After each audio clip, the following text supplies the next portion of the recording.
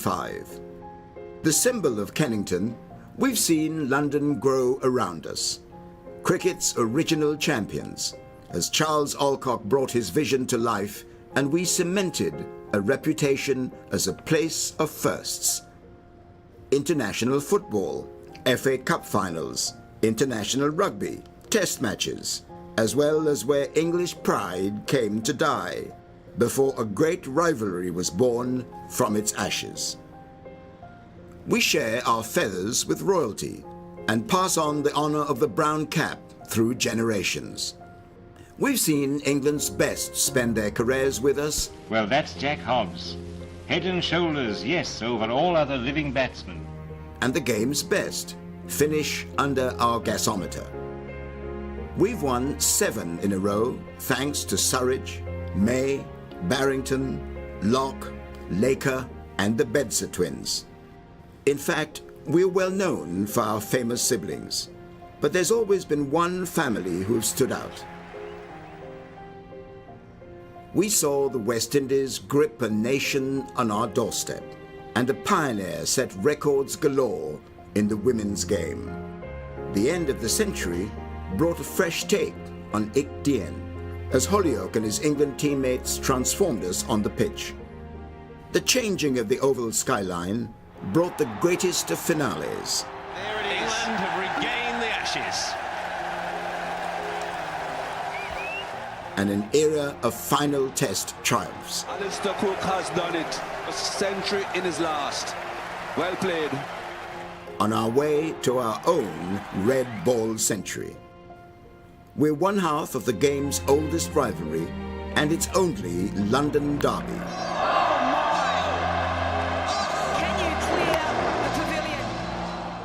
Local players are always the lifeblood of our side. But the world's best are attracted to us too. We've come through tragedies.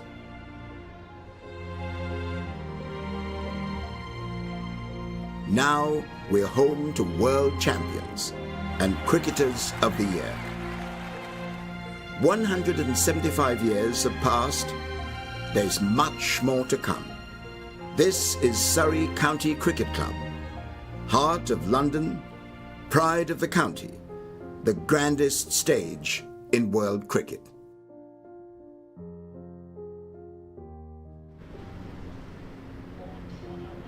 Welcome to another glorious day at the Keir Oval. It's the second day of the County Championship match between Surrey and Warwickshire, and yesterday belonged to Surrey. They piled up 339 for just 4 wickets after being put into bat by Warwickshire.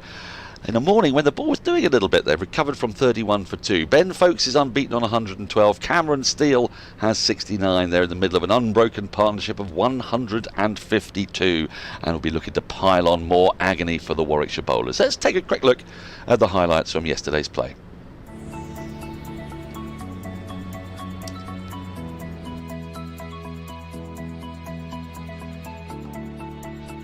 Now that's been flicked away beautifully for 4. It doesn't matter how short that boundary is. He's picked the length there superbly off his hip. Oh, now then, edged and taken. Burns has got to go. Shot. Short side of the ground. Patel on the top of the bounce, his first boundary, classy. Oh, that's a beauty. Barnard, just with that extra movement we saw in his first over, a little bit wider on the crease, straightens it up. That's a mighty shot from J.D. Smith. He's going to counter-attack here. Oh, and again, Smith. His driving has been impeccable so far today. 49 club, he's cut away. Short boundary, help yourself. So 2 boundaries for Smith in the over. On the drive again, Jamie Smith's not going to miss out there. Brooks has been too short, then too full. It won't, it's too short, too wide, and 4 more. Sibley, the beneficiary of that 4 ball. Nicely worked. The first runs of the session, out towards the rope. If they take a third, it'll be the half century. And they will. It's really well played by a young player with a lot in front of him. Oh, that is a gem. It was going to take something special to get rid of Jamie Smith. And Ed Barnard for the second time so far today. He's off the mark. There he is. It's set away nicely out towards the boundary. It's going to make it all the way there. Lovely shot. He's played slightly away from his body here, but he's going to pick up a couple of runs. Oh, actually, he might get the 4 he needs. He does. The ball just dribbles onto the boundary sponge. That wasn't superb fielding from Mousley. I think he'll be a bit annoyed with himself, and it brings up a half century for Dom Sidley up his 137th ball. This time the other pitches though, and Foakes punches that, drives it firmly down the ground, and see if he doesn't miss out on that occasion. Though Rhodes once again a little bit leg side. Feet, quickie shingle, mix up, got to be to the keeper's end, run out comfortably. Sibley wanted it. Foakes was off balance because Briggs got in the way. Nothing wrong with what Briggs was doing in his follow through.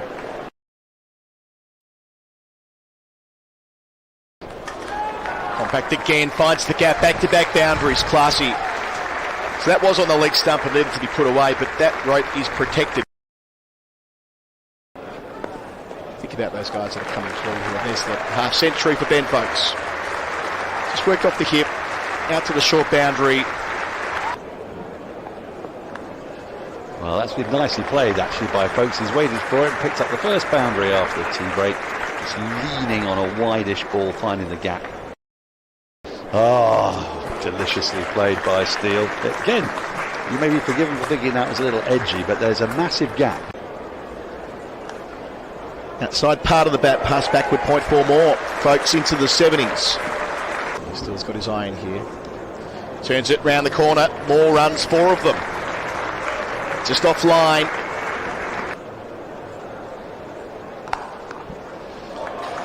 Puts it away. Foakes has had the chance to pepper that boundary. On 99. Easing it into mid-off. Quick single, he's through. A 16th first-class century for Ben Foakes. Well, I think I might call it the Ben Foakes. What a wonderful shot. Ball on the pads, you can't stray. Because they will not be able to guarantee, by any means, the 20 wickets they need for victory on this pitch. But they've made it through to the end of the day, just 4 down. A really superb partnership of 152.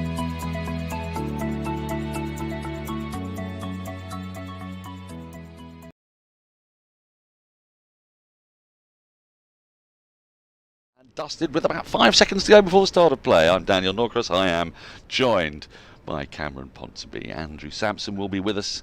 Adam Collins will be with us. We've got a whole smorgasbord of stars for you today, but the most important stars have walked out to the middle. Ben Foakes, who batted quite magnificently yesterday. You got a little flavour of it from those highlights. A fluid, elegant 112 from 181 balls. Cameron Steele as well. Vital knock. Rebuilding Surrey's innings. When they lost their 4th wicket, the first ball of the day goes down the leg side. They lost their 4th wicket at 187. It wasn't peril, Cameron, but you had a couple of wickets to that on a pitch that's been, well, it's offered a bit. It offered a bit, certainly in the morning, and I wonder if it'll offer a little bit this morning. The ball's only 16 overs old, but you know, had Surrey been bowled out for under 300, they might have been somewhat up against it. As it is, they can dictate the terms, you would think, as long as they can get through this first hour with plenty of wickets intact, then they can decide what their tactics are going to be. But first and foremost, it's about bonus points and about getting back in. And first run of the day for Ben Foakes. We saw that shot many times yesterday. That's hitting to the longer boundary. We've got, obviously, 2 sides of this oval. And the longer side is towards the Archbishop Tennyson School side. Towards the gas holder side, it's a pretty small boundary. We saw a ball race away. Fine leg was often actually really kind of deep backward square leg, because any ball that was clipped through square leg was just racing away to the boundary.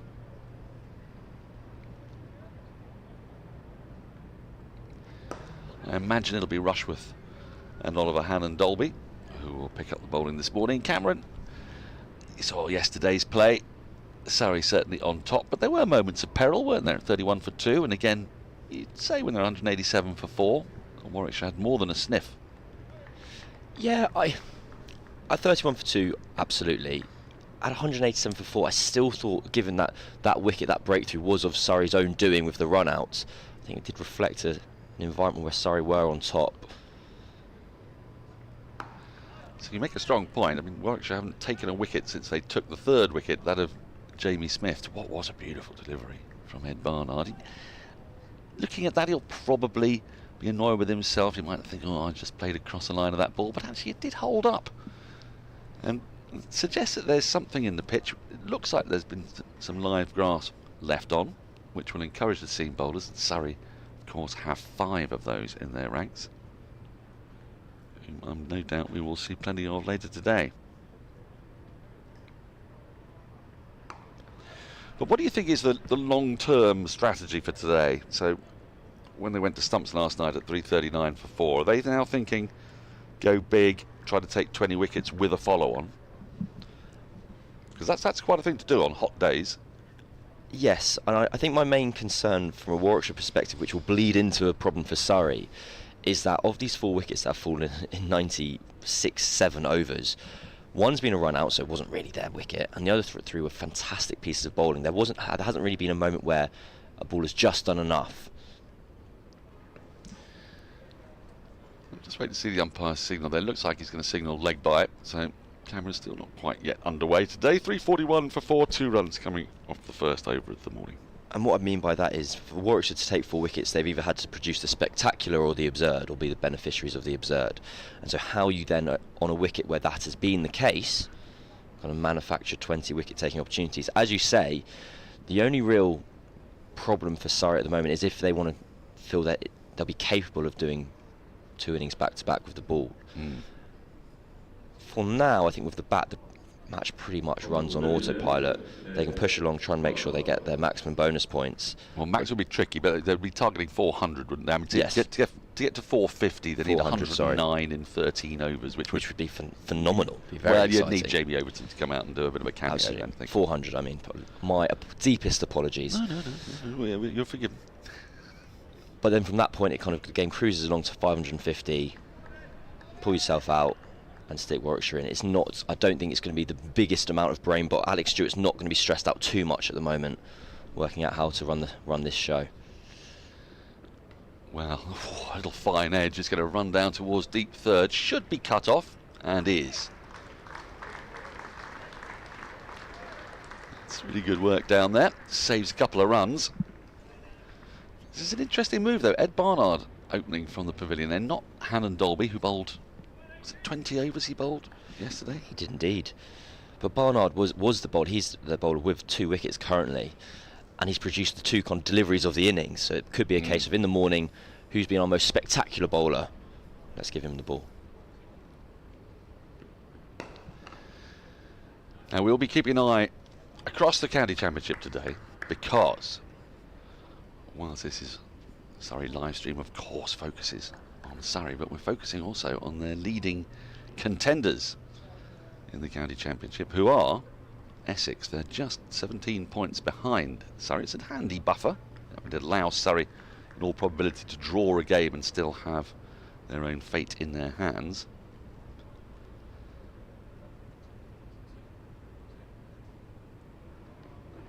Oh, he's got him. What a beauty from Barnard, and that is precisely why he's been opening the bowling. A good call from Warwickshire's captain and from Cam Ponsonby, and Steele loses his stump. That's the 3rd time we've seen a stump fly out of the ground, all 3 times from Ed Barnard, and that partnership is broken. First wicket goes down early in just the 2nd over. Steele for 71, Surrey 343 for 5. It's a very peculiar spell of bowling from Ed Barnard. He's said bowled 93 balls and 3 of them have been absolutely unplayable. I think if I was him, I'd essentially try and do that every time. I don't know. Would you? Yeah. Well, I don't know what he's thinking. It's a strike rate of 31. Oh, it's top of off. And that's on all 3 occasions, the ball's just held enough to go past an outside edge. Absolutely glorious stuff for Ed Barnard. A fine knock from Cameron Steele, but he'll be disappointed he couldn't move on today to 3 figures, just adding an extra 2 runs to his overnight score. And maybe, just maybe, this little bit in the pitch. As I was walking out of my house today, I saw plenty of dew. There was a lot of moisture knocking around. It is that time of year. It's quite an interesting length from Barnard. If you see here, Steele doesn't look to get forward at all, really. He's hung on the crease. The ball just takes the top of the belt and off stump quite dramatically. But traditionally, if you see a batter getting bowled, they're being kind of lunging forward, being brought forward. Barnard just managed to find that length there, which got Steele caught in 2 minds. And as you said, the ball just moved away off the seam. Steele's played inside the line. Barnard, three for, all 3 bowled. What a treat. That's it, and it's all 3 spectacularly bowled. There's no hints of inside edges back on the stumps, drag-ons of any kind. Batters pushing at fresh air and their off stumps being plucked out of the ground. So Jordan Clark's going to come out to the crease.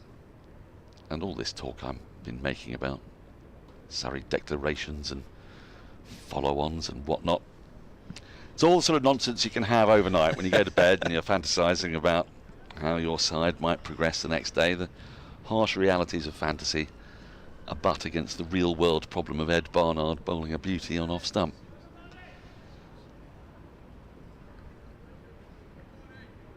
Now, we've talked a lot about Surrey's lower order and how it's fired this year.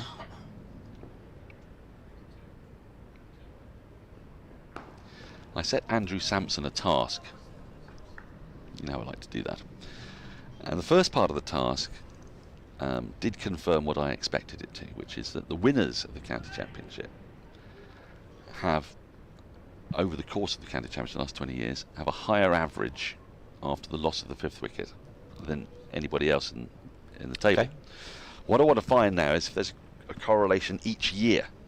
So he's added up over the course of the last 20 years, and the average for the champions is 30 runs per wicket after the loss of the 5th wicket. Oh, he's got another one, this time middle stump, a 4th for Ed Barnard. I'd like to see that again. I think that must have jagged back. There's stuff in this pitch for Ed Barnard. And he's bowling a wonderful spell here. He's got 4 for 46, and Jordan Clark's got to go for a duck. Well, he's cleaned up off stump 2 deliveries ago. Now he's got middle stump out of the ground. This is the most satisfying spell from Barnard. From a bowler's point of view, you can't really hope or wish for anything more. See the replay here. I think he's just managed to get this to nip back through the gates. Oh, that's come back a long way. Goodness me. That has come back a long way. And you've got to feel for Clark. He's just come to the crease. He's just trying to get his feet moving. This is probably a reflection of why Warwickshire wanted to have a bowl yesterday morning, and probably also a reflection on how well Surrey batted throughout the course of the day. Because if this morning there's obviously enough movement in that surface, well, for Barnard to deliver 2 beautiful deliveries, and all of a sudden all that chatter of, oh, I'll get to 550, chuck Warwickshire in, oh, they might be worried about how they can get 20 wickets on this surface, it's kind of filtering away. Well, it is rather. Surrey haven't yet got their 3rd batting bonus point, which is still 7 runs away.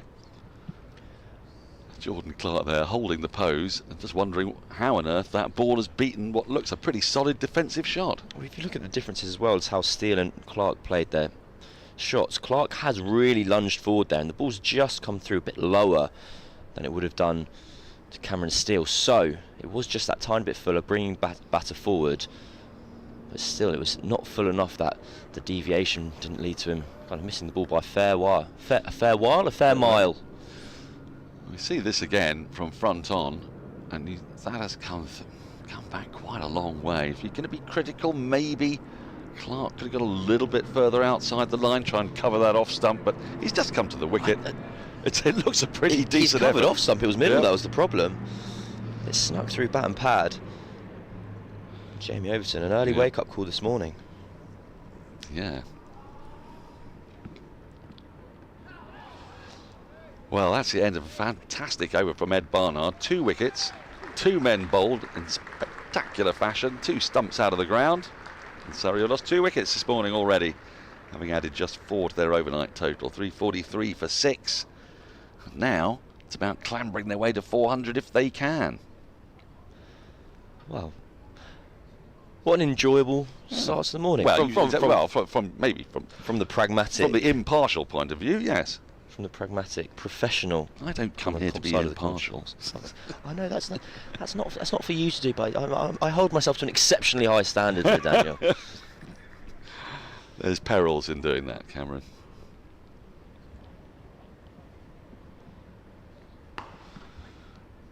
Now, Chris Rushworth, who's been their leading wicket taker, or actually leading wicket taker this summer, he's gone 14 overs through just the 1 wicket, and that feels like a long time ago now. It was around about 11:15 yesterday when he induced an edge from Rory Burns. It was snaffled at 3rd slip. Since then he's toiled away pretty manfully, but I wonder if he can extract anything from the pitch from this Vauxhall end. He's just, to Ben Foakes, Rushworth has had a change of field from yesterday. He's got that really short side over to the right-hander's offside, and yesterday what was happening was Warwickshire would have a mid-off, a cover, that point fielder would be on the boundary, and then they'd have 2 slips, maybe a third or whatever. Today it's been point in the ring, mid-off up, and then the cover is out, so there's a huge gaping gap in the cover region for Ben Foakes to aim at when he is on strike. But the peculiar thing about that would be, that would give the suggestion of trying to encourage Foakes to push at the ball and push the ball into the covers, but they have 1 fewer slip as well. They've only got 1 slip at the moment and a third. I'll try and work out what it all means. There's also a short mid-wicket in for Overton. It's an intriguing field, this. Now, Rush was probably a little bit slower than Ed Barnard, so I mean, we've seen good carry on this pitch. The ball is only 18.5 overs old. You've just picked up 2 wickets. You've got a new batter at the crease who was probably rushing around trying to get his pads. Tom Laws is probably in the indoor school still taking throwdowns, and the SOS has just hit him. Might they have thought about another slip perhaps? Or is this the attacking field you'd want? It could be a result of 2 things. One is this may well just be the set plans they have for Jamie Overton. They have that catching mid-wicket in. They're going to be bowling straight at him. It can also be the result of kind of success coming too early, and they kind of knew what their plan for the first hour was, and it didn't necessarily accommodate for the idea of Ed Barnard cleaning up 2 of Surrey's players in the 2nd over of the day. But no, it's been the perfect start for Warwickshire. They'll be very pleased with their first 14 minutes work. Oh, an edge this time, landing just in front of slip, and another no ball. Saw quite a few of those yesterday. Surrey creep ever closer to a 3rd batting bonus point. Should point out that when Jordan Clark was bowled there, that was Warwickshire's 2nd bowling point. 2 points for getting to 6 wickets, and then the 3rd point when you take the 9th wicket. Warwickshire have got another 11.2 overs to pick up those 3 wickets for maximum bowling points. And similarly, Surrey have only got 11 overs to maximise their batting points, and 400 is a fair way away here. 54 still for that. But I dare say when you've just lost 2 early wickets, a 4th batting bonus point is probably not the highest agenda item. I think you are correct. Cantering along at 5s now seems an altogether different prospect than 4.7s from 2 overs ago.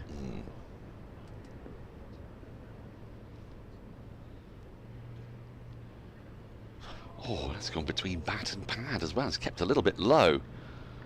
So 3 runs from that over. And batting has looked really difficult. I wonder if this is a function of starting at 10:30. A September morning with a bit of dew around, a little bit of moisture. That's jagged back quite a long way. It's not far from off stump, was it? I tell you what, I know Surrey are the team, Warwickshire are the beneficiaries of this at the moment, But as a team, if you're Surrey and you've already got 350 runs on the board, and now the pitch has started to do this, and you're at the back end of your innings, I think you'll be all the more happier for your runs on the board. Well, the question I ask you is this. Does Surrey want to do a funky declaration when they get over 350? Because yesterday we saw the pitch get a little easier to bat. Now that could be a function of the older ball, but also the morning, it definitely deviated more off the pitch than it did in the mid-afternoon. It's hard to say whether that's the tiredness of the bowlers, the age of the ball, but the pitch just seemed to offer a little bit more. And I agree. I understand the kind of train of thought, which is, well, if the pitch is doing this now, let's get into Warwickshire's top order now. But I also think I'm more of the potentially more conservative runs on the ball nature of just keep batting.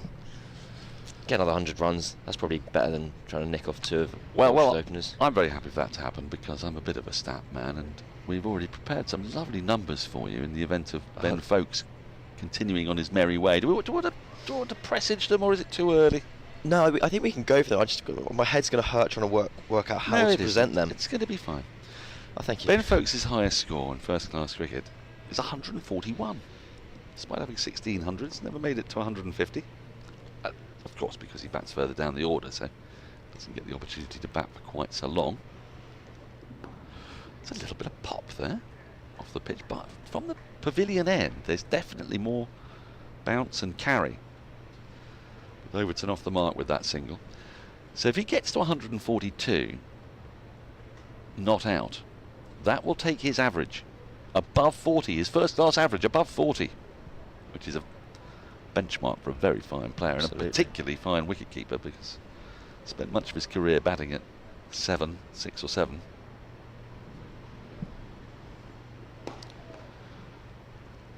That's nicely played as well. He's really getting his feet moving nicely today, is Ben Foakes, as he did all through yesterday. Then, of course, if he were to make it to 182, he would guarantee, whether he got out or not, he'd have an average in excess of 40. Is that all right for you, Cam? I'm very pleased with it. I quite like the fact that if he gets past 141, he gets the double of his highest ever score and the average of 40. Yeah, that does excite you. Oh, beaten again. Ed Barnard, what's he had for breakfast? This is extraordinary stuff. He's bowling a bit of pace as well. It's really zipping through. It's been a very quite exciting spell to watch this morning. You see, again, that's almost an identical delivery to what dismissed Cameron Steele. Just finding that length, which has kind of zipped through, not got too high, and caught the batter on the crease, just leaving them. Ben Foakes, if you faced 187 deliveries, to be beaten in such a manner, it's got to be a pretty spectacular piece of bowling. In fairness, most of those balls were yesterday. We'll start again. But I take your point. And again, I think that's actually another interesting delivery there, in that the previous delivery zipped through and kind of beat him for pace almost, and there it's just popped off as if it was holding in the wicket, just the slightest fraction.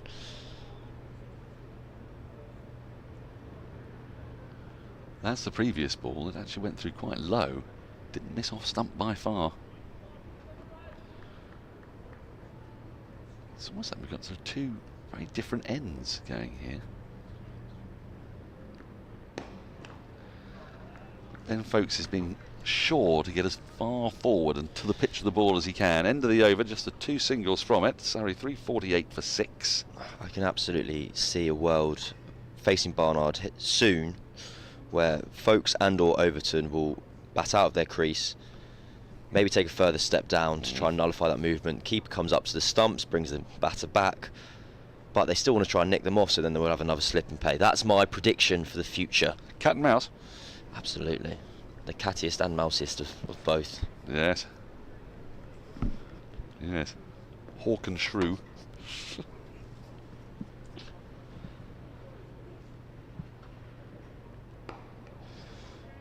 Now, Jamie Overton here is a naturally aggressive player, but he's come out to the wicket a little bit earlier than I'm anticipating he was expecting. It took a little while to appear, didn't he, from the changing room. Almost looked like he was putting some of those bits of protective equipment on as he marched down the steps of the Bedser stand.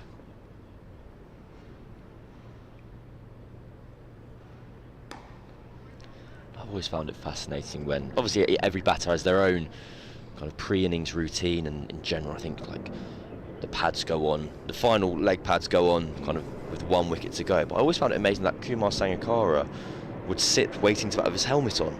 I always thought that would be incredibly uncomfortable. Yes. And whether I've misremembered yes, you'd that. sort of like not. You'd want it on for as little time as possible, wouldn't you? You'd think. I'm not going to criticise the great man. Aggression from Overton for the first time. Has he got enough of it? He has. He's got it all the way. We know. How can we let the umpires know? I think Danny Briggs is doing a good impression there of going, I don't know, Gov. I don't know if that went for 6. And there we go. They get to the correct answer in the end. 350 up. Surrey's 3rd batting bonus point secured. It is, and if you do find yourself down at the Oval over the next few days, sitting over towards that gasometer side, given how short that boundary is, the view is absolutely spectacular. Bit of a hopeful appeal, that feels a little high, jagging back as well. Overton, though, just advancing on that ball, and we've already seen the previous delivery hit for 6. I've played 7 forward defensives. I'm done now. I've played myself in. This is not what I'm here I think there could be an element of, if it's nipping around like this, let's get to the pitch and throw my hands through it, because it really, that was not a big hit by Overton standards at all. It's an incredibly short boundary down towards that left-hand side.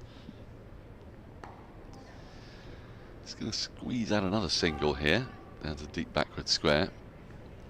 There are 3 boundary riders for him.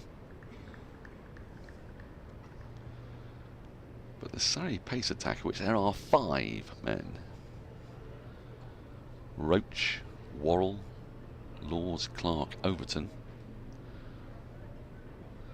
Well, somewhat have enjoyed seeing Ed Barnard's progress this morning, I think.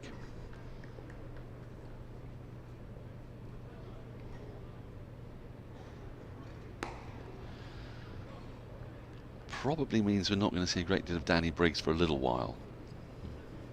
I would have thought. End of the over, 7 from it. So there are 9 more overs for both sides to glean bonus points. 45 for a 4th. Am I getting greedy? 5 and over? I think you are being greedy, but that's allowed, Daniel. That's your right. Yeah. This is your want. I must say, I'm really, really enjoying watching Ed Barnard bowling. I kind of got a little bit of an excitement, like an event was about to happen. He's coming back into the attack. Well, no Hannon Dolby. I presume he'll probably replace Rushforth from our end. They had a bit of a problem with Henry Brooks yesterday. He struggled very noticeably, bowled a few wides and no balls. Bowled a bit too lengthed, too full, and too short. Didn't quite have his radar right yesterday. Edged, gone. Another one for Barnard, his 5th. And Overton pushing at one outside the off stump. Really sharp catch at first slip. And Surrey have lost their 3rd this morning. They've only added 16 to their overnight score. And well. Another wicket for Ed Barnard. 3 wickets this morning, and he's only bowled 13 balls. It's been the most beautiful spell of bowling. He has ruined it somewhat by not clean bowling his victim. If you just see here, it's incredibly well caught by Will Rhodes, low to his left. It's Barnard's 6th 5-wicket haul in first-class cricket, and he's absolutely been the star performer. And you can see there Overton being a bit more proactive there in his dismissal. He's shuffled over to the offside, probably trying his best to cover that off stump and try and protect his stumps. But the pitfalls of that has been debated so much over the years. Is, do you then play at balls you do not need to play at? Now he's just been found. His outside edge has been found. And Will Rhodes has caught it. Well, it's been an outstanding spell from Barnard. I think when you looked at the Warwickshire bowling lineup and seeing that the distribution of wickets this season, you thought the main threats came from Rushworth, of course, and Oliver Hallen-Dolby, but it's been Barnard who's prospered on this pitch. Oh, absolutely. I wonder what that tells us about Surrey's likely prosperers. What, are you inferring anything in particular from Barnard's success? I just wonder what of Surrey's 5 pacers, who do you think is likely to prosper the most, having seen what we've seen? And this could be a potential that is on the screen now, but Tom Laws was the first bowler that came to mind in terms of somebody who almost gets more action out of the pitch than you often kind of understand why. He's got an incredibly aesthetic kind of natural action, whereas you have Worrell who bowls big outswingers, and you have Keon Warwick who also gets that beautiful shape into the left hand and then sharp movement off the pitch. I think Laws, on the other hand, well, Tom Laws has got a bit of work to do here. He needs to try and keep Ben Foakes company, because amidst the carnage at one end, Ben Foakes has looked pretty secure. He's been beaten once, but other than that, he's played pretty well in these testing conditions, more than pretty well. And he needs someone to stay with him here. Try and get Surrey up close to that 400. Whether they get it within 110 overs or not, they'll want to get to 400. Oh, after starting the day on 339 for 4. Barnard is bowling like an absolute dream at the moment. You're loving it, aren't you? It's very entertaining. It's very good, yeah. I agree. Barnard, it's his first 5-wicket haul of the season. As you say, kind of as of this morning, before the stats page updated, he was averaging 36 with the ball. And he's averaging a fair bit less than that this morning.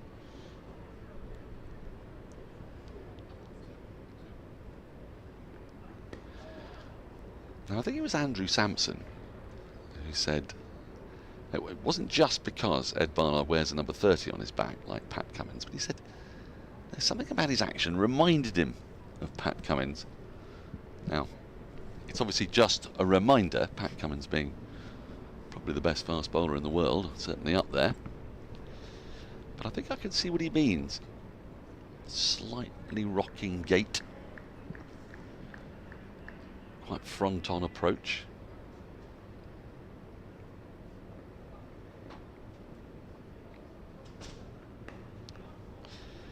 There's a fantastic line by Australian cricket journalist Jared Kimber, which I always enjoyed, about Pat Cummins, which was he was the apex of fast bowlers, and that there have been faster bowlers in history and there have been more accurate bowlers in history, but there's never been a fast bowler who is as quick and as accurate as Pat Cummins. Has he got the ball tracking data to back that up? I suppose he has. He may well do, but also what's not just a bit of kind of just intangible watching. appreciation. Yes, I couldn't agree with you more, Cameron.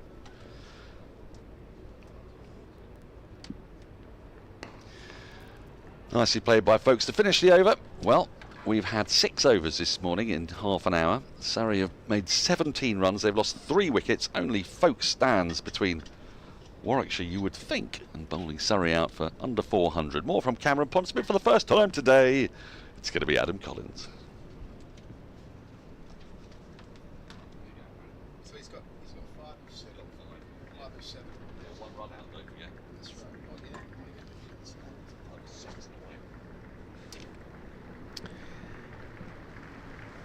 Just what Warwickshire needed upon resumption this morning. A day in the dirt, but 3 wickets inside the first half an hour. Adam Collins jumping in with Cam Ponsonby. Chris Rushworth to continue. Was a bit under-bowled yesterday. Bowled 13 overs, only 3 with the second new ball later in the day.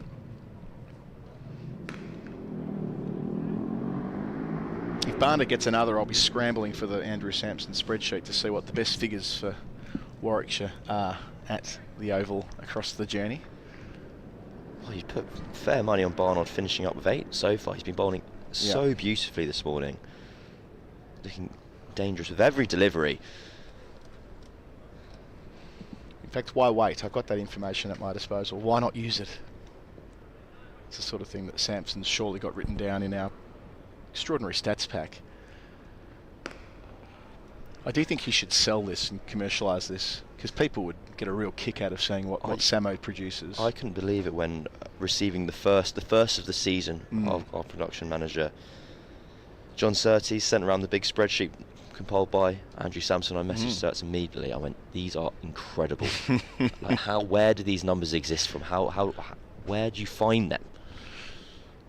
So there has been a 9-for for Warwickshire here at the Oval, but that's back in 1903. We might learn more about that game.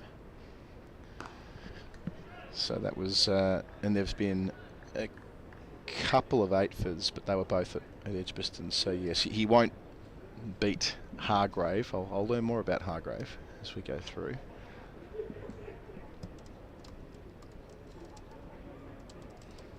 But still, it reflects. I mean, the fact that he's hit the stumps 4 times, the 2 yesterday were absolute beauties, and then twice to get going this morning inside 3 deliveries, Steele and Clark. Steele for 71, Clark a second baller, and then nicking off Overton for 8. Another outside edge, but protection there on the short rope at third man. Laws gets a second run. Quite useful having the depth to bring Laws in at number 9. Absolutely, and me and Daniel were talking about this earlier, in that, yes, obviously this is the dream start and dream recovery from Warwickshire's point of view. But I think if you're Surrey, you're all the more content, and increasingly content that you already have 350 runs on the board. Because if this is the amount of movement that the Seamers are able to extract, and Surrey have with their 5-man attack, I think with every Surrey wickets that's falling, I'm more and more would be happier to be them than Warwickshire. Oh, beats the edge of Ben Foakes, looking to boom it through, well, not much of a gap at cover, but no one sweeping that rope, doesn't make contact. If you could be critical of one thing, it might be that in the last sort of half an hour of play yesterday, Surrey did wind it back a gear or 2. So hopes of cleaning the clock with batting pointers, we thought they might. Well, that's out the window now, but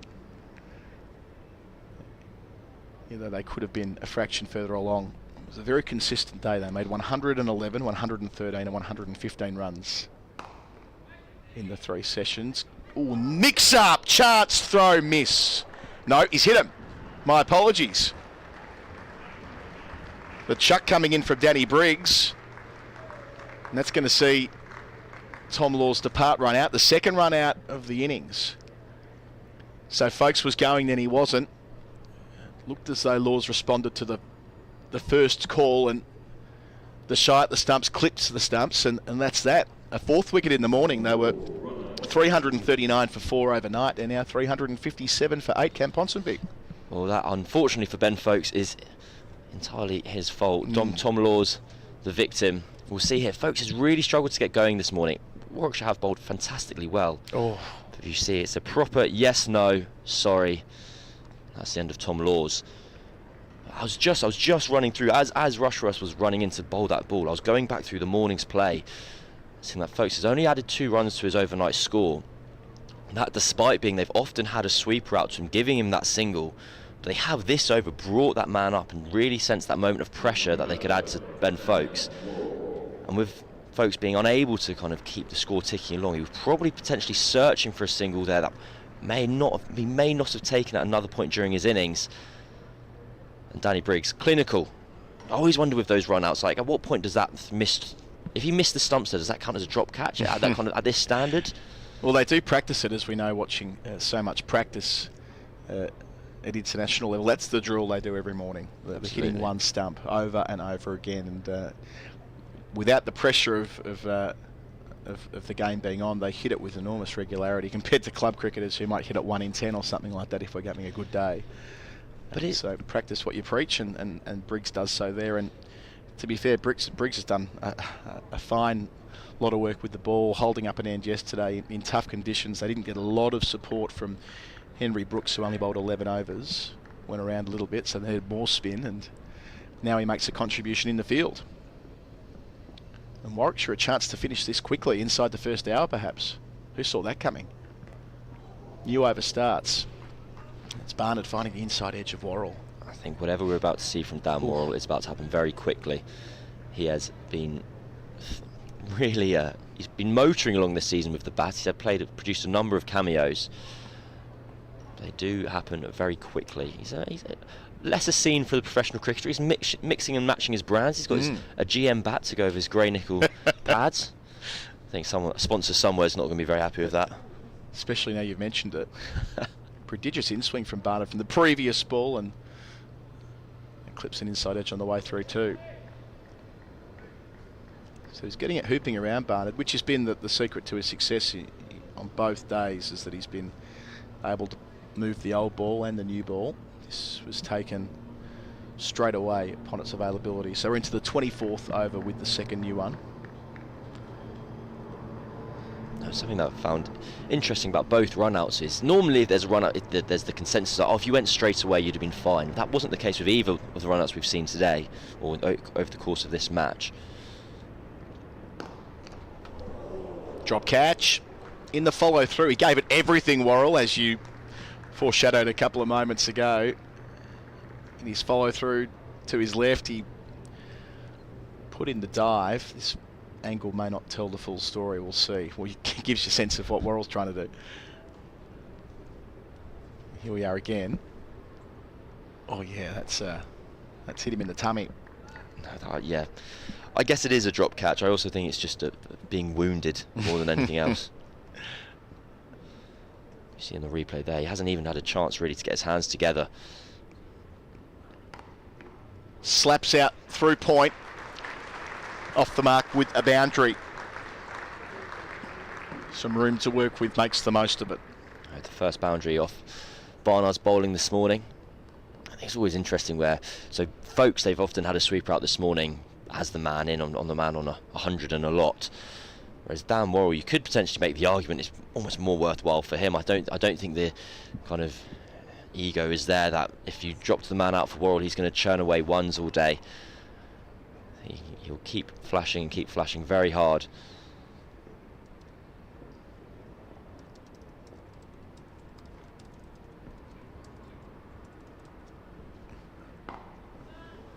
Catches the call. Will it carry to the sweeper? Not quite. Deflected down by Dan Mosley. It was hanging in the air. It was. I got the fly to that ball all wrong about 3 times during its journey. At first I thought it was sailing into the crowd. Then I thought Mosley was settling underneath it. And as it turned out, neither case was true. I wonder how Foakes will play this. He really has crawled from about 95, wasn't it, when we were on commentary yesterday, to 114. It'll be the better part of 2 hours have elapsed on the ground since then. Takes the single to third man to retain the strike. 6 from the over. 363 for 8, the score. Well, to be a bore and return to my only topic of conversation in relation to Surrey. I remember when interviewing Gus Atkinson earlier in the year, he spoke about batting with Dan Worrell, and there was this. They shared a remarkable 10th wicket stand down here, and Atkinson swept a couple of balls off the seam of Michael Hogan, miles back into the stands. And I asked him about those shots, and he kind of said 2 things. One was that he'd never played them before; he just fancied it. And 2 was that when batting with Dan Worrell, he was like, I'm not getting out blocking. He's going to get out trying to hit a 6 at some point, so I might as well try and hit a few before he does that. Yeah, that was a very unusual game against Kent. New over starts leading edge from Foakes, but doesn't carry to mid-off, where Briggs is patrolling the man who executed the run out in the previous over. Yeah, there was a 10th wicket stand in the first innings of the match where Kent put on about 80 odd, and then Surrey did the same for the 10th wicket in their first innings and gave them a comfortable lead, and they won the game inside 7 sessions. Just between overs, I was looking back at that 9 by the way, for Sam Hargrave for Warwickshire against Surrey in 1903. Playing a miss. So there'll be no 9 for Barnard, nor an 8 after the run out, but still it's worth going back to. It's quite the scorecard. They bowled out Surrey for 69 in the second innings after rolling them for 82 the first time around. So Hargrave 6 for 41 and then 9 for 35, so a 15 wicket match. But you look at his overall career, he's very unlucky not to have played for England. He was a left arm orthodox at the same time that Wilfred Rhodes was doing the rounds, which is why he never got a chance. But took 919 first class wickets, 21 quick single taken, well not quick single really, there's a number of sweepers out to give Foakes the single, and he obliges. To 116 for him, back to Worrell, 3 balls in the over for Rushworth to attack his stumps presumably. Yeah, Sam Hargrave, huge career, between 1899, which was when Rhodes made his Test debut, and 1909, so played in that pre-war period. So a question I have for you is, for those who don't know, Adam does a podcast called The Final Word, and there's a series called Story Time, which goes into kind of the depths of cricket history.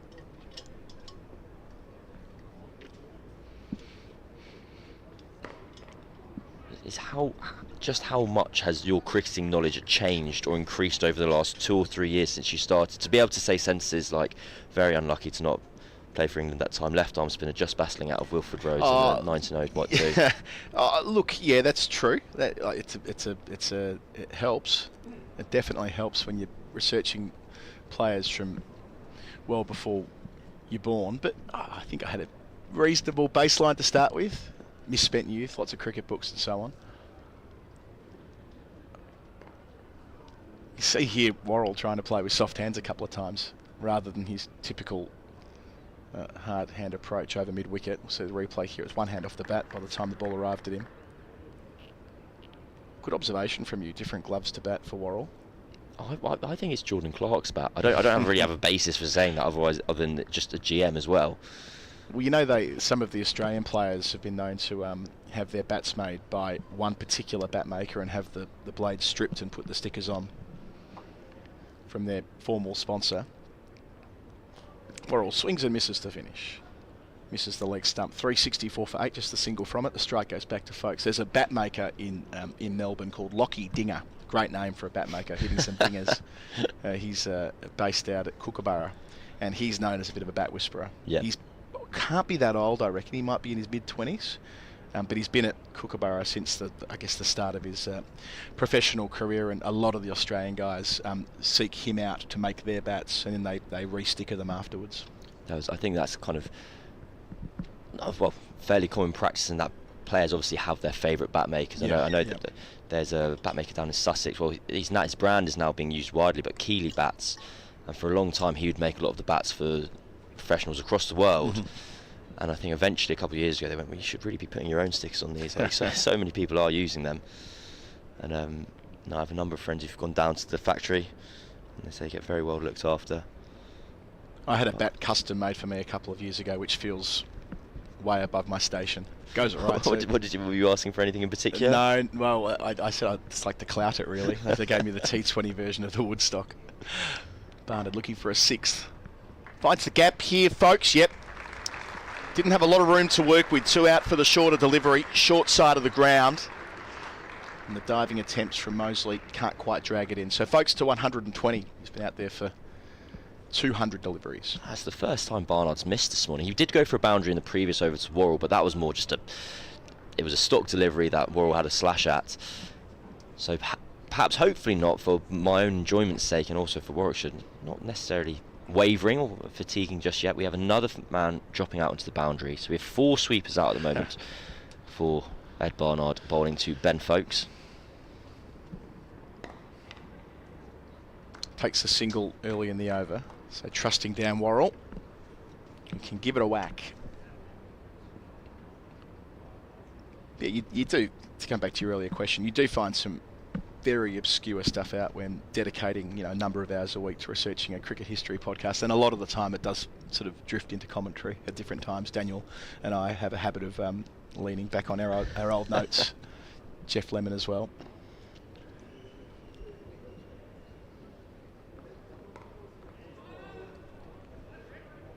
Sent back appropriately. We'll have to get you on to co-host at some point. Get into the fun. Can't wait. I'll be out of my depth to begin with. It's all about the research. Like anything, it's like an Abraham Lincoln quote or something, isn't it? That 3/4 of cutting down the tree, sharpening the knife. Oh, I haven't heard that. I've enjoyed that. Yeah. I might be getting the numbers wrong there. It might be like 2/3 or something. That does jump out. Slower ball. Gets the angle right that time. Worrell moves to 6. I know he's bowling to Dan Worrell then. The kind of assessment is Worrell's going to have a swing regardless, so chucking the slow ball, get him to stick it up in the air. But just given how beautifully he has been bowling and how threatening he has been pace on. I think from my kind of untrained eye, as it were, I'd much prefer if Barnard was staying pace on and trying to nip one through Worrell's gate. Chance at Foakes. Just wide of one of the sweepers. Interesting that he's taking a single from the penultimate ball of the over. I suppose that's what he wants to do, isn't it? To get Worrell to face one. He's been more than happy to let Worrell face as many as possible. I think there's no point if you're going to use Worrell, he is going to bat the way he's going to bat regardless. So it's almost worth him facing a few balls and trying to clear the ropes a couple of times. Yeah, the kind of player who's got probably a ceiling as to how many balls he'll face. Here's one of them, his 11th. And he does swing hard over the top, a deep mid-wicket. Thumps into the boards, 4 runs. So he's 10 from 11. 11 runs coming from Barnard's over, 375 for 8. Cam Ponsonby making way in the summariser chair. Watching back here, that was in the swinging arc for Worrell. Gives it everything, his second boundary.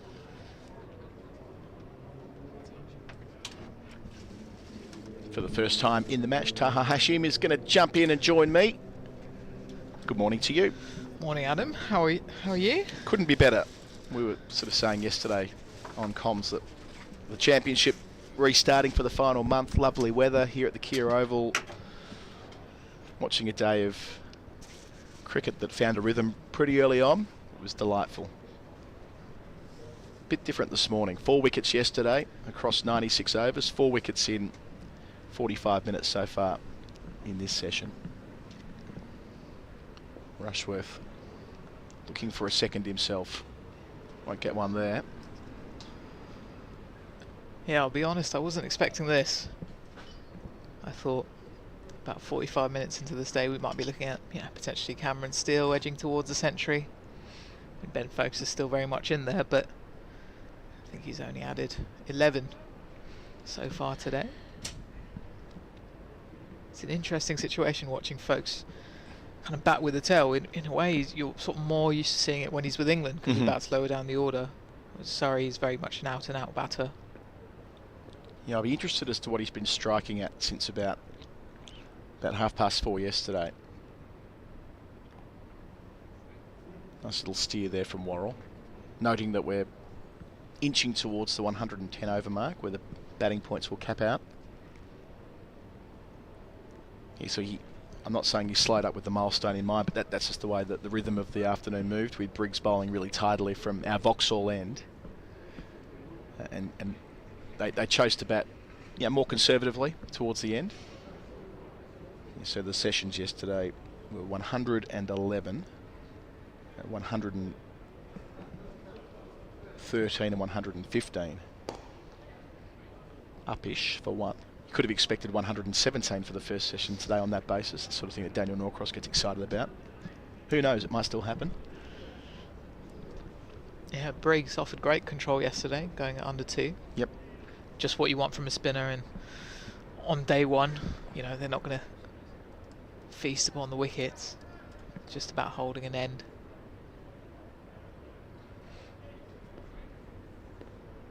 Briggs, who of course did play international cricket in the white ball formats a while ago now, 2012 to 2014. Short, slow. Don't see too many bounces from Chris Rushworth at this part of his career. Just on Danny Briggs, he had sort of a remarkable Sunday a little over a week ago. Having not played at all for Oval Invincibles in the 100 right till the final. They'd obviously lost Adam Zampa and Sunil Narayan. They're overseas players. So Briggs came in, bowled the 1 set, got rid of Joss Buttler. And that was it. That was his work. Got his medal. Yeah, they had the squeeze on, didn't they? They used like 7 bowlers in the 100 deliveries. Slat 4. That's what you get from Worrell. Can't give him the freedom to unfurl the arms. Rushworth did so there. 1 ball left in the over. Ticking over pretty well, this pair. They've taken it from 355 to 382.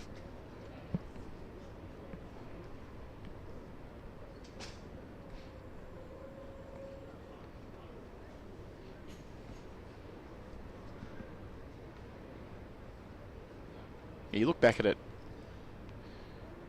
Briggs did play for England as a very young man, didn't he? So he's 32 now. His international debut was in 2012 when he must have been a teenager. Well, one of the little fun fact that Oh, no, maybe not a teenager, my apologies. 2021, thereabouts. Sorry, go again.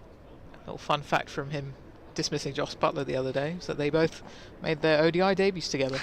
2012 against Pakistan in the UAE.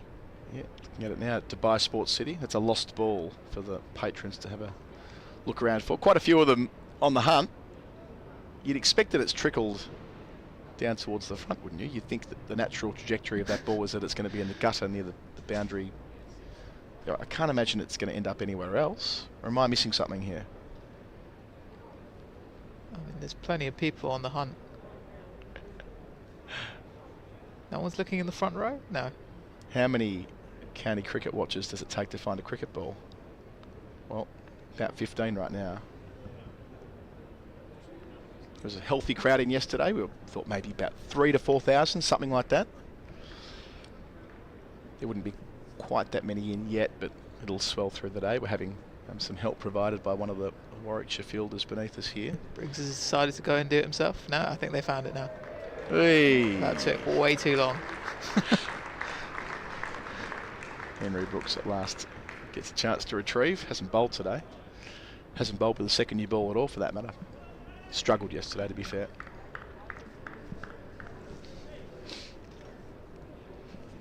Yeah, so the Briggs Buttler debut was at Dubai Sports City in February 2012, and Briggs picked up 2 for 39 from 10, pretty handy figures. And Josh Buttler made a second ball duck, bowled by, my apologies, he was caught behind. Caught it short leg in a one-dayer, there you go, from the bowling of Saeed Ajmal. He was on fire when England were there in early 2012 in both formats. Ends the over with a single, 8 runs from it. 383 for 8. Yes, that was a Peterson century that got England over the line after they lost a clatter of early wickets. And then in the shorter forms, he played his first T20. That was his only one day. How stiff's that for Briggs? 2 for 39 in his only one-day international. It was an interesting story. I mean, if you look at not just obviously I think the leading wicket taker in the T20 blast. So obviously has played a few T20s for England, but I mean, if you look at the number of spinners in England, he's taken 340 first-class wickets in 138 matches, and never really been talked about too much as a potential Test player. I think a couple of years ago when Warwickshire won the county championship, there was a few murmurs. And I think he was called into a Lions squad, but it's never really happened for him. Speaking of Briggs, he's on from the Mickey Stewart Members Pavilion end, replacing Barnard, who picked up 3 wickets this morning in quick succession. Steele bowled for 71, Clark a second ball duck, also bowled, then Overton, who was caught by the Captain Rhodes in the cordon, for 8. And lost a subsequent wicket. 2 runs on from that. Tom Laws was run out by Ben Foakes in effect, but Briggs was the man that threw it down. So wickets at 343, 343, 355 and 357 inside the first hour of play. And we're 3 overs away from the batting point cut-off, which leaves them 17 short at this stage. I'm sure that'll be on Worrell's mind. Yeah, I think he's probably set himself a target here, especially with Briggs on to the shorter side, swinging towards the leg side. Yeah, this should be fun. So Briggs bowled predominantly from the Vauxhall end yesterday, where he was protecting the short boundary on the offside to the right-handers. But different story here. Men back at long on, deep mid-wicket and deep backward square. Restraint from Worrell initially.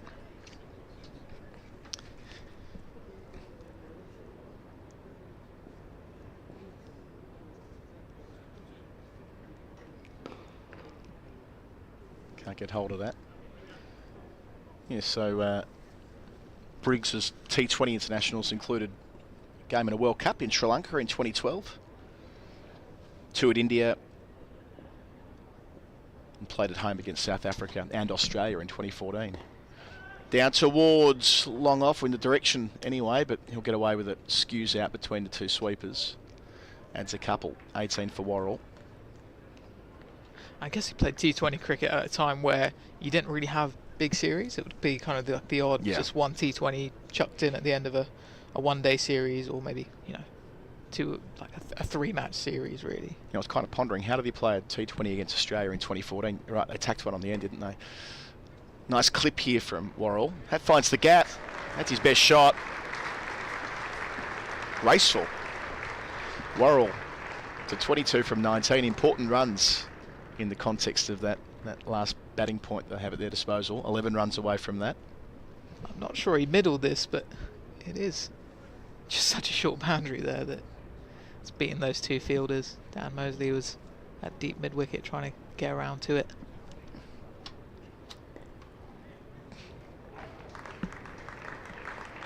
It's going to be 4 more, I reckon. And it is.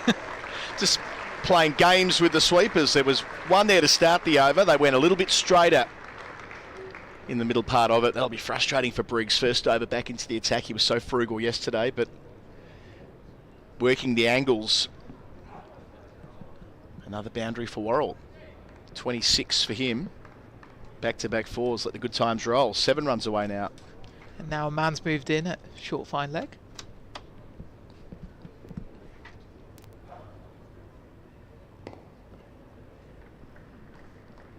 And keeps the strike as well. So 11 runs from the over. 394 for 8 the score. 6 runs in 2 overs the equation there. I must say I thought 450 was well and truly on for the full complete set of batting points. Around an hour after tea yesterday with Steele and Foakes batting so not only solidly but scoring at will and taking advantage of the very short boundary towards the gas holder side of the ground this week. But things just got held up in the last hour. Briggs a big part of that story. Yeah, double change. Rushworth replaced by Hannon Dolby, who yesterday bowled 20 overs, 4 maidens, none for 75.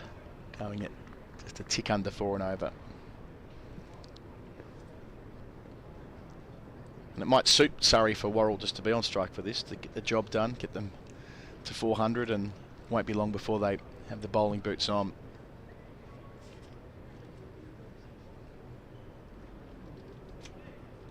So 3 back on the leg side and 2 on the offside. Effectively a T20 field here. A 3rd man deep point. Mid on, mid off, up. Worrell obliges. It's played very nicely from Worrell, just behind square on the leg side, but I get the sense that he's going to later in this over potentially make some room for that flourish of the arms through the offside that he loves to do. Quite exaggerated cover drive.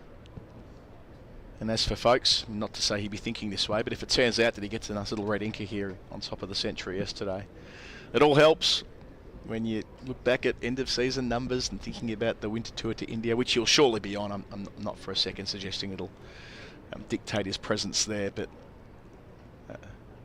when helping bolster the case, an unbeaten big one wouldn't go astray. They keep a similar field. 1 more man comes up at mid-wicket, but 4 back. 2 on the leg side, 2 on the offside. Can't beat point, though. So am I reading this correctly, that it would take something very unusual for Foakes not to be keeping in the first test in India? Well, I think because it's India and because that his skill behind the stumps to the spinners comes in handy, I think he's very much on that tour. Yeah. Perhaps if they were touring somewhere else, they might look at someone who's, someone like Jamie Smith. But I mean, keeping in India is an absolute nightmare at the moment in Test cricket. We've seen that.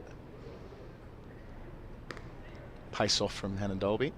Yeah, we saw that with both KS Bharat and Alex Carey in the Border Gavaskar series. They wore so many balls on the helmet, on the ends of the fingers and so on from the spinners on tracks that are just ragging from minute 1 of session 1. that Foakes, with the experience of keeping in conditions just like that, at Chennai and Ahmedabad in 2021, it just seems rational that regardless of where they line up with their bowlers, that they'd want Foakes there under any scenario. Just let that hit him, Worrell.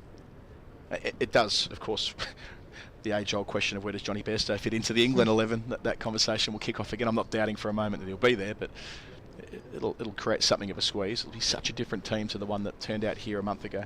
Oh, still such a while away though. England have got a World Cup before then. Yep. Plenty of white ball action this month as well.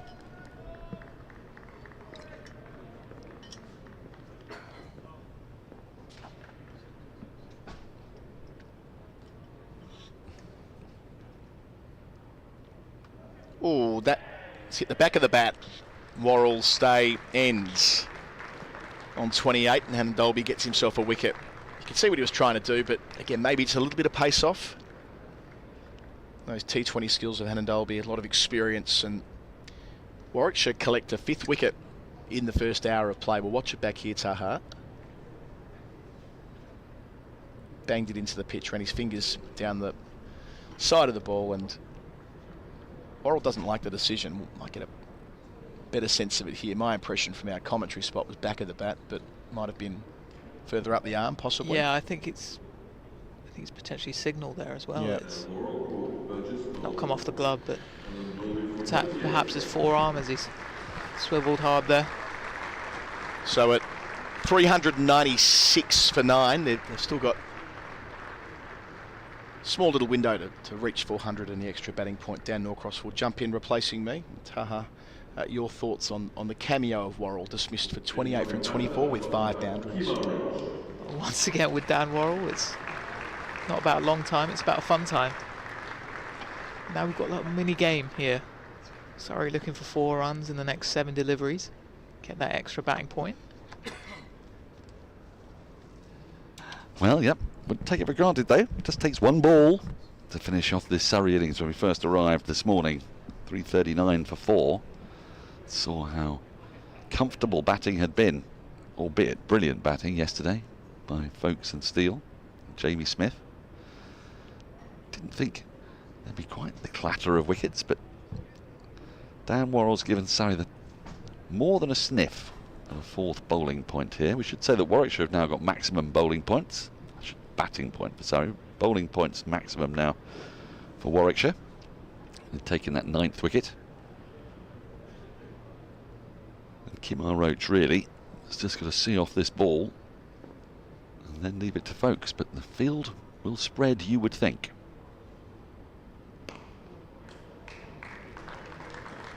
So the end of a successful over, 396 for 9, 1 more over for Surrey to get the 4 runs they would like for that 4th batting point. We had a little look at Essex and how they're getting on.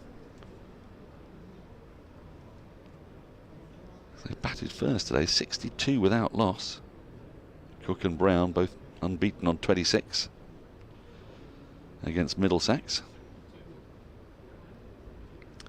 for whom Josh de Carey's bowled first change there. Wonder if it's a bit of a dry spinning wicket. Wouldn't be surprised with Simon Harmer in your ranks.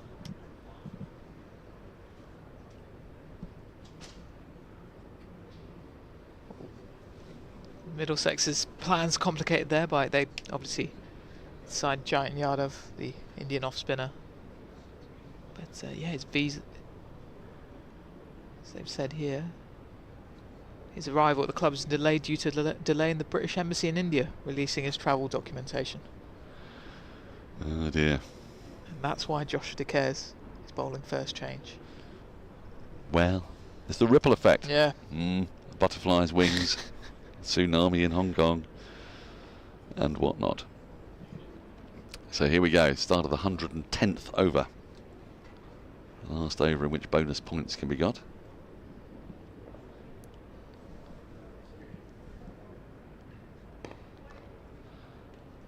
Now, Ben Foakes has turned down that single, so if he wants to get this boundary, where's he going to find it? Because absolutely everybody, bar the keeper, is out close to the boundary on the big side away to our right. The boundary fielders are about 20 yards in from the boundary, out the leg side, which is the shorter side. Got a long on, deep mid-wicket, deep square, a long leg. On the offside, just imagine a ring of fielders just all about 15 yards, 15, 20 yards inside the boundary. So I think Foakes' only option is to try and get it up and over the field and into the stands. He's got 3 more goes at this. Well, that's gone a long way up, but fielders underneath it and takes the catch. So Surrey do not get that 4th batting point. They're bowled out for 396. What a roller coaster morning it's been. 6 wickets have fallen for just 57 runs. Foakes the last man to go for a terrifically well made 125. But it all started early as we see the replay of that. It was about what's that, about 10-15 yards inside the boundary. Comfortable catch in the end with 2 fielders out there. Foakes trying to get Surrey that 4th bonus point. Couldn't quite connect with it. But he'll now have to rush off and get his pads on, because contrary to most people's speculations this morning, Surrey will find themselves bowling in about 10 minutes time. I'll just run you through the card. Bowled out for 396 after resuming on 339 for 4 yesterday. First man to go is Rory Burns, caught by Benjamin off Rushworth for 11. And then Ryan Patel, bowled by Barnard, is the first of his many bowls.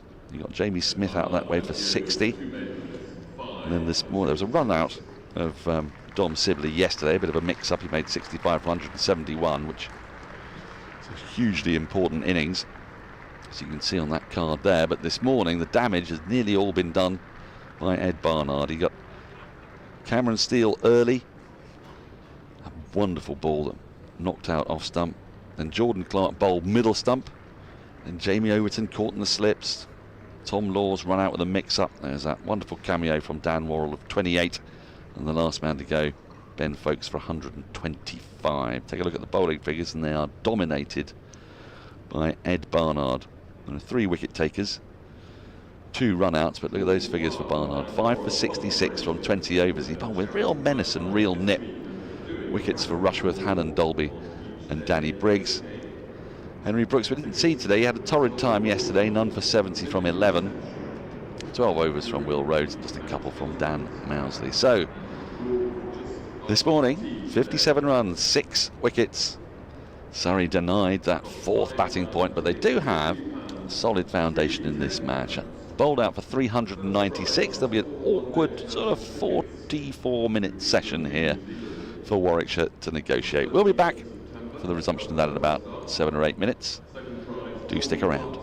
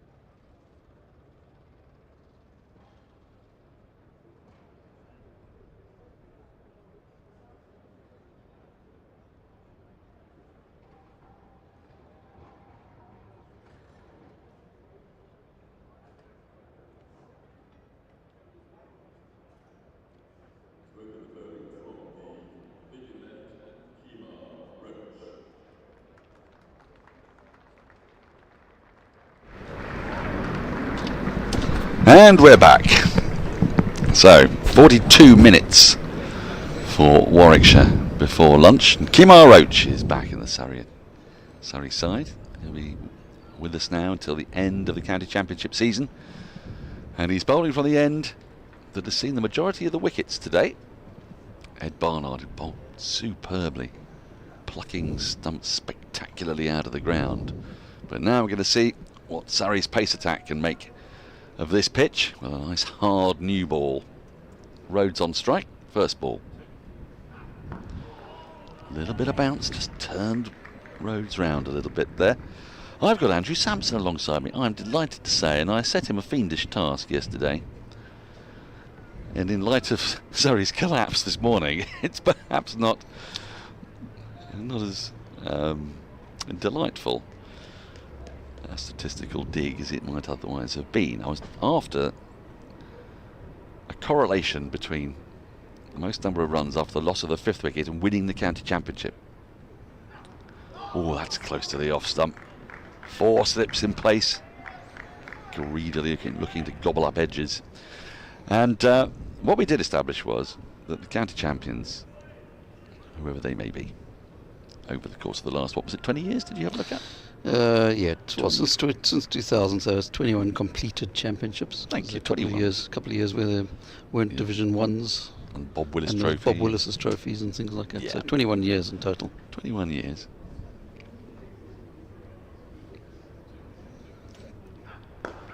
First runs, 2 full, overpitched, beautifully driven by Will Rhodes, and Warwickshire are underway. What we established was that the champion county had the highest average per wicket after the loss of the 5th wicket. It was 30 odd, wasn't it? 30, yep, and then 30 odd. It gradually goes down, yep, which isn't a massive surprise because you'd imagine there would be stronger metrics for the county champions each year. Across the board. Across the board. Oh, now then, did he leave that or did he have a little flirt at it? Have another look in a moment. 80 overs. Surrey have got a bowl today, which is a rather beautiful number. If they would love to bowl Warwickshire out today. If they don't, they'll know they'll arrive on a dewy morning with a new ball. Now, I think he did leave that, but there was quite significant movement away from the bat. Yeah. Ooh, that was a dangerous shot to be playing. Could easily have dragged that back onto his stumps. So then I asked about each county champion. Yes. And where they stood on that metric per year. Yes. Are you able to dig anything up for me? I'd say very tentatively. Took hours that I'll never get back. Oh, but there were hours you loved, though. Well, you love a good bit of dig. You're like a statistical archaeologist. You're like the Indiana Jones of cricket numbers. Well, you had me as Jeffrey Dahmer yesterday. Now you got me as Harrison Ford. Never mind. Well, it's quite the journey here on the Surrey live stream.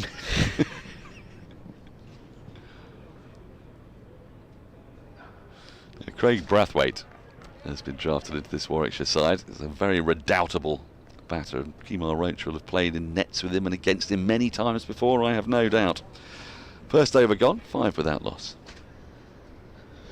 So you want to know the answer, don't you? I'm itching, genuinely itching. You'll be pleased to know in the last 9 years, 6 of them, the county champions had the highest average runs per wicket for the last 5 wickets. 6 out of 9, that's pretty good. 6 out of 9 is pretty good. Yeah. Although overall it's only 8 out of the 21. So it's a more the last modern, 9 years, it's more recent. Yeah. More a modern phenomenon. Yeah. 4 of them had the second best average for the last 5 wickets, and 2 had the third best average. So 14 out of 21 were in the top 3 in terms of averages for the last 5 wickets. Okay. Durham were quite interesting actually when they won the 2 in 2008 and 2009. Was 6th in average for the last 5 wickets in 2008 and 5th in 2009. Did they score a lot of runs up front then? They obviously did, yeah. And took a lot of wickets. Dan Worrell's going to bowl from the Vauxhall end. Bowls big hooping away swingers to the right-hander. Been looking to swing that ball back into the left-hander perhaps, but that one's just gone straight across the bows of Rhodes. So it's certainly recently very much the case that teams have had the better. So in those other 3 years, yep. How did those? Well, there were a couple of fifths really? and a second. So Essex in 2017 was second, had the second best average for the last 5 wickets. But Durham in 2013 and Essex in 2019 both were in 5th place on the list of average runs per 5th wicket and managed to go on to win the championship. So Surrey, yep. in 2000 and 2002, and then in their 2 championship. Yep. So Surrey in 2002 was second, and in 2000 was second, and 2002 were first. Yeah. And then the last 2 they were top as well, 2018 and 2022. So the 4 times they've won this century, 3 times they've been top on that metric and once second. Correct. Right. It's elegantly played by Rhodes, but he won't be able to beat the fielder at short extra cover. We're just looking at this season now. Where has it gone now? It's this season going into this match. They were actually second for the last 5 wickets and average just over 30. And Lancashire at 34 were the team ahead of them. And they're quite a long way down the table, aren't they? They've had a lot of draws. Yeah, they had a lot of draws, that's right. Well, they were almost 35, 34.97 but coming into this game. But of course, Surrey will have dropped. Just the 53 in this innings probably would have, they would have dropped. Nicely played by Rhodes. Finds the gap between point and extra. It won't make it to the boundary. But Rhodes is looking to get on the front foot as Surrey's opening bowlers are also looking to try and find some swing with this new Duke's ball. I think I'm quite pleased with the results of that, Thank you. Good. Yeah. Always like to please you. Yeah, it sort of confirmed a feeling. Yep. Were you pleased at the end of that? Did you think, aha? Well, I mean, given certainly in the last 9 years, it's the case. It was perhaps a bit disappointing that it wasn't the case. Oh, he's got him! That's the ball that swings back into Rhodes, and we've seen the off stump fly out of the ground a number of times in this match. Surrey have got the breakthrough. This time it's Dan Worrell rearranging Will Rhodes' furniture, and Warwickshire are 7 for 1. Been a few stumps flying today, haven't there? Haven't there? I don't know if they're rather loosely placed into the ground, perhaps, but this is spectacular. Well, the bats haven't been in the right place for the ball, as well as the stumps perhaps not being loosely. But I don't think he played at that, did he? I don't think he's played at all at that, but that's come back into him, and it's the prevailing direction of travel from Dan Worrell. So I say, away swing to the right-hander, bringing the ball back into the left-hander, and an error of judgment from Rhodes, but a beautiful ball to hit the top of off from over the wicket to the left-hander. What are we now? 7 for 60... 7 for 67 this morning, aren't we? 7 for 64. Yeah. 64. 64, yeah. 7 for 64 this morning. The game is afoot. The game is moving on, as we say. It is. Or a foot, if you prefer. Yeah. It's moving on further than a foot. It's a whole yard down for the morning, if not more. Ed Barnard's come out to bat. That's interesting. Well, he's had quite the game, and I don't think it's a bad move. He's going to be extremely confident, you would think, after picking up that fifer in Surrey's first innings. Bowled really well this morning. But just looking at that delivery again, there was something Will Rhodes could have done about it. He needed to play at it, but that would have helped, yes. Yeah, I would rather, but it has swung quite prodigiously. And throughout Surrey's innings, we didn't really see swing, did we? It was more movement off the pitch, for the most part. But that is just what Surrey needed in this awkward session before lunch. Another half an hour or so to go. So Ed Barnard's got 4 slips behind him, and Dan Worrell with his tail up.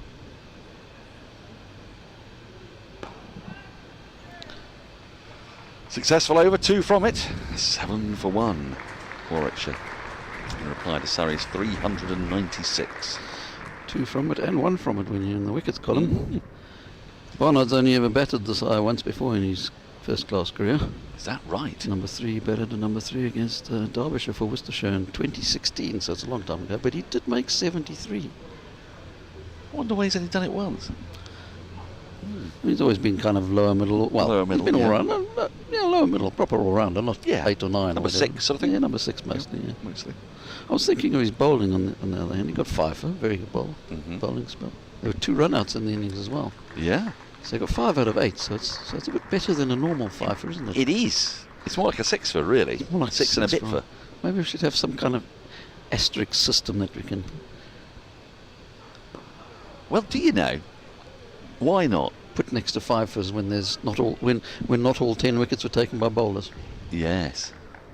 So you don't ever get that when a side may declare 7 down. You have no idea of the Pfeiffer in that situation. Yeah, exactly. It just looks like he took a Pfeiffer, but 5 out of 7 is better than 5 out of 10. Well, do you know? I mean, it's happened in exam grading, hasn't it? Which I'm sure you're aware of from having daughters. in the old days, which weren't necessarily better. It's beat the fielder. Good diving stop at point. And his Brathwaite still yet to get off the mark. It used to be ABC with the pass marks. Yep. And now it's 9, 8 and 7, 6, 5 and 4. I don't understand. I don't understand at all. There's blues and oranges and all sorts of things. All sorts, but maybe that's what you should be doing for Pfeiffers. You get a kind of like a blue Pfeiffer, an A Pfeiffer, an A Pfeiffer, a 9, if you like. Yeah. and so forth. There you go. Oh, now that wasn't a million miles away from leg gully. There is a leg gully in place. The bullet jags back into the right-hander. It was in the air for quite a while. But Brathwaite's underway in this stint with Warwickshire. Yep. I would have thought that, normally you look at me with a degree of world weariness when I suggest an alteration to existing stats, but you've come in here now and you're up for a whole series of new columns in your spreadsheet. Which is why I should probably retire. Make these suggestions and let someone else do it. Yeah. Oh, going for a quick signal there and they'll get it comfortably. So been some positive intent shown by Warwickshire in these first few overs. They still have a very, very outside chance of the title, but to do that, they're going to have to beat Surrey. Yep. So they've, well, at the end of yesterday, it looked that their chances had, they'd diminished quite considerably, but I suppose they're back in it a bit after this morning's play. Well, they are a touch, aren't they? Oh, Roach beats Brathwaite with the last ball of the over. I thought it was the last ball of the over. Is that something given as a no ball? Or maybe our score at the bottom isn't quite right. It's definitely played at that. Yep. Struggling a bit at the start of their innings at the moment, Warwickshire, aren't they? Well, the new ball did a bit yesterday, didn't it, in the morning session? New ball. Morning session. Well, that's the end of the over. More from Andrew Samson, who is determined to give himself more work to do. And then to take you through to the lunch break. Not really. Going to be Adam Collins. I was just being a bit philosophical. I'll find somebody else to do the actual work, I think. It's time for somebody else to do these things. Yeah, so that's the end of the over for the second time. Well, officially the first time, but second time according to Dan. And Aaron Adams getting ready to jump in here and enlighten all our viewers with his thoughts on the day. Bad start for Surrey, but they've nipped a wicket out already and looking like picking up 1 or 2 more already in this opening spell. Yeah, sure are, Andrew. Yes, there were 6 wickets for Warwickshire with the ball. They've lost 1 already, so 7 in 90 minutes after only 4 yesterday. Yep. Worrell one of those, and an early crack at Barnard, who bowled so well, 5 for 66 from 20 overs. Got them going this morning, 3 in a hurry. Steele and Clark, just after the resumption for 71 and 0, both bowled. Nicked off Jamie Overton. That was the run out of Laws, which was the fault of Foakes. executed by Briggs, and then Worrell was caught behind, maybe off the arm. That's certainly the impression from the angle that we saw on the replay for 28, and Foakes, the last man, dismissed for 125.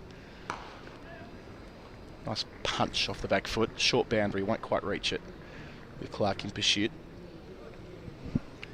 And that left them 4 runs short of the 4th batting point. Yep.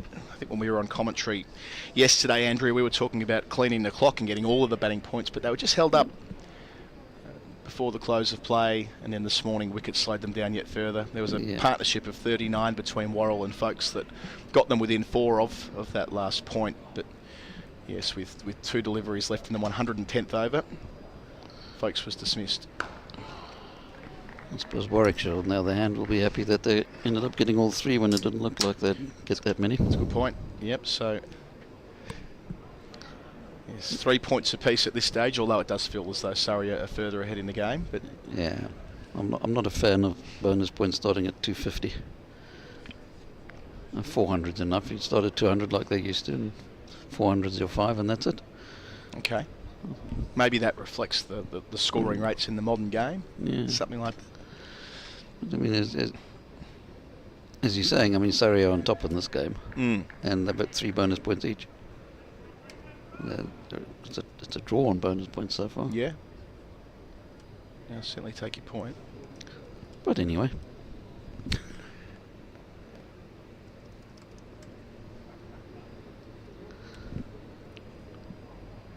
So Dan Worrell, who's been such a fabulous contributor since joining the club last year.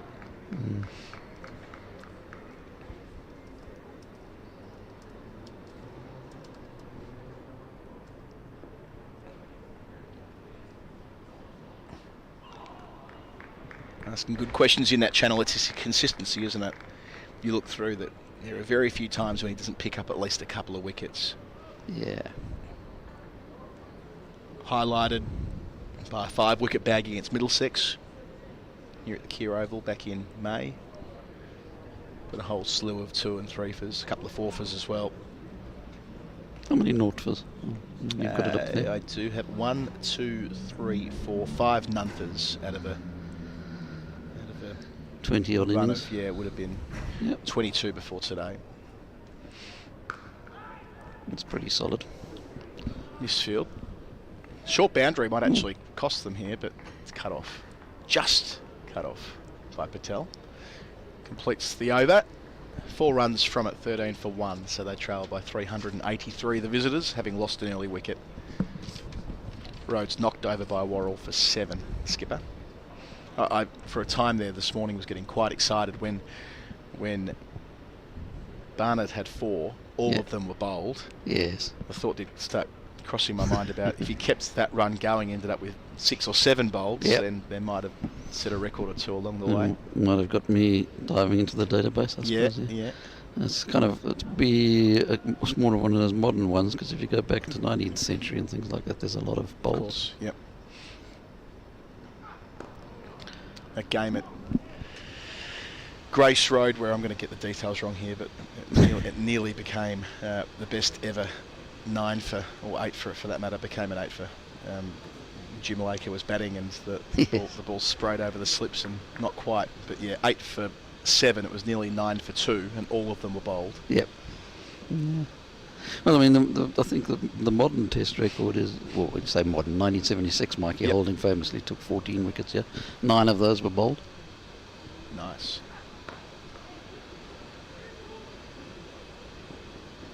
Chucks in from Clark, but wouldn't have been out even if it were on target. Safely home. Great story, Brathwaite. Getting the opportunity to come over here at such short notice. We talked about it very briefly yesterday, but to recap, they found themselves short of a top order player this week. Warwickshire, with Rob Yates ruled out of this fixture for illness, and Davies with a back injury. And the Warwickshire analyst George McNeil went searching around the globe. Okay. Who can we get over? Who's available at short notice? Yeah. and the box was ticked. Yeah. And by Brathwaite, and not only on the basis that he could be here, but also that he didn't require a visa get over here from Barbados. I'm not sure about how that all works with different countries in the Caribbean, but that was an easy fit. And he arrived at Heathrow on Saturday morning and was turning out here at the Kia Oval on Sunday morning. That's right, yeah. If he makes it 100 here today, that'll make it even better from a Warwickshire and Brathwaite perspective. He's got so much experience, of course. Exactly. I mean, even if you weren't taking into account kind of the short notice and all that kind of stuff, he would be one of the best options that you could get to open the championship from anywhere around the world, really. Good solid record as a Test cricketer and captain for West Indies. Also a lot of experience here in England. He's turned out in the past for Yorkshire in 2017, Notts in 2018, Glamorgan in 2019, Gloucestershire in 2021, so his 5th club. He's collecting them. Yeah. Got a lot of caps and jumpers, presumably. He's one of those guys who was very highly rated as a youngster. I think the number that Tony Cozy used to quote was he had 33 hundreds by the time he was 14, playing in schools cricket and things like that. So there's almost, maybe slightly disappointment in his international career that he's only averages mid-30s. In a tough stretch of time, though, wasn't it? Between Gale's final Test 100 and Tej Narayan Chandapal reaching 3 figures for the first time, which I believe happened earlier this year. Zimbabwe. Oh, knocked over leaving. That's come back off the seam. Barnett, who did so much right with the ball, has picked the wrong delivery to watch onto his poles. Bent back. That's a lovely sight for a bowler. And Kemar Roach back at the club this week. Signed on for the rest of the season. Starts this fresh spell with a bit of style, pace and movement. The second time the stumps have been rearranged in the first half an hour of Warwickshire's reply. They're 14 for 2. Another bowled, another leave alone as well. Where are we on the bowls for the match? I'm just going to have a quick look. Oh yeah, that was wide on the crease. You can understand why the instinct was to leave that alone from Barnard, but yes, as we see here on replay, that's jagged back. Perhaps on the angle of the crease, he should have seen fit to use the bat. Well, of course, the fact that his off-stump's gone would bolster that point. But yes, it leaves Warwickshire in more than a spot of bother. As Sam Hain, the key man in the Warwickshire middle order, makes his way out to the middle of the Kia Oval. Yeah, 6th bowled of the match out of 12 wickets, of which bowlers have only taken 10 with the 2 run-outs, and the 4th of this morning already. The stumps are being rearranged on a regular, it's quite significant regularity this morning. Sam Hain averaging 59 this season.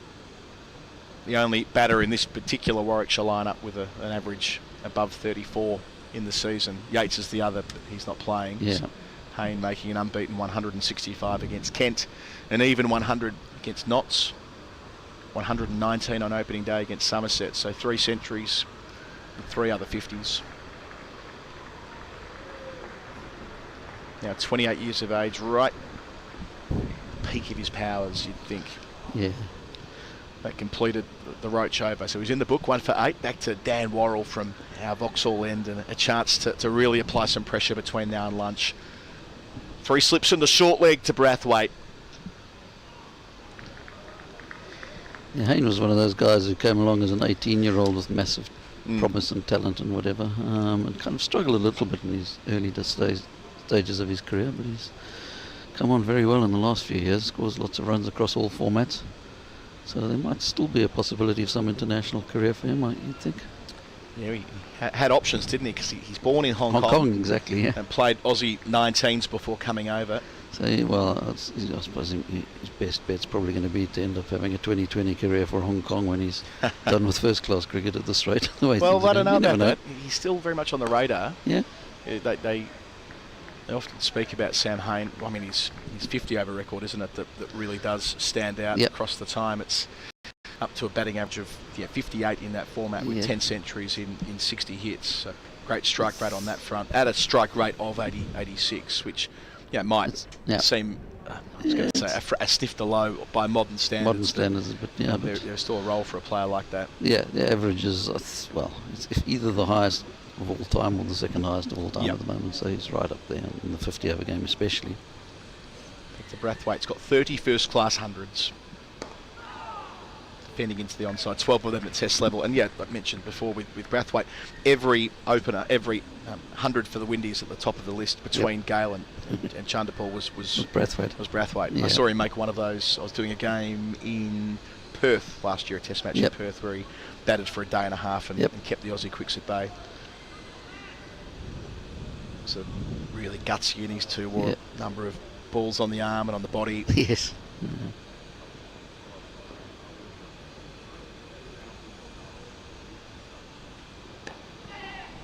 Works it into the offside for a quickish single. He's 3 from 12. Yeah, there was another century of his test century where we were in Hobart in 2015. It was a dreadful test match. Australia made 650 plus. Voges made 285 not out. Sean Marsh made about 180 as well. It was just a non-event when Windies were at their, I suppose, close to their least competitive in Australia. And then Brathwaite, when they were following on, came out and made a brisk 100 and nearly broke what I would say is the greatest test stat record, if you like, the Bannerman, the highest percentage of runs in a completed innings, where Bannerman in the first test innings ever played, which makes it all sweeter, 67.35%. Brathwaite finished it with a 65%er or something. Yeah, like that. it was around there. So I'm surprised you don't know the Bannerman to 6 decimal points. Yeah, right. There's something in that, to be fair. Hayne, his first ball, let Gully in. Safely in behind it in defence, watchful. Yeah, so Sam Hayne's been qualified for England for a fair while now. 2016 is when he hit that mark. He's been in Lions squads over the last 5 years. He's had some big seasons as a championship player. 17 first-class hundreds, although the average is bang on 40. But yeah, it's been this year where he's taken it to the next level. Yeah, you'd think it'll keep going up for the next few years, anyway. Yeah. Ducks the short ball to finish. 15 for 2 after 6. We've got 14 minutes until the luncheon interval here, with Warwickshire still 381 runs behind after bowling out Surrey for 396 earlier today. Considering Surrey started at 339 for 4, picking up 6 wickets in just over an hour. It was a fine effort. Yeah. Very different to yesterday's play.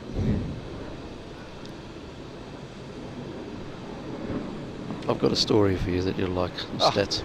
Go on then. So we'll start with your mate Swanji Madanayaka. We'll start there. What a guy. What a guy. This might take some explaining. You better explain where Swanji fits into the world. So Swanji Madanayaka was played a couple of years ago. He played his, at this stage is his last first-class match at the age of 48, I think.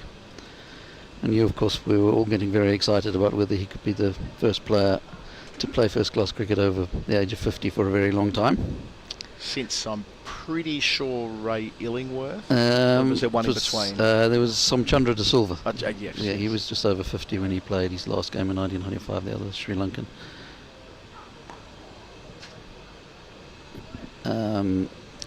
So we were all getting very excited about that, but it doesn't seem to have happened. He's now 51. He hasn't played for 3 years. He's been playing in the Sri Lanka over 50s in the veterans team. Has he? Yes. Okay, fair enough. Good. I see his occasional Facebook post. Oh yeah. Okay, jolly good. But he played a game just when the pandemic was starting, March 2020. I interviewed him around that time. That's right. Yeah. And there are 2 things that came out in the interview. First of all, his Cricinfo profile was incorrect. That's right. I had his birthday as 1974, and he said to me, "Well, actually, I was born in 1972. I've never seemed to fix it up. Yeah. But I'm 2 years older than what they say. It was in his interest to give the impression that he was younger earlier in his career. But as he was approaching 50, I got him to send me his birth certificate. That's right. And we sent that on to the powers that be. I think I sent it to you actually. Yeah. And we got that updated. He played his first game of first-class cricket. I think from memory, it was the month before the end of the Soviet Union in 1991. That was the reference point we used when he was 16 or something like that. Lovely shot. Yeah. Brathwaite across his stump, says he's done hundreds, thousands of times before, working it through mid-wicket. Moves to 7, 19 for 2, his first boundary. That'd be his trademark shot, wouldn't it? Most players have one kind of trademark shot, so that's probably his. Absolutely. Very effective in that one. Anyway, do you remember Indika Desaram of Sri Lanka at all? I don't think I do. He played for Sri Lanka at the turn of the century. He played 4 tests and 15 ODIs. Okay.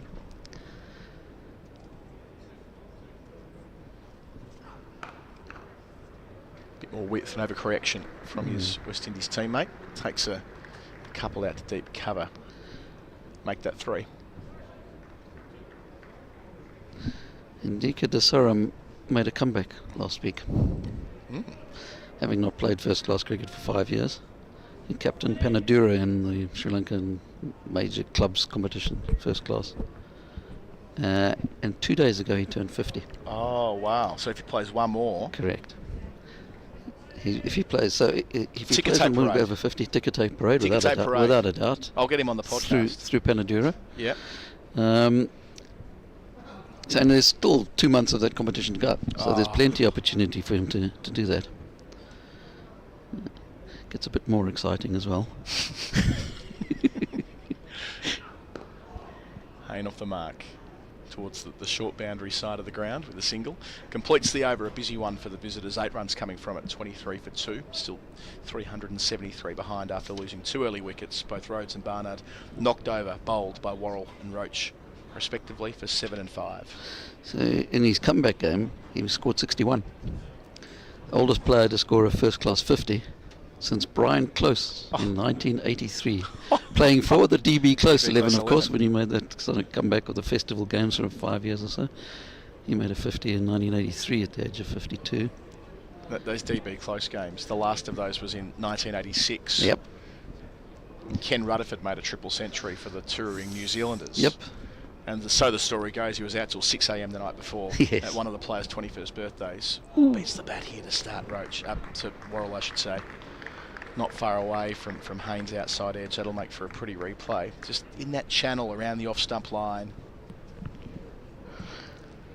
But yes, the Rutherford story runs that he was asleep in the dressing room, got sort of pushed out the dressing room door and made a triple ton before tea, I think it was. 317 of 245 balls. There you go, even better from you. So that's the standard of the DB Close 11s. Yeah. Good players, but yes. Yeah. All right. So 1983 was the last half century for a 50-plus batter. Yep. Nice one. Until the other day. Well, no, not yet. Not yet. No, not 50 yet. But wait, there's more. Because Desaram in 1991, when he made his first-class debut as a 17-year-old, scored 60, making him the first player in the history of first-class cricket to score a 50 before the age of 18 and also to score a 50 after the age of 49. Samo. So there you go. Beautiful. I love it. I was looking at some of this old player business the other week. You know, it's a rich vein. Yes. Players that have done it quite old, and initially I was looking at CK Naidu, Indian great who came out of retirement, so to speak, to play one game for a Governor's 11 when he was 68. Yeah, that's about right. But that's beaten by a bloke by the name of Raja Singh. Raja Singh, that's right. Raja Singh, who in 1950, when he was the governor of Bombay, he actually was the governor, it turned out for his first class debut at age 72 for the governor of Bombay's 11. He picked himself in the team. There you go. And if you've got that position, why not? Yeah, you can do these things. It's a pretty decent team as well. Oh, and there's a Surrey connection to this as well. He made 4, batting at number 9. Yeah. And he was out to, like you might have heard of, called Jim Laker, playing Jim for the Laker. Commonwealth 11 in that tour. Yeah, He's quite a useful player. He batted in the first innings, Raja Singh. Yeah. Then left the field. He didn't field. He was retired, ill, I think he said, in the second dig. Obviously facing a few balls knackered in the first time around. Yes. And that was that. But he's the oldest to ever play first-class cricket, and making his debut at 72. Yeah, I mean, Naidu was a proper player. Yeah. He just happened to be making a comeback at the age of 68, and he played. He played well into his 50s before that, anyway. I think. Yeah. He played 207 first-class games. There you go. A little bit different. And he passed away not long after that as well. Passed away at age 72, 4 years after his final first-class game. Yeah.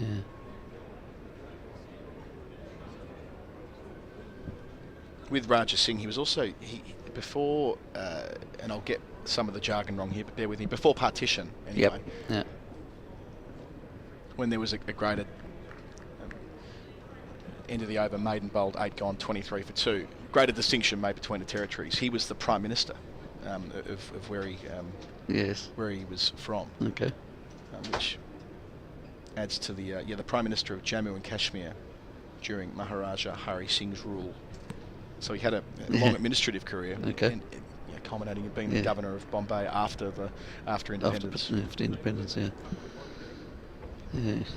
So what's the name of this chap who's 49 running around? Give us me again. Indika. Desaram. Yeah. I might might be emailing him soon. I might deploy Andrew Fidel Fernando, the Sri Lanka's brilliant Cricinfo cricket correspondent for many years. That he'll be across the story. Yeah. I'm sure, but a little bit of history there in the making. Yeah. It'll annoy Sawanji. He was dead keen to be 50 plus and play. But this veterans cricket business is getting massive. I mean, and it's a great thing. It's keeping, accomplished cricketers in the game for longer, giving back to their clubs. Because if they want to play veterans cricket for England, they're going to be playing a decent level of club cricket to maintain the standard. I played against a couple of England over 50s players at Arundel a couple of weeks ago, and one of them made the. I was told it was the fastest 100 ever at that ground, a 41 baller. Really? Brought up the 100, hitting a 6-back over my head, actually. Oh dear. Which is fine. Worked away for 4 more. Can't feed Brathwaite there. That's what we do know, and Roach will know that as well. Bows his head in his follow-through. That's where he's so productive. Anything around that middle and leg stump, he can shuffle over. As you'll see here, plays it right under his eyes, and tucks it on the angle. It takes Warwickshire to 27 for 2. But yeah, the veterans cricket had me... took me down an interesting thread last week. Yes. I'm working currently on the England-New Zealand internationals with Jeremy Coney, who occasionally appears on the Surrey stream as well. Yep. I think we've got him later in the season doing a day or two of championship cricket. Did some earlier this year too. Roach to his international teammate. That's better, but it's a front foot no ball, so signalled. And Jeremy turned 70 last year, and we just kind of got chatting about his cricketing career. His last competitive game, he played a lot of friendly cricket with Gaieties over here, but his last competitive game, where it was for points, if you like, was a Test match against the Windies when he retired.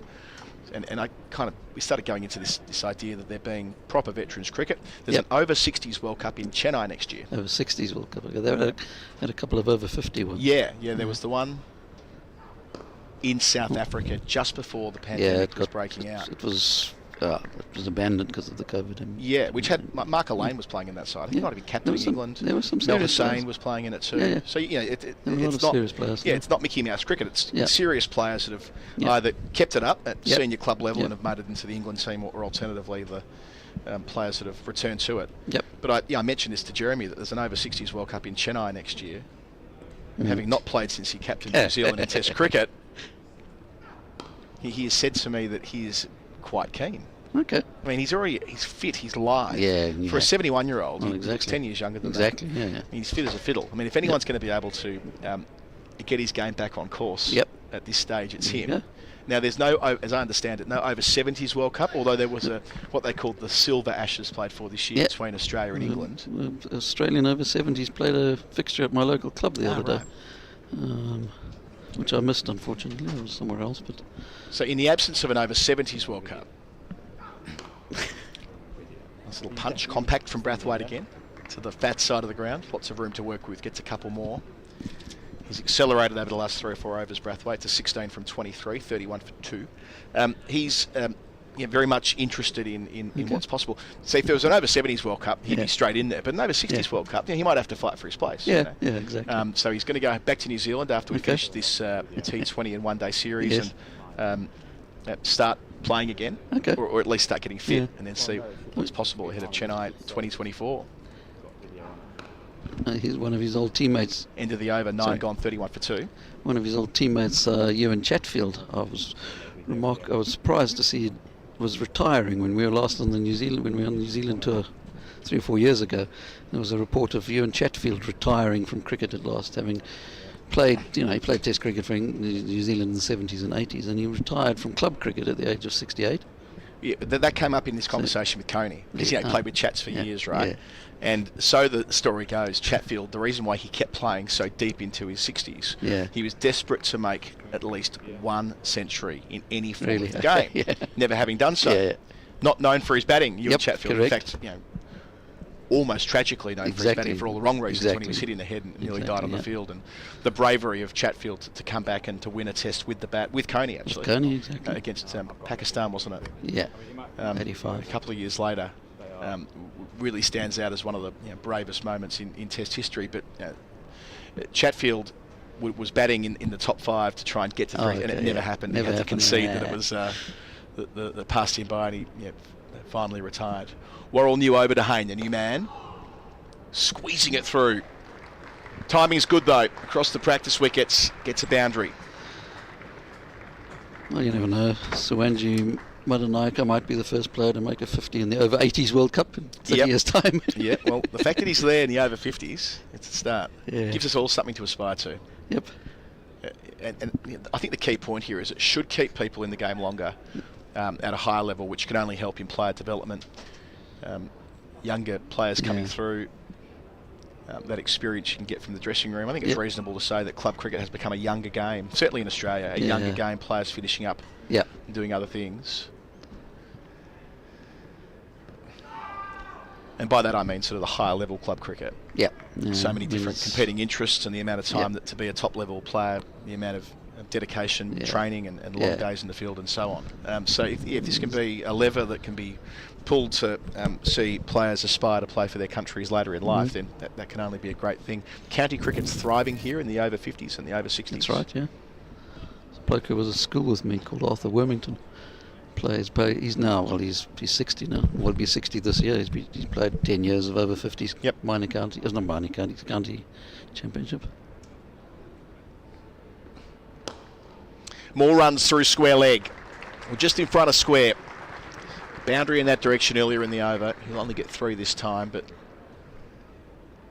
for Haynes' part, just ticking over.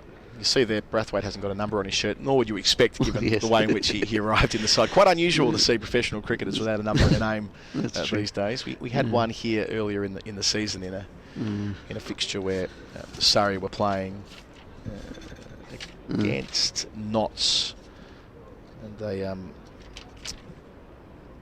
was Notts. No, it might have been Kent. A player from the South Asia Cricket Academy who'd been signed the day before and thus had no number and name on the back. Past the edge, that's better from Worrell. Just a correction there from 2 balls on the pads, 1 in the channel. Brathwaite did have to play at that. It was pitching on the line of about off stump and moved away off the seam. Yeah, it would have been put a bit too much pressure on the tailors, I suppose, to get a number that quickly. Shield Berry retired from touring the world, corresponding on cricket for many years. Retired 2 years ago, said he could play more. Yes. Catching the cordon, catching practice. Playing away from his body, Brathwaite. We saw the previous delivery from Worrell. Just beat him on the front foot with exaggerated movement. And this time into the safe hands of Overton at second slip. Worrell gets his name in the book for a second time, and that's a false stroke. Warwickshire in early trouble on the stroke of lunch. That will be lunch. Yep. 38 for 3. In the context of lunch being scheduled only 1 ball after that, I think I'm right in saying. I haven't got it in front of me now, but that is a costly error for their overseas import. Yep, they didn't need that. In fact, at this stage, you'd probably say, despite the collapse, that was probably Surrey's session in the end.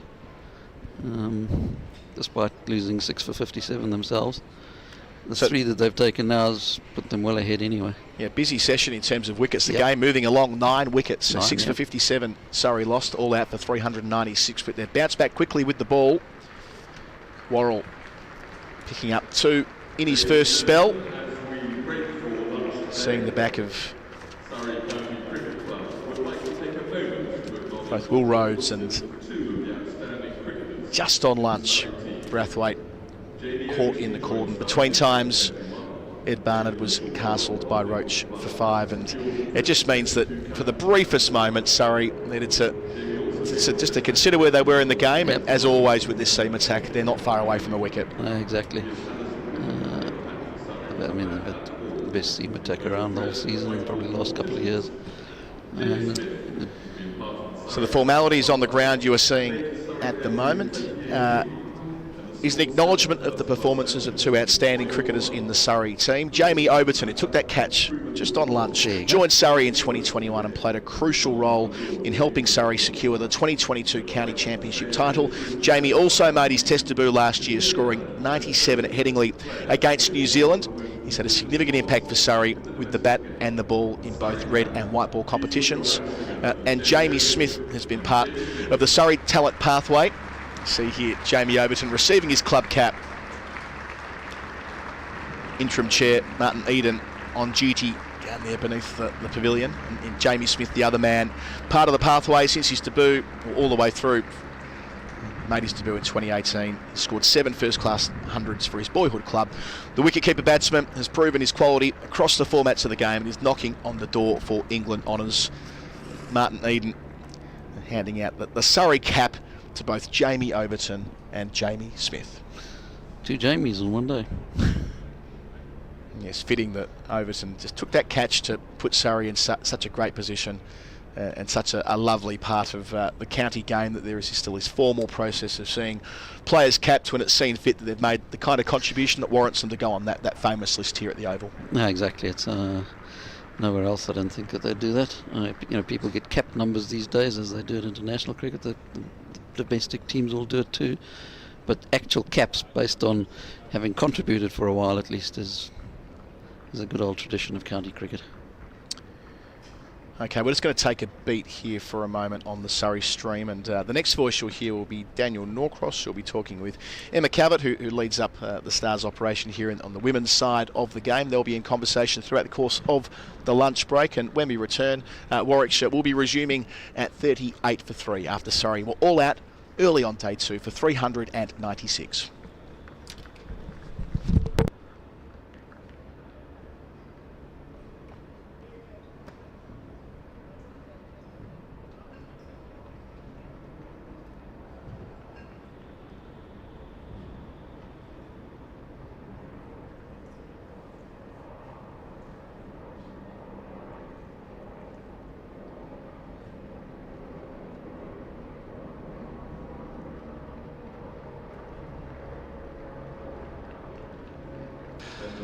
So it's lunchtime, and what a session we have had. 95 runs have been scored in that session. 9 wickets have gone down. Yesterday, the whole day, 96 overs, 339 for 4. How the game has changed here at the Oval. And a massive wicket at the end there, getting Craig Brathwaite out. He's got stickability, that man, and he could have been around for hours and hours, but he gets out off the, well, what should have been the penultimate ball before lunch. It proved to be the last ball before lunch because the wicket went down in that last over.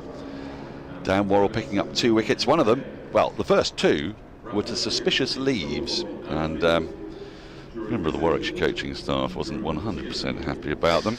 But it's tricky. It's tricky when you've got somebody who swings that ball back into the left-hander. They were a little bit tight, and as we know, there are 2 sorts of leave: the good leave and the bad leave, and those 2, well, they weren't really ideal, were they? But from a Surrey perspective, it's magnificent news, and I'm unashamedly biased on the Surrey stream, so I'll be celebrating as soon as I can get my hands on the lunch. But it won't be for a while, because we have a special guest here for our lunch break, Emma Calvert, who is... What's your precise role at the South East Stars? Regional Director of Women's Cricket. Regional Director. Yes. Now, we will discuss that on all things, but yeah. First, for people who get increasingly confused, we've now reached a point when I think we've got some stability in the naming process, haven't we, within women's cricket? Because Surrey has been a county that for many, many years has very much valued having a side called Surrey, and we put the Surrey captains image right at the front of the pavilion, very proud of that, alongside the men's captain Rory Burns. But this isn't Surrey, it's Surrey and Kent. It's one of the 8 regional centres. Do you want to just talk us through that process for some people listening who may not be as au fait as we are? Of course. So I think what the ECB were trying to create with the women's game was how do we best pool the talent that we have, and there wasn't the feeling that just yet there was the volume of cricketers to do 18 first-class county teams. So they broke it down into regions.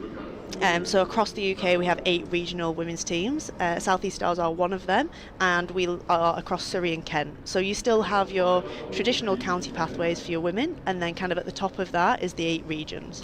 And how much do those 8 regions mirror or reflect or look similar to the 800 teams? Yeah, I mean, roughly, yes. Location-wise, you would say it kind of does mirror that. Different name, though, and just because you play for South East Stars doesn't mean you're going to play for Oval Invincibles. But theoretically speaking, yes, it's very similar how it's broken up. Because we do have a few. I'm a bit of an Oval Invincibles Till I Die fan. So you should be. Well, it didn't harm that we managed to win the first 2 in the women's 100. Yeah. But you've got the likes of Rhiannon McDonald-Gay, for example. She would be a South East Star and an Oval Invincible. Yeah, correct. But we don't have Sophia Dunkley, who is a South East Star. Yeah, so she would be, she's a Welsh Fire, and so was the Brave before that. So no, it's very similar to the men's game, where if you're drafted for a team, that's a team you go and play for. Yeah, and I guess there's a little bit of crossover, but it's not a perfect meld. Yeah. So since that new system has been brought into place, is that now working? Are you comfortable that that's now embedded and that's how we're going to move forward with women's cricket? It's where we're at for now. Do I think that it'll be the solution for years and years to come? No, because as we grow and there's more women playing, like our youngest contracted player, Alexa Stonehouse, is 18 years old, so she could play cricket for 20 more years, and what about the girls coming through? So there will be some development and some shift in it. It's working for now. I think it's been a really great way to pool resource. Obviously, the problem that we have is we don't have any funding that isn't ECB funding. We're not commercialised. We don't have front of shirt sponsors or anything like that yet. So I think the next steps are how do we start to really commercialise women's cricket and get more money in so we can expand that number of contracts. It can't just be on the ECB from now on to keep putting more and more money in. They're very supportive of women's cricket. They've been incredible with the investment that they've given us so far, but I think there's going to be a limit. They want to achieve a lot, and so they should, so we need to try and find ways to help it at the grassroots level as well. So how do the counties, and very specifically Surrey County Cricket Club, how does that interact with the South East Stars, or doesn't it? Is it really a completely separate entity? No, we do interact. We work in partnership, really, is what I would call it. So Surrey provide us with a lot of help and resource around doing our social media and all of our kind of backroom stuff. They help us along with that. Kent do something similar. We train at Beckenham. We have a first class facility that we use there.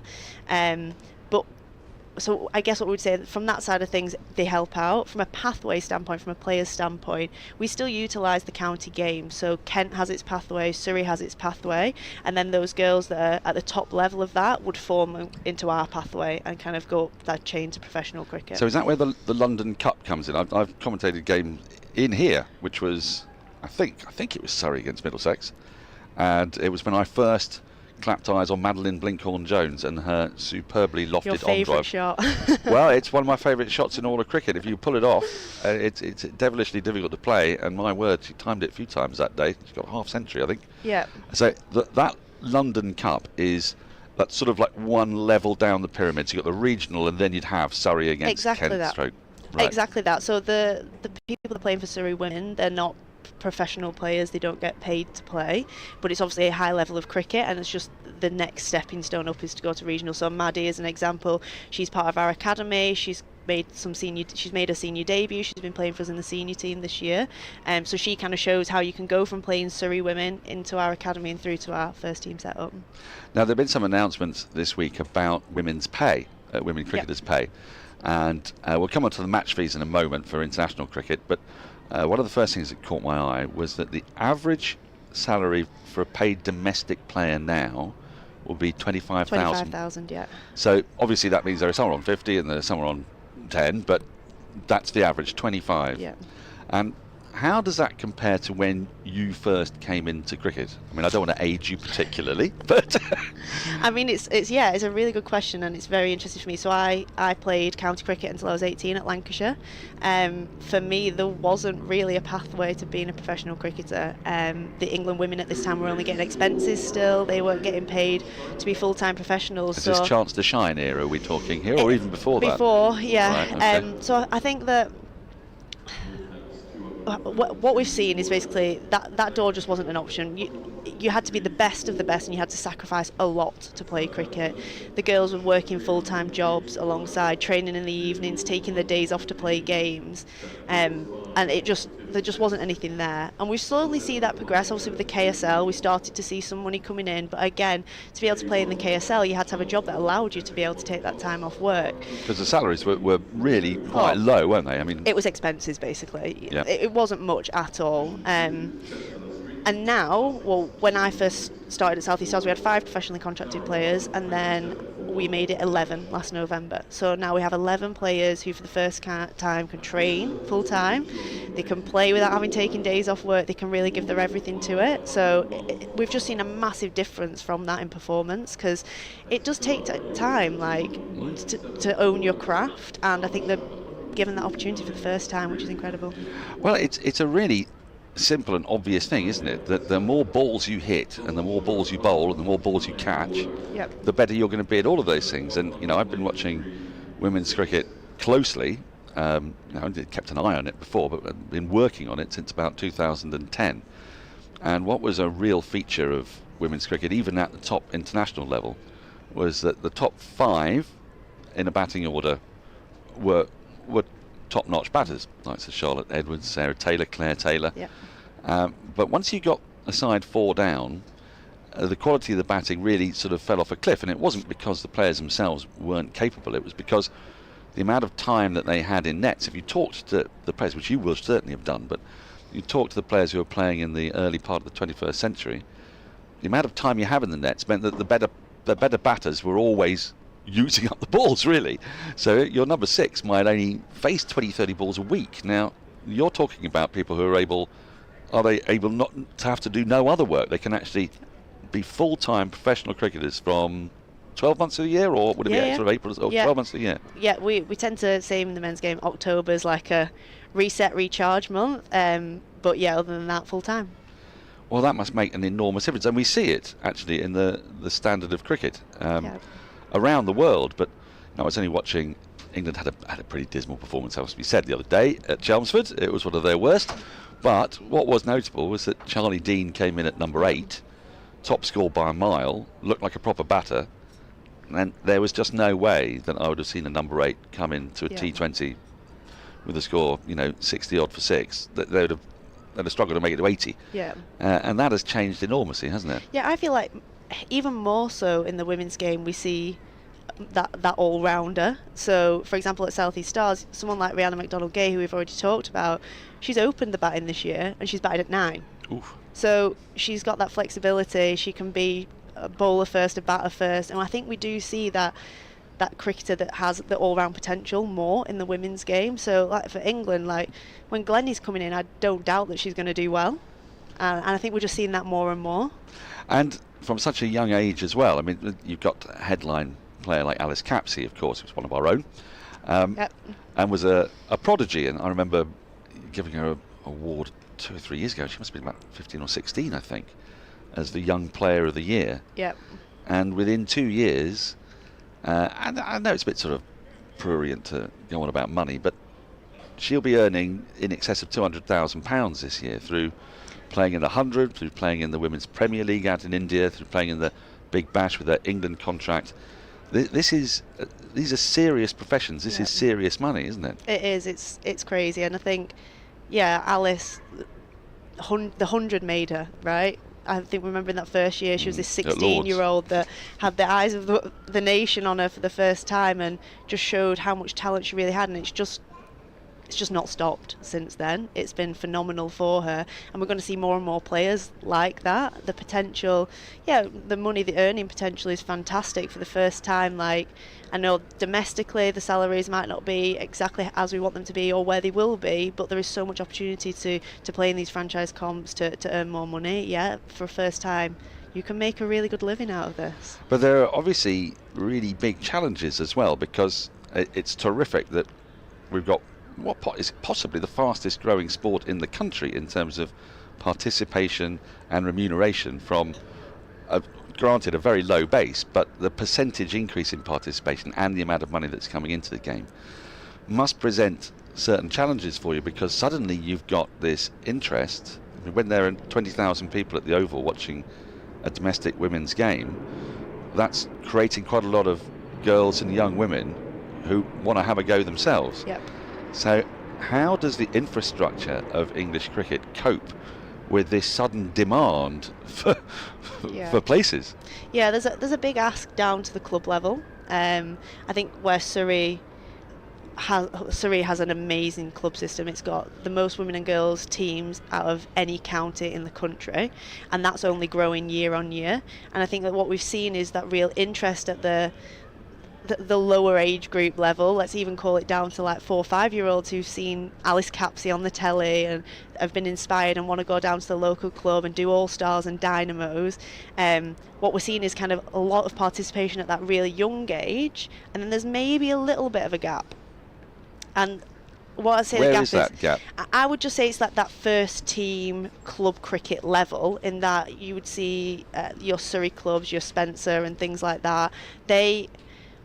They have to travel quite far still to play quality first team women's cricket, because there aren't enough yet. And so obviously, like, the way that's set up is we need to look at if that's the best setup moving forward. But Surrey does an amazing job, the Surrey Foundation, with the women and girls setup, and you see more and more teams year on year being registered. So I think what we'll see is that start to grow as those young girls start to get older and develop up the way. And it's the same with anything in women's cricket, like the coaching side of things as well. There still is a shortage of female coaches, but that's because there isn't that wave of it yet. And there's a shortage of female players, aren't there, from 20 years ago, say, and that's where you're trying to get your coaches from. But now you might see, so obviously Charlotte Edwards, a fantastic example of what you can do and go on to achieve in coaching.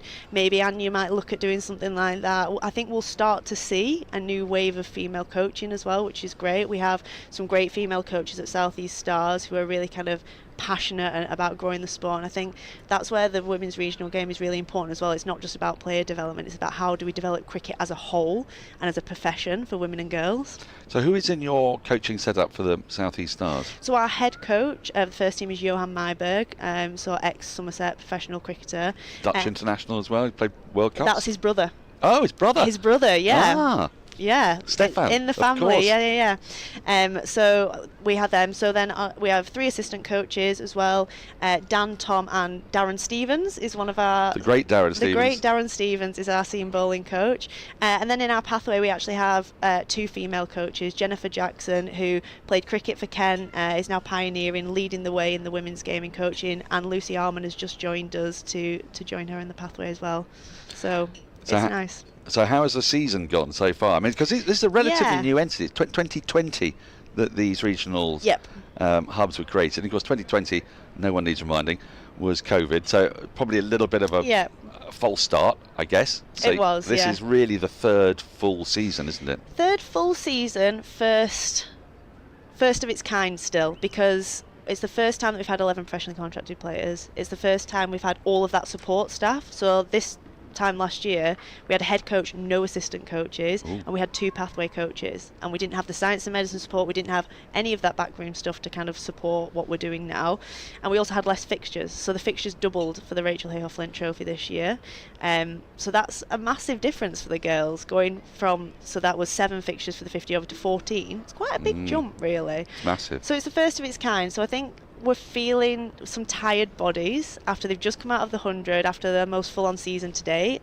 We've got 4 games left. We're sat 3rd currently, so it works the same as the one-day cup. So first place goes straight to the final, and then 2nd and 3rd playoff for that other spot. So we've got a lot to play for. We've got some big games coming up. We're playing the teams that are around us in the table. Who are those? Who are our biggest challenges? So I can hex them. So Blazer sat top at the table just now, and they're doing phenomenally well. They're flying. And then Northern Diamonds and always Southern Vipers are always there or thereabouts. So we've got games against all of those three. So you have 14 in the Rachel Hayhoe Flint. Yep. And is it the same number in the 7 in the Charlotte Edwards? 7 in Charlotte. So there's 21 match days. Yep. Which is obviously a big change, but there's also a lot of the cricket season for a professional player. So if they're not playing in the 100, although many are, but you will have some players who aren't in the 100 who are still professionally contracted, yeah? We didn't. Did you not? Not your whole squad? Yeah, so apart from a couple of unfortunate injuries who weren't able to compete in the 100, all of our contracted players were in the 100. We had 16 South East Stars players in total who were across the 100 teams. Oh, wow. Some of them unfortunately got injured in the season and weren't able to compete. But yeah, we were actually in a position where we didn't have that many left around, but we do have second 11 and academy cricket that happens through August as well. So there's always cricket on for the girls. And I guess this is where beefing up the club system is so important, because if you think about, say, someone like Conor McCurr, if he's not getting selected in the first 11, he's still got a pretty high standard of Premier League club cricket to go and play on a Saturday. And this has been the case for decades, that male professionals who are on the fringe, if there isn't a second 11 game or minor counties, but they might frequently play for Guildford. I mean, the Bicknells. Martin Bicknell famously played there. We were at Guildford the other day for a one-day cup game, and the serried ranks of internationals and Surrey players that have played for Guildford just shows that pathway is a mature one. So trying to develop that, so that I guess you'll be focusing on the bigger clubs like Reigate Priory and Guildford. Spencer, we already know, has got a lot, but that's where there'll be a focus, will there, to sort of create a women's Premier League for club cricket for the players who are sort of knocking on the door of the academies and it's funny you talk about Guildford. I was there this morning because we've got a game there tomorrow, and I was seeing some of the girls up the stairs, which is fantastic to see. But I think the way that women's cricket is ever so slightly different is that under regional we do have county still. So if our players aren't playing regional cricket, they are eligible and will play county cricket, so they've still got that high level of cricket, and then from that they do have their clubs, but it would be quite rare for a regional player to then not have county to then go and play club cricket. Right. Some of them do occasionally, especially like the academy girls, and a lot of them do choose to play men's cricket still. What do you think about that? I mean, I'm biased because it was the only option for me. So I've 13 to 18, I only played men's club cricket. I think it teaches them a lot. It's different though. The tactics and the nuances of the game are different, women's to men's, but I do think it teaches them quite a lot and it builds their confidence. I think it's starting to become a lot more open, those environments. I think when I was doing it, it was tough. To be an only female in a male changing room, but I think now they can just see that the level these girls are playing at and that they fully deserve to have a place in that team, and I think it's really good for them. Well, Aaron Brindle was a bit of a trailblazer in that respect, wasn't she? Wasn't she captain of Louth? I think. I don't know. You're testing my knowledge now. I think she did. I think she played Premier League in Lincolnshire, and played regularly in men's cricket. I suppose, just as an observer of women's cricket, so much of the game with the bat is about trying to get on top of slower bowling, and that was one of the things that really caught my eye about Alice Capsey, that it's pretty hard sometimes against slower bowling to generate power and timing, and sort of when you saw her taking on slow bowling with such consummate ease, she didn't need pace on. She could obviously play against pace, but she didn't need it in order to be able to hit boundaries. That I guess is such an important aspect of women's cricket, that you can't really as easily teach that in men's cricket, because there's so much more emphasis, isn't there, on medium and medium fast bowling, I suppose. Yeah, definitely, I 100% agree with you. Like you said, there's just differences in the women's game, and I think we saw that quite a lot in the 100 as well. Like, you would see them playing on the same pitch and it just plays so different, and that's just because of the pace of the ball, the movement of the ball. All of those things are just so different. Now, you mentioned that, and how important is it? Because suddenly all these squares are being used there by a lot isn't more people. There isn't an area that isn't now here. Well, there isn't, is there? But we often. I went to a game, I think, at Taunton, and there was a bit of a furore because the pitch had been used and it was a women's international, and the idea was, come on, show some respect to the women's game. How important is it that women get exactly the same facilities, I guess, as the men get? Because there are going to be issues going forward just with the number of televised matches that there are and the amount of capacity that there is on the squares. And it's been so brilliant watching women's cricket played in big venues in front of big crowds. Before that, saw an awful lot of out grounds, didn't we? I mean, what was the story about Nat Sciver-Brunt making her England debut it was somewhere like York or Harrogate or somewhere, it was a club ground. A good northern ground, I like it. No disrespect to these grounds at all. I can't remember precisely which way it was, but it was not even really a first class ground particularly. And now, of course, that's quite wrong and unacceptable. But that does create a certain friction. You get friction with the ground staff or with the clubs themselves? No, it's difficult. Look, it's getting better. I think this is an example. So the women's regional cricket has been played at 43 different grounds this season. Now that's a lot, and that's not through anyone's fault. That's physically the volume of cricket and capacity of being able to host us. Now, county cricket wasn't set up for double headers. Very rare, in fact most grounds don't have two sets of changing room facilities. So at Surrey here, we have to put up temporary facilities. We have to use temporary facilities if we're doing a double header because there isn't 4 changing rooms. So they've just not been built in a way that allows that. But the big important thing is it's the tone at the top, it's the messaging at the top. You need buy-in. So for me to be able to have those conversations around we're doing a double header, where can the girls change, you need management, you need leadership at these counties to be like, well, the men's and women's, that's equal standing, so they should get the same access to facilities, the same change rooms, all of those things, and you need that buy-in to be able to do it. I need to be able to turn around to Lee and say, when you're planning your schedule for the summer and you've got all these international decks that you need to cut, make sure we're in there too. And they are, like Surrey are phenomenal at buying in and really helping us do that, but it's a challenge because this ground isn't built to house 2 professional teams, right? So what do we do and where do we go? And it's just making sure that the counties are engaged in those conversations because we can't do it without their support. Now, we touched on it at the start of this chat, but there has been an announcement made this week about equalisation of match fees. We're going to be very clear about this. This is not equalising contracts. So I've seen some varied responses on Twitter. I think the more enlightened ones are, well, of course, this makes total sense of playing in a match. The match fee should be the same. And there are some who have not quite got the right end of the stick. So, a woman cricketer, Heather Knight, is not going to be earning the same amount from her ECB contract as Ben Foakes. No. But when she goes out and plays a test match, her match fee will be the same. And I was talking to Alex Hartley the other day and asked her what her match fees were when she was playing international cricket. She said she didn't get one.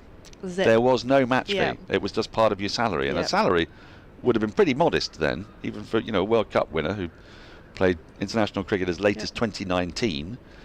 And now you can probably make more money in the match fees alone in a summer probably than you could make as your salary. Back in 2019, you would imagine. Oh, yeah, easily. Way more, yeah? Yeah, easily. And look, it's all a journey, right? It's a phenomenal first step to where we want to go and what we want to achieve in terms of parity.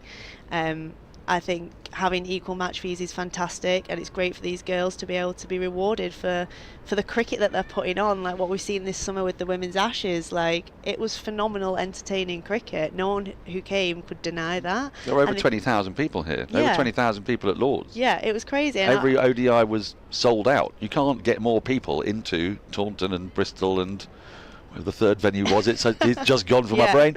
They were full. You can't say who cares if the ground is full. Yeah, it was, and I was lucky enough to go to all of those games, and it was the buzz around, and just seeing so many families and kids engaged, and they were all so exciting as well. Like, great games, weren't they? I mean, so close. Even the game that England lost in all 3 formats actually were really tight. There was one Australia won with 1 ball to spare. There was one they won by 3 runs, wasn't it? Exactly. I mean, I remember the noise the Holly stand made when Amy Jones put on a bit of a recovery. I was there. It was fab. Oh, wasn't that? Yeah. I mean, it was goosebumpy. It was I was like nearly on my chair, up and Yeah. cheering. It was, and I think, and it just shows how much the game has grown. Like, did we ever think that in such a short space of time we would be competing with a nation who has been ahead of the time in women's cricket for so long? You might have looked back a couple of years ago and said Australia are 10 years plus ahead in their women's setup because they've invested in it. Well, now that gap is closing. We're nowhere near that. Like, we're barely behind anymore. Well, we're level, aren't we? Yeah, technically, yeah. If you look at the scorecard. And actually, England won the T20 series and the ODI series. Yeah. So, you know. Yeah. Actually, I think England played a tactically smarter game actually than Australia did, and they were a bit unlucky in the Test match. And it's tough though, isn't it? And with that Test match as well, like there's arguments where do you put it, right? If you put it at the end, it could just be a blockfest playing out for a draw. If you put it at the start, it could change the whole makeup of the Ashes. So where do you put it? And there's no perfect solution, is there? I mean, you might argue that you could go 4 points, 3 points, and 2 points.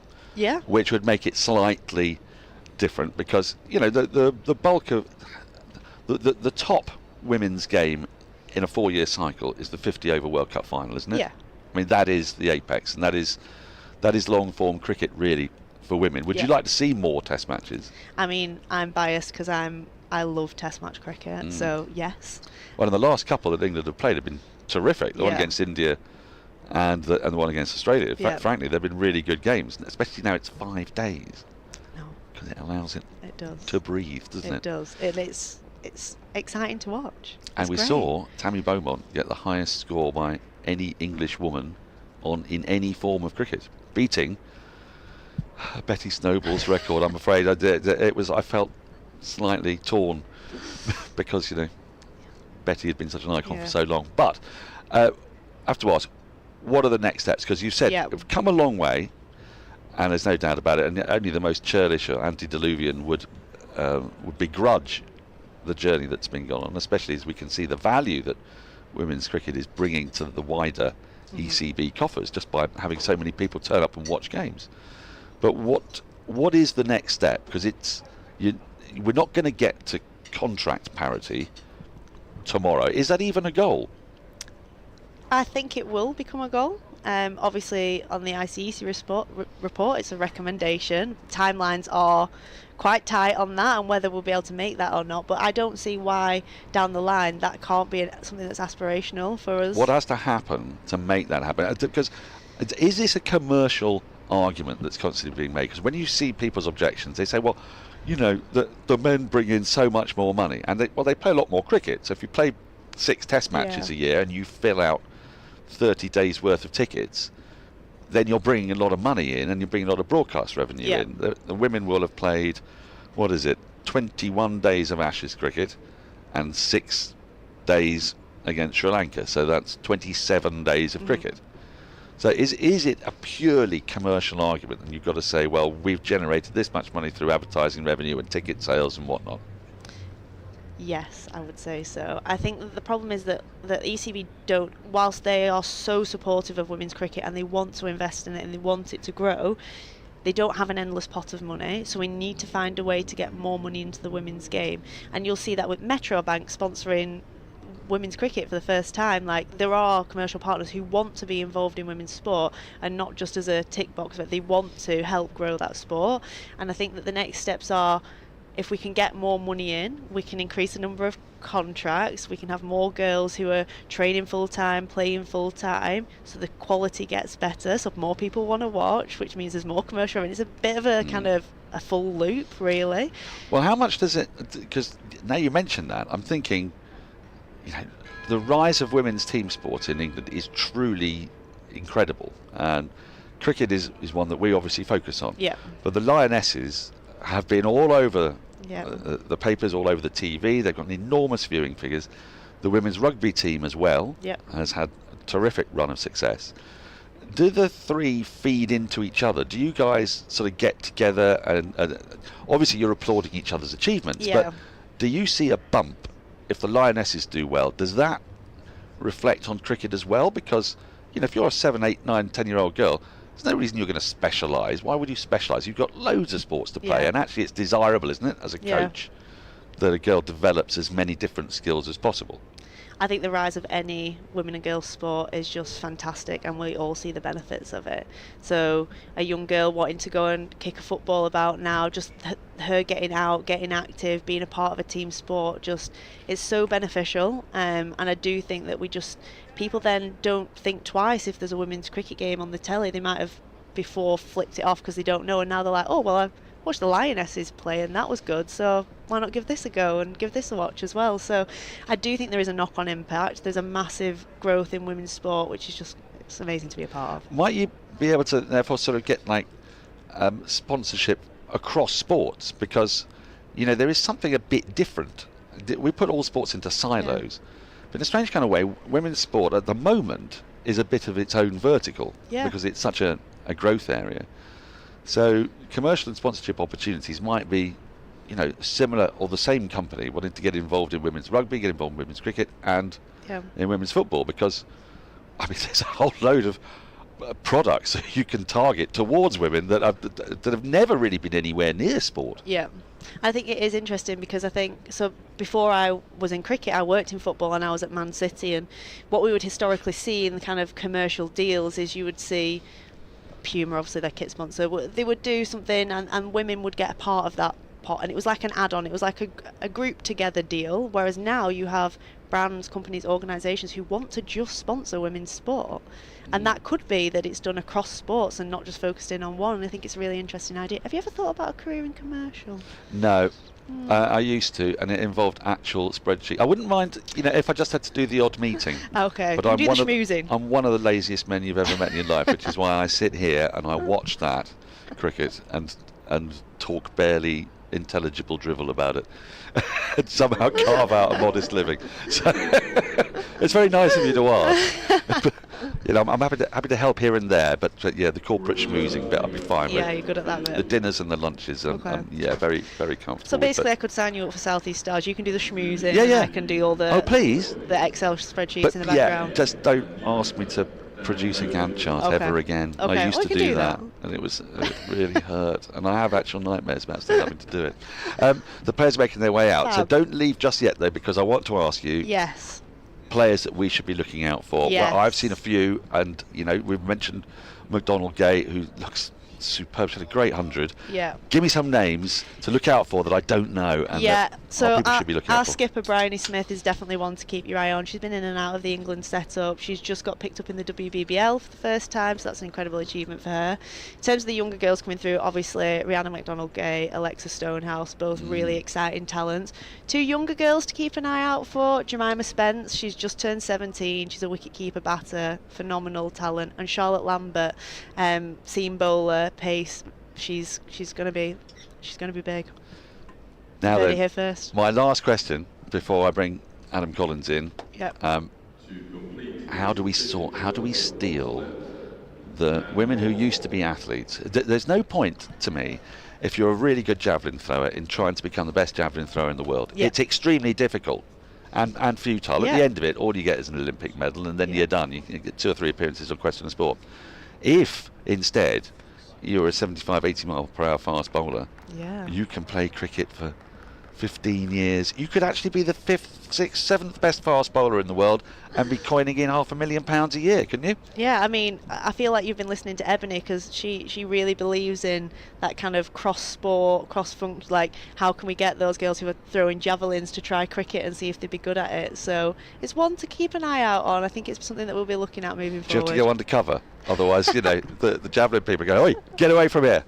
It's a first ball after lunch, be delivered by Dan Worrell, and it's the last ball of the over that wasn't completed because he picked up a wicket with the last ball before lunch. It's time that we went off and gone on lunch. Emma, thank you so much for telling us so much. Thank you for having me. No, best of luck. When's your next game? Tomorrow at Guildford. So if anyone is not wanting to watch Champo cricket, please head down to Guildford. Free entry. It's a beautiful sunny day. If you're in the vicinity, get there.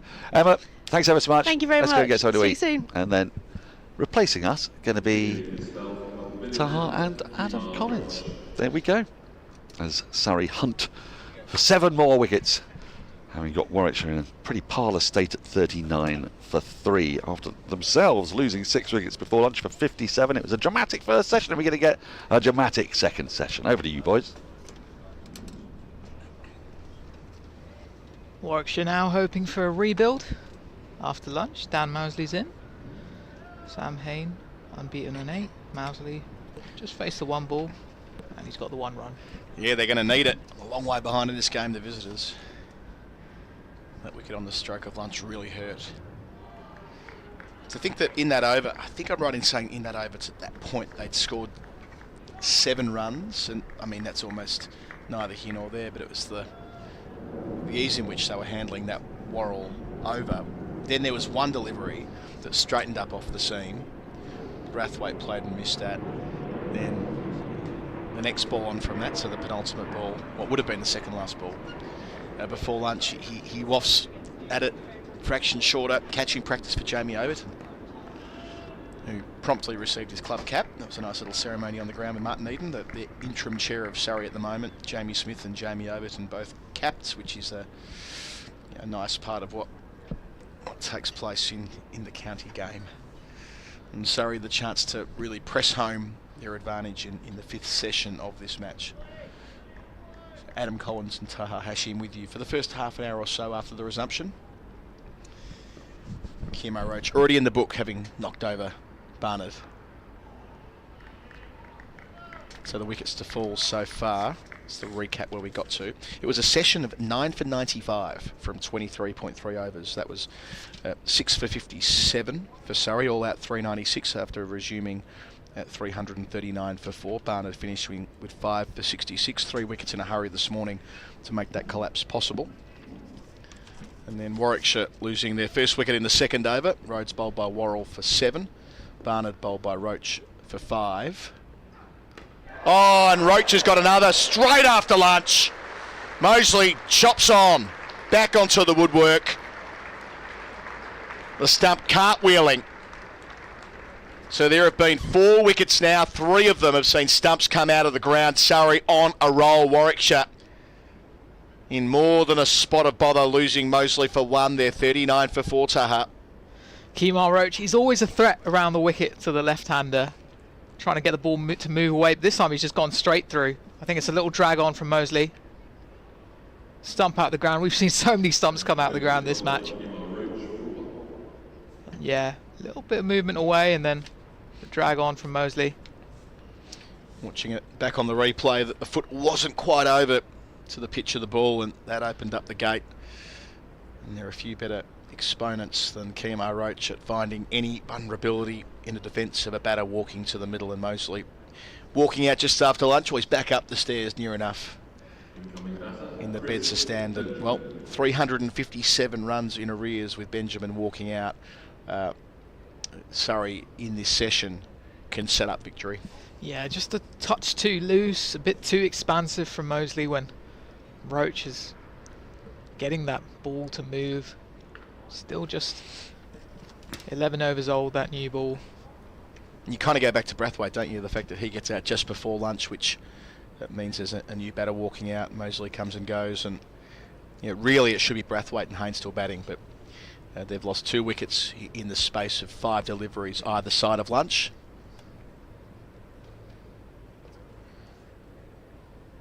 And the new man is Chris Benjamin.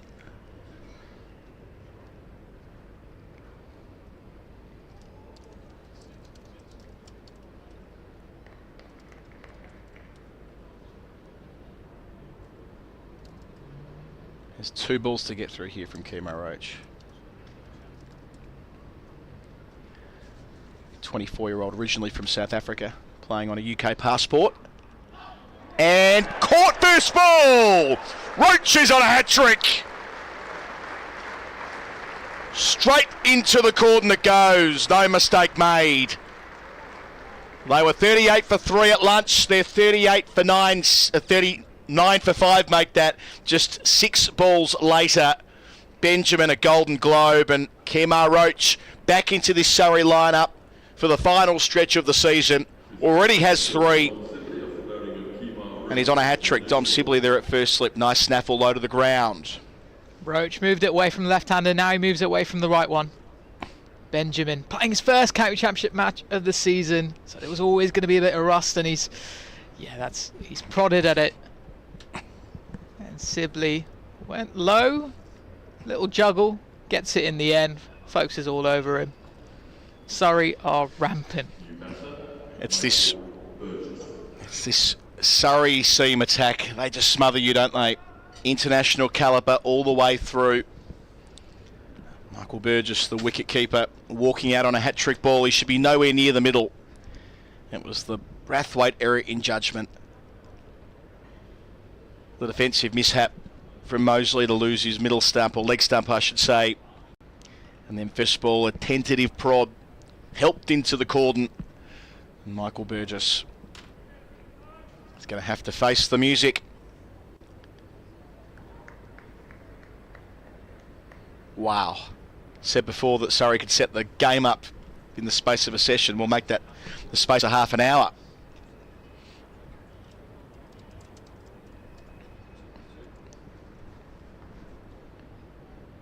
Burgess, highest score of 88 this season. That was against Hampshire back in May. Kemar Roach on a hat-trick. 3 in the cordon. Not far away, sneaks it through about fifth slip, goes away for 4. So 2 wickets in his first over after the luncheon interval. Warwickshire 43 for 5, and that's a pretty good delivery to send down when you're on a hat-trick as well. Made in play, found the outside edge, but along the turf, boundary first ball for Burgess. Yeah, Roach is chuckling away to himself. He was in the game there, just for a fraction of a second, an edge, but it flew low. Oh yeah. You can easily see a world where that lands at third slip's hands, can't you? Maybe. Probably didn't need to play it, truth told. No, just slightly full. And so when it's come off the bat, it stayed pretty low. But now, Warwickshire look to that man again, Sam Hain. He's their guy across every format, and he's going to have to do something pretty special today. And Kemar Roach does have a hat-trick, an international hat-trick, back in the 2011 World Cup. The first West Indian to take a hat-trick in that particular tournament. That was against the Netherlands. Oh, he's been around a long time, hasn't he? Yeah. Remember when he came here in 2012 and worked over a young Johnny Bairstow with the short ball a long time ago. So Worrell to continue. Wicket in his previous over. The openers have got 5 between them. And they've still got Clark and Laws and Steele to come at the bowling crease.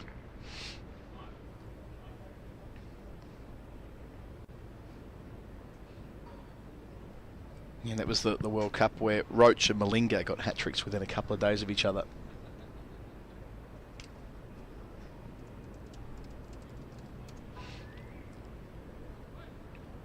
Now 35 years of age. I think that's part of it with Surrey, isn't it? That it's the seam bowling depth that we talk about a lot, but it's that they're very experienced, battle-hardened operators. Dan Worrell, well into his 30s as well. He's played international cricket in this second part of his cricketing life, moving over to England, in theory to qualify for England as well, for what it's worth. And Roach back for a 3rd spell at the club. 4th spell, because he came back late last year as well, didn't he? So he's had 4 goes here at Surrey in the space of 2 years. And they're able to tick off pretty much every box if you look at their whole attack. You know, if everyone's fit and everyone's available, you'll have a left armour in Reece Topley. You'll have a proper express quick in Gus Atkinson. You know, JB Overton could very much bowl 90 miles an hour as well. Forgot about him. He goes all right. Yeah, and he's, you know, an express quick, but slightly different to Gus Atkinson as well. In the sort of lengthy bowls, the kind of role he has. Roach, 513 first-class wickets now at just on 26. Made his first-class debut in 2008. His test debut in the July of 2009. So he was rushed through, and they got him in with that raw pace. Roach, Mark 1 was quick. Nice shape from Worrell, but well handled by Hain. That's been the key thing with him. You know, obviously when he did start off in international cricket, like you say, it was very much about that kind of raw pace that he had, but he's just such a skilled bowler now, especially when I love watching him to a left-hander coming around the wicket. I mean, that was a short battle he had with Mosley there that he won pretty quickly, but what he does like to do is come around the wicket, shape that ball away, bring the slips into play.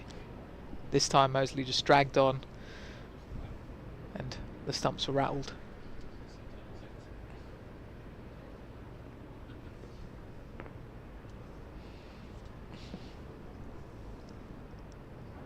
Remember, it was a strong subplot of that 2012 Test series here. Roach's first trip to England as a Test cricketer when he was up against Johnny Bairstow in his first year of Test cricket as well. And both at Lords and Trent Bridge, there was a lot of focus on whether Bairstow could handle the heat of Roach.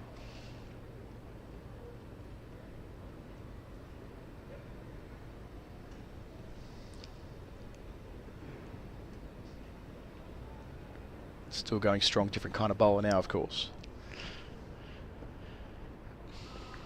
Leaving alone again in the Channel, Burgess. 44 for 5. They trail by 352.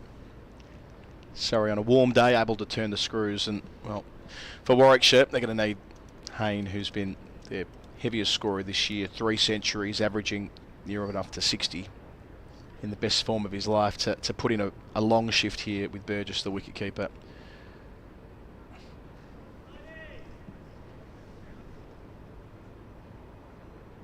There have been 11 wickets today already for, it was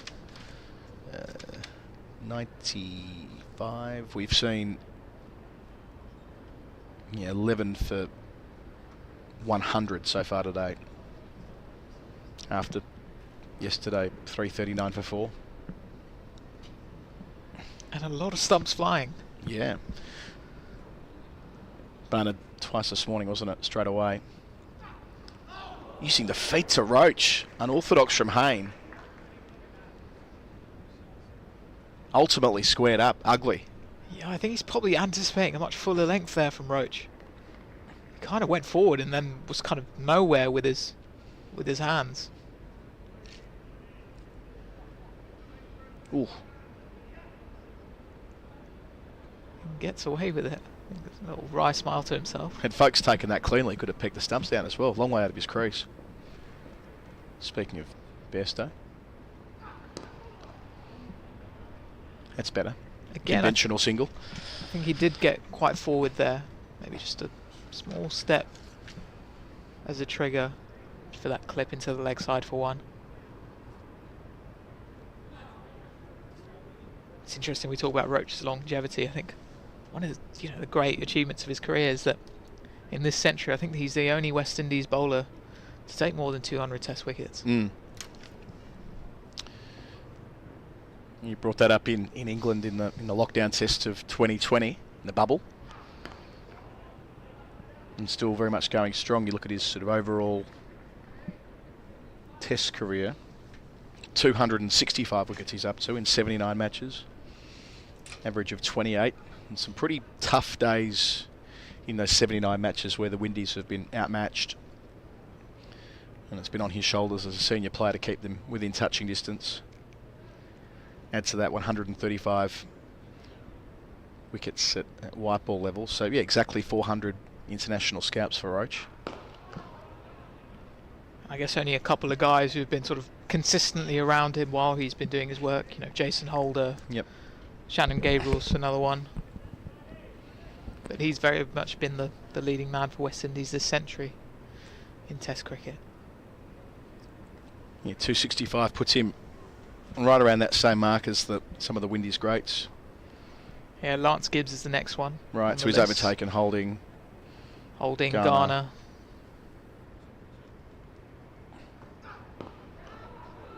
Not far away from the catching man at mid-wicket there. Fraction up-ish. 1 run to the short side of the ground for Burgess. 1 left in over number 13. So the 309 of Gibbs is next.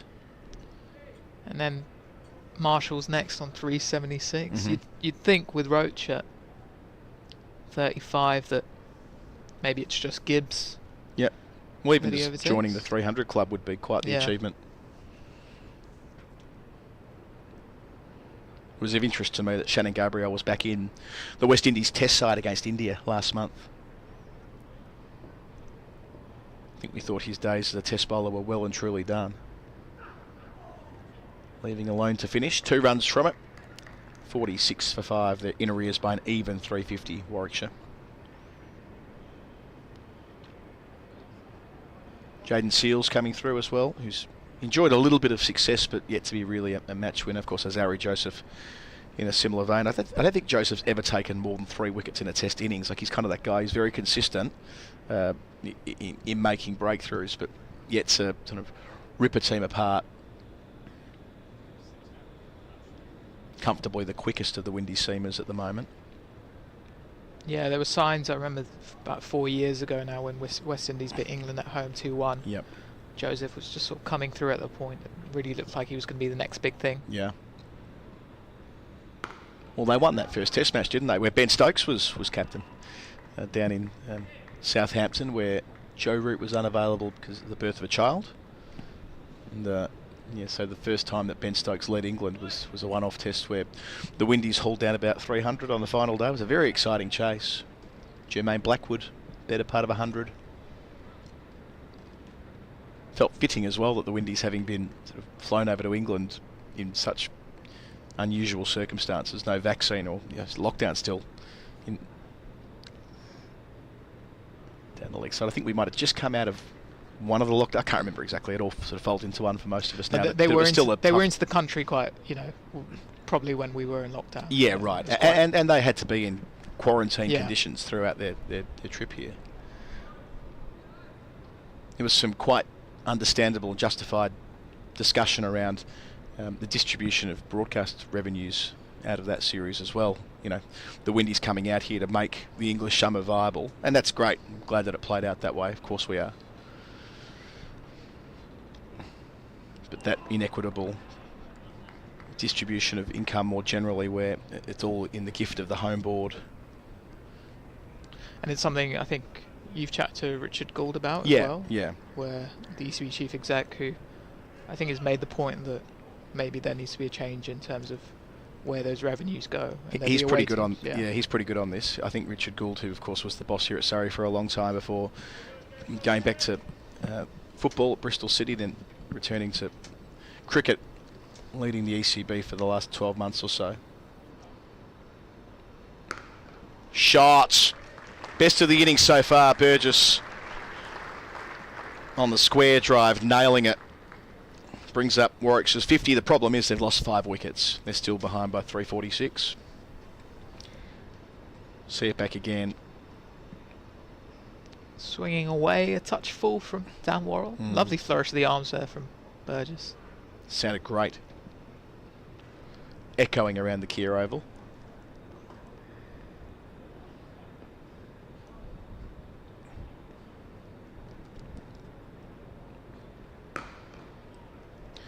Very similar shot.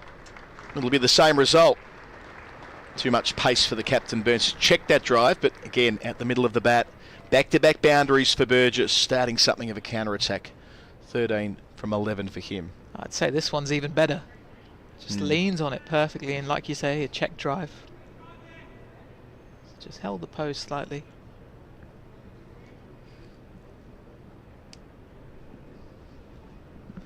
So Worrell's bowled unchanged from our Vauxhall lens so far for a couple of wickets. Rhodes and Brathwaite, but he might be nearing the end of his spell. Still got the 3 slips. And he'll get a catch there too. Not too dissimilar at all to what happened with Brathwaite, who'd scored earlier in the over, boundary through mid-wicket, then gave a catch to second slip. Well, if he nicks off there, it would be a disaster for Warwickshire. Not to beat. 54 for 5, 8 runs from it. Yeah, just to come back to that point about Richard Gould, he understands that for English cricket to survive is the wrong word, to flourish into the future, it can't do it on its own. It can't be a conversation that's simply around India or indeed Australia, the former big 3. Of course, now it's just the big 1, isn't it, with India, but the former big 3 members when they were running global cricket a decade ago. That to have a sustainable revenue stream coming out of Test cricket, it has to be more than 3 nations. And I know we've got the World Test Championship at the moment, which should be celebrated, but all the chat and all the talk behind the scenes is how that will be narrowed in the years to come. There's 2 more cycles of it that are inked into the Future Tours program, but beyond that, so maybe 4 or 5 years from now, how many teams are left in this very competitive world with T20 franchise cricket? Specifically the T20 franchise cricket owned by the IPL League, or the IPL owners, I should say, and where nations might fit in. We've seen that South Africa, that dreadful story about how they're going to be forced to send a side out to New Zealand for 2 test matches early next year, which has nobody who's involved in the SAT20, in other words the mini IPL being played in South Africa. So it's not just a reserve side either, it's like the reserves of the reserves.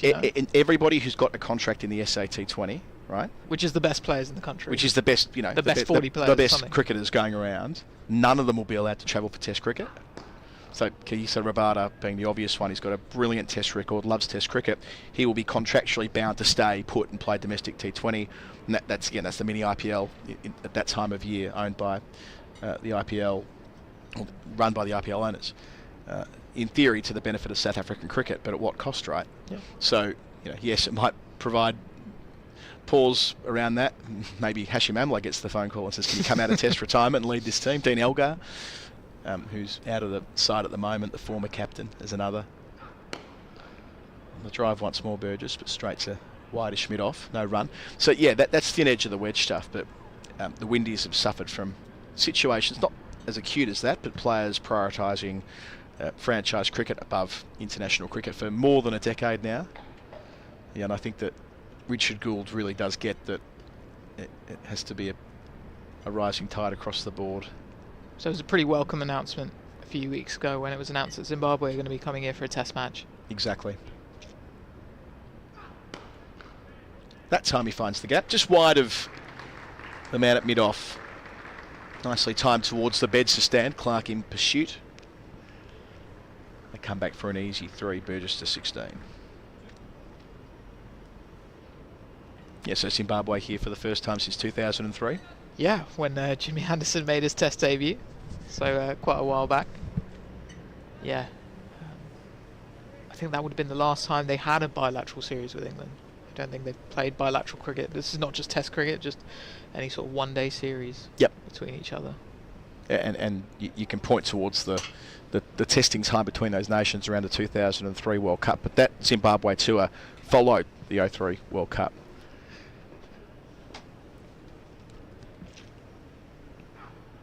Down the leg side to finish, 4 runs from it, 58 for 5, Warwickshire, behind by 338. But yeah, the Zimbabwe test match might appear like a relatively small thing in the grand sweep of things, but it's a price signal to the wider world that England are still committed to playing as many nations as they can. Of course, Ireland played a test match here earlier this summer, and sure, it wasn't a particularly competitive test match, but you can't have full member nations not able to play test cricket against major nations. It's never worked like that, nor should it now. So I think that the ECB have got some pretty sound direction on that front. Yeah.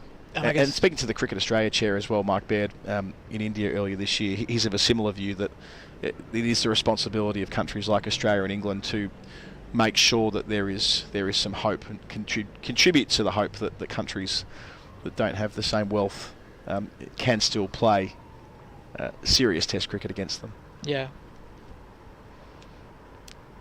Overton on for the first time, replacing Worrell. And with that announcement that Zimbabwe are coming back, it was kind of a reminder that Bangladesh have not played test cricket in this country since 2010, which is just kind of bizarre. If you think to 4 years ago, the 2019 World Cup, the crowds that Bangladesh brought to the stadiums here, and also when Ireland have played in England recently, the numbers that have turned up for those Bangladesh games. It's one of the highlights of the World Cup in 2019 when Bangladesh beat South Africa here at the Oval on opening weekend. Just gets tangled up there, Burgess, off the thigh pad. Yeah, the crowd was packed that day, mostly with Bangladeshi fans, and everywhere they went with their with the toy tigers they were taking from ground to ground. It was a great part of the spectacle, and it's just a lack of respect. That's what it boils down to. The perception that they're not They're not really a test-playing nation, despite having been granted full member status 23 years ago. Yeah, and despite the fact that the last time they came over, Tammy McBall, a young Tammy McBall, made a couple of centuries in that test series, was named a Wisden Cricketer of the Year. Yeah. Oh, gee, that's loose from Burgess. Early on. I mean, I suppose it's there to be hit in theory, but doesn't look good with not a lot of footwork through to the gloves of Foakes. And Bangladesh beat England in a test match in their most recent series back in late 2016. So there are lots of reasons why they should be the next invitee, and again, Richard Gould, when we spoke to him at the start of the summer, said as much about Zimbabwe and Bangladesh. They need to find a way to get that right.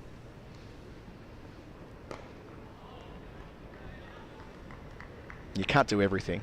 Not one board can solve the problems of world cricket, but the major nations, the wealthier nations, can play their role, can play their part.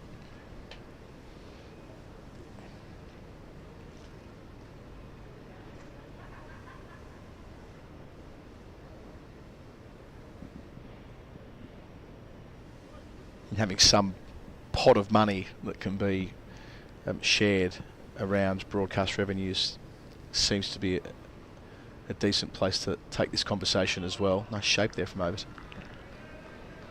Even if it's a percentage, like a small percentage of what gets done out of India, for example, makes a massive difference. Improbable as that is.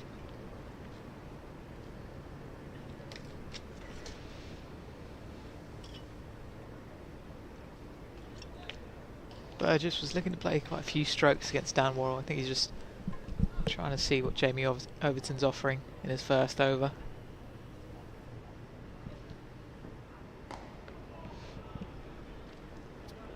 Keeps a strike from the final ball, Burgess. Up to 17, 59 for 5.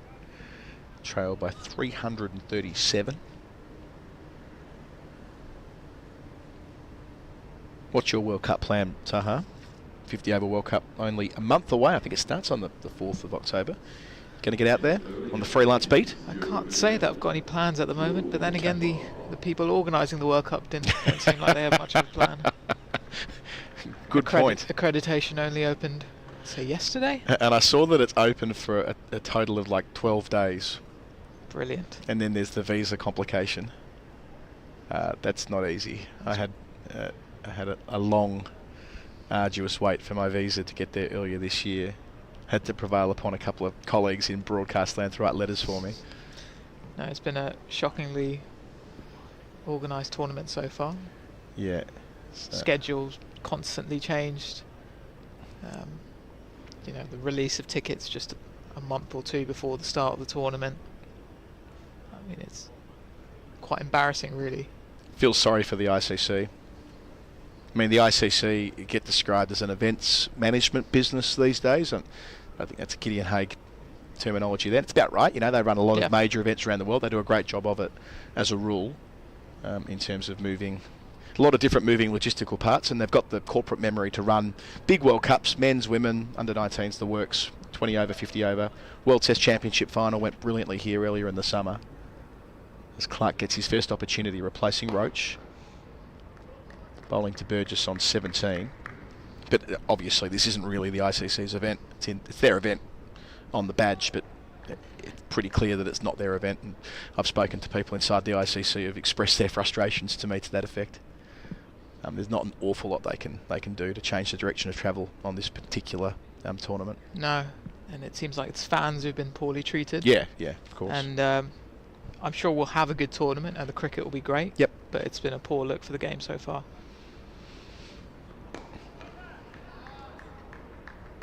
Yeah, good luck being an overseas fan trying to buy tickets to see your team play. Or having who has the ability to change plans in their life 6 weeks out? Like if you have a job that permits you, say, 2 or 3 weeks or 4 weeks of annual leave of a time. That's shambolic. Oh, cut in half.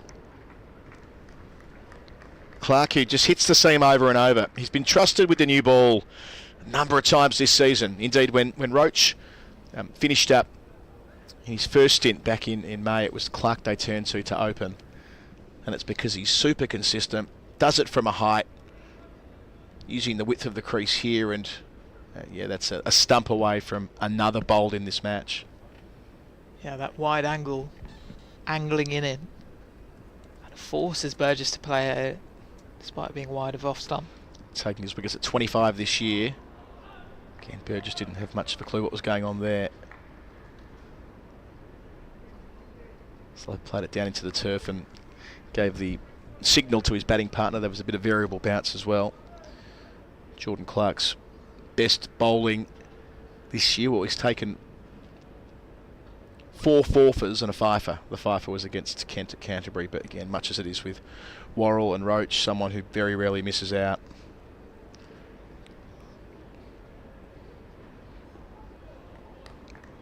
Did miss out with the bat today. Got a second ball duck, so he'll be keen to get into the game nice and early with the ball.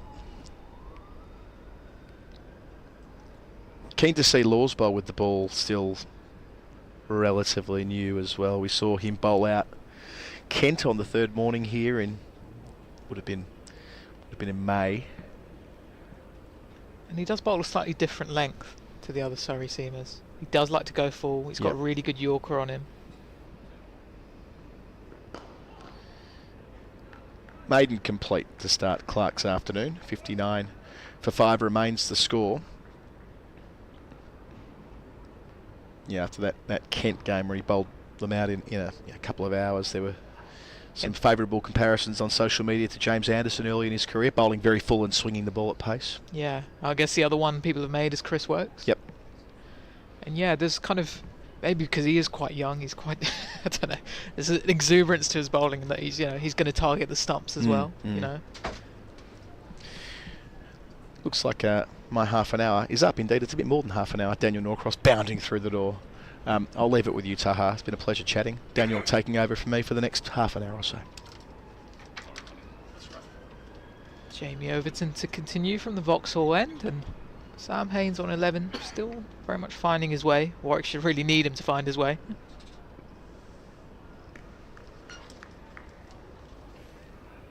It's explosive straight after lunch, wasn't it? But these two are getting a bit of equilibrium back here. Surrey have changed the bowling, both ends. Still not seen Tom Laws yet. Fancy he might prosper, potentially, on this wicket. The golden arm of Tom Laws. But we're seeing a bit of raw pace from Jamie Overton.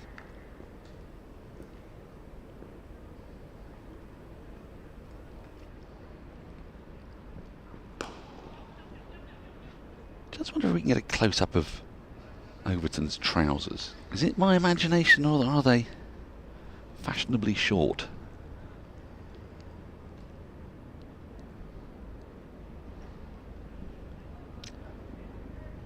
Maybe he just wants to let the calves breathe a bit more. Yeah, top of the ankle. Yep. On a hot day like today. Have like a raccoon tan just above the top of his foot.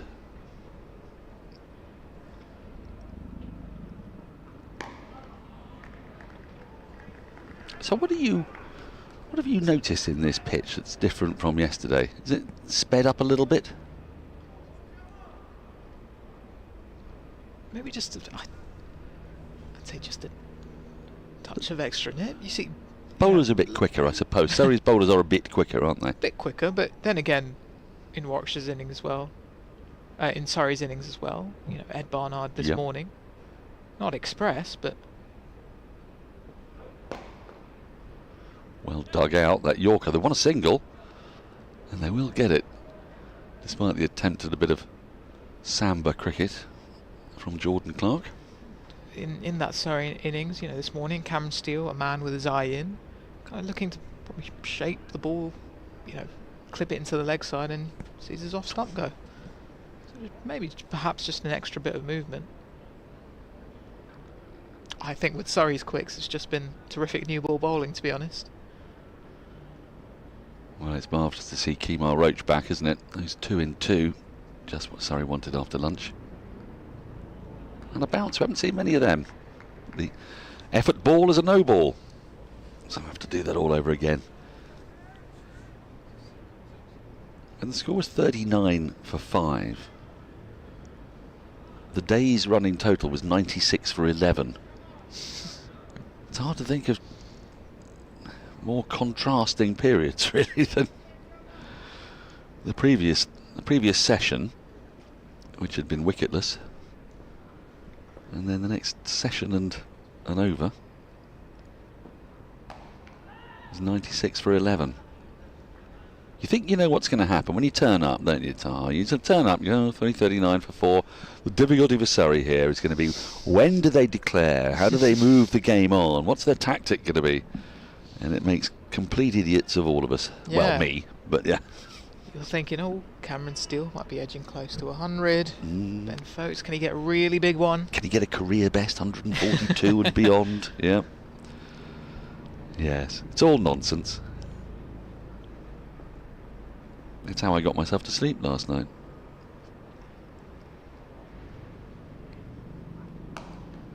You were just thinking about Ben Foakes' career best. Yeah. Yeah, well, some people count sheep or do whatever they do. I just sort of measure out my life in silky drives and nurdles into the onside by Ben Foakes. You just think about Ben Foakes before you go to bed. Yeah, and as his helmet comes off as he raises his bat, and flick of the hair and the salty, sweaty moisture that sprays off that head. I'm sure you're not the only one. I'm sure I'm not. I mean, what do you do to get to sleep? Doesn't everybody do that? I think of Johnny Best, though. Oh, right, yeah. Well, why not? Yeah. Yes, it's a perfectly noble thought to get. Just him roaring. Yeah. After he's made some runs. Oh. Yeah, bludgeoning. So whenever I think of Johnny Best, I sort of think of an angry policeman chasing after a child who snatched an apple from a fruit stall. You know, as he hurtles after the ball with great purpose.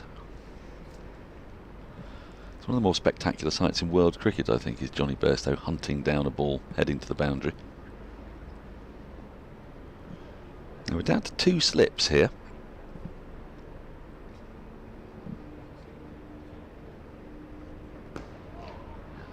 I did like Surrey's plan to Sam Hain, and they weren't far off pulling it off, were they? A couple of times. That sort of backward, yeah, sort of almost like a leg gully and then a catching mid-wicket as well. So I suppose it was a backward square leg, really, because Hain, and this observation has been made many times before, but right now he couldn't look more like Jonathan Trott if Jonathan Trott walked out and stood at the non-striker's end on his bat. But that sort of work into the onside wasn't a dissimilar field to the one that Warwickshire employed against Dom Sibley. I think they're going to change the ball here. They are. It's gone out of shape. It doesn't go through one of the hoops. It's got to go through one hoop, and it's got to not go through the other. So evidently it's not going through the hoop it should go through. Another ball change at the Oval. Oh. Yeah. Well, could it be as dramatic as that? What do you make of that? It's good to see. Good to see Australians being able to move on. Well, it was very new, wasn't it? For a ball that was meant to be, what, it was 60 very overs new. old? Yes, it was pretty scandalous. Like that. I think it was only about 40 odd, but 40 yeah, 35, yeah. 40. But I take your point. The one that was removed was very scuffy. Yeah. And the one that came back, Ben Foakes could literally have done his hair in the reflection of the ball. Yeah, very much so. The one they brought out doesn't look quite as potent as that Test match ball. Well, it made for an entertaining final day. Well, it really and did. Then for the conspiracy theories to emerge, that the ball was 5 years old. Been waiting for this moment its whole life. That's right. Been waiting to be unleashed precisely in the moment when England needed to take wickets to draw a series. It does seem somewhat unlikely. You think they might have brought that out at, at Edgbaston in the first Test, where England needed a couple of wickets to win. But it's great to see, though, that Australians are able to let sleeping dogs lie. I mean, I don't think I've heard a peep out of them about bodyline for about 4 or 5 months now. And it's only been 91 and a half years since that happened, so it's kind of great.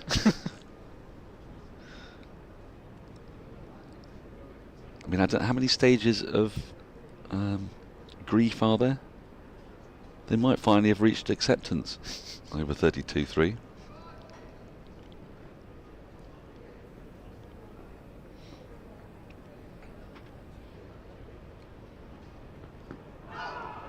Now we've got an interesting fielder in here. We've got a very short, straight mid-on. He's not a silly mid-on. He's not quite as short as that. I'd say he's around 4 or 5 yards advanced down the pitch. But he's extremely straight. His left foot is no more than about a yard or so away. You can see there on the screen. A yard away from the cut strip.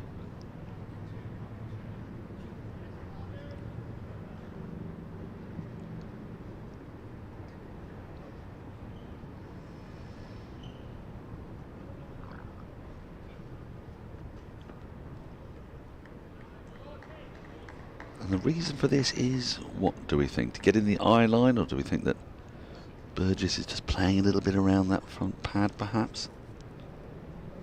May just be forcing things a bit more. He was going at a pretty good rate to begin with. A couple of lovely cover drives off Dan Worrell. So maybe Surrey just feel that they've strung quite a few dots together now, and the pressure's building, and might do something a bit silly. Although that field has gone out now, I should say. It's coming to slip. But there is that drive of which you speak. Very fine batter, Burgess. Did he not have that epic 10th wicket partnership with Oliver Hannon-Dolby? Not that long ago. Must be last season, I think. Am I imagining that? I think that may well have happened. Yeah, I think Oliver Hannon-Dolby batted for an inordinate amount of time and got Burgess well past his 100. So I think that might have been the game when he was rather disappointed, OHD, to get a single. Because he was on course for one of the longest noughts in the history of cricket.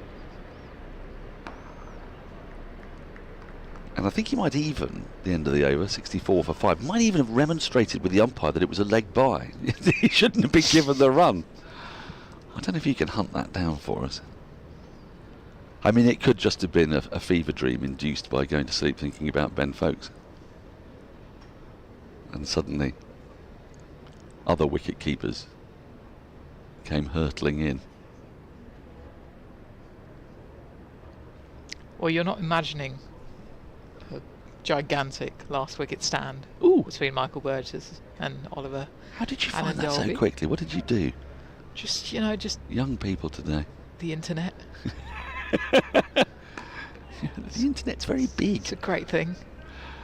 Yes. Yeah, Burgess bang at 8, made 178 off 221 balls against Surrey. That's why I remembered it. Edgbaston. Yeah. Oliver Hannon-Dolby 11 off 89. Together they strung together a partnership of 122 for the last wicket. Yes. I thought there was an unpleasant memory in there somewhere. I'll try to push it to the back of my mind.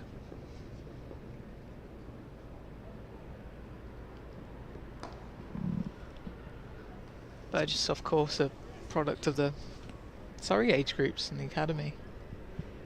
He's been around quite a few counties. Well, this is the problem you see when you seed all these players and they come back and play against you. They do like to make a point. 178 runs is quite the point. No, he's got a good record for a first-class wicketkeeper. 75 matches before this one, averaging just under 35.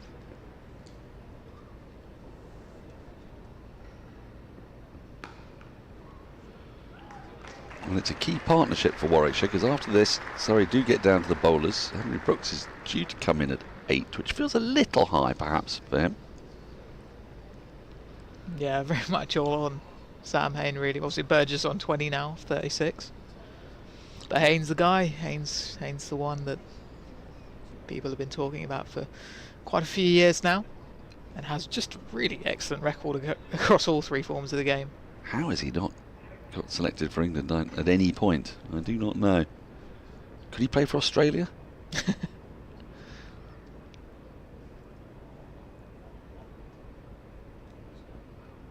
Obviously played for Australia under 19s. Mm. And yeah, I guess the thing with him is he started off with a terrific 50 over record when England were obviously stacked with options in 50 over cricket. Maybe the complaint was that he batted a bit too slowly, but in the last few years in T20 cricket, he's going as quick as the best out there, really. Had a rather good 100, didn't he? He's terrific in the field. He pulled off that extraordinary save, wasn't it? A deep long on, stroke catch.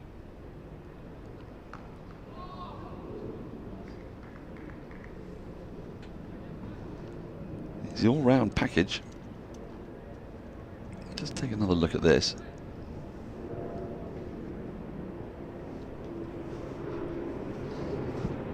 Trigger movement takes Burgess back towards his stumps, and then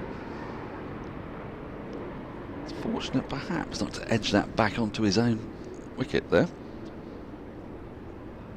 The extra pace of Overton just rushing him.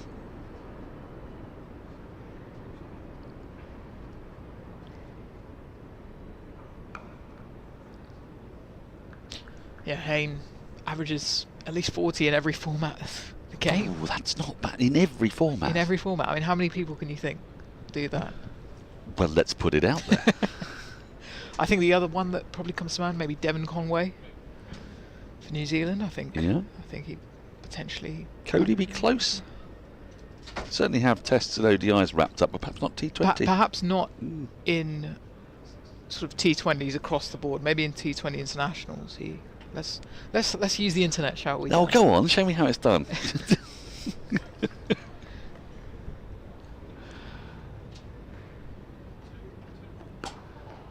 I should have underestimated the great man. Averaging 41.4 in T20s, 56.03 in List A cricket, 50.34 in first-class cricket. There won't be many more. Fortunately, Andrew Samson's coming in shortly, and he doesn't know this yet, but that's going to be the first query we're going to put to him. Batters out there who average over 40 in all three formats, we're going to decide that the 100 is a format of T20. It is. It is, isn't it? Yeah. That's what the statisticians say. Statisticians. Easy it really is to say. time for me to change over, isn't it? Have you been on since lunch? I have, yes. Oh, you've had a long old time. Yeah.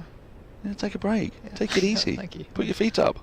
I think I'll just explore the internet. Yeah. Well, so tell me what you find down there. People do rave about it. I think I'm going to have my own attempt at finding a few more batters, averaging at least 40. Well, if while you're doing that you could find me a reasonably priced wrought iron fold-up table and 2 chairs for the garden, that'd be great, because I'm also after one of them. I want one. It's quite nicely designed.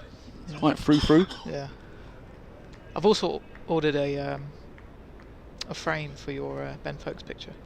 Oh, thank you. Yeah. Thank you. I hope it's a very large one. Yeah. It'll go above the piano.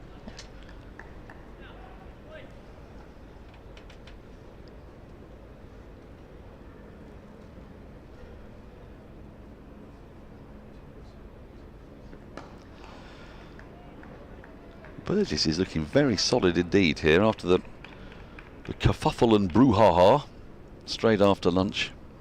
And 2 went in 2 at 39 for 5. He just wondered if Warwickshire were going to make it to tea. But these two have rebuilt well. And they look safe, don't they? They look safe at the crease. They have, but Surrey have brought Cameron Steele back in to that. Oh yeah, it's tricksy position. Yeah, perhaps just to distract him. Well, he's sent Sam Hayne a lot wider at the non-striker's end.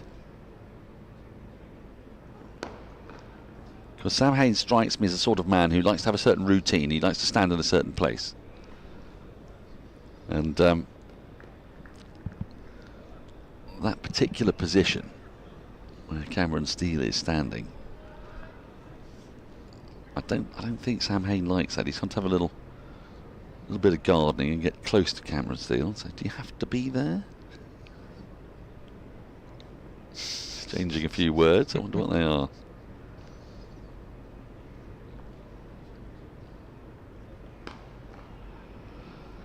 So end of a maiden over from Jordan Clark.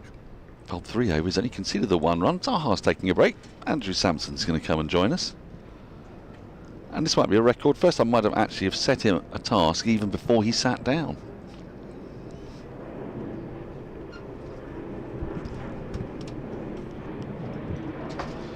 The context of this, of course, is that Sam Hain averages over 40 in T20s, List A and first-class cricket.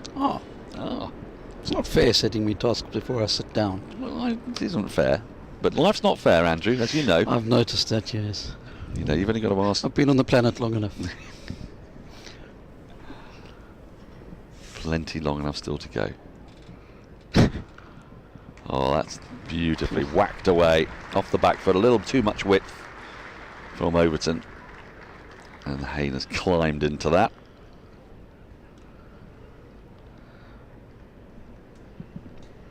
Still at the crease, but short and wide.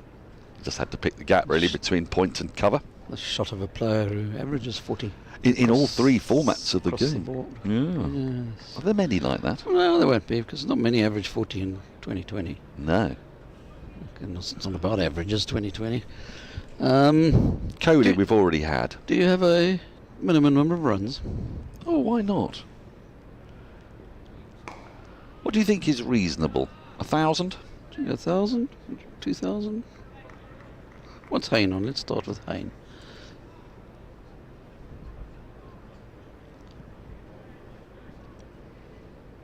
What's he got there? 3,600 T20s. Oh, let's call it 3,000 then. Let's call it 3,000. Yeah. Right. So 3,000 in all 3 formats? Are we going to go 3,000 runs at an average of over 40 in all 3. Yeah. Well, Kohli will definitely be there. Kohli is there, yeah. We've checked him. Sobers isn't. Bradman isn't. No. Tindulkar isn't. No. Lara. No. Well, they weren't up to scratch, were they? Yeah. Especially Bradman. It's good work on the boundary to keep that to just the 1 from Dan Worrell. As this partnership grows and develops. Well, they've almost doubled the score, haven't they? Yeah. Very wobbly at 39 for 5. We'd had 11 wickets for 96 in the day at that point, which is a big contrast to yesterday. Well, it was, wasn't it? I can't remember what the session stats were for the 3rd session, but it was 100 and something for none, I think. Yeah. Well, it was 111 for 2 and 113 for 2 in the first 2, so it would have been 115 for none. Is that maths right? Yeah. Good. And then 9 wickets fell in the next session. Yep. And 2 wickets at the start of this session. Right, 3,000 run minimum. Well, there are only... Oh. Well, there's only 6 players who've scored 3,000 runs at an average over 40 in T20s. Is that right? So that narrows down the list quite a lot. Right. I'll give you them. Oh. Mohammad Rizwan, Baba Azam, Devon Conway, KL Rahul, Virat Kohli and Sam Hain. Now, I would reckon that Devon Conway probably averages 40 plus in the other 2 formats. He's averaged over 40 in Test cricket, but has he played enough List A cricket to get 3,000 runs? That's a good question. That's the format that's sort of drifting away, isn't it? Yep. Well, there's also a format where it's become easier and easier to score runs. That's true. Much higher averages these days than they used to. You say easier, they might just be better at it, you know. Well, it's possible. But I think pitches are also flatter than they used to be in the old days for one-day games. Bit of an inside edge there. Seen that a couple of times today. End of the over, 6 from it, 73 for 5. I mean, they almost certainly are better at it. But it's also, I don't know, pitches are so flat these days for one-days. Where are we? So, what do you mean no cases? Something went wrong in that. Don't worry, I was talking to myself. Andrew Samson, talking to himself hour here on the Surrey live stream. Please change channels at your earliest convenience. We have a temporary fault in our commentators. They're talking not to you, but to themselves. As a helicopter flies overhead. quite a quiet helicopter. I barely heard that. Now, Tom Laws is coming into the attack. From the pavilion end, that was the end that Ed Barnard got so much success from. He's got something of a golden arm as Tom Laws. Been very effective for Surrey with the ball. He has been, hasn't he? He's highly rated as a batter as well, isn't he? But he hasn't scored a lot of runs. Hasn't scored a lot of runs, has he? But anyway, he'll get there.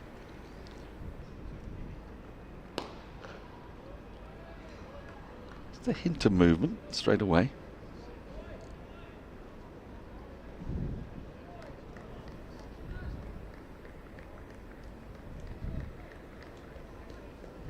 Now, Rizwan might not average 40 in tests, might he? Babar Azam will. Yep. He'll be 40 across the board, won't he? Yeah. 40 plus.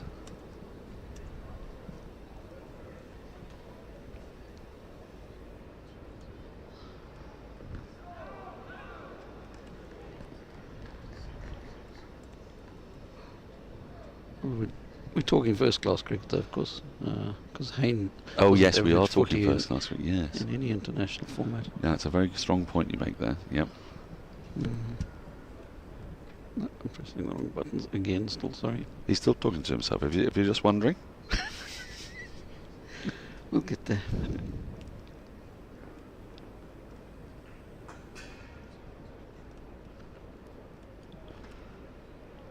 Little wide there, bit of a tempter for Burgess. I suppose in a way commentators have always been talking to themselves. Well, it often feels like that, doesn't it? Yeah. Well, I remember having a conversation with a colleague at Test Match Special, whom I shall not name.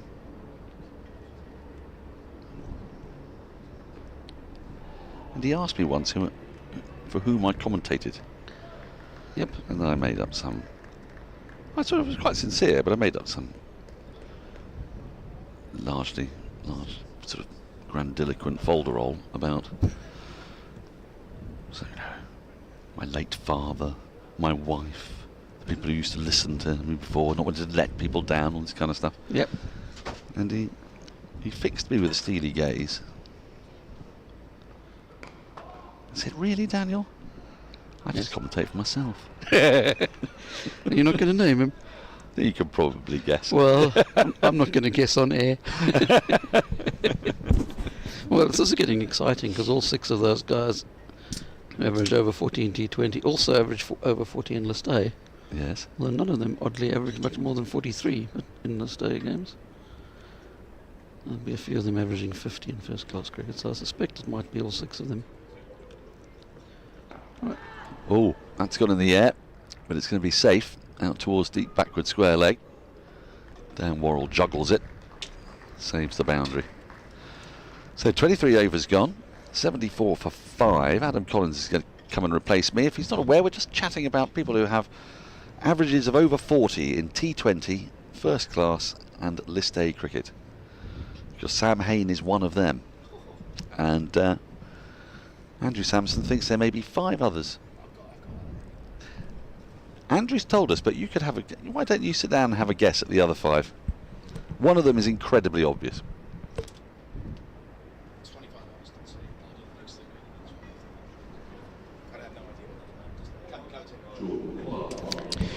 Hello, Samo. That's a very you and Daniel conversation. That's a very right. you and Daniel conversation. My immediate thought was Shane Robert Watson. Okay, so we've got a limit of 3,000 runs in each format. But I suppose Watson would have, so he must be missing something somewhere. Oh, okay. Yes, so there are, in fact, 6 of them. Okay. Of which Virat Kohli is the most obvious. Yep. Devon Conway. Yep. Sam Hayne. Sam Hayne, yep. KL Rahul. Mm-hmm. Mohammad Rizwan and Babar Azam. Pretty good company that Sam Hayne's keeping there. Yep. Building an important partnership here with Michael Burgess. They came together with the scores 39. There were wickets that fell either side of lunch. 38, 39 and 39 consecutive balls mostly, and Benjamin were out to Roach.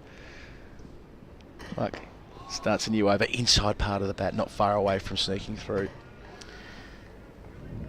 into his 4th over, Clark, from our Vauxhall end. So a partnership worth 35. They'll need to make that 135 or 235 to really get Warwickshire back in this from where they've found themselves just after lunch. They did such a good job with the ball earlier today, taking 6 wickets early on to deny Surrey a 4th batting point, bowling them out for 396. There were 9 wickets in that first session and 2 straight after lunch, but just a little bit of stability here between Burgess and Hayne getting through that tough period and seeing off Roach and Worrell and Overton as well. With Clark now operating from the Vauxhall end, having started at the Pavilion end. Yeah, definitely a bit of a recovery here from Warwickshire. Some of us were starting to speculate on the game finishing today when the 5th wicket fell, just after lunch. Oh, that's really close. Must be trending down the leg side. He was wide on the crease upon letting the ball go. My instinct was that it might have been just straightening a little bit off the seam, but that's not the assessment. So the reverse angle, yeah, good decision. Missing leg stump. Yeah, there wasn't too much disappointment after the decision either. So sort of watching from our angle at long on, it felt like it might have been just on the body language of Burgess as he fell across his stumps, but see the front on again. Yeah, just down. But worth a shout.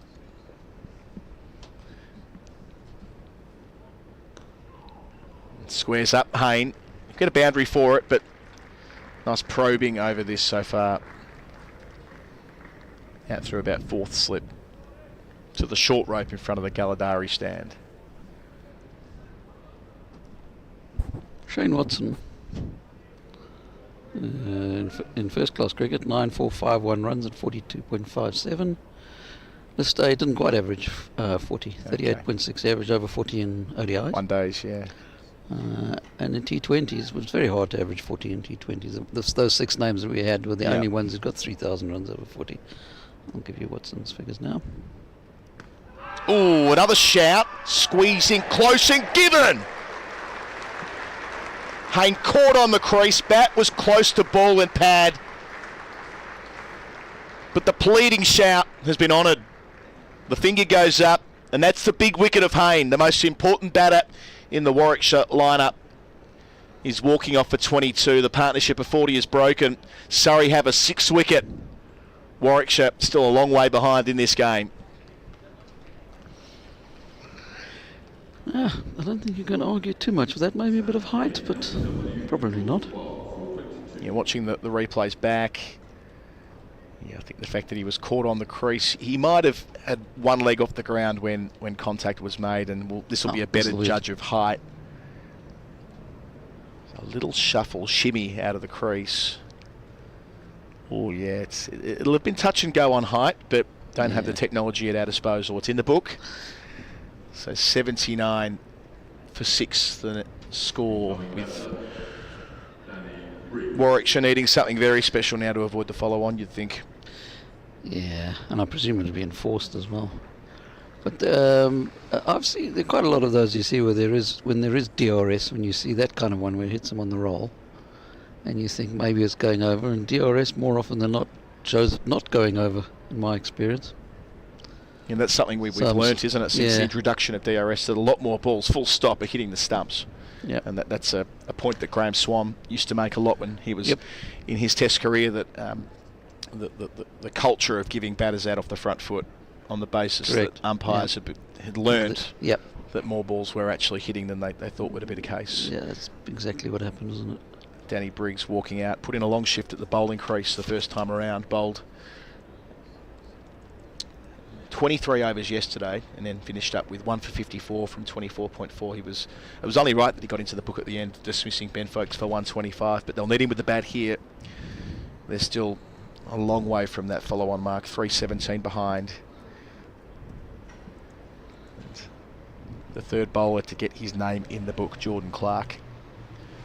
And it was an over, yet to be complete, but where he looked likely. Down the edge of Hayne. Close shout for Burgess, then gets Hayne. Trapped.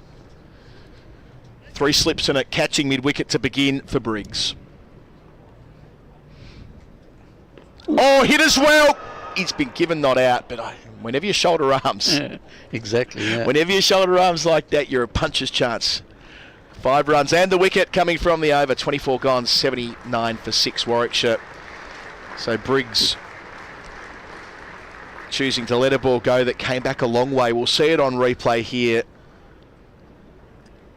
Using that crease well, wide of it upon delivering. Yeah, that was not out on the basis of height, hitting on the back pad but above the flap. I suspect there have been quite a lot of not playing a shot LBWs that have been given that wouldn't be out on the DRS in the old days, but anyway. Well, that's the other side of it, isn't it? That the not offering a shot. Yep. I can almost hear the words of like Ian Chappell on commentary saying, well, if you don't offer a shot, you desert. Well, words yes, to that exactly. effect. Using his bat here is Burgess. Just out to the one sweeper on the offside at deep point, Smith. Giving the stroke straight back to Briggs. So wickets after lunch at 39, 39 and 79. And yeah, it did feel like a lot rested with Hayne. He's now back in the sheds. I still haven't heard the commentary that somebody suggested might happen one day when early days of Travis Head's international career.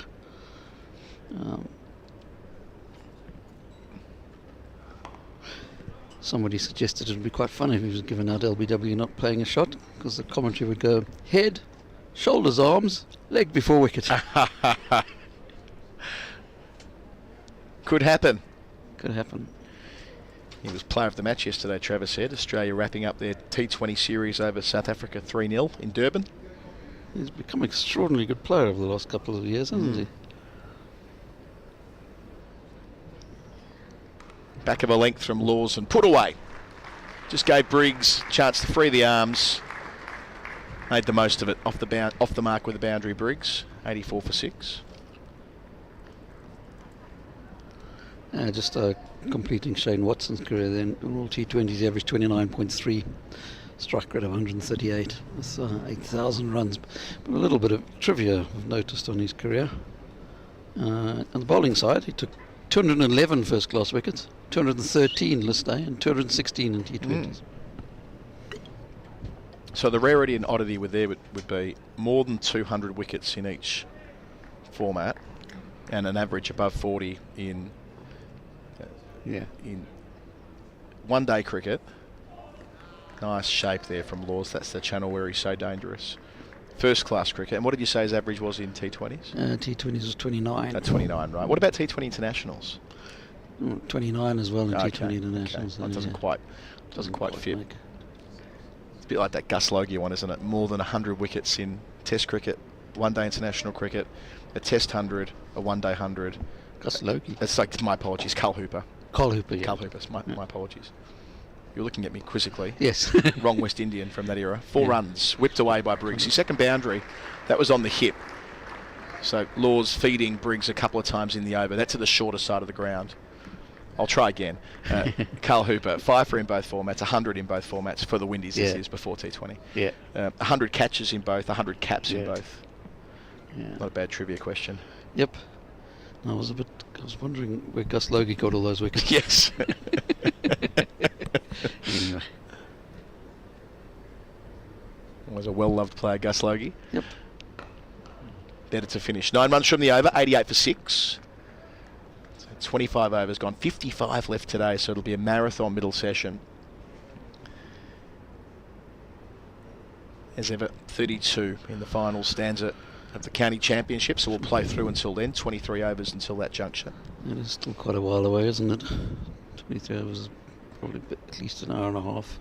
One of the great things about the county championship and the streams that have become increasingly big part of it over the last sort of 3 or 4 seasons, perhaps since lockdown. Especially since lockdown, I think. Turned around. You can watch around the world on YouTube, as many people do. Deep into the night in Australia, just received a message from John O'Halen. Just sat down to wind down and watch some county cricket before bed. Wide of the crease, Clark to restart. The production from Surrey is excellent. Cheers, Jono.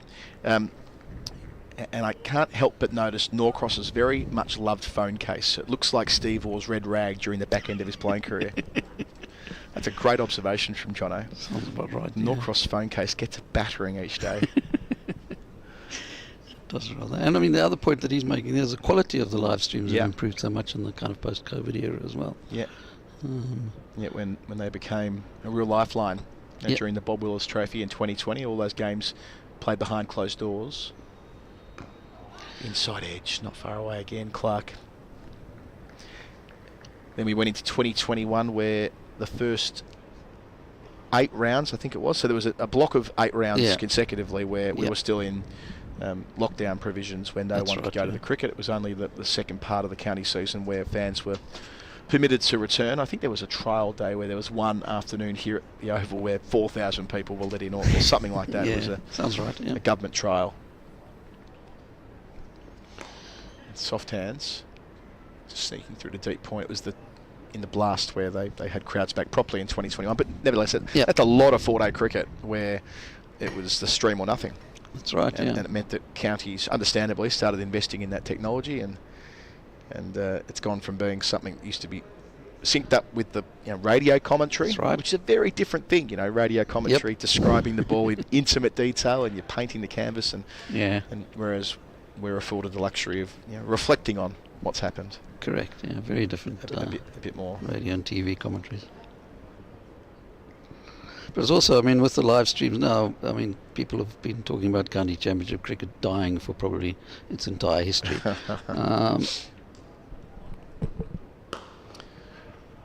with the live streams, it's almost certainly more people watching county championship cricket than ever before. Oh, absolutely. Like the engagement levels as well, how sophisticated the conversations are around the county championship compared to when. And I'm not saying that how it was before was necessarily a bad thing, but reading the box scores in the back of the Times the next day doesn't quite compete with watching with your own eyes on a stream like this, and seeing players on the way up and forming judgments. It's great cricketing pastime, forming judgments on players as to where they should sit and so on.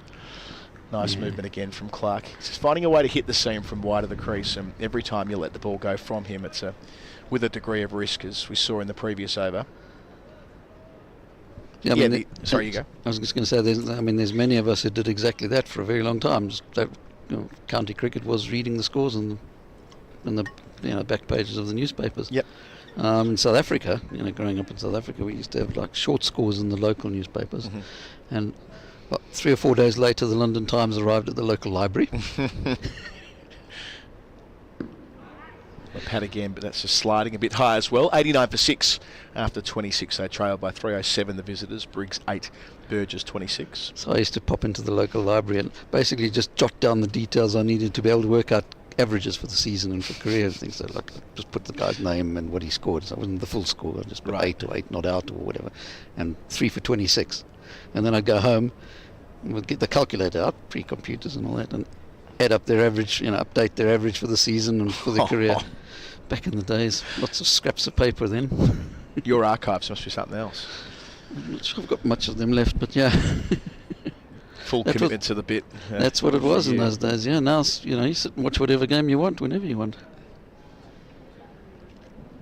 Burgess back on strike. Wider delivery. Laws hasn't quite got it right from that pavilion end as yet in terms of finding some rhythm. They had a couple here. But yeah, I have a recollection of a weekend in early 2021. It would have been one of the first couple of rounds of the season. It was a Warwickshire were playing Essex, who'd won the competition the year before. Yeah, they'd won the Bob Willis Trophy. That's right, yep. And Warwickshire hauled down about 350 on the final day. Rob Yates making a big 100 as a 20-year-old university student. Yep. So that's on one YouTube screen, if you like. Yes. There was another close finish too. I can't recall the other close finish, but there were 2 games that were going down to the wire at the same time. Yeah. I had one on the telly, one on the iPad, and the extent to which you could be engaged in this, which wouldn't have been possible before. Yeah, and maybe in the last decade you could have tuned into the BBC radio coverage, which is fantastic as well. But it's even doing that, you can't really listen to 2 radio streams concurrently. You can watch 2 things. You can watch 2 at the same time, yeah. And you can jump between all the games as well, of course. I've done a fair amount of that. edge. Stan doesn't quite get to the diving hand at third slip. It did hang in the air. Wasn't a long way off. Had there been a fourth slip in, unusual as that would be in the 27th over, Burgess might have been in a bit of strife.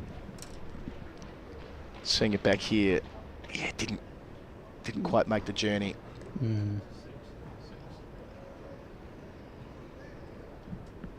Yeah, we won't put that down as a chance. No, that would be harsh. Yeah.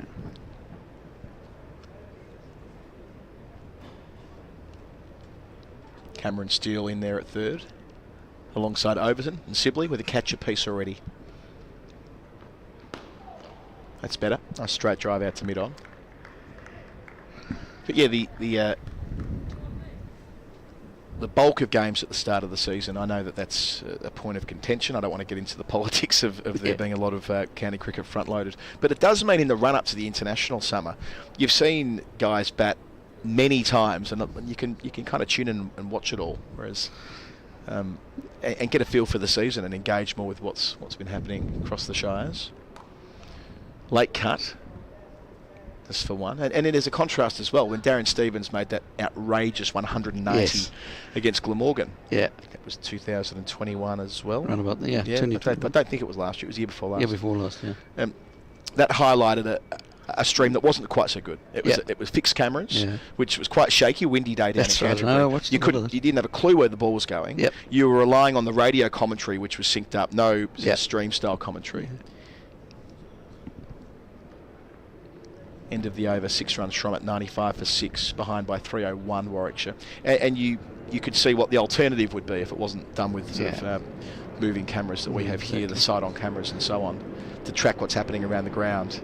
So that was jarring, that Stevens footage. Yeah, it was a bit for its lack of improvement. The other thing I remember about that was because obviously on YouTube it shows you how many people are watching. Yes. And how that number just kept going through the roof while he was smashing. I don't think there was much other cricket going on. It was not a very good weather day and things like that. Yeah. And it was a rainy Friday afternoon. You kind of clicked in because old Steve-O was smashing it a bit, and he just kept going, and the numbers were like 1,500 when you started watching. They were up to like 10,000 by the time he was out.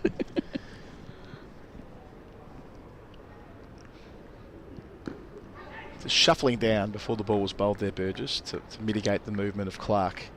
Yeah, the market does dictate the games that do get watched, right? The social media parts of this as well, where people are communicating what they're watching, and that gathers momentum as well. So yeah, it's changed the game dramatically. So when yesterday, there were a lot of tweets yesterday about the crowd here at the Oval, and some were saying it was massive, and it was FA Cup style crowd. According to some tweets, you'd be mistaken for thinking there were 30,000 people here. Now there weren't. Yeah. There were 3,000 or 4,000 people here yesterday, give or take. Which is a good crowd. Which is a great crowd. Exactly. In the circumstances, there is nothing wrong with that, because people are following 4-day cricket. Quickie shingle, Smith with the throw, even if it were on target, Burgess was safe.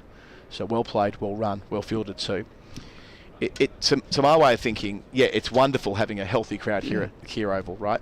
Yeah. And we celebrate that. But if there's not huge numbers in attendance, midweek games, poor weather at the start of the year, whatever it is, it doesn't matter, because people are still able to engage with it in a sort of sensible way through their computers and through their televisions in ways they never could have before. I mean, the county cricket used to start with pictures in the newspaper of some bloke in an anorak with his flask in an empty stand. You don't see those pictures in the newspapers anymore. Gets the angle right there, Briggs, drifting towards the shorter rope, but collected. Yeah. From the Galladari stand, 2 more to the total. Briggs into double figures, 99 for 6. Sorry, that catch that Sibley took, by the way, earlier was his 100th in first-class cricket. It's nice. A little milestone. Yeah, good pair of hands. Took some important catches in the cordon for England through his international career so far. But yeah, that's a bit of a bugbear of mine, where we have sort of Twitter wars over crowd numbers at county cricket. Yeah. Some saying, well, take that, Andrew Strauss. There are lots of people on the ground playing games of cricket with their kids on the field. It's proof that it's huge. Well, no, it's not really. It's not really proof of anything.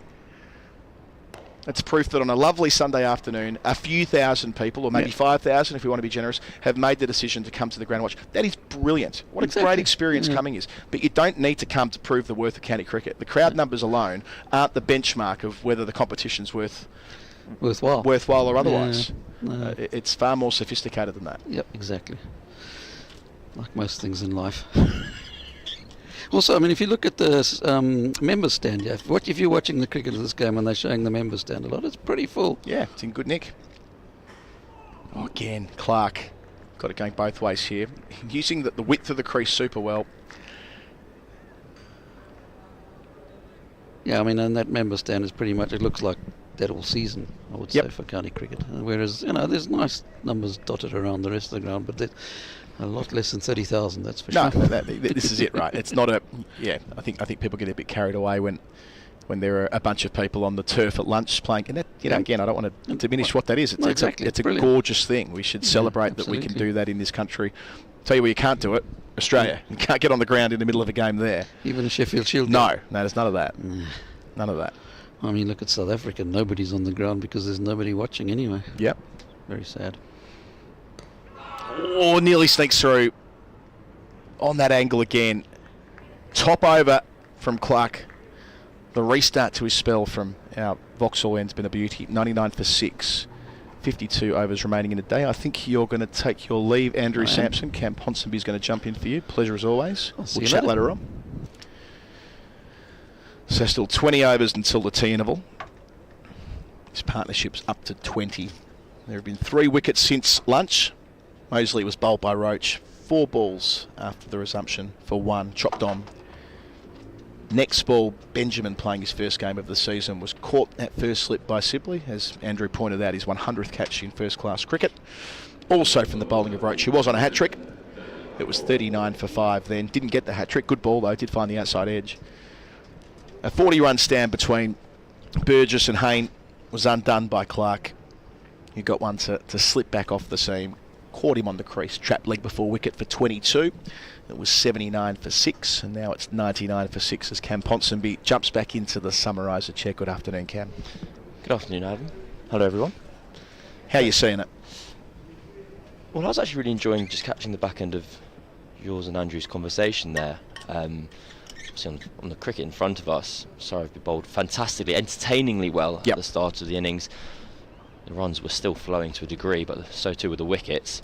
Worrell's back, replacing Laws, and first ball Hughes pushed out to the offside, acknowledging that Laws was a little bit wayward in his brief spell from the pavilion. And he'll be back, though, the young man, I'm sure. Please continue. But yeah, just to piggyback on the kind of barometers of kind of success in longer form cricket. I remember for twice in 2 days reading a blog by King Cricket, and the kind of idea was the title of it is the Test cricket doesn't fit into modern life fallacy, and kind of this whole idea that everything needs to be faster, quicker, better these days.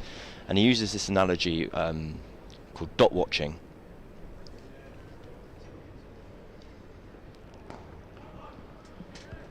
And the idea is with these kind of long endurance events like the Tour de France, where the people are travelling continents, they're incredibly popular to follow online, not necessarily watching every ball, every pedal stroke.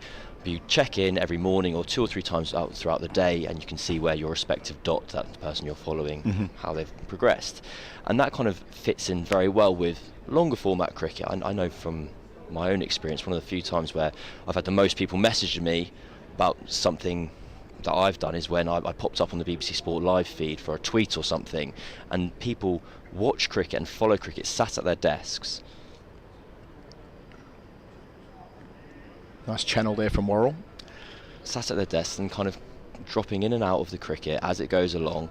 They're not necessarily watching every ball, but this idea that dot watching idea is actually incredibly popular at the moment, and people follow Test cricket avidly and County Championship by just having it in their tab. Potentially got their work on one tab, they've got the Surrey live stream on in another. Hello to you if you're in that boat right now on a Monday afternoon. And then something exciting happens. They hear that Kemar Roach has clean bowled whoever.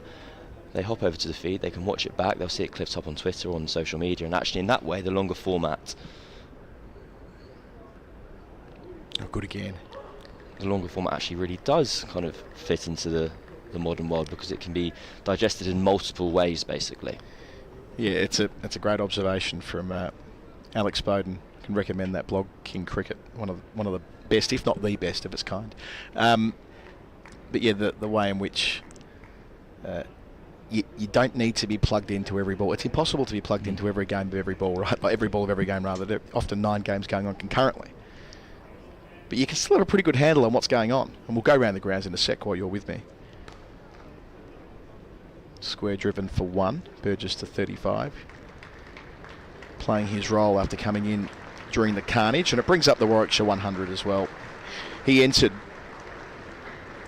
39 for 5 and has got them to 100 for 6. A lot of responsibility on his shoulders. Still 296 behind. A long way from the follow-on mark. Yeah, and there's nothing wrong with that, I guess is my my point, is that it can be quite binary, black and white. Are you a red ball person? Are you a white ball person? And so on. Ends the over, 1 run from it, 100 for 6. Are you there dedicated, watching every day of championship cricket there at the ground?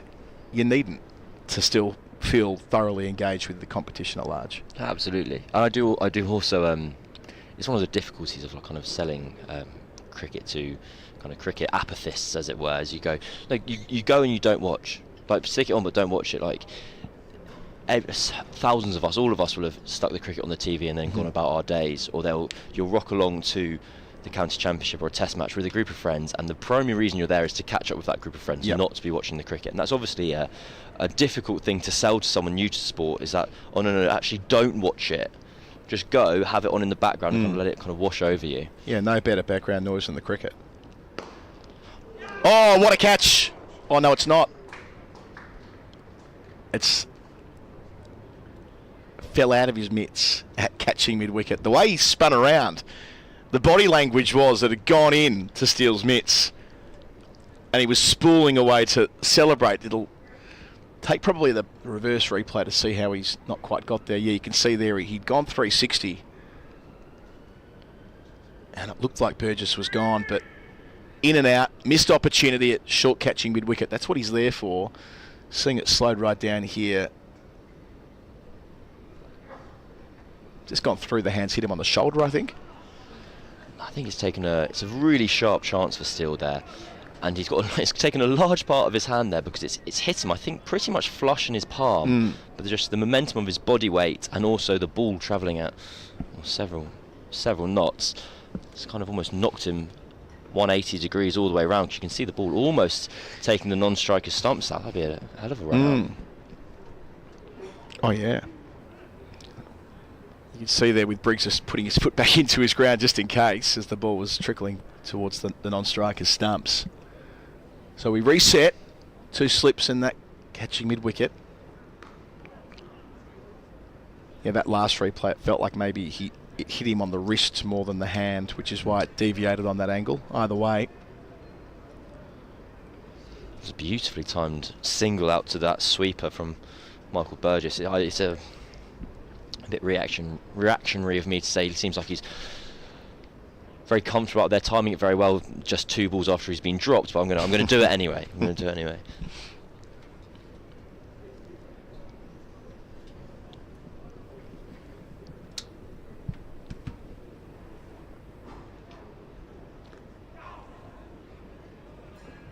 Again, Clark back off the seam. It's been a feature of this spell throughout every season, for that matter.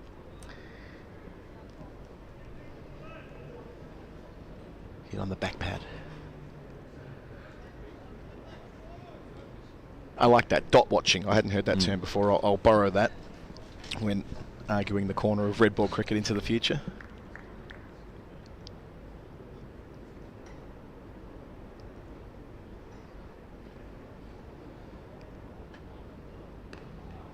Well steered.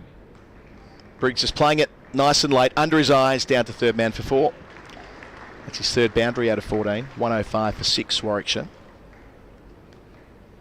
It's not particularly necessarily unique to cricket for fans to kind of gain an understanding and an appreciation of the tempo of the sports. I know at a more kind of extreme example of the NBA, they started selling kind of TV passes just for the final quarter, because that's obviously the point of the match where it gets the most exciting. And if you are an NBA fan, you'll be pottering around with your day with it on the background. Then 4th quarter, you'll take a seat, and with baseball as well.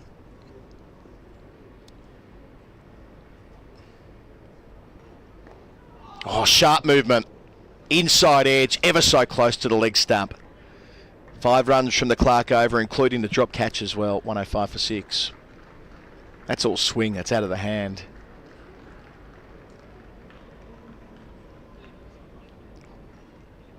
Can't quite tell from that replay how close it was, but from our angle, looks like it would have taken a 4th stump or thereabouts.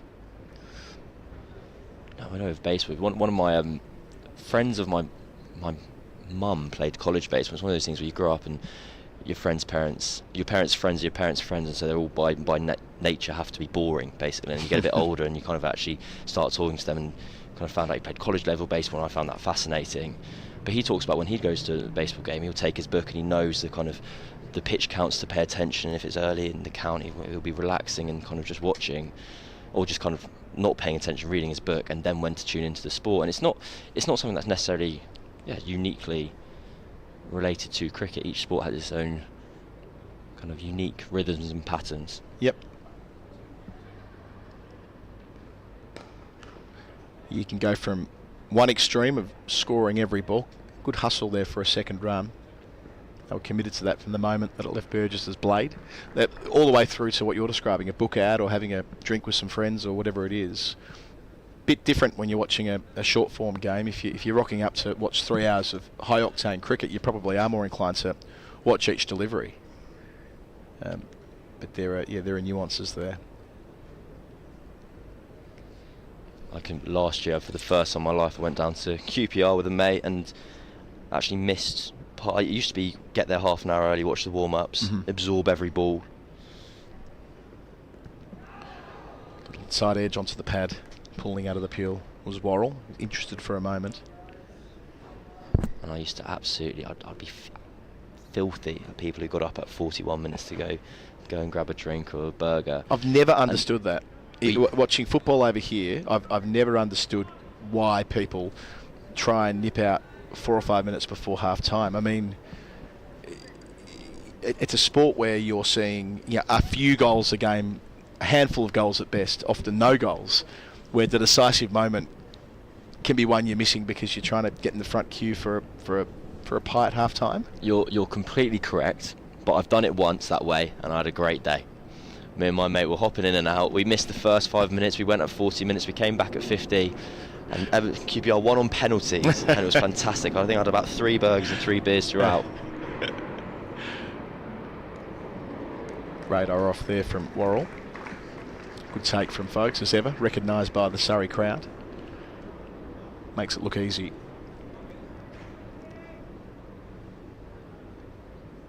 And the other one is when fans leave early when their team's 1 goal down. I've detected this is a bit of a thing. When we're not going to win. I can tell from the football we're playing. That's it. We're going to lose 2-1. We're going to lose 1-0. Let's beat the traffic. And how would you feel if you miss the equaliser? Or better still, 2 late goals.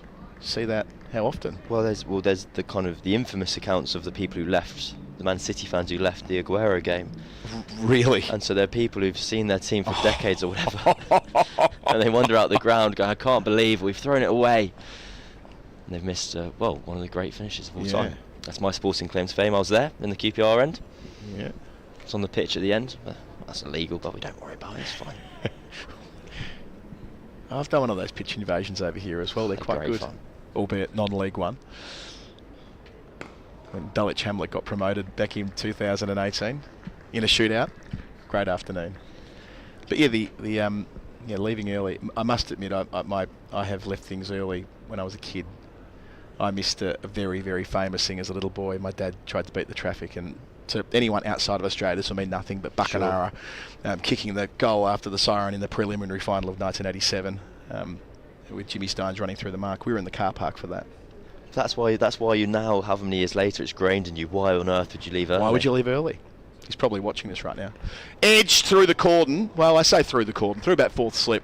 Bit more control than I might have thought initially. Briggs another boundary. He's looking to score. 18 from 22. 112 for 6. The score. 284 runs in arrears. So Worrell, having been back in the attack for a couple of overs, he's conceded runs, but he's found the edge on a couple of occasions as well. Still 49 overs left in the day for Surrey's part. If they can get this first innings wrapped up, say before tea, they'll have, I'd expect, no hesitation in enforcing the follow-on. If they can drag it deep, Warwickshire, that might be a different conversation. I was in complete agreement. If Surrey managed to wrap the idea of, do they want to try and take 20 wickets in a row in the heat, becomes an issue if Warwickshire can drag this out, get up to the 60-70 over mark. But if Surrey can wrap it up quickly, I'm sure they'll turn it around. Oh, really close again. Edge onto the pad, I reckon. That's the first impression anyway. Burgess caught on the crease in a similar way to what Sam Hain was earlier in the session. Here's the first replay. A bit of a stride in, but yeah, I think it's fair to say there was a deviation there. Might have also been slipping down the leg side, but nothing wrong with the delivery. Clark's right on the money here. Deserves a second the way he's bowled.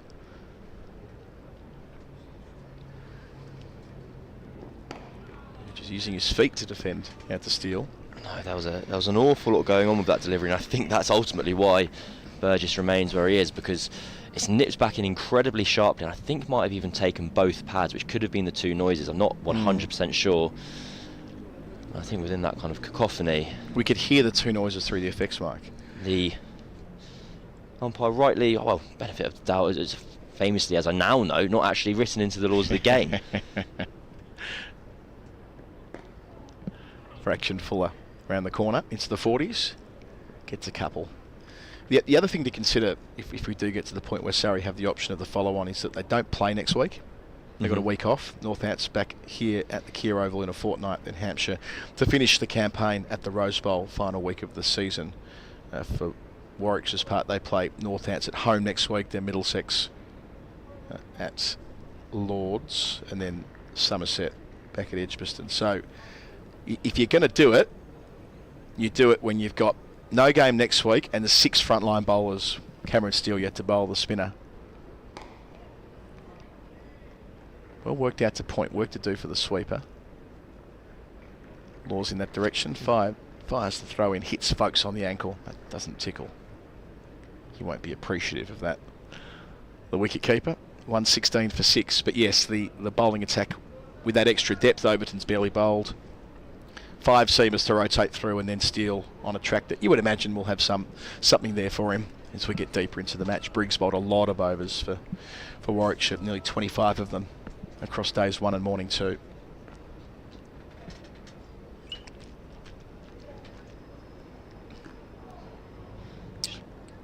More seam movement there for Clark. I think the week off is a very astute observation. It means you can just go that little bit harder. Whether, depending on Atkinson's England involvement, whether he's around for one or both of the last county championship games, I think if I was in his shoes, I'd wrap myself up in cotton wool and get myself to the World Cup, and that might be a case, because there's also the likes of Conor McCurr who could come in for the run-in as well, if Surrey feel the need to rotate. But I think at the business end, everyone's going to be wanting to play. Another inside edge from Clark's bowling. This goes far squarer though. 5 runs off, 117 for 6. Yeah, so Atkinson, I suppose it'll come down to whether he plays against Ireland in those 3 one-dayers that follow the 4 against New Zealand. That could be quite an interesting squad, because there'll be players who are part of the 18 who are pretty keen to keep playing and not drop out of the pecking order.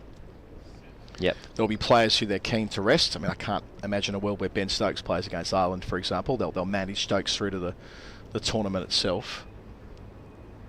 A group of seamers who are playing in the T20 internationals right now.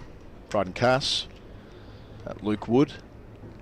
So the Ireland squad, I think Davin Milan was talking about this. I don't think the England players even know what really is the crack with that squad yet. Yeah. And his quote is, we pretty much have 4 ODIs before we go. Not sure what happens with the ODIs. That's open to negotiations with people being rested. Worrell, new over begins. Help down to deep square, Burgess to 45. Yeah, Milan could be the guy who either really wants to play those Ireland games or really doesn't. He's without wanting to sort of get too much David Milan politics, I know it prompts strong opinions either way.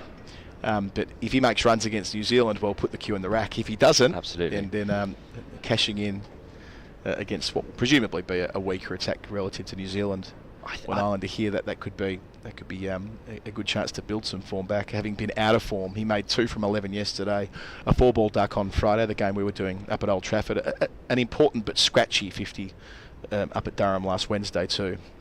No, I think, I'm not sure. So the 3, if England keep the same balance of their squad, the 3 potentials to go for Harry Brook if England do go that way. Bumper. Don't see Worrell bowl too many of them, but you do see Ben Foakes drag in those all the time. Up to his left, one hand. Style points as well. Just throws it up to his hand, from hand to hand, as if to say, this is easy business for me. Seeing it again. So the timing of Foakes, and I love the recovery here. Once he does the little commando roll, unfortunately it's not captured by the replay, throwing it from one glove to the other. He makes it look very fun. I always want to give wicket-keeping another go when I see Ben Foakes, but I don't remember making it look as easy. But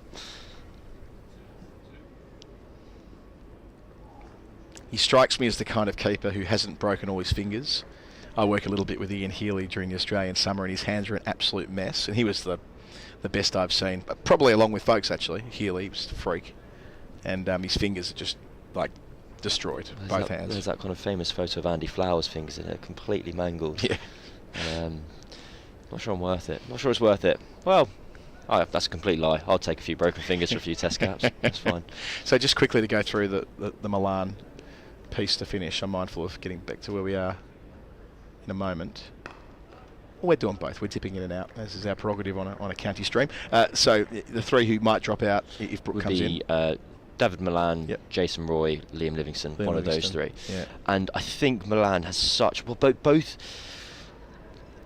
I'd say Milan's got more recent credit in the bank than Jason Roy. Historically, Jason Roy obviously has an enormous amount of credit in the bank. Like, he's been England's one of, if not England's best white ball opener ever. In fact, he's obviously kind of a holy name around these parts.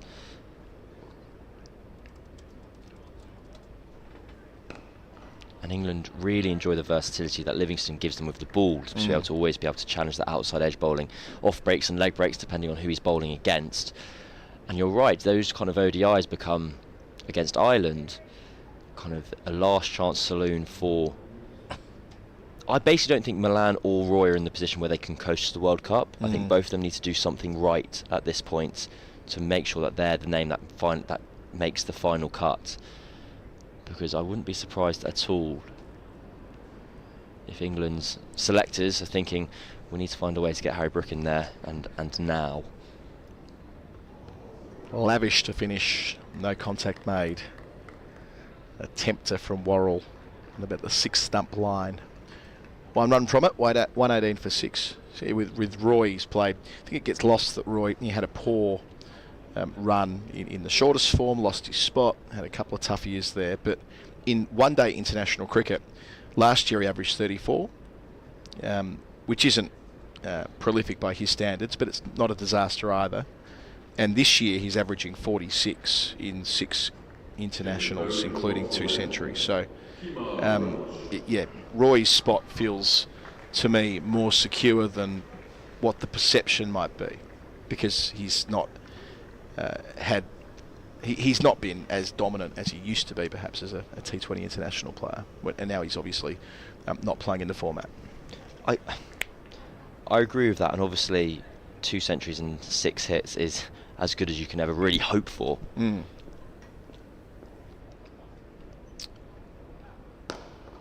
To Roach. But it also kind of illuminates the kind of bizarre situation we are with the 50 over format, where kind of very little of it, comparatively to 2015 to 2019, how much of it is played both internationally and domestically. So for someone to cement their place in a squad, ODI squad, for October, based on 3 innings in March and 3 innings in January, is a bizarre place to be. It's a 6-month gap.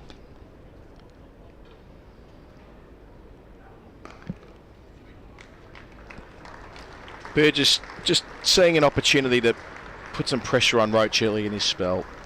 Well outside the off stump, no real venom in it, and put away to the short boundary. Up to 49, he's played really nicely. I'm seeing it back here. A bit of a loosener after Roach took 3 wickets either side of lunch. And it's because of that kind of lack of ODI cricket, and because when it is played as well, there's so much chopping and changing with the players resting. That players neither really get the opportunity. Players neither get the opportunity to prove their worth, nor do they get the opportunity to prove their kind of unworth, as it were. People don't have a run of form going that badly enough where it's like, well, this person's done here. And likewise with Harry Brook, has only played 3 ODIs, and then we're talking about him in the context of this conversation against Jason Roy, who's got one of the best records over the last decade of anyone in the formats. But we don't really have a consensus to be able to compare the two. Yeah, Roy, a dozen one-day hundreds, all told.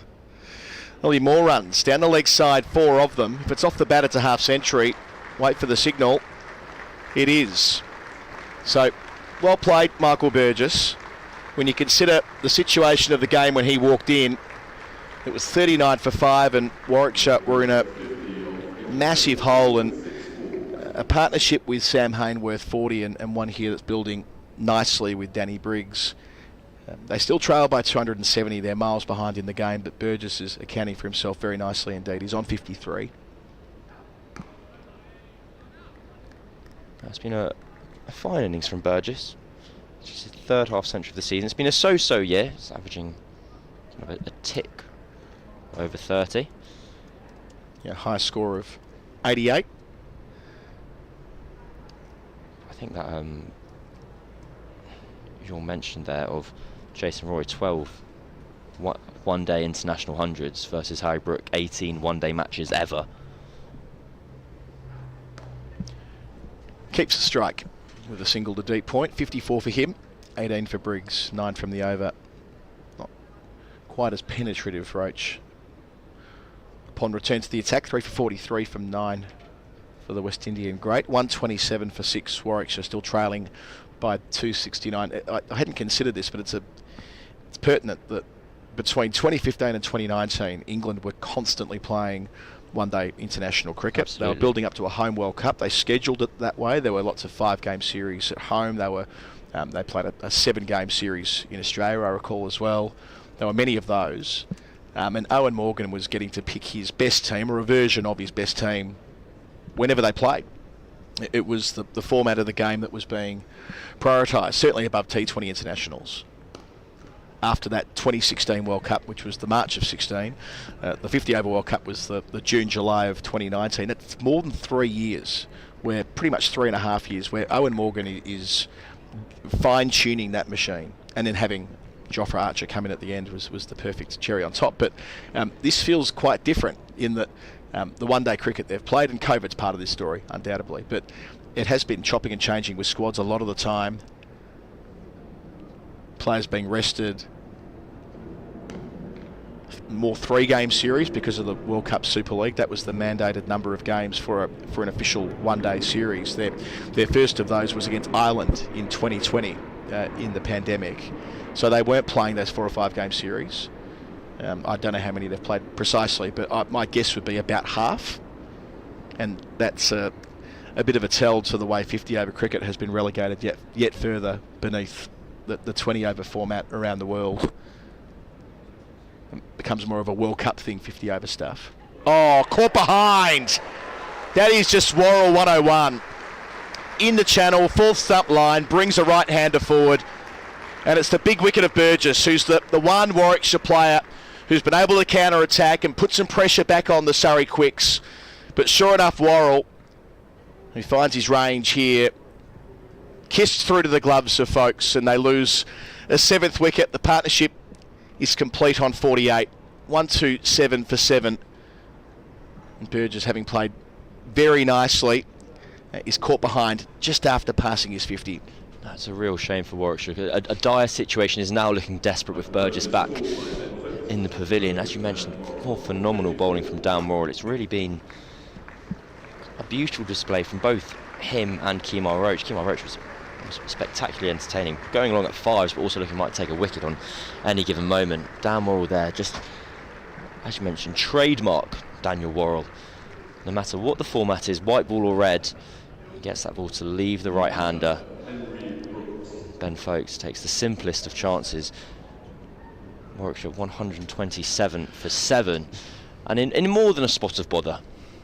Yeah, we move back to that follow-on chat, I think, here. I mean, if Burgess is still there at tee, and we're a long way from tee, remembering that they don't walk off until there's only 32 overs to go. So, yeah, 13 and a half overs to that point.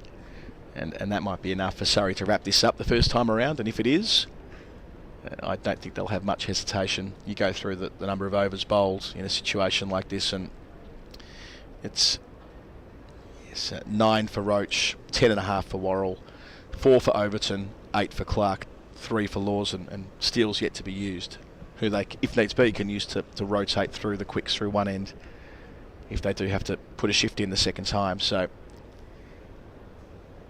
everything going Surrey's way on a day when 13 wickets have already been taken. First ball here to Brooks, who struggled with the ball, 11 overs for 70 yesterday. Didn't bowl with the second new one at all. I mean, Surrey have the luxury of choice. They can do whatever they really please if the game continues to play at its current rate. They might have been tempted, if given how early they could be. They could have a 230 run advantage with best part of 2 1/3 days play remaining. They might fancy a bat for a day's time, or just under a day, and give their bowlers a night's sleep. Yeah. Oh, again. Just went fishing there, Brooks.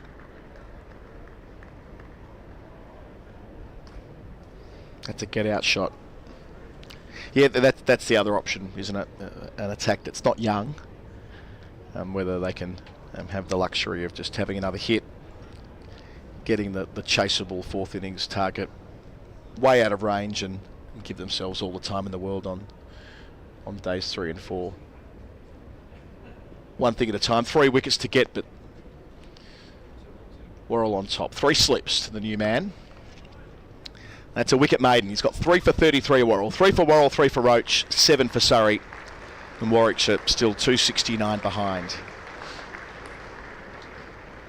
To return to the kind of the crescendo of England's ODI cricket, I think it was such an exciting and interesting time when that build up to the 2019 World Cup, because each series kind of had meaning. There were so many storylines. Everyone kind of invested in this new format of cricket that people hadn't seen. We hadn't seen this style of cricket before, and the contrasting kind of deficit of how much 50 over cricket England have been playing is why there have been so many familiar faces, is because they have to invest in the only people who've had the opportunity to have proved themselves before. Briggs takes the single first ball of the over. So there are very, very few players, and I need to get the squad up just to be able to list it up properly, in this 2023 ODI squad who weren't around in 2019 and who aren't over the age of 30. As you say, all of those fixtures are kind of almost relegated to kind of second team status, as people were given opportunities they weren't really not deserving of, but it was a rotated squad. And the other thing is there's been 2 T20 World Cups in quick succession. There was one in October, November 2021, and one 12 months later in Australia in 2022, and that's another COVID knock-on. So in ordinary terms, had things played out as they expected, the T20 World Cup in India would have been in October 2020. They would have had more time to have focused on the 50 over format. But yeah, it's not the ideal lead-up, but nor is it for any country. And the shame of bilateral 50 over cricket is the World Cup Super League's now gone. So the shorthand of that is that there were 13 teams, in theory, playing for 8 automatic qualification spots in the World Cup. They were playing each other. I think they played all up. Every team played 8 3-game series across the 3-year cycle, and that worked pretty well as far as seeing a bit of rigour to what was happening in 50 over cricket. There might have been fewer games in a series, but all the games had some relevance to the points tally. But because there are more teams qualifying for the next World Cup, edged for, just soft hands there from Brooks, through about 5th slip down to the rope. False stroke, but did take weight out of his hands. Already 7 runs from this over, trail by 262. But yeah, this World Cup's got 10 teams in it, and it's a great thing that the World Cup 4 years on from now will have 14. but the ICC have seen that as the opportunity to kill off the Super League, so there'll be even less 50-over cricket played in the next 4-year cycle. So it'll be even more about preparing for a set-piece event, a bit like football, right? When you're always building to a major tournament, less so than what's going on between times. Oh, nearly back to Roach in his follow-through. Was about 2 feet away from putting in a realistic dive. He's got such an unusual run-up and kind of lack of follow-through for a fast bowler. Kemar Roach was chatting to a colleague downstairs about. He almost celebrates his wickets like a spinner does, just kind of standing there with his arm up. Normally, you're so used to seeing fast bowlers continuing their follow-through through to their celebration. That ends the over. 7 runs from it. Roach has bowled 10, taken 3 for 50. Daniel Norcross has played it beautifully. He's already collected himself a tray of tea.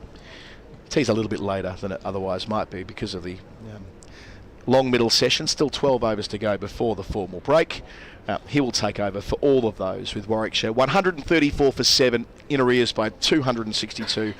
Cam Ponsonby, I'll leave it with you and I'll get a cup of tea myself. Well, as we wait for... Oh, we're not waiting for Dan. I thought Dan Norcross was going to be taking a while to get ready. He's ready and raring immediately. Don't mess about his gig there. So, big wicket that. The wicket of Burgess. He's been a thorn in Surrey's side before. John Surtees, one of our producers next door, said to me that he'd like Andrew Samson to do a deep dive into the relative averages of players who were in the Surrey Academy when they play against Surrey and when they play against anybody else. Are you going to ask Samo or am I? So I've already set him some pretty vicious tasks. It's been nicely picked up, but there's fielder out there, just in front of square on the leg side. Well, I'm yet to make my Andrew Samson challenge debut, and that I think that's reflective of our blossoming relationship as opposed to. You don't want to ruin it at this early exactly. stage. You can't be asking for favours too quickly. So I reckon it's for you just to go again and really test the bounds of just how much you want to irritate him and challenge. Well, I suppose I have burned all those bridges. Yeah, you know, they are in tatters. They're like bridges in Crimea. There's not a lot of them left. Oh, that's a beauty from Worrell. So who else is it? Did John have any other particular players in mind that were kind of always looking to impress themselves in front of an X, or was Burgess the one and only? I think he's got it into his mind that basically anybody, the moment they leave Surrey, has some vendetta, and they come back and punish. And, I mean, it could be true, or it could be, like a lot of things, we just remember it when it happens. He batted very well today, I thought, Burgess. That's beautifully well. And it's funny you say that, because I remember talking to an analyst, and he was saying one of the biggest challenges they have is trying to stop people thinking someone's a good player because they scored runs against them once. I was saying he was good that day. There were lots of other days he didn't play against you and was less good. Well, there used to be a thing about, I'm trying to remember who it was now. It was a South African opener. Driving and wafting and missing again is Brooks. He's leading a bit of a charmed life out there at the moment, Henry Brooks. He hasn't had a great game with the ball. And he's not yet hinting at much permanence with the bat. Alviro Peterson. Yes. Always used to score a lot of runs at the Oval, it felt like. Are you going to use the power of Google to find out? I'm actually going to use the power of a certain query tool, not to be named publicly. No, okay. Heaven forfend. That's perhaps a more prudent shot, or should I say no shot, from Henry Brooks to end the over. Another probing over from Worrell. 3 for 34 he's got. Surrey's still hunting these last 3 wickets. They'd love to get Warwickshire out before tea. It would just pose Rory Burns a little bit of a question, wouldn't it?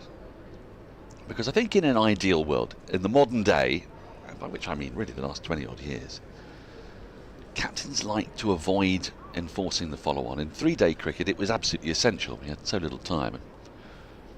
In 5-day cricket it's a lot less important, but 4-day cricket, you're just on that little cusp, aren't you? You bat first. Will you have enough time if you bat a second time? Might you get into a bit of a pickle in that third innings if you've got a lead of over 200, say? It shouldn't be too much of a concern. But you do want to give your bowlers a rest, and it is warm out there. 26, 27 degrees.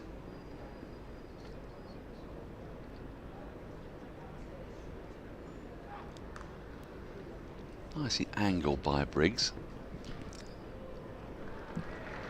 Bring him a couple of runs. I have good Alvaro Peterson news for you to confirm your suspicions. Oh, I wasn't making it up, no. You were not making it up. He averaged 40 in first-class cricket, 40.01. Yeah, oh, nice. I think if I was him, and that was on the way down, I think that's a good time to call it. That might have been when it was, although, or possibly he got sort of 98 in his last innings and thought, no, that's it. 40.01 done. Thank you very much. Bit like Graham Swan, was it 29 point? What was it in the end? That's a lovely fluent shot, but it'll only bring Briggs a single. Rory Burns is pretty deep at mid-off. If it goes straight to him, there isn't a run there, but anything to either side, there's a single. He's that deep. But Alvaro Peterson, he only get batted 6 times at the Oval, but he had an average of 63 here. You see? He enjoyed it. I've realised something quite fundamental.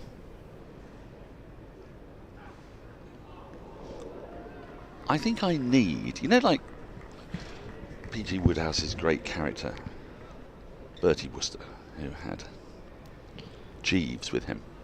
Yes. Named after, I believe, a Warwickshire cricketer, wasn't he, Jeeves?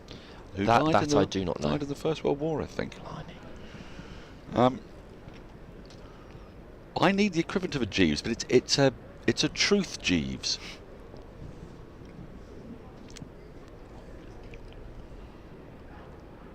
Again, a play and a miss by Brooks. He's drawn, isn't he? Every time the ball is in the channel outside the off stump. So yeah, by which I mean, he was a live fact checker. Yes, I've got a whole load of feelings, but if one has pretensions of being remotely journalistic, you kind of need facts. And being a man of extreme indolence, I think having my truth Jeeves next to me at all times. I think it's why, at the end of the over, 3 from it. I'm never happier than when I wake up in the morning of a test match, knowing that I've either got Andy Zaltzman or Andrew Samson next to me. And I can have my feeling, and I can say, truth, Jeeves. How does my feeling translate correlate to with fact? reality? Correlate with reality, yes. And they can say, no, you're absolutely way off beam. Or they can go, I think you're onto something. And do you particularly prefer, which feeling makes you kind of happier when you find out you're correct? Does that give you greater satisfaction, or does it kind of invigorate you and realise how big the world is if you're feeling sort of? It's more really about in what way I'm correct. Okay. It's not a sort of, oh, didn't I do well to be correct? It's, oh, phew, that feeling had made sense. Because it sort of makes you think that maybe the other feelings you have... So you're just chasing relief, basically. Yeah, you could put it that way, yeah. Yeah, it's quite a sinister way of putting it, but yeah. That's nicely carved away, but there is cover down at deep. So they're coming back for a second. This could be tight. Well, throws a little wayward. In fairness, fielder was off balance, running round to his right. Maybe that's something we could work on with the production team for the 2024 season, is to have a kind of Daniel Norcross ticker that goes across the bottom of the screen, of the live stream, when you have told fact or fiction. That sort of thing, yep.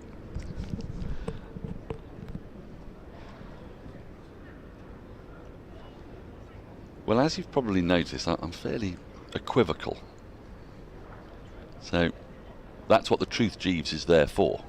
It's really to slice through my equivocation.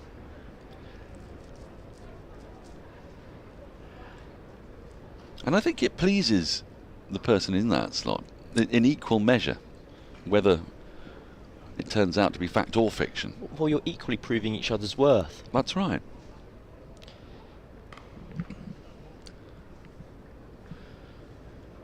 Now then, I think Brooks against Laws is a very interesting matchup, because Laws does like to get people out caught in the cordon. That's definitely his place. I thought your sentence was just finishing halfway through. Tom Laws does enjoy getting people out. What he does, it's where he likes to get them out. And I haven't seen a lot of Henry Brooks bat, but from what I have seen, he does like to play outside the off stump. Much like that. He's got hold of it really well. It's going up to Lee Fortis's hut. And a little before more, he's really timed that and placed it to perfection, Henry Brooks. Brooks has gone to played a number of cover drives actually, but that was the first one of real success. Not particularly full. I think Laws will mind that though, will he? I think everything you said earlier about potential dismissals remains in play. In play. In play. You even think about a third slip, perhaps. Second slip. Jamie Overton's moved up a long way here, actually.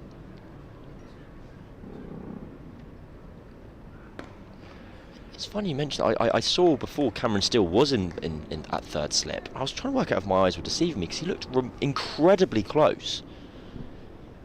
As a reflection, they feel like they're not quite getting enough carry. I remember seeing Rory Burns take a fantastic slip catch down here a number of seasons ago. We were way on the other side of the ground. And he was at a second slip with a helmet on. I think I know the one you mean, yes. And it absolutely flew at him. It was a fantastic catch. Another over safely negotiated. 7 from it. 145 for 7. These are irksome runs for Surrey here.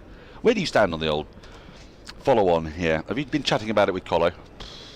I mean, we spoke about it. I wouldn't say at length. No. Say at medium. You flirted with it as we a flirted topic, with did it. You? Yeah. It was. I was trying to work out. There was a flirting tangent into the former Surrey cricketers doing well against Surrey, but there wasn't. So we're going to carry on. Good. I just think the game is so early in the game. Surrey can do whatever they please. I think where I'd ultimately fall down is if the kind of priority is on taking 20 wickets, give yourself the maximum amount of time to do that. And if Surrey can bowl the Warwickshire out in fewer than 55 overs, just turn them round and have a bowl again. Because it absolutely is the bonus and the luxury they have of this 5-man seam attack. Now Jamie Overton and Tom Laws have bowled 4 overs apiece, so I think they'll be fresh. One thing I might put against that, and it doesn't look like it's going to happen here, because as the ball's got a little older and softer, the batting's looked a little bit less uncomfortable.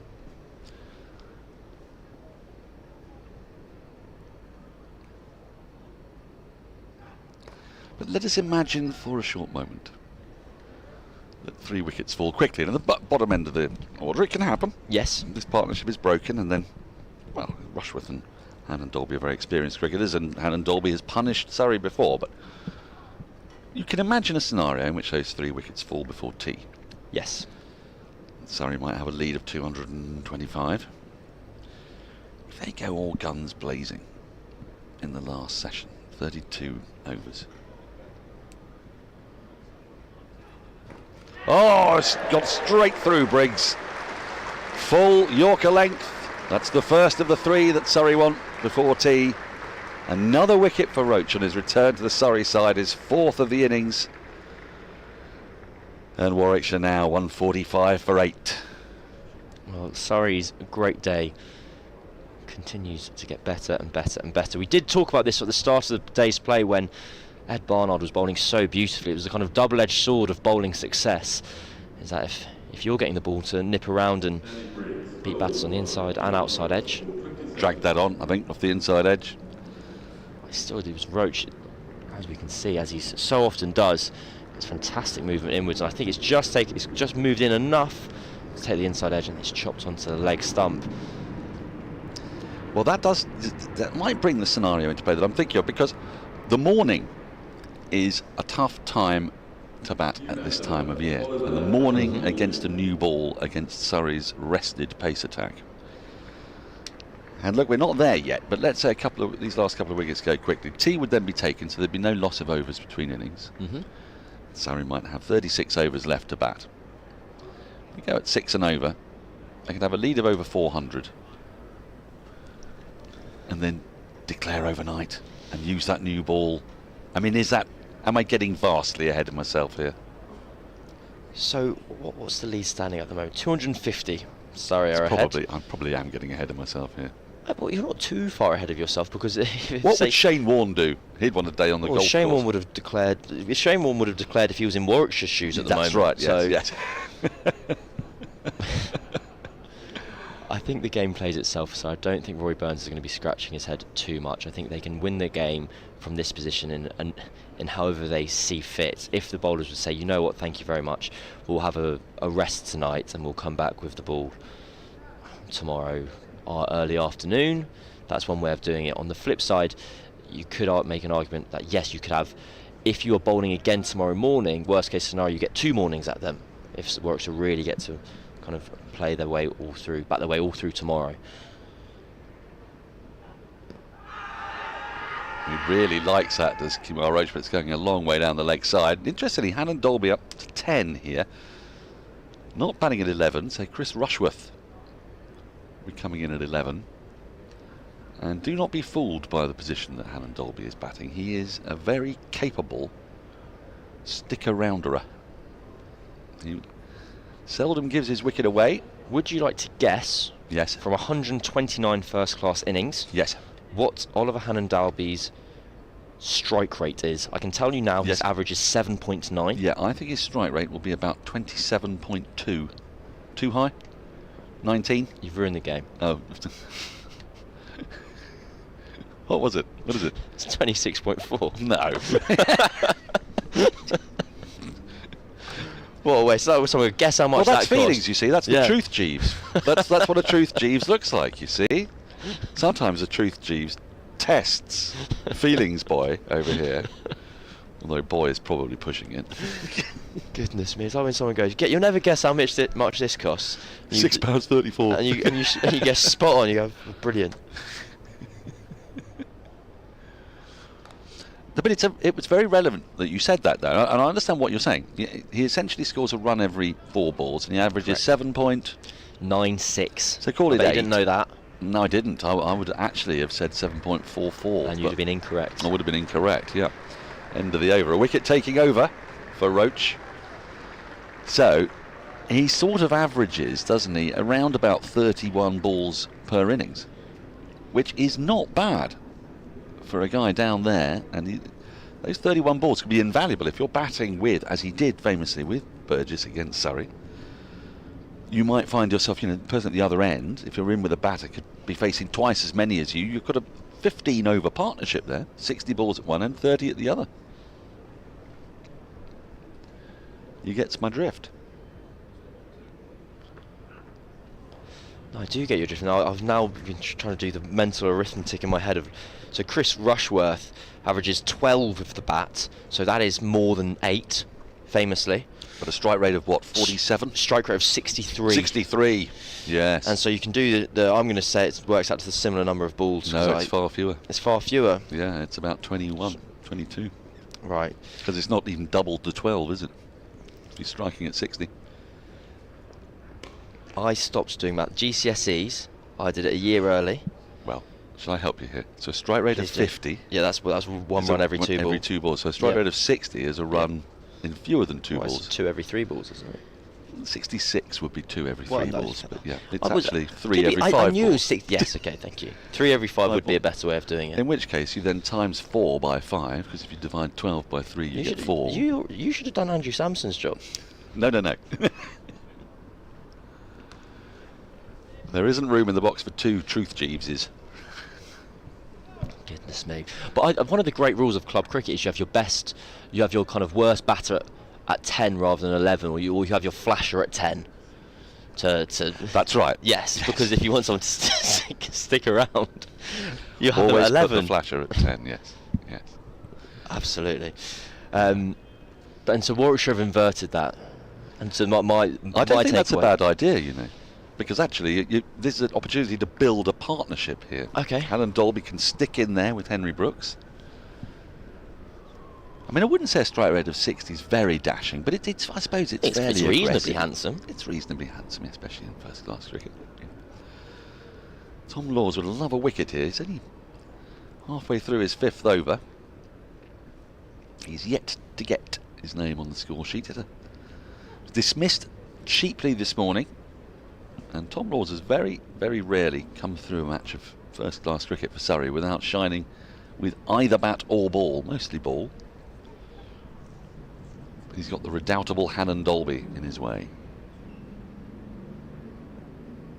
That's a great take from Foakes. Had to make a lot of ground to his right to take that.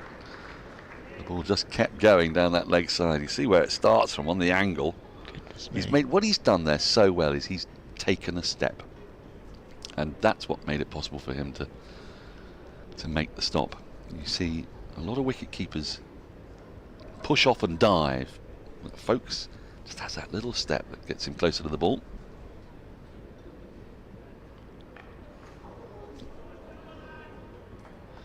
Well, Jamie Overton's sold me there. Yeah. He's taken the catch on the bounce. Sold no one else though. I raised my hands in joy, not in joy, but in impress. Because it was a good catch, wasn't it? That was a very good catch. Yeah. Sure, when we take a look at that again, we'll see it's bounced just in front. It's a good take though, and it's also why he feels that he has to stand so far forward, because it's just not quite carrying to first slip. Oh, he's got him straight through. That's the wicket for Laws. Warwickshire 9 down. How many times have we seen batters being bowled in this match? We saw a whole load of it before lunch. Most of them were Surrey batters and a couple of Warwickshires. And now Warwickshire 9 down. Just Chris Rushworth to come. And I think, I ought to know, but I'm going to say I think that tea will be taken at the fall of the 10th wicket. Of course, because now we're 1 wicket away. 1 wicket away. Or it can be extended by an extra half an hour, can it? But I don't know when half an hour would be. Half an hour from when 32 overs are left to be bowled. We might need to, we'll dig into that, but that's quite some way away. Surrey have bowled really, really well here on a pitch in which they scored 396. What a difference a day makes. 57 for 6 Surrey were today. Warwickshire 148 for 9. That's 205 for 15 today. That's remarkable. 15 wickets in the day. We've had 9 bowled dismissals in the match. Is it 9 now? Well, 9. And not to mention the fact there's been 2 run-outs. Correct. Lots of balls hitting the stumps. Never a good sign for batters. As you say, Tom Law's first wicket of the innings. And the great follow-on debate gets 1 step closer. How riveting. Well, I'm riveted. You may poo-poo. I think I poo-poo follow-on chat because it's almost exclusively, it is by nature had a time where the game is very one-sided. And so rather than being able to talk about the genuine intrigue of like who will win, it is how will they win. Right. Which is well, fun. except of course that it's often said that if you enforce a follow-on, yes, it's pretty much the only way you can end up losing the game. Now I'm not sure that's really true, but the notion being that if you go out to bat with a very large lead, you essentially can control the point at which you declare, and you can make the game safe for yourself. Whereas if you do enforce a follow-on, your opponent gets back ahead and then finds themselves with a slender lead, say 120, 130 as England did at Headingley in 1981. Then you give yourself a sniff. Well, Brooks has given himself a sniff there, flicked away a ball that I think was probably on around middle and leg, but I imagine that he and Rushworth will be playing fairly aggressively here, Cameron Ponsonby, as 150 comes up. It will be a very entertaining passage of play, and Sophie Kemar Roach has been so entertaining. I think is the correct word. He's got 4 for, He's gone for 60 runs, or the best part of 12 overs. So going at 5 and over, 5 runs and over, and saves the 6th ball for a wicket. Well, it's a fine strike rate, isn't it? Strike rate of around about 18 balls per wicket. I think we could see there from Brooks. Got the slower ball, which was clever from Roach. I'm not sure he picked it, but he's going after it. There's a long off back, and mid-on is quite a fairway back. The 2 slips quite wide. There are boundary riders at a forward deep square leg and a long leg, as well as a deep third. Just 2 men saving one in front of square, one on either side.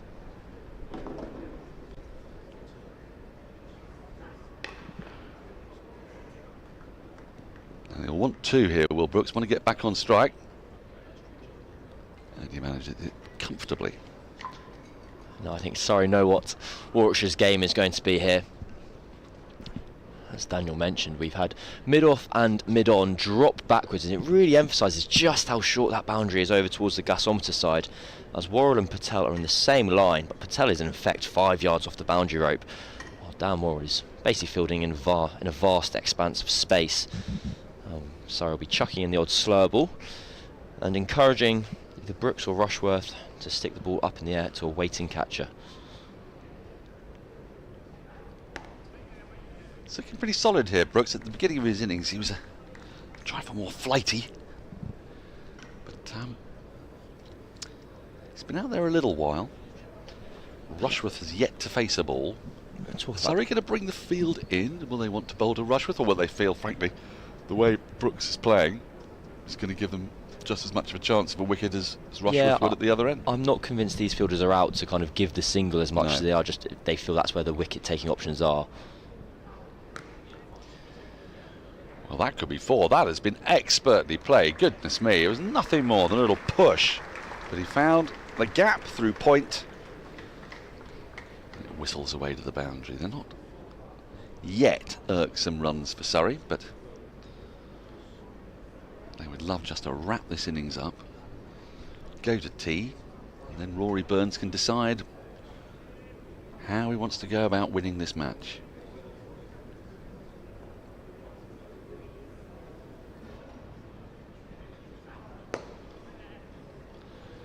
An end of the over, so Rushworth will be on strike. Presumably it will be Tom Laws to bowl, with 38 overs remaining in the day. Meanwhile, over at Chelmsford, good over rate at Chelmsford, I tell you.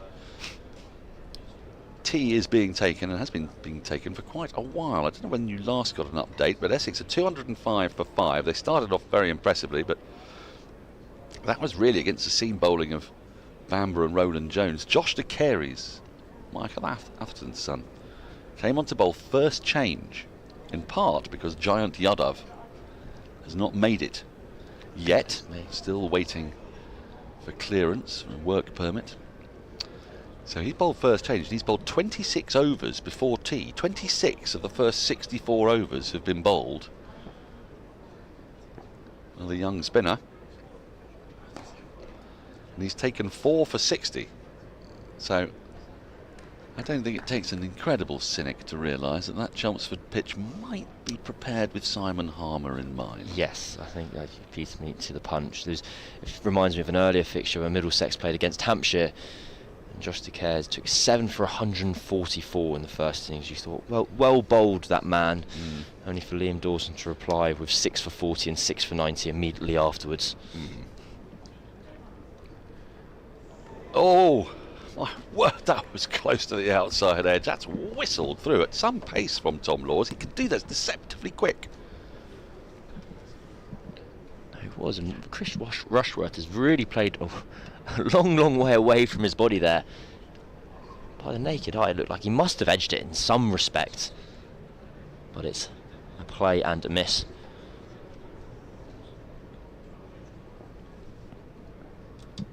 I've got my truth, Jeeves. Oh, it's a mighty untimed wallop, that. Don't bring a boundary, get up Rushworth off the mark. We're just digging into the tea details. If the 10th wicket falls before there are 32 overs remaining, tea will immediately be taken. Wonderful. There'll be therefore no loss of overs. Okay. what we're just trying to get clarification on, I suspect that tea can be extended by half an hour. So that would be my guess, but it is one of the great mysteries of the world, is county championship tea times. It can be extended by half an hour from the moment when 32 overs were left to be bowled. So in effect, we have 35 minutes, a maximum of 35 minutes until tea may be taken, but that tea may arrive at any point at the fall of the wicket and the close of Warwickshire's innings. Not 35 minutes, we've got 5.2 overs. Until the plus, 32 overs? Yes, plus 30 minutes. That was my maths failing me again. It's okay. I thought I was quite good at maths until about 27 minutes ago. I'm sure you're very good at applied maths and fine maths or whatever it's called. No, I was a mental maths boy.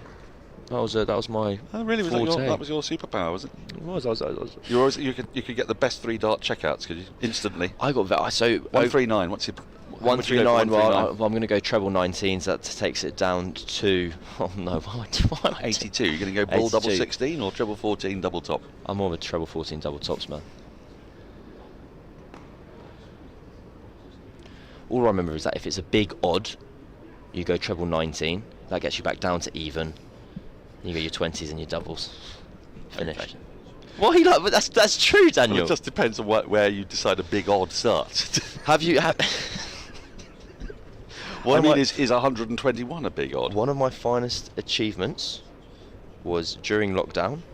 We all got better at random skills, and I achieved a 180. Well done. Thank you very much.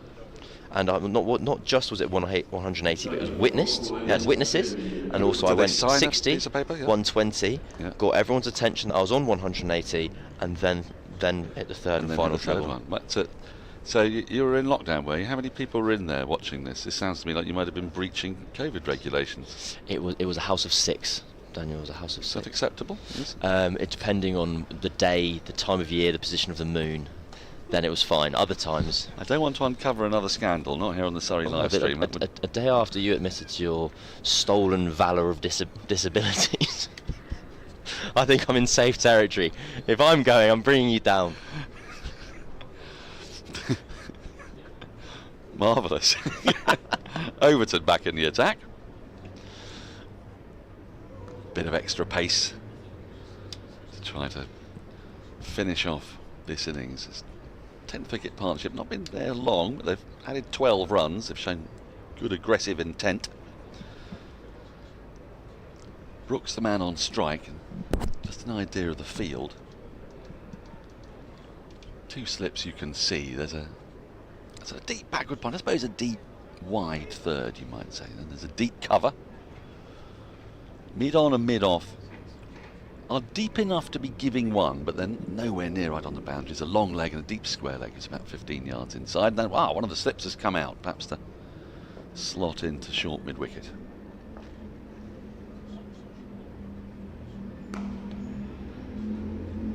So to get to the bottom of that, if a wicket falls now... Yes, T. And if a wicket falls in over, it's T. It's basically... Any time wicket up equals to T. 32 overs left, it's T. But also if a wicket falls after the 32 overs, then it's still T. Oh, it's still T? Yeah. It's just... I'll tell you exactly what it is.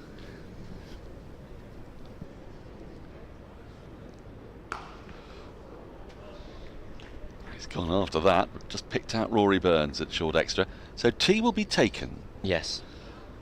At the fall of the next wicket, or half an hour after 32 overs are left to be bowled, if that wicket does not fall.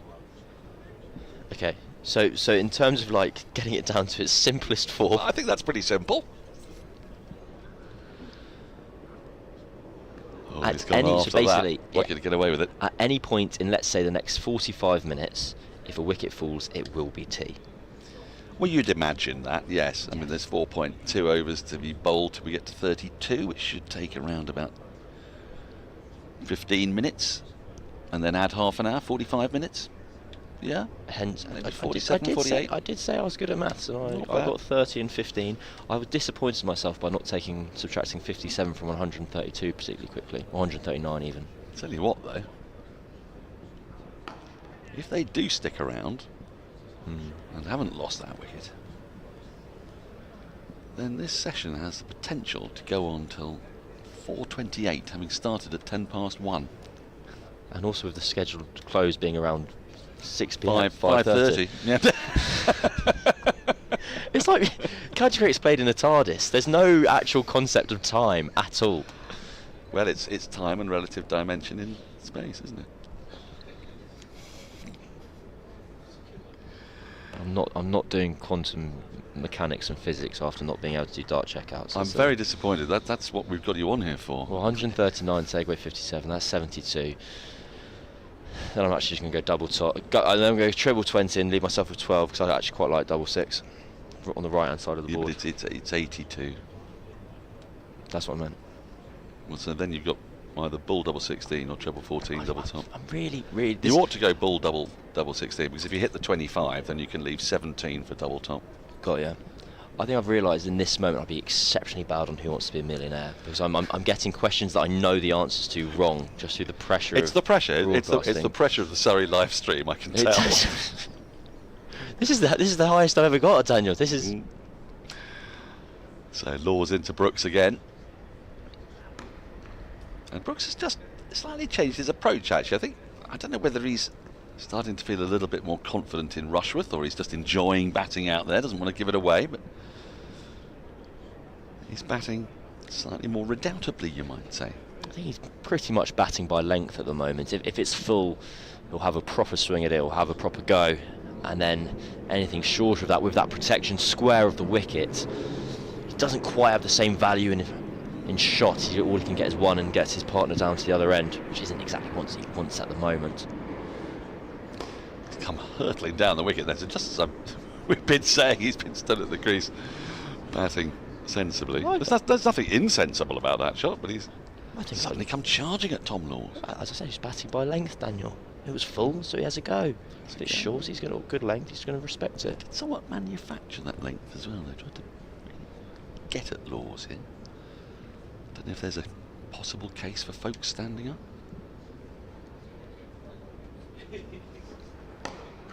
Now that's gone high in the air and the fielder takes the catch. That is the end of the Warwickshire innings. It began around about 10 to 12 and by 3:45 they have been bowled out. Inside 45 overs for just 161, giving Surrey a lead of 235. Laws with the 2 late wickets there. Brooks swinging for the hills, didn't get it precisely where he wanted it, went high in the air. As you can see here, caught comfortably by Jordan Clark at mid-off, above his head. A neat grab, and tea will now be taken. So it won't be the mammoth session. We said nonetheless it was a fairly long one. It's 2 hours 35 minutes, that session. And we await to find out what Rory Burns' decision is going to be.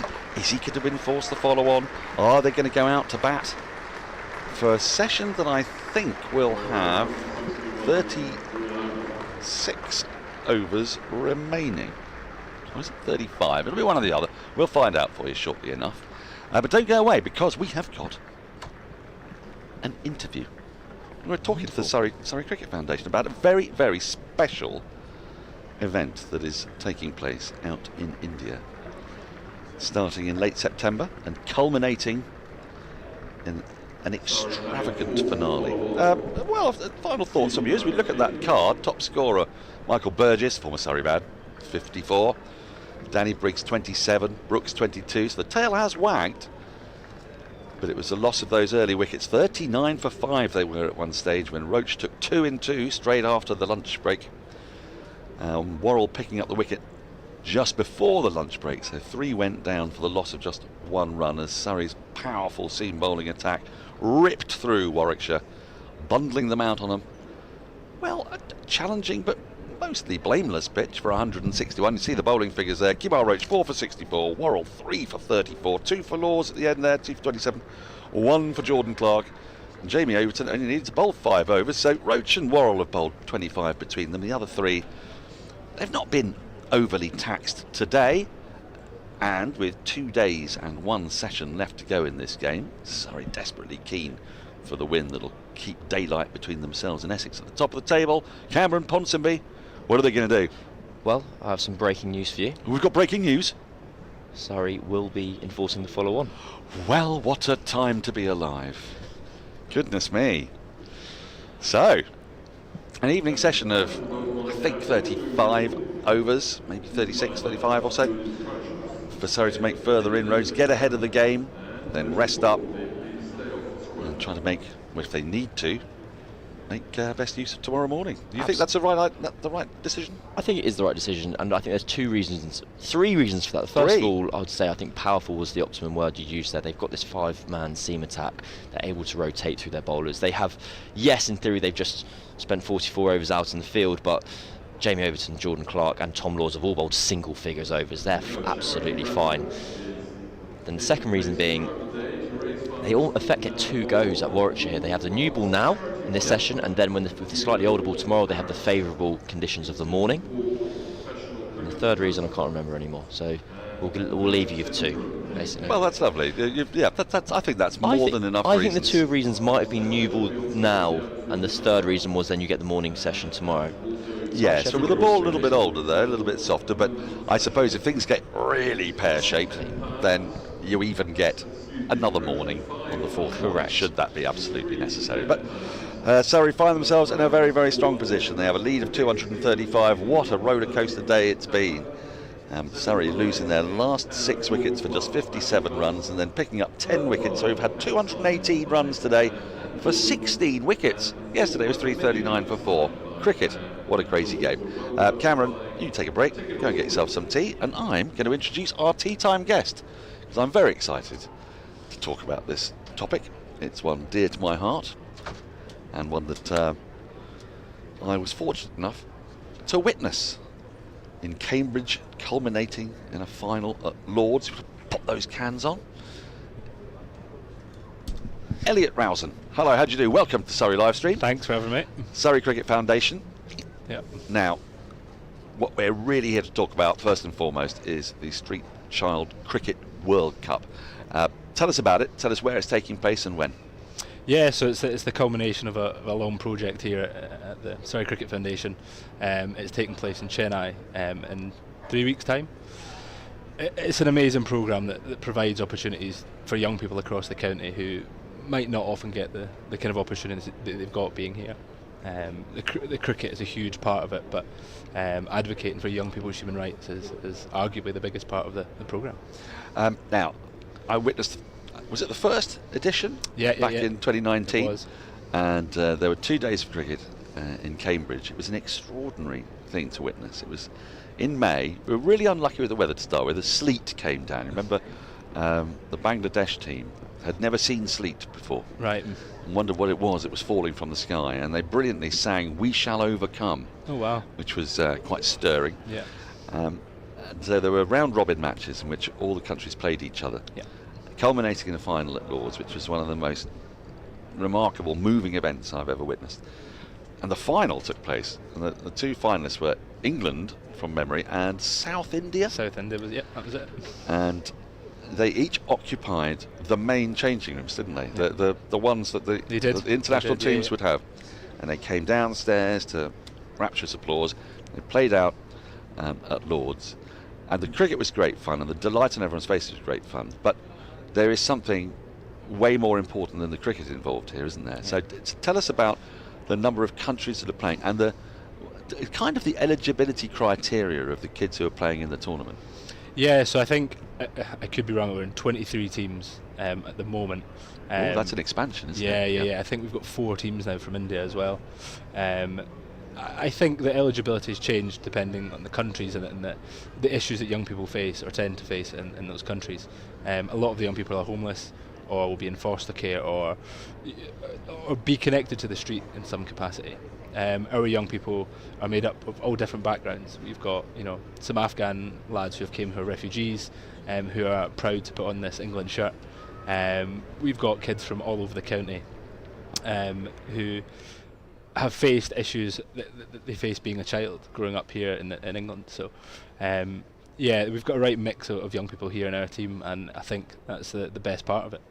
One of the things that I think moved me most about the last edition was hearing about how the players, the kids that had come over, especially the Indian kids, but this applied to kids from all around the world, they had no identity, they had no passport, they had no documentation. And of course, by getting into these teams and getting to play in England, they couldn't get into the country without being given an identity. And suddenly, this opened whole new doors for them, because they're effectively entirely anonymous people, anonymous young kids with no real hopes.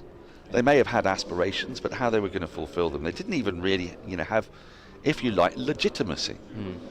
And the process of becoming part of this incredible festival of cricket is that actually gives them legitimacy, gives them passports, it gives them an identity. It's one of the amazing things and the stories we hear from working alongside our other countries that are taking part. We don't have this issue as much here in the UK and in England. Some of the stories that we hear are just incredible and pretty moving. I think it's the team in Bangladesh. The foster home has fostered every single child to get them an identity. I think for me that is how important this programme is, and life-changing it is for the young people. You mentioned there are 4 teams from India, and I imagine that the challenges that they face are different from the ones that, say, English kids will. I'm not belittling them in any way. They're different, but awkward. So for English kids, you've mentioned they're probably not a major issue of getting a passport or having a name, if you like. But where are the English kids being derived from? You've mentioned some Afghan refugees. It's predominantly because it's being partnered with the Surrey Cricket Foundation, presumably somewhere nearby. Yeah, so our kids actually come from a number of different areas across the county, and different places within South London. As you said, yes, our young people might not have the same issues, but that's not to say that they don't face their own issues growing up here. Some of the big things that they've highlighted to us was lack of safe space on the streets. They don't feel there's enough safe facilities for them to use with their friends, and that's something that we're advocating for. They also have said that the opportunities for young boys and girls can be very different, and for those of different colours of skin, religions and faith are also very different. So we want to advocate for equity for all young people. Because we should be clear, these are mixed teams. These are boys and girls playing together. And, one of the great characters, I'm sure you've got some great characters in this team you must tell us about. Remember in the 2019 team, was it a girl, was she called Jade? She was a poet. Poet, yes. I've not met her, I've heard about Jade. Extraordinary girl, absolutely. I mean, she'll be a woman now. And she talked about writing poetry, and I think it was actually the experience of being part of the Street Child World Cup gave her confidence to explore, the things that she is obviously talented and capable of. Because we're not in this to find the next great cricketer, although I suppose it may happen. If we do, then it'd be marvellous. But it's about more than that, isn't it? It's about self-confidence and about building self-esteem. Yeah, it's massive, and it's something we've tried to drive since the inception of the programme here. The young people have had work experience opportunities here at the Oval, and we've tried to push their boundaries, or what they thought their boundaries were. And we think we've kind of stirred a few ideas in some of them, to really see what could be out there for them. The big thing is that they are somebody, not that they're going to be somebody in 10 years' time. They're already somebody, and somebody that matters. So yeah, we've taken it upon us to kind of drive that and support that as much as possible. How do you source the teams? I mean, in England, I can sort of see how that's working, partnering with the Surrey Cricket Foundation and whatnot. But there are teams from Mauritius, which was marvellous. There was a team from, I think, Jamaica, was it last time? The last time. We've got some of the countries and some of the stories we hear are incredible from a cricketing perspective. Hungary have got a team. Oh, really? And they were using tennis rackets to play cricket up until very recently. And there is a passion for it, and it's growing. And that credit goes to the charity, to Street Child United. They go out and find the right partners and put it all together. So that's a massive job, because to find 23 teams, I mean, India's a very big country. It's very big, very difficult to get around. Getting 4 teams from there, but thinking of going to Mauritius, going to Hungary, going to Jamaica. That is quite it's a huge programme, and for such a small team to put it together is incredible. And they go out and visit these countries. They're not, they don't help from afar. They get really stuck in, and it's amazing. And the Indian teams are the best example. They're travelling together by train from Mumbai to Chennai, which I just think is incredible. Well, I'm hoping we're going to get some footage of that. I know the lady who's going to be following them, Archie. Oh yeah, of course. Who'll be chronicling their journey. Yeah. And I dare say we're going to get amazing stories from those kids. Can you give us a sort of flavour of some of these stories, some of the kids that because you must have met so many now. Yeah. For me, each and every young person has their own story, and they're all just as important as each other. As I mentioned, the two Afghan brothers who came from Afghanistan about 5 years ago. A lot happened in Afghanistan, and they escaped with their family. And the nicest thing is that they are proud and want to represent England. They've adopted this country, and this country has adopted them. And that's something that we are trying to celebrate within our team, is that we are diverse, England is diverse, they're representing that. It's a very important message to get out at a time when it's been a bit of a wedge issue, you might argue, in which people are sort of encouraged to take a side, one or the other. Now, how you take a side against people in desperation, I don't quite know, but that's one of the many reasons why I fell in love with this charity. How is it funded? How is because it's a heck of a palaver. I mean, I think I'm going to be going out there. You mentioned 23 teams. That's not cheap. Yeah, so it kind of falls to each country to do their fundraising with support from Street Child United. We went out and we found a really exciting sponsor and funder for the programme, Air Associates, who have supported us massively. They've supported us both financially but with their time, and that's how we've done it. I know other countries have found it more difficult, but they have found a way with the support of the charity to do so. I have to ask this, what happens when the tournament's over? Because you've got this wonderful build-up and there'll be a massive amount of engagement with these teams and these kids. Yep. And it's not just 1 day or 2 days, it's a week-long event. I've been sent the programme. It sort of starts on like 22nd, 23rd. We arrive on the 22nd and fly home on the 1st, so it's a long old time. It is. Yeah. It is. And there are events throughout that, and there are matches, and there's stuff that isn't cricket that's all part of the charity's work. What happens at the end on the 1st of October for all those kids? Is there sort of aftercare through the programme or what? Well, the first thing I think we'll do is all go and have a good sleep and a rest, to be perfectly honest, is the first thing. But yeah, it's a really good question, and it's something we think about a lot. There is a Young Leaders programme where the young people that have came out and experienced the trip then use their voice to help promote everything that's gone on, and we would encourage everyone to do so. And even actually if they don't necessarily do it that way, we hope they take the lessons that they've learned from it and continue to make a change for other young people. So yeah, we will continue to engage with all of the young people, and also the young people that didn't make it out to India. We would engage with them consistently after. So how many are we? We. Come on, it's English, right? Team England. Exactly. It's Team England. Says the Scot, but well, Team England, Scotland and Wales. Team Surrey. Let's go Team Surrey. How many kids are going out there? 8. So it's 4 boys and 4 girls, and throughout our time in the programme we've had about 30 that have attended throughout the past year. So it was tough. It was really hard to narrow down the team to 8. A lot of conversations with both the young people and the other staff in the programme. So it was tough. Is that done purely on cricketing merit? No. I should imagine not. The cricket was probably the lowest of my priorities. To be honest, it was how they would engage with the programme and what they would take from being out there. So we think we've picked 8 really good young people who will go out there, really live the experience, and come home and continue their good work. One of the things that was most amazing, I think, to watch the last time round was at Lord's seeing all these kids, and many of them knew nothing about Lord's. Like the Mauritius kids don't come from a country which has got a strong cricketing background, so they didn't understand the sort of mystical, nonsensical way in which the English fetishise Lord's, when they should frankly be fetishising the Oval, the oldest test ground in London, as I have to keep on pointing out.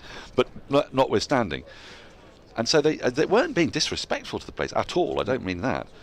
But to them, this was marvellous. It was massive, great big building, but they didn't necessarily take in what an incredible thing it was for them to get to play at Lords. The first time I played at Lords was playing the exhibition match before that for the Street Child. And I had kind of goosebumps playing it, but they were so sort of relaxed, and it just felt like confidence was coursing through their veins in a way that I imagine they didn't have before they were part of the programme. Is that sort of tritely put perhaps the single most important legacy you can give these kids? I say beyond having an actual passport. I think so, and I actually was lucky enough to be out in Chennai earlier this year, and I met some of that team that were here and won the event, and we visited their homes, and they are celebrated in their hometown. They have become pillars of their community, and they've now gone home to make differences. So I think the empowerment from the programme has changed not only the young person's life, but actually their community's life as well. Elliot, thank you so much for coming on and talking to us about this programme. You head on the 22nd? 21st. 21st. What can people do to help it? Watch us, support us, look at all the foundation's social media. There'll be updates constantly. And what are those channels, I guess, then? Is it on via at? Yeah, at is Surrey Cricket Foundation. Surrey Cricket Foundation. And we have videos and loads of it. You'll be sick of it by the time we're done. I will never be sick of it. It's simply one of the most joyful things involved in cricket. It's been superb having you on, Elliot. Thanks ever so much. Thank you so much. Cheers. Grab yourself some tea. There is probably some left, but the scribblers are fairly assiduous in knocking it back. Cheers. So, it's tea, and the players are almost ready to come out. We've had the bell a couple of minutes ago, and Surrey are congregating on the outfield beneath the changing rooms by the beds to stand, having bowled out Warwickshire for 161. It's been a tempestuous old day. We've had 16 wickets fall for 218 runs, and for Surrey it was the bowling of Kemar Roach and Dan Worrell principally, picking up 7 wickets between them. Tom Laws wrapped up the tail with a couple of wickets. Jordan Clark chipped in with 1, and Overton, Clark and Laws between them have only bowled 19.3 overs. So with a session that I think has, how many? Andrew Samson has come to sit next to us. 35 overs remaining in the day. Andrew, follow on. I suppose it was inevitable in a way, but never is these days, because you never know what's going to happen with follow-ons. Discuss that. Okay. And I'm going to go and get myself some tea, because I think it's time for Adam Collins to come in and take you through the next half an hour. Very good. Well, follow-ons happen more often in county cricket than they do in Test cricket, as we know most times. Test cricket chance of a follow-on when it's available.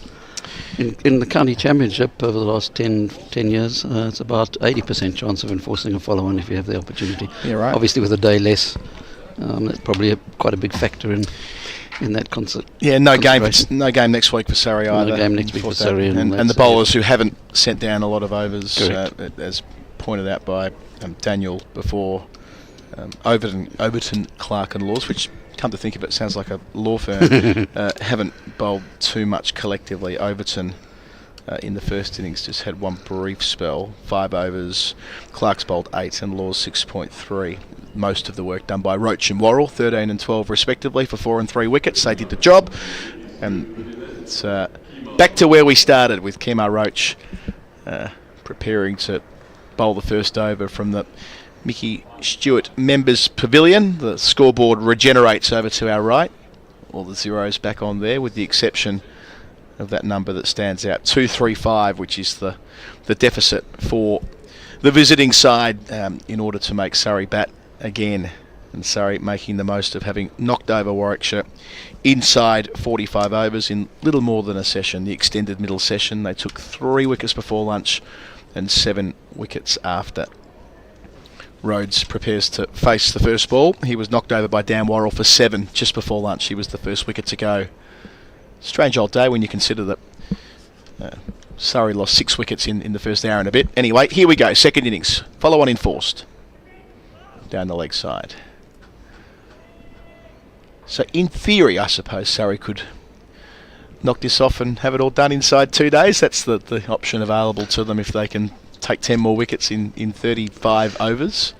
Or a few more if they claim the extra half hour. Quite, yes. As if it isn't a long enough day already. No, it's a good point you raised. It'll take them about 2 and a bit to get through it, so it'll be after 6 p.m. I don't think light will be a factor, though. Gorgeous day. It is, isn't it? 3 slips down the leg side again. We start half an hour earlier in September because of the deteriorating light, but that's not relevant this week. Gorgeous days 1 and 2. In fact, I was talking to John Surtees, the Surrey Stream Supremo, who was telling me briefly, and I'm sure you've got far more information about this, about a first-class game 70 years ago, a championship game where Surrey beat Warwickshire in 1 day. Roach gets it right here, attempter outside the off stump. Can you tell us more? So 1953, Surrey, we talked about a game between these sides in 1903 earlier today, where there was a 9 for 35 return for Hargraves. Now we're going to go 50 years into the future to 1953, which is when that fateful day played out. What was the story there? Yeah, I mean, it's a very rare event to finish a first-class game in just 1 day. There have only been 3 others in the last 70 years since then. So let's just go back to that scorecard. So that was in May 1953, 16th of May the game was.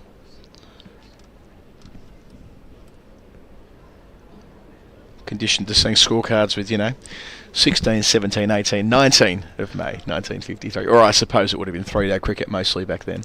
Yeah, very much in those days, 3-day cricket. That's better. Bat on ball for the first time.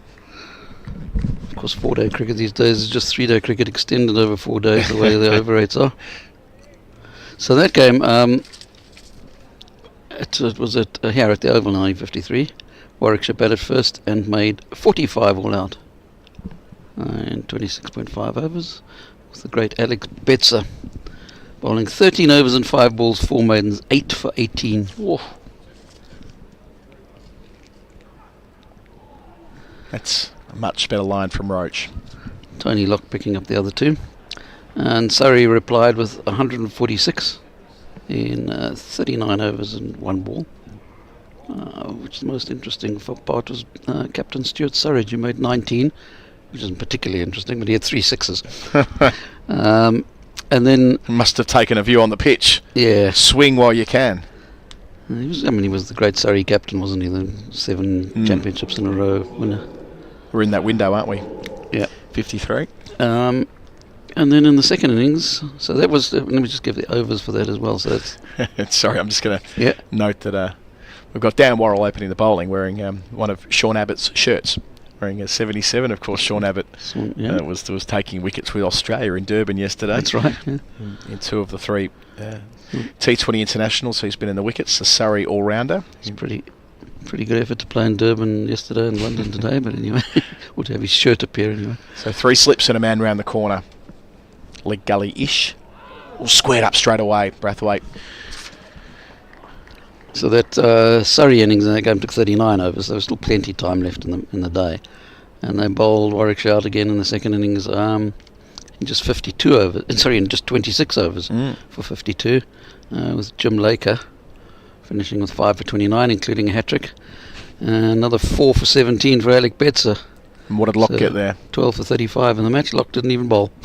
Just the 2 bowlers used. Rather conditioned to that, where other bowlers are taking bags, him down the other end, as it was at Manchester 3 years on. Famously.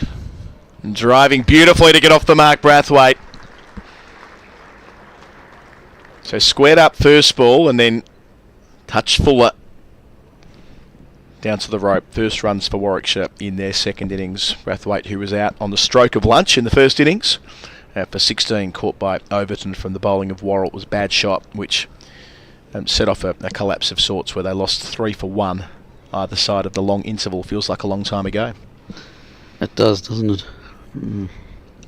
So all over in one. What was the final result? An innings and innings and 49 runs. Innings and 49. Did it with quite comfortably. Yeah. Okay. That would have been a big night on the tiles. Well, you'd think so, with two whole days off, which you didn't get much of in those days. You got Sundays off, but championship games were 6 days a week. better from Worrell. Pulls the length back a wee bit. Minor adjustment. I'm not getting much through my cans on effects. I'm not sure if that's done, but let's see. So there's 26 overs. If they take 26 overs today, then we are going to finish today. Yes. Well, who's going to be Betzer and who's going to... Well, there won't be a Laker, will there? There isn't a spinner in the Surrey team, not a frontline one anyway. So who do we have? What was the bowling attack? Was it? Well, Laker Lock, Betzer and Surridge opened in the first innings. Again, past the edge. For the second time already, we've seen Worrell. He's getting the ball moving away as he does routinely. So no second Betzer in that attack. Not in that one. Was he playing in the game? No. Oh, sorry, he was. He opened the batting. Eric, in the Surrey's first innings, made 5. It's one of Daniel's favourite pastimes is going through the Betz's Cricinfo profiles. Yes. He has a few interesting pastimes. I'll make Daniel. We had an hour together, Daniel and I, and I guess we were in Manchester. Yeah. During the Ashes series, where I had to play that game with him, that guessing every statistical category of both Betz's Cricinfo page. Oh, good luck. Yeah, it was a bit, probably the glass of wine you didn't need to have during the middle of a test match. Yeah. He's got a habit of doing that to you. And does he know them off by heart? Oh, he's a little bit, yes, a little on bit on like the Betz, yeah. On the Betz spectrum, you could say. I would struggle. I think the contention he has is that Eric doesn't get the love that he deserves. That's probably fair enough.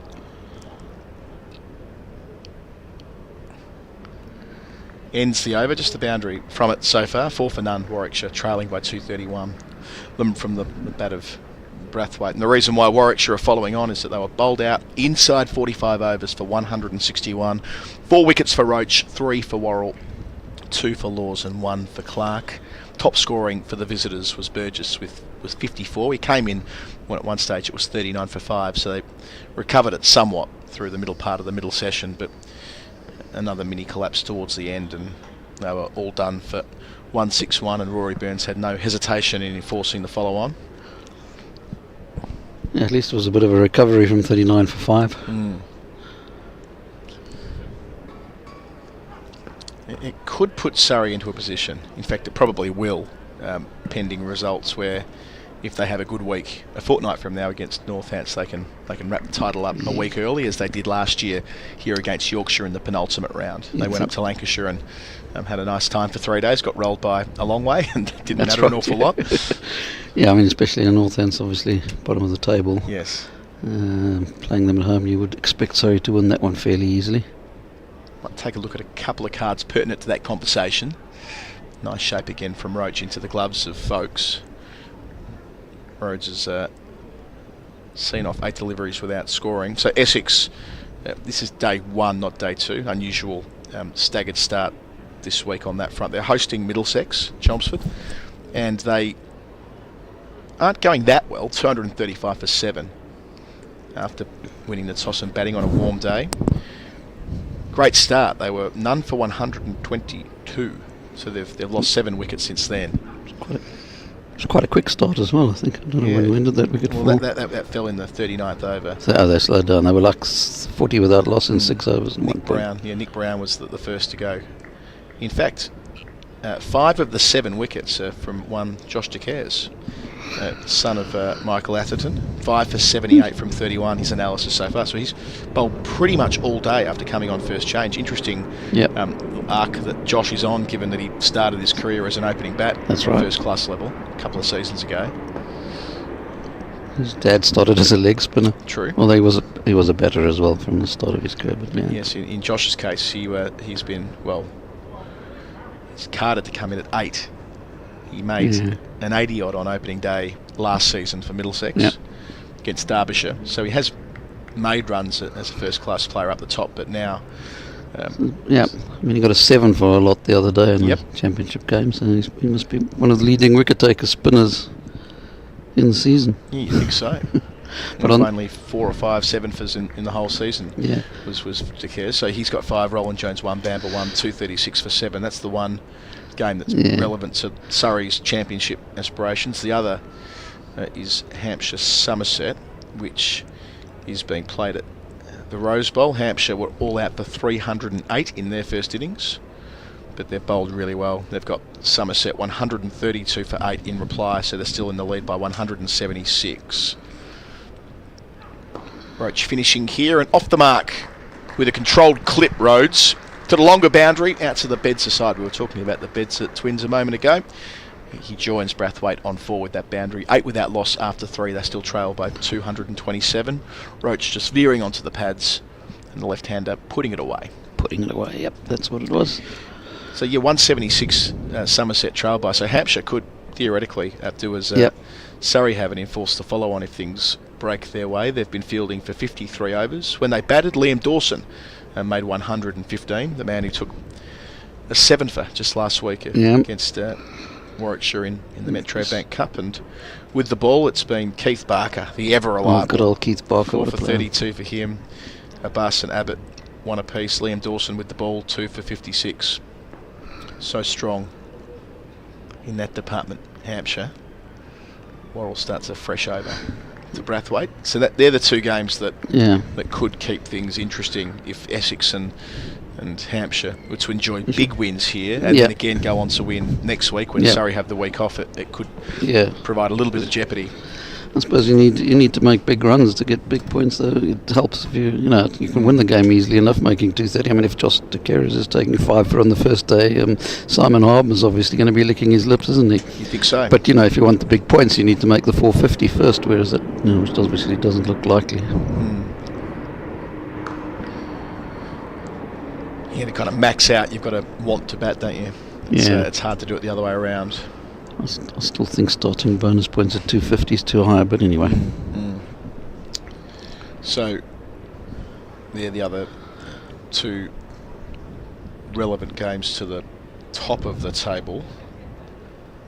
In other Division 1 fare, we have, as I scan down my page, Northamptonshire and Lancs. Northants 232. Lancs in reply 299 for 6, so they're in the lead by 67. 155 not out of those is Josh Bohannon. Yep. He's a serious player. He is, yep. Be surprised if he wasn't in England contention soon enough. On leg stump up-ish, but no one at backwards square. They get through for a single. Rhodes joining Brathwaite on 5, halfway through over number 4. So, yes, other than him, there's been no scores above 37. So they're an even 300, and he's got more than half of them. Bohannon batting at 3. So Lancs, who haven't had a particularly strong season, their win against Surrey belied the campaign they've had so far.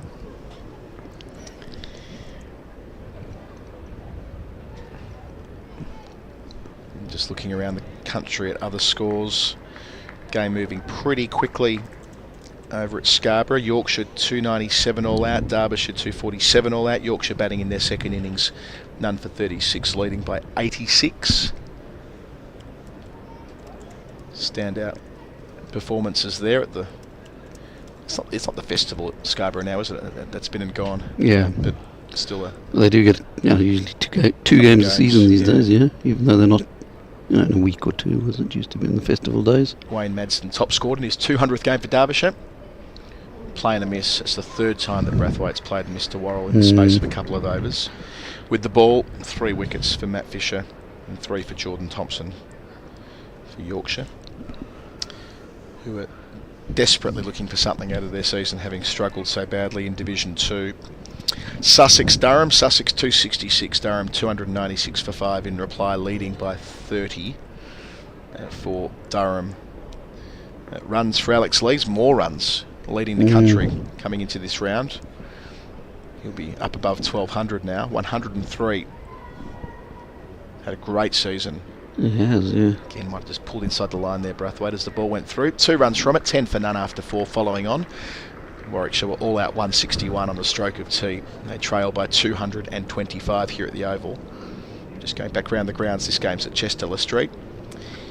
Lees, who lost his spot in the England team and has responded the way that all selectors want you to, and made a stack of runs at the top of the list this season. So he'll be back in the conversation soon enough. Yep. There's only 3, I think, who had 1,000 coming into this week's matches. 1,000 for the season.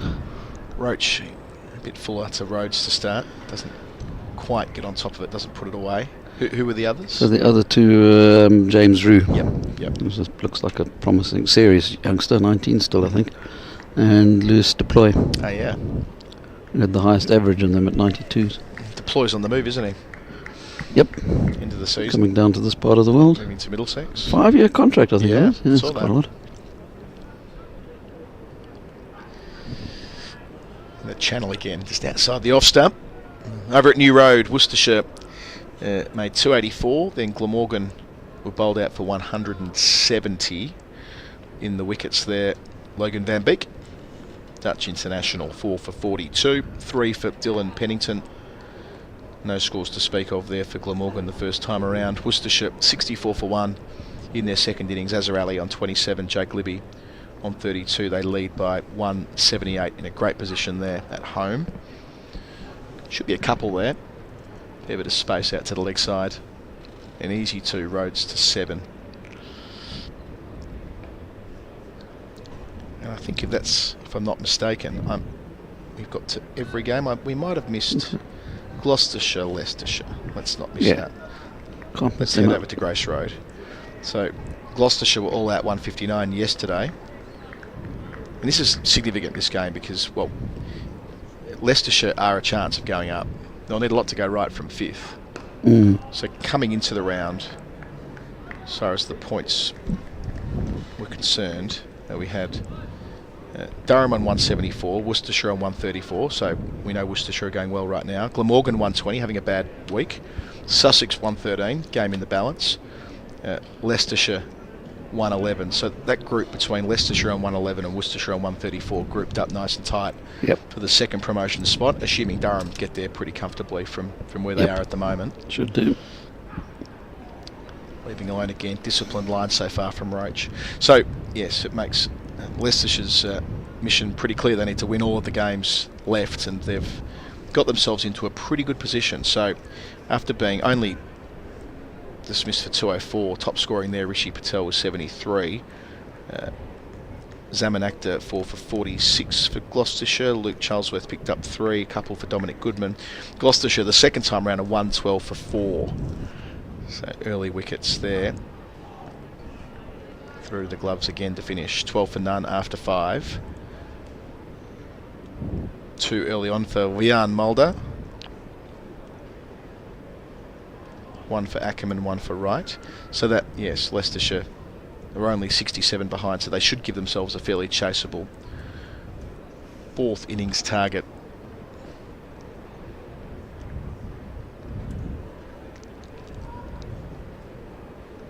And that is out round the grounds. Done them all. Done them all. Getting back to Keith Barker, what do you know about his dad? I know that he was a professional footballer, wasn't he? Or a professional cricketer. He played professional cricket, but it's quite interesting. The Clive Lloyd connection there somewhere. Playing and missing.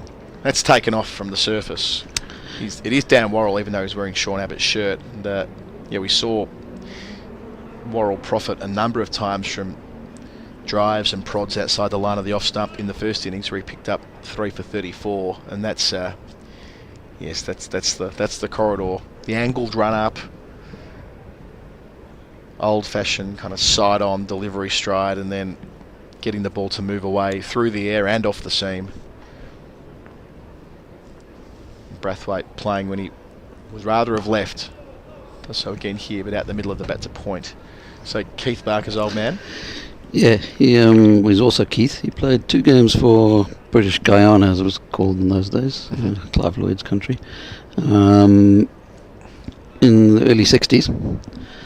And 30 years later, he would have thought that was his first-class career. But at that point, the Sakbok games, the games in South Africa in the non-white cricket of the 1970s and through to early 1990s, there was 20 years of games that were given first-class status retrospectively, because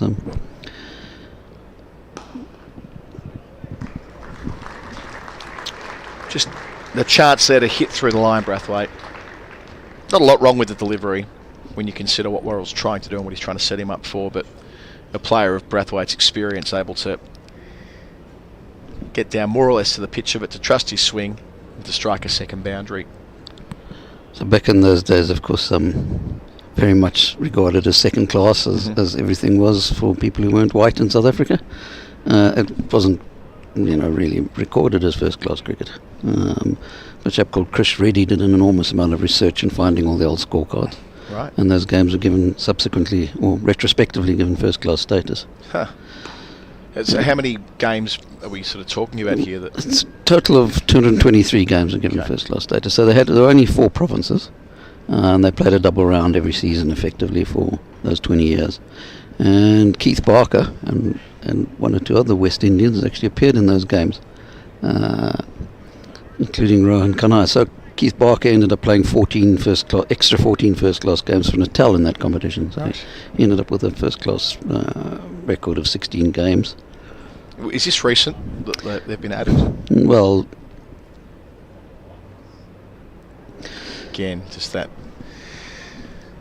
predictable line and length from Worrell after having slayed a ball through the covers earlier in the over. Just tried to defend down the off-stump line, movement away, Foakes in the game. Yeah, I mean, they weren't obviously, as I said, they weren't at the time, but it was only a few years after the last of those games. So obviously South Africa cricket unity came in 1991 after the ending of apartheid and that, which was the last season of the Sackbok cricket was 1990-91 season, and it was about 4 or 5 years later where the games were added to the first class records, which is at the point, I mean, the actual decision was made probably a couple of years earlier, but then there was a process of collecting all the scorecards and putting them into first class records. Rohan Kanhai, the famous West Indian, played one season and got 300s in 4 games in what was a very low scoring competition. They played in some dreadful pitches and conditions and surf, grounds and things there. A guy like Vincent Barnes, for example, took 290 odd wickets at 11 in that competition, and there were quite a lot of bowling figures like that. So to score hundreds in that, like Kanhai did, was quite an achievement. I know Jared Kimber's done a lot of work looking back at the career of Basil de Oliveira and his time in South Africa. Did any of the games that de Oliveira play in South Africa before coming over get added retrospectively in what you're describing there? So there were a few, but he'd already played for England by then, I think. So he kind of moved over in the mid-60s to England. So not on the way up there weren't... On the way up there weren't, yeah. Okay, so it was a bit before, it was the games or after his... Clark into the attack early, bowled nicely in the first innings, albeit with just 1 wicket. It's a great spell though. A couple of runs from his first delivery here. Rhodes joining Brathwaite on 9. The wicket that Clark picked up was Sam Hain, leg before wicket, caught on the crease. An important moment in that middle session, just when there was a bit of stability between Hain and Burgess, but he found an opening into the lower middle order, and it was all over about an hour later. Yeah, so de Oliveira, although he'd already played for England, then came and played in one of those seasons. Okay. For Eastern Province, and scored 454 runs at 90.8, including 100 and 350s. 100 was 182, which I think was the highest score ever in those 20 years of cricket. Okay.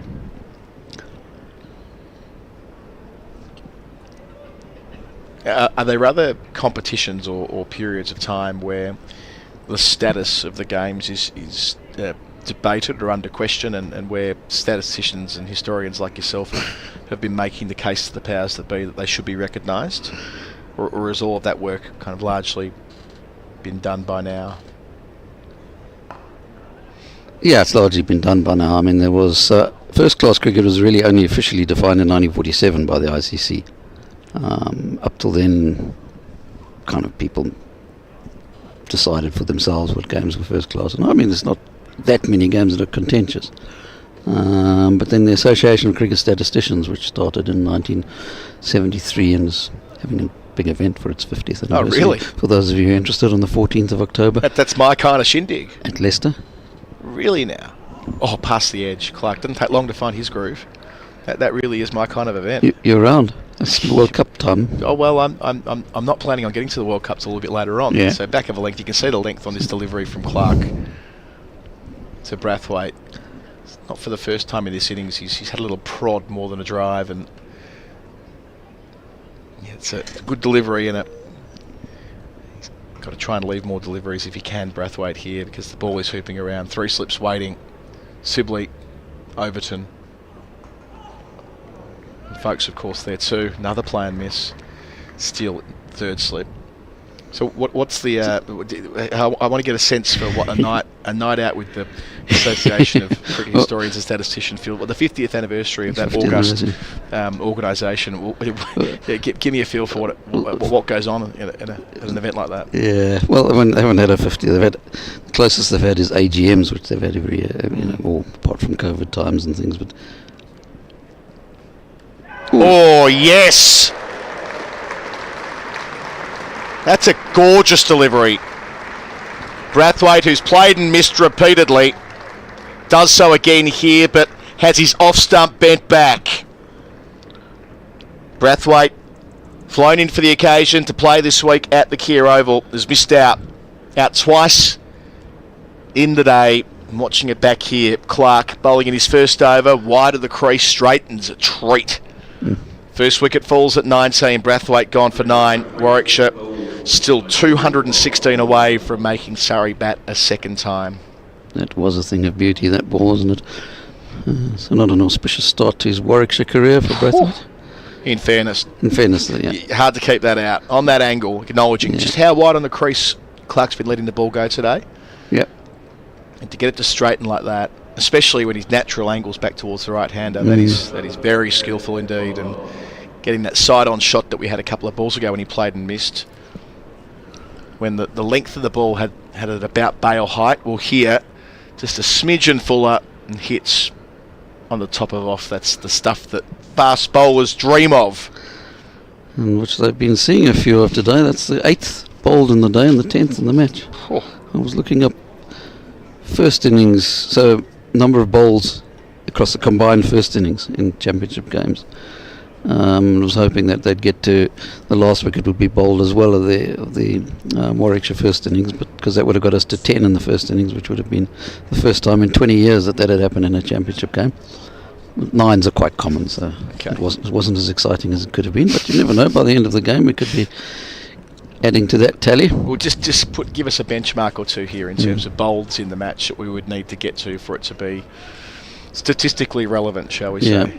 Given we've got you with us, the best cricket statistician in the world. Let's make the most of this. New over, Worrell's turn. Oh, wickets in consecutive deliveries! Clark has his say, and Dan Worrell too. He's wearing the 77 of Sean Abbott, and he's doing as Abbott's done so often during the season as well, finding the outside edge of the bat. First it was Brathwaite, now it's his opening partner Rhodes walking back to the pavilion. Surrey already on a roll. 19 for 2. Yep, second time we've had 2 and 2 in the day, although the last time it was on a hat-trick, this time isn't.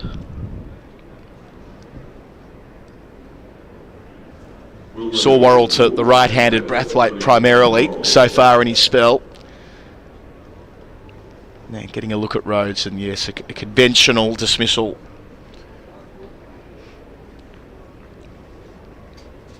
Just a slight change in angle there as well, bowling across the left-hander, hitting the seam, and the new Dukes does the rest.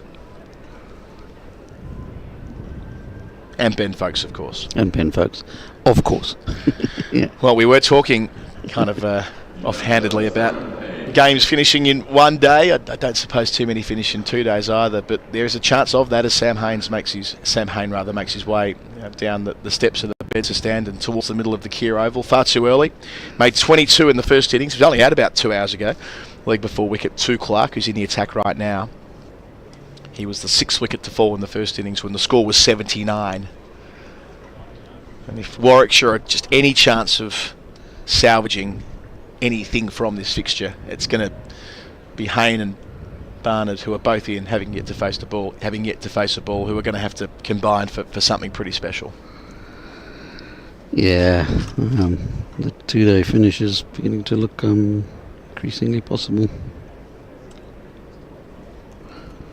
So bowls in a match. Yes. Yes, that little thing. The record in a championship is 30. But that was back in the day when more people got bowled, as a general rule. So if we go, how often have there been? I mean, in the 21st century, so there's only been 4 games where there's been as many as 15 bowls in a championship game. Which is, I mean, you're not going to get a Surrey second innings by the look of things, which diminishes the chances of that. So 2 wickets in 2 balls. Won't be 3 and 3, although that's the right line and length that can prompt a batter error. Moving away from the right-handed Hayne. Yeah, but essentially, you're looking at kind of 15 as your benchmark of where it's starting to get to be in modern era quite a lot. We'll keep an eye on it. So you've written 14th of October down in your diary. Oh, yeah. I'm heading out to India for the last, I think, 2.5 weeks for the World Cup, something like that. So I'm about. You're about? I'm about. I'd love to come to that. Night on the tiles with the Statos. 3 slips. Or pulls out at the last moment. The right decision from Hayne. The first bit of bad news is that it's lunch, not dinner. A long lunch? Long lunch. Okay, long lunch. I love a long lunch myself. Who's the guest speaker? It's John Barclay, the former MCC president and things. Fantastic.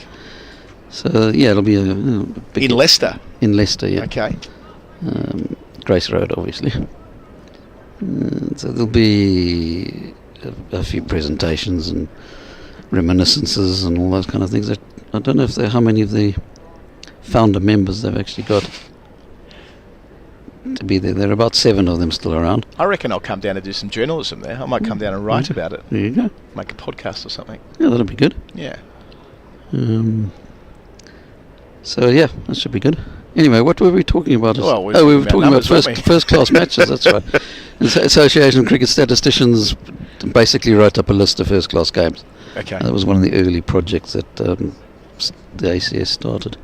Association of Cricket Statisticians and Historians.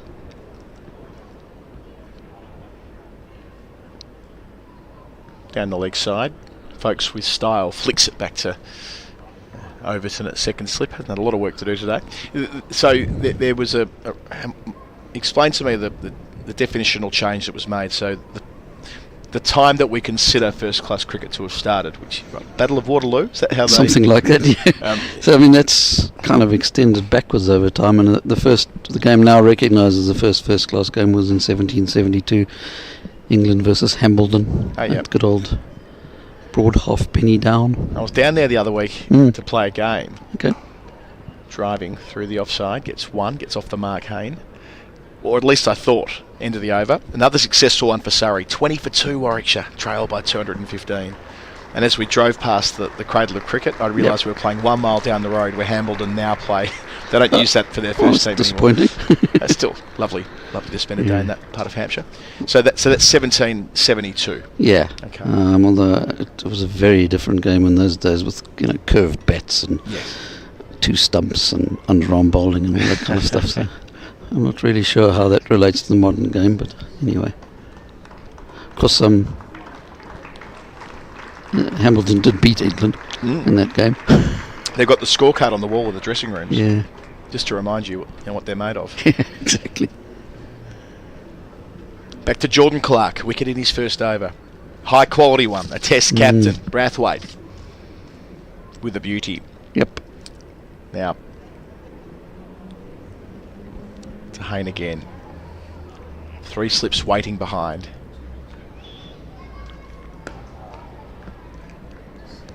So the only other games that I'm interested in terms of status I know where you're going. Well, it's just out of curiosity, World Series cricket. Because World Series cricket lives in limbo land, doesn't it? Yeah. And I'm not saying that it's all one-way traffic as far as... Because World Series cricket, of course, they're not full internationals, nor are they considered first class on this day. Is there kind of a reason for that? Well, there were. I mean, it was the ICC, probably the ICC, I suppose, who at the time said these games are not first class because they're not official, effectively. Right. And it's... Pulls out. Interesting. In the delivery straight. You don't see that too often. Often you'll see a bowler pull out when loading up, but not sort of when all the way over the top of the... You can see there at the non-striker's end. And you'll see Barnett here, maybe in shot, possibly. No, not quite. He lunged back with his bat as if to say, you're not going to run me out here. Well, yeah. But no, there wasn't any of that going on. I suppose they watch out for mancads these days more than they used to. That wouldn't have been allowed anyway because his arm went beyond the parallel. Yes, I mean obviously the standard of the World Series is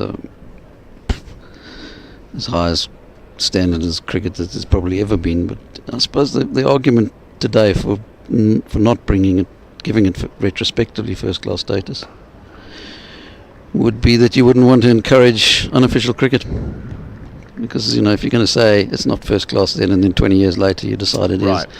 I mean, personally I wouldn't have a problem if they elevated it to first class status. There is, you're right, there is a debate but around there is cricket that's played in associate nations at the moment doesn't get counted. So the MLC in America, the ILT20 in the UAE, it's got to be in a full member nation to get T20 status. That's right. Which kind of works for the players as I understand it, because it's low risk.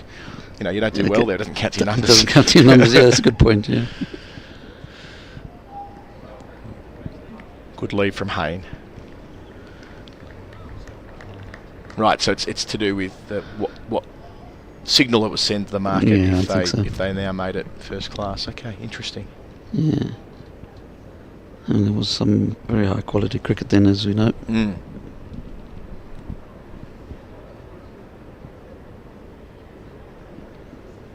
Games where Barry and Viv Richards were batting together. Yeah, helpful. Yeah. Batting team. 400 for 1 or whatever it is.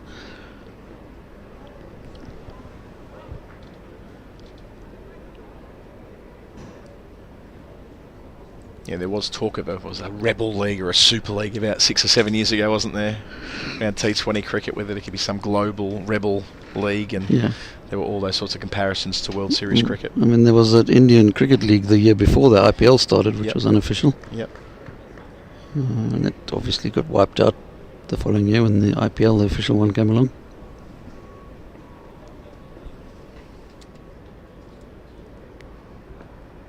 Oh, again. He's been sensational today, Clark. Didn't get reward for it necessarily the first time around, but 2 wickets in 2 overs here. Sees the back of the danger man, Hayne. And Warwickshire, they are careering towards a heavy, heavy defeat. 20 for 3 following on. Still 215 away from making Surrey bat again. And after leaving so well earlier in the over, just that extra movement closer to the off-stump line. You can see here back on replay. Difficult delivery to leave. And into the gloves of Foakes it goes. Hayne out for 22 in the first innings, 1 in the second. I'm going to have to check whether his average is still over 40 after the earlier discussion. Quality spell from Jordan Clark here, isn't it? 44 wickets he's now up to in the season. Not quite at the top of the wicket takers list. Ben Hutton on 52 was leading as we went into this round of matches. But it is a good season, 44 wickets these days. Great acquisition he was from Lancashire. He was capped last year during the Yorkshire game. He was a great sort of like-for-like replacement for his namesake Ricky Clark when coming over at the end of 2018. Yes, of course.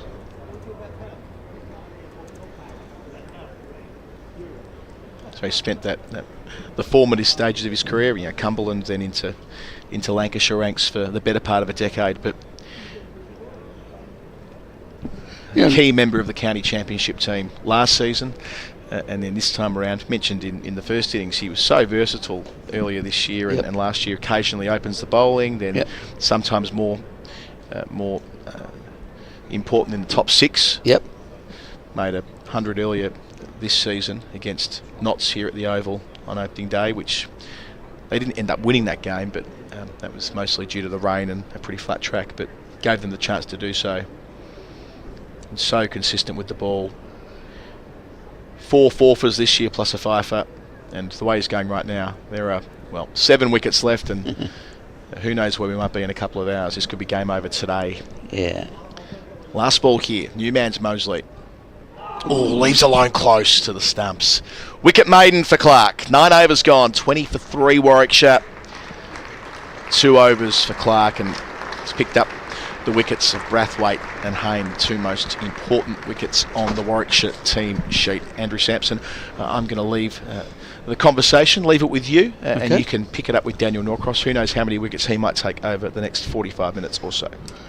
I mean, I was just looking at Jordan Clark wickets for the season, how that it compares to his best season, and wondering whether it was the most he'd ever taken in a season, but it was already comfortably the most he'd taken in a season before this game. Is that right? His most prior to that was 2021, where he took 32 wickets. And what's he up to now? He's up to 44. And he scores runs. I know. Very underrated player. Dan Worrell, wearing the wrong shirt. He's in. What a tumultuous day we've had, Andrew Samson.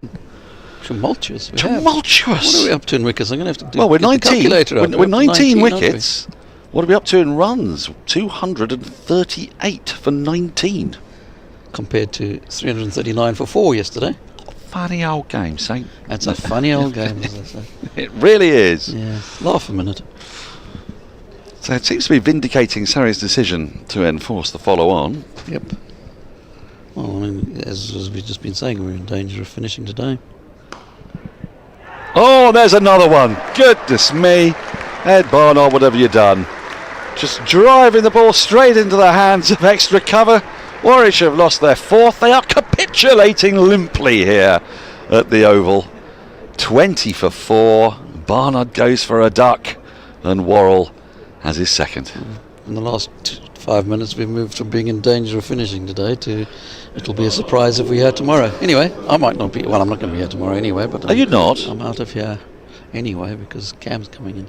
Well, are you popping back on later, or is this the last we see of you? This might be the last you see of me for a while, Dan. Well, you never know. There might be an extra half hour, in which case we can nip you back on. Maybe you could get us most number of wickets taken at the Oval on the second day for Surrey against Warwickshire.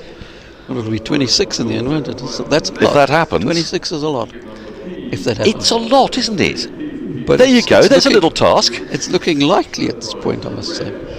It does feel that way. Andrew, anyway, if we don't hear from you again, it is always magnificent to have you on the Surrey live stream. It's always been fun. It's always fun being on the Surrey live stream with all of you. Thank you. So I shall now depart because Cam's glaring at me. But don't go too far, just in case we need some emergency stats. I'll be around if you need emergency stats. It feels like we might. 20 for 4. Goodness me. And it's the top of the order that's just been wrenched away. I believe Chris Benjamin's on. He's on a golden pair. He was out first ball in the first innings. And it wasn't that long ago. When was he was out after lunch, wasn't he? Chris Benjamin? I think he was out after lunch. 3 down at lunch, and I think he was out very soon after lunch, wasn't he? So it's not that long ago that he was batting. 4 slips in place on a king pair. He survives. And that will, I imagine, make him feel better. He's still on a pair, which is not a happy place to find yourself. Did Monty Lynch get a... Monty Lynch got a pair before lunch. Andrew Samson tells me. How did he manage that one? Emergency stat. Emergency stat. Cameron Ponsonby's back alongside me. Goodness me. I know, goodness me. Can't really put it any differently, can we? I mean, Surrey have bowled very well, but they have been a bit wind assisted, you'd have to say. I'm not sure that if I were some of these batters, I would want to be in the same changing room as Mark Robinson later today. It's been the most remarkable onslaught, and you always wonder of these things, how much of a balance of excellent bowling, poor batting is it? But you can't really legislate for. Warwickshire were 5 down in 10.5 overs, 10.5 overs in the first innings. They're going that way again now. Oh, now what sort of a shot is that from Benjamin? That is a shot of a nervous man on a pair. But I tell you, if I was Mark Robinson, I'd be having kittens here. The bowling has been good, but the last wicket was somewhat emblematic of Warwickshire's day, really. They've given a few wickets away through leaving the ball. Good balls, straight balls that have hit off stump. Played some loose shots. And Surrey are just so strongly on top here. I hesitate to say it's a matter of when, not if, but I think you're 20 allowed. for 4 with a deficit of 215 in the second innings, and a wicket maiden just been bowled there by Dan Worrell. We're breaking records. If Warwickshire turn this around, we're breaking records. Do we have an emergency stat? I wondered if that was a... Oh, have we? Oof, yes. Only thing is, you won't be here to tell it. Not many teams went after following on, do they? No. I mean, the most magnificent turnaround, to my mind, was that wonderful. It was a Hampshire bowled out for 15 and then made 521, was it, to win that game? Also against Warwickshire. A lot of Warwickshire coming up today. So maybe this evening, Mark Robinson's going to get that scorecard up from 1922, pin it to the wall as motivation, as the emergency stat has arrived. This is in front of Daniel Norcross. I think this is Monty right Lynch. Now. This is Monty Lynch getting out for a pair. So Surrey were bowled out for 49. Middlesex sort of forfeited their innings. There was no play on the first day. And on the second day, Surrey were 8 for 1. I don't really like this scorecard. Oh, that's close to off stump as well, but a good leave from Mosley. So what year is this? 1977. Surrey, featuring Alan Butcher, Jeff Howarth, Monty Lynch, Yunus Ahmed, David Smith, one of the few players to be born in Balham and play for England, Intikab Alam, Robin Jackman, Ian Payne, Jeff Arnold, Jack Richards down at number 10. He was a young man then. And Pat Pocock. So a very strong Surrey side, you would have said. Was a young Monty Lynch. Just his second match, according to Andrew Samson. So at the end of the second day's play, Surrey were 8 for 1. That's all the play that had been possible on a miserable, wet couple of days. They were then bundled out for 49, thanks in no small part to Mike Selvey and Wayne Daniel, who took all the wickets between them apart from one, that of Jack Richards, who was caught by Phil Edmonds off the bowling of Mike Gatting. Can you believe it? Jack, you need to take a long, hard look at yourself. Weirdly, Middlesex didn't just forfeit their first innings. They went out of bat for one ball. Were you not allowed to forfeit in those days, perhaps? Maybe you're right, so you couldn't. So, of course, Mike Brearley was captain, and it's a heck of a side. The opening batters, must be one of the very rare times, probably the only time this happened, were John Embry and Ian Gould. John Embry faced one ball, then Mike Brearley called them in, having bowled Surrey out for 49. They then had MJ Smith, Mike Brearley at 4, Clive Radley, Mike Gatting, Graham Barlow, Neil Featherstone, Phil Edmonds, Mike Selvey and Wayne Daniel, a very powerful side. Two very strong London teams. Surrey went out to bat again with a lead of 49 on the first innings, which you'd think would be quite healthy, wouldn't you? Well, second time round, bundled out again for 89. Mike Gatting this time taking 2 wickets. Richards again, caught by Edmonds again. That's got to be the only time Mike Gatting got somebody out caught out the same fashion twice in a match. Check that out, please, Truth Jeeves. Oh, my word, how close is that? Every ball looks like it might be taking a wicket here. Clark 2 for 4 from 3. Warwickshire at the end of that over, just a 1 run from it, 21 for 4. Just take another little look at this. How close is this to outside edge and off stump? Well, inside edge as it turns out, and off stump very close. So Surrey were then bowled out in the second innings for 89. Extra's second equal top scorer. Jeff Arnold top scorer with 19 not out. Selvey with 3 more wickets. Daniel with 4. Gatting with a couple. Unbelievable game of cricket, this. And Middlesex set 139 to win, I beg your pardon.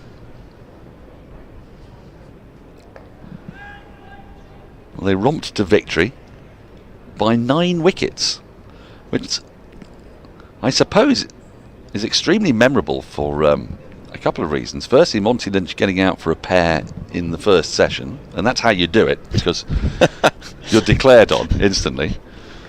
But secondly, has a side ever won a game by 9 wickets, having lost only 1 wicket in the match?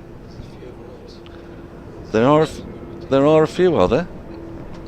Seems a rarity.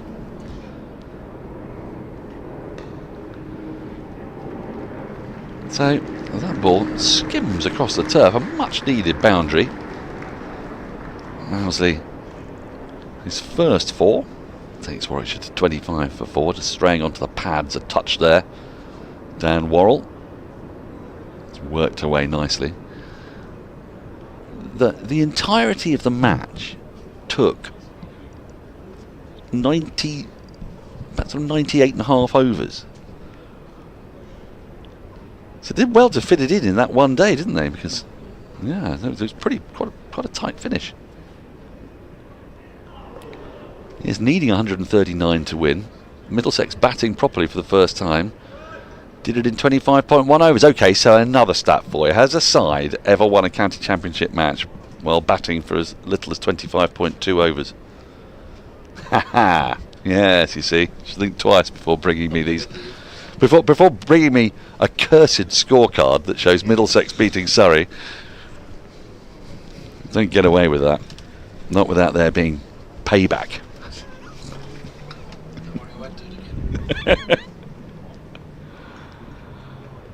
Back to this game, and it feels almost as frantic, doesn't it? I don't really know what's happening, Dan. I greatly enjoyed seeing 2 men absolutely in their element, though. Kind of flying along. Did you see how excited we were at numbers? What I appreciated, I thought you were more excited than Andrew was. I think it was a novelty for you. Well, Andrew's seen that scorecard a lot. I think what I might have done is, as I was 8 at the time, I probably blocked that out. I probably cried myself to sleep that day. And tried to forget it, and had successfully forgotten it for 46 years until Andrew came and ruined it for me. Middlesex beat us by batting for only 25.2 overs. So would that have been and dismissed Monty Lynch for a pair before lunch. So would that have been a 3-day affair? 3-day affair, yeah. And so Brearley goes, let's turn him round again and try and get clever old Brearley. But they'd have had to have a 2-over break between innings. So what was the minimum number of overs in those days? Probably quite a lot, 110 perhaps. Didn't have minimum. But they would have been bowling Embry and Edmonds for a fair bit in Surrey's second innings. So they'd have had a good old over rate. End of the 12th over, just the 4 from it. Can you talk me through minimum overs for a day? Is it just what it says on the tin in effect, or? Yeah, 96. That's the minimum number of overs that must be bowled in the day. What did you think it meant? Oh, just the way it went. Oh, they didn't have minimum overs back then. Well, no, in those days, no, they had the 6.5 hour day, wasn't it? I think. And so you just bowl the overs, but because people bowled quite a lot of overs in those days, nobody really needed minimum overs, and then people started to bowl fewer overs, and then the authorities said, "Hang on, we're not having that." That's a nice shot through the covers. Chases on. It'll be hauled back just inside the boundary by Tom Laws. They'll get 3 for 3. Benjamin is away for the match. He is. He's off a pair. Must be a moment of great relief. It's a feeling that only kind of you have to be very good at cricket to understand the feeling of being so bad, the fear of a pair, because most of us we only get one go during a match. That's right. For us, it's getting a first baller, isn't it? And on a Saturday, batting first in your one game of the week. And you're done and dusted by 101.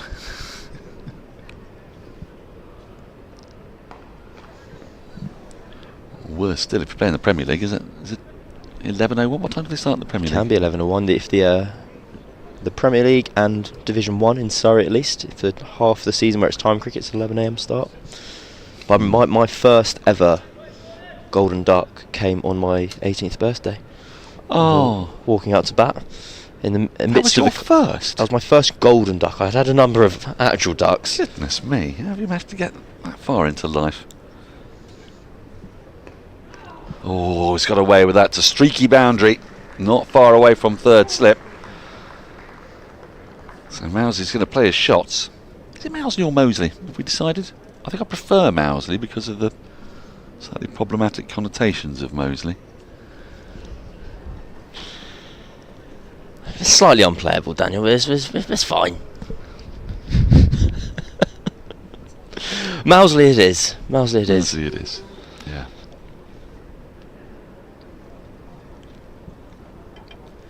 My first golden duck was in the under 13 and a halves against the teachers.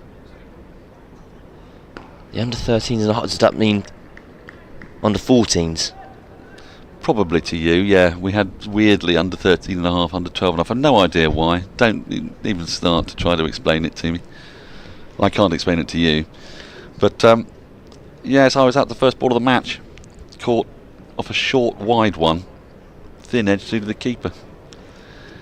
I was devastated. In bizarre age-related kind of sentences, I was chatting to someone the other day. I was like, how old are you? They went, I'm 24 next year. Next year? And so I went, so you're 23? No, they're 22. But they went for, I'm 24 next year. That's even weirder. It's not how. So not 23 next month or 23 in October. I'm 24 next year. At the back end of next year. Well, I was like, that's not how social convention dictates that conversation. I'm 55 and a half at the back end of next year. Should I like that? Thank you very much for letting me know. I look forward to your half birthday avidly. I might be able to play for the under 56 and a halves.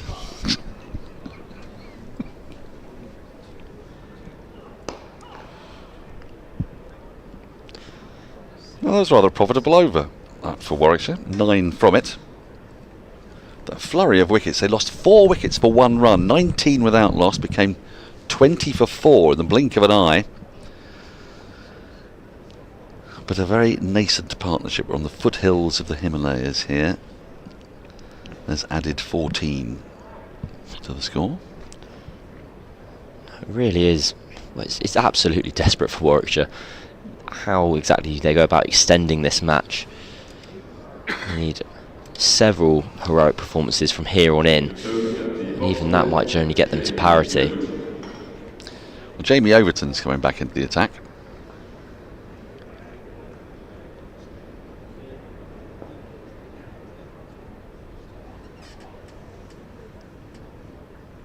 And he didn't get a wicket in that first innings, did he? He was the one Surrey bowler to go wicketless. Indeed. 5 overs, 15 runs. So he should have a bit left in the tank. Now we're also keeping an eye on events at Chelmsford. And what I can tell you is that rather irksomely, Essex are creeping their way towards a second batting point. They're 276 for 8.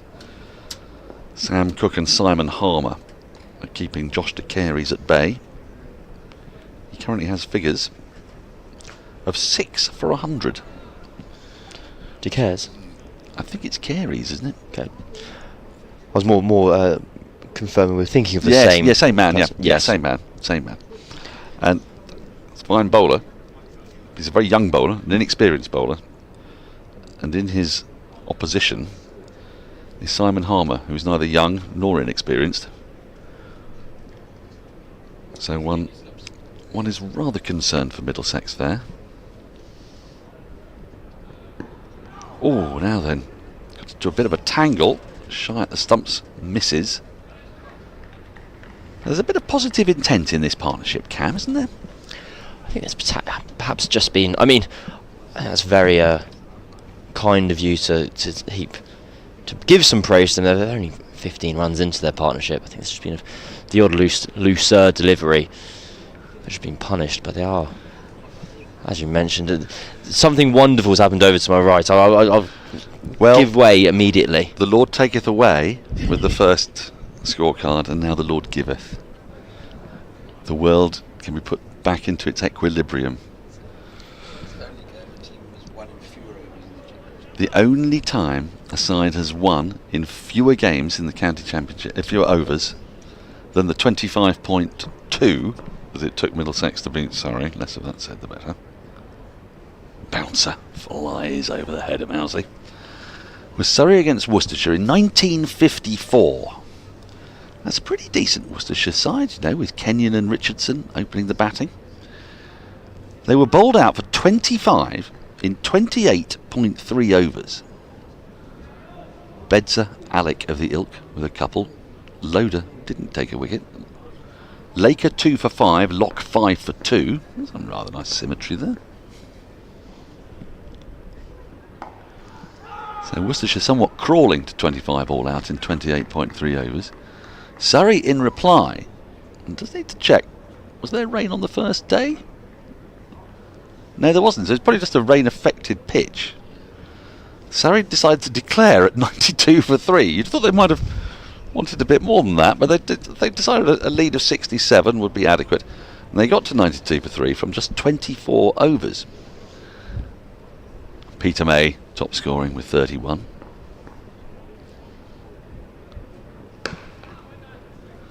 Constable with 29.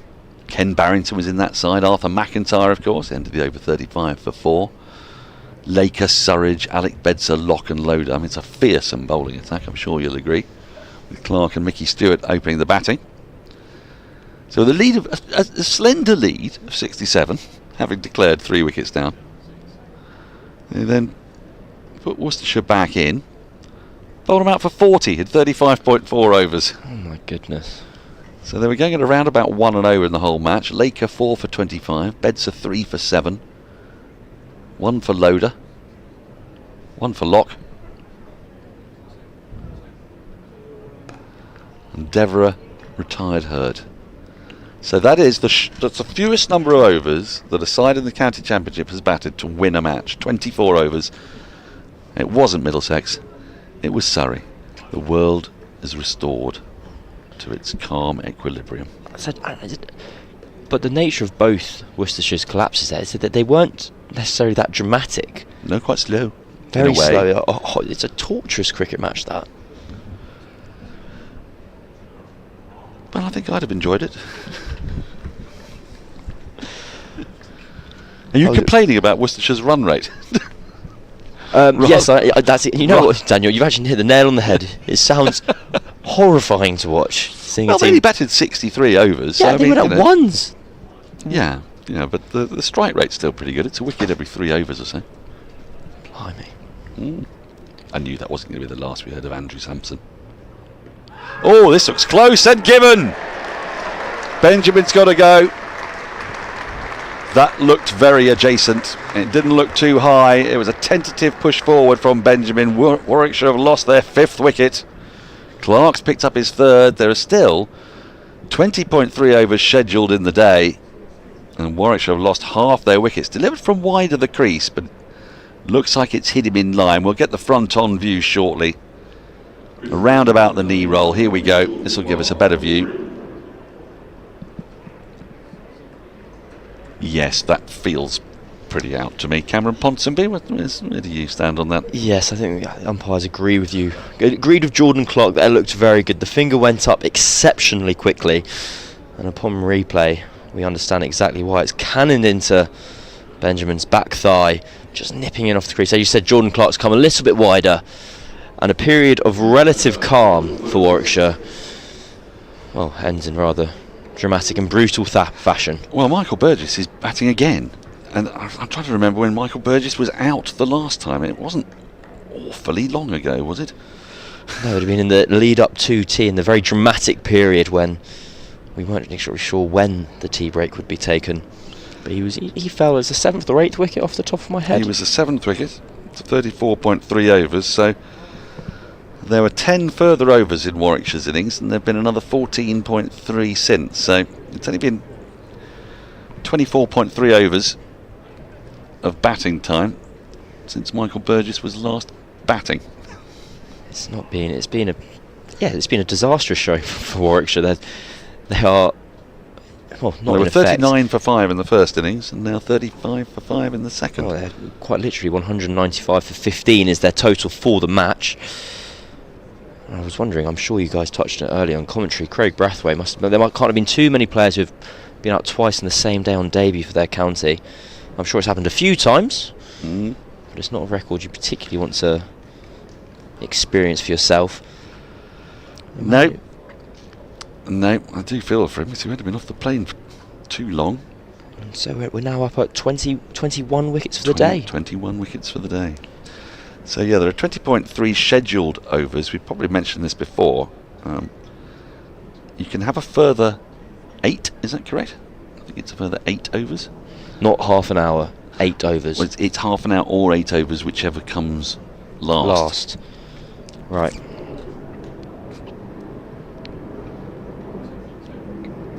Now Burgess batted really well in that first innings. He was the one man to get a half century for Warwickshire, and he's underway straight away, guiding that ball down to the deep third boundary for 4.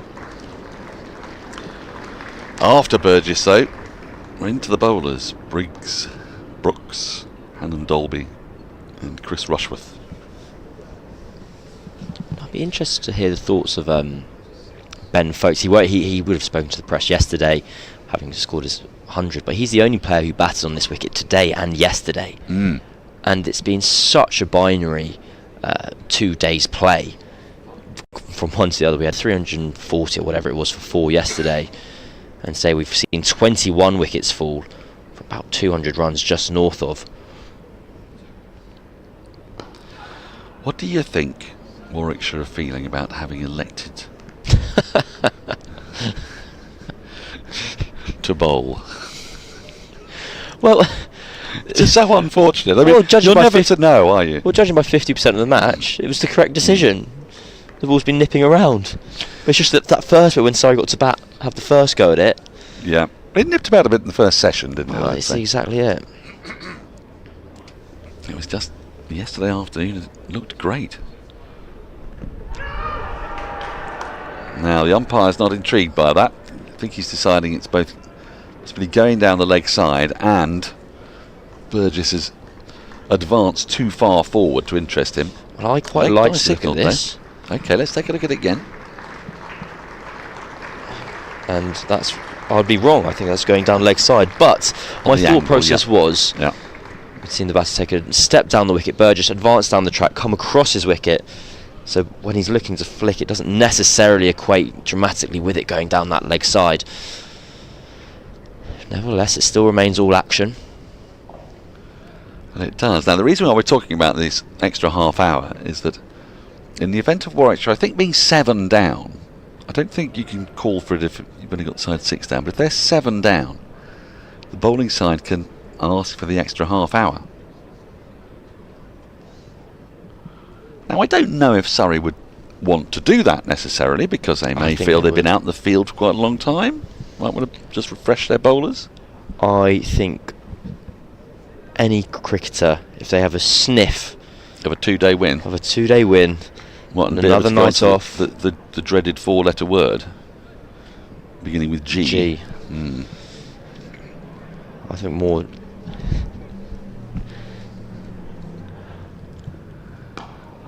Where were you going there, Cameron? I was just your mind had taken you off somewhere probably unrepeatable, had it? It wasn't unrepeatable. It just wouldn't be broadcasting appropriate. It's just more the haunts of Surrey County Cricket Club. There's a few rumoured that they're known to frequent after a victory. Don't like to say the word golf, but it is what it is.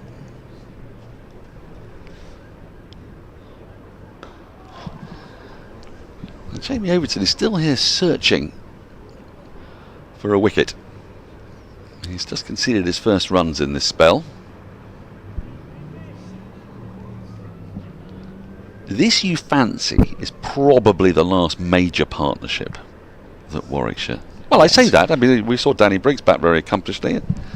I thought Briggs batted very well, and I think that was almost the problem, is that he got 25, and I thought, you've batted very well for that 25. If you're a more senior player, you've just batted. Oh, right in the channel. Coaxes Burgess forward. Batted kind of very... Had a canter. It was active, it was kind of lively, it was entertaining, but it wasn't necessarily solid.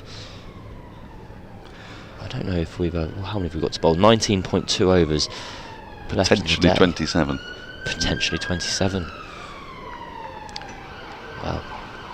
But that's a way away yet. Sorry, we'll need to pick up at least another couple of wickets. I don't know if it is that far away. It's 2 wickets in 19 overs, which, judging by what we've seen today, plenty time. Well, that's true. 5 have gone down in 15. Could be a long old day, though, couldn't it? My favourite. As long as I'm at Ark All Saints Academy for 7:20, I'm fine. Now, what Surrey will be slightly mindful of is their over rate. It's -1. And although they have a healthy lead at the top of the table, they don't want to be giving away any points if they can avoid it. Essex are 9 down, by the way. 281 on the board. JB Porter's come out to join Sam Cook after Simon Harmer was caught by Roland Jones, giving a 7th wicket to Josh DeCary. Goodness me.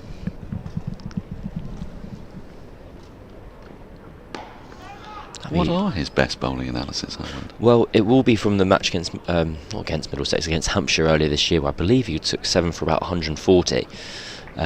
6 or 7, I'd have to check. I'd love to check, but my laptop's not agreeing with the Wi-Fi at the moment. No, you need to get them in agreement, as they say.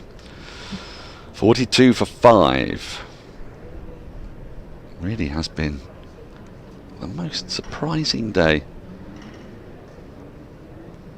Was not expecting this when we first arrived. 21 wickets, still 19 scheduled overs left in the day. Jordan Clark's going to continue, no surprise there. He's picked up a couple of wickets. 3 slips waiting behind the left-handed Mousley. It's a deep backward point and a long leg. Those are the 2 boundary riders. Oh, I say, how did that miss leg stump?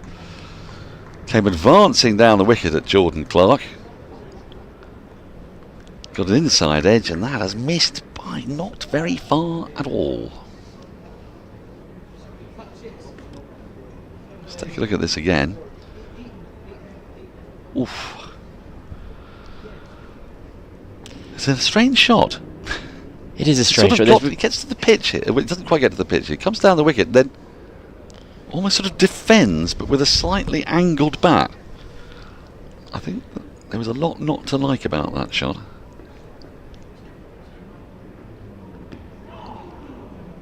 It's a little more conventional. It really is. It's an event and over at the moment here at the Kia Oval. Well, dare I say it, every ball counts. A fine catchphrase slogan. One of the best I've heard. I should use that. Unlike so many other forms of cricket, where only a few of them count. Oh, Daniel. You cynic, Daniel. You cynic.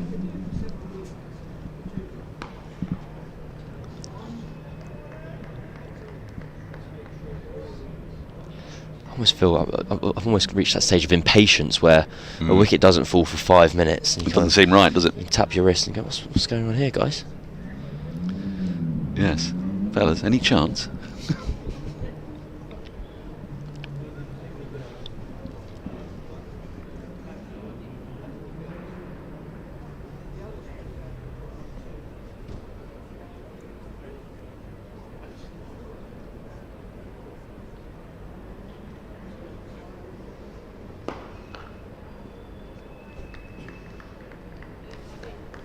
Now, one of the reasons, of course, we're still keeping that eye on Essex first and foremost is because they're Surrey's closest challengers. But bonus points, how important might they be? Well, they've got another 20 overs to get some more bonus points. At the moment, they have one batting point, Essex, on 282 for 9. They'll struggle to get up to 400 with 1 wicket remaining. Might struggle to get to 350, but they'll be eyeing 300. And a second point. And one of those things when you're batting, if you're in the field, you're not aware of what's happening here. But if you're batting, you're Alistair Cook. You're flicking onto your various different score apps, and you're seeing Warwickshire lose these wickets. It's not doing wonders for your morale. And they've been cock-a-hoop at lunchtime there at Chelmsford, with the score 47 for 5 after 17 overs here, when they saw Surrey's collapse and Essex going so well, putting on 100 for the first wicket. And then the tables have turned a bit. Absolutely, heaps the pressure on Essex even more, knowing that Surrey have kind of, without wishing to speak too soon, got that result in the bag. It reminds me of I remember years ago my team QPR were in a relegation fight and secured an enormous victory kind of late on in the season. And there's this clip of Anton Ferdinand walking to the tunnel celebrating, and then finding out Wigan had beaten Man United, and just everything drops from his face. You go, basically it's all for nothing. Yes. So now Essex will have the pressure on for the rest of the match. Well, obviously we haven't really seen the footage from Chelmsford, so it's hard to gauge what the pitch is doing there. But I think a reading of the scorecard might suggest that it's one of those classic Chelmsford pitches that'll assist Simon Harmer. And why wouldn't they be if you've got Simon Harmer in your attack?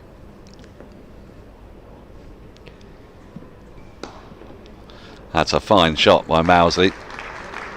A little over-pitched perhaps. There's a lot of space on the leg side to play with. He's executed that to perfection. The 50 is up for Warwickshire. I think I almost heard a ripple of applause there. I've just seen Tom Laws going through some stretches as well. So I imagine he'll be introduced into the attack shortly. Picked up the last couple of wickets to fall in Warwickshire's first innings before tea not very long ago. Not yet bowled in this second innings.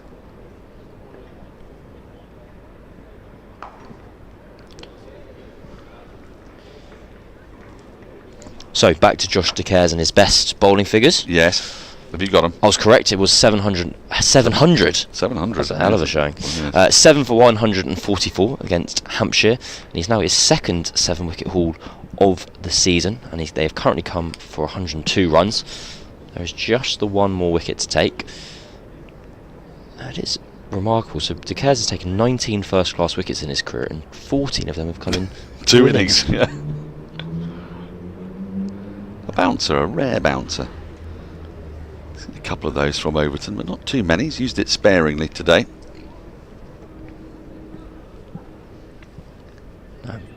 Well, I was about to suggest maybe it's a sign of how much life there is in the pitch that we haven't seen those bounces. It's the results have been to pitch the ball up. There's enough in it, you mean? It could also just be a case of everyone keeps on getting out, so there's no real need to change your plans. Yep.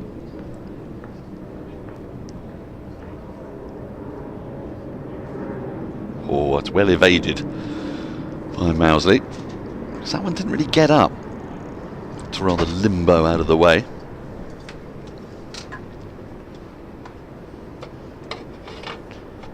Potentially a result of a response to Mousley having skipped down the wicket a couple of times. Just remind him that he can go backwards as well as forwards. Keep him honest. Keep him honest. Keep him on his toes and keep him honest.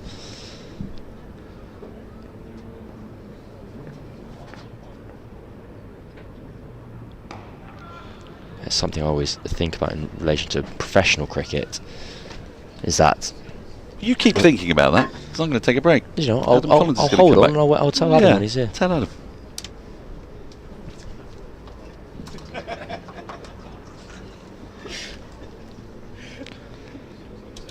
I enjoyed that from Daniel. I said, what are you talking about? He goes, don't know.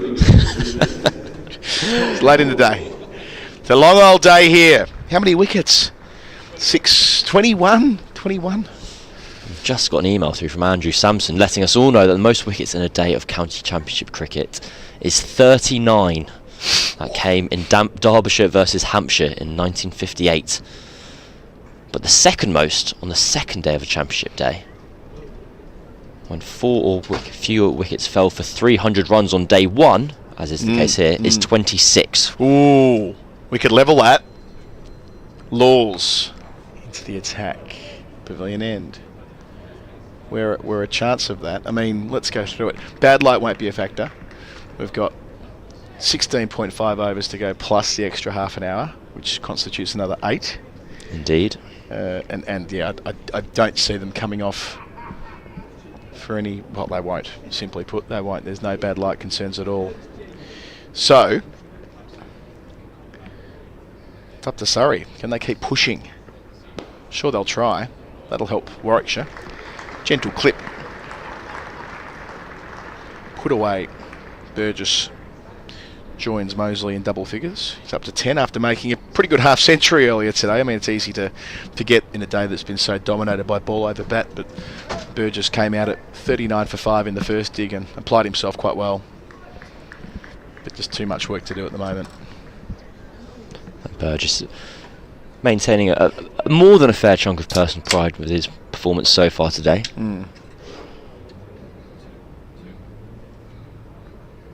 Oh, down the leg side.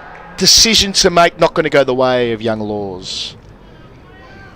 So Burgess went across his stumps, tried to flick it. There was a noise. Sibley was pretty keen at first slip. He was just sprinting straight at the bowler. Neither Laws nor Foakes seemed too surprised at the not-out decision.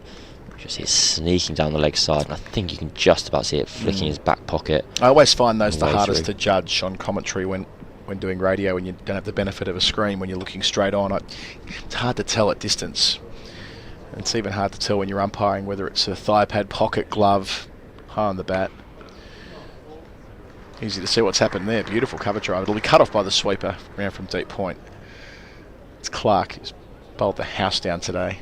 I remember seeing, I think it was Howard Webb, the football referee, talking through a decision once, or kind of what the kind of VAR official, not VAR official, sorry, just the official will be looking at for a decision, and it was a ball kind of striking a defender's thigh, kind of in the box, and the big appeal was for it was handballed. And Howard made the point that what you're looking at there as an official is does his shorts move? All right.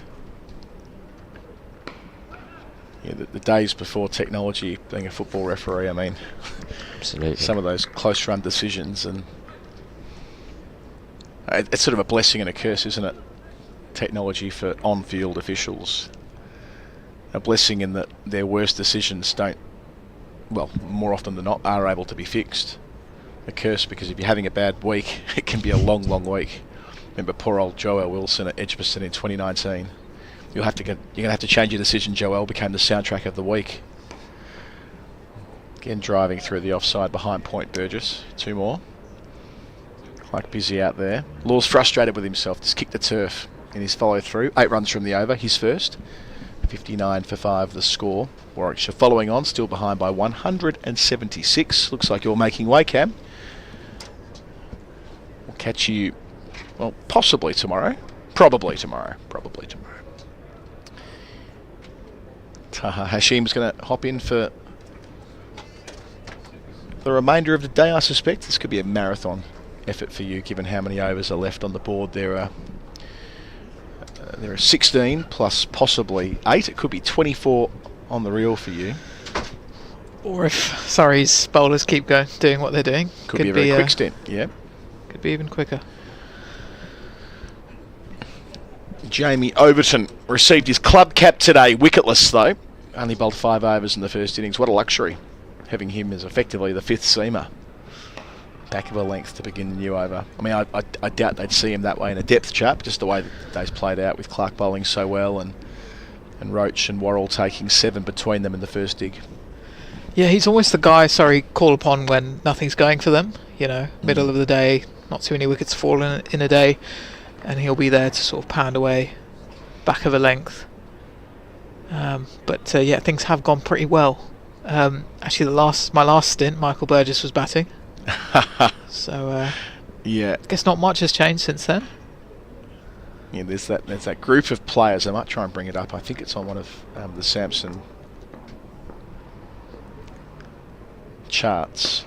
Driving here square. There's a sweeper at deep backward point. 2 more. always to that side of the ground. Mosley 22. There's a batting list of out for a pair on the same day.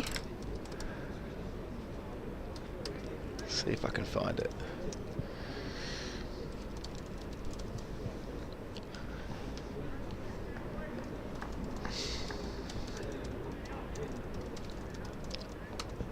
It's not the most straightforward Google search, I've got to say. Just wondering, with Burgess having batted, very well earlier today, whether they'd have been tempted to move him up the order. Yeah, you can see the logic in that, can't you? I think Samson, if I say this loud enough, he might hear me and email it through. I know he left a little while ago. There are instances of players bagging pairs on the same day, which a couple of Warwickshire players have the chance to do. Well, Benjamin got off the pair, didn't he? He made 3 in the second dig, and Oliver Hannon-Dolby was the other man who made a duck the first time around.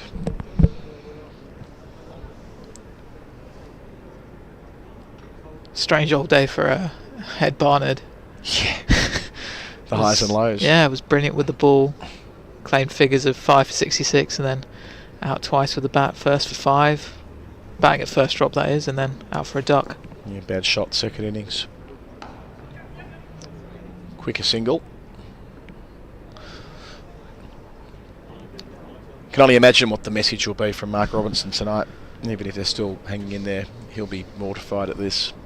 Losing 15 wickets in, well, it was 44 overs in the first, or 44 and a half in the first innings. We're into the 20th now, so they've effectively lost 15 wickets in 2 sessions.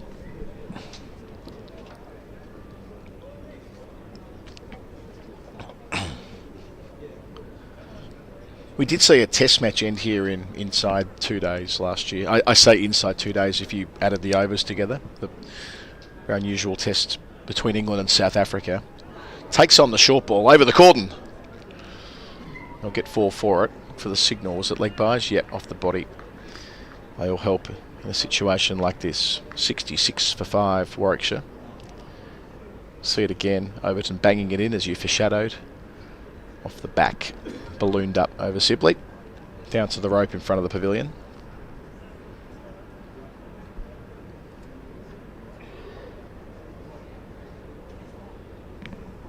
Yeah, that was a strange test match last year at the Oval, wasn't it? Yeah. Against South Africa. Well, I mean, there was a bit going on off the field. Well, there's a lot going on off the field. The Queen passing away on a washed out day 1. There was a point in the afternoon. Were you here? I can't remember if you were here for that. I was, yeah. Right. So there was a point in the afternoon. One hand off the bat, driving, but with a degree of control. Burgess to 15, retains the strike. 67 for 5, still trailing by 168. With 15 overs to come, there was a point in time when the news coming out of, circulating, the news about the Queen, whilst it yet to be confirmed, it was pretty clear what was happening if you were sort of reading the tea leaves and getting a sense of what senior reporters were saying around the traps. But it got quite sunny here, and it did appear as though it might be possible to get on for an hour or two. Can you imagine had they gotten on for an hour and started the test match and done God Save the Queen on the Friday, or sorry, that was Thursday, wasn't it, and gone through the normal national anthem process? We could have had God Save the Queen on Thursday and God Save the King on Saturday. That was a real chance, but I suspect it's ballooning up behind square. Burgess off strike from the first ball of Laws's new over. I suspect there was kind of a sense that, well, it might just be in our interest here just to not move things along too quickly. That with so much going on, that it was in everyone's interest for that game, that day rather, to be abandoned. And at about 6:30 local time when the news came through, and then shortly after that the ECB made that very quick decision to take the Friday off entirely and then come back on the Saturday. Whereas football decided to abandon the whole week or something like that. Yeah. Certainly the Saturday they didn't Something play. along those lines, yeah. And it felt like cricket got the decision right to turn that Saturday into a recognition of service, and say what you will about monarchy and royalty, and I don't want to get into that, but just no ball signalled here at the pavilion end, front foot no ball. It turned into quite an occasion with the Oval and Surrey staff and the ECB staff turning the whole ground into they took all the advertising boards, didn't it? They made them all black, I think, from memory, and had that ceremony before play began. And that was quite the thing to witness. Nicely played again. And then a sort of just bizarre test match. Well, yeah, that was it. So we had all of that activity and no one was really thinking much about the cricket. Then England got the chance to bowl first on a lively track and bowled out South Africa in a couple of sessions. South Africa bowled out England in not a lot more than that. Yeah, it was sort of set as a one-inning shootout. Yeah. But England ended up winning by 9 wickets. Well, yeah, that's right. Yeah, South Africa was still batting fairly deep into the second day, what was effectively the second day. I know it was on paper day 4.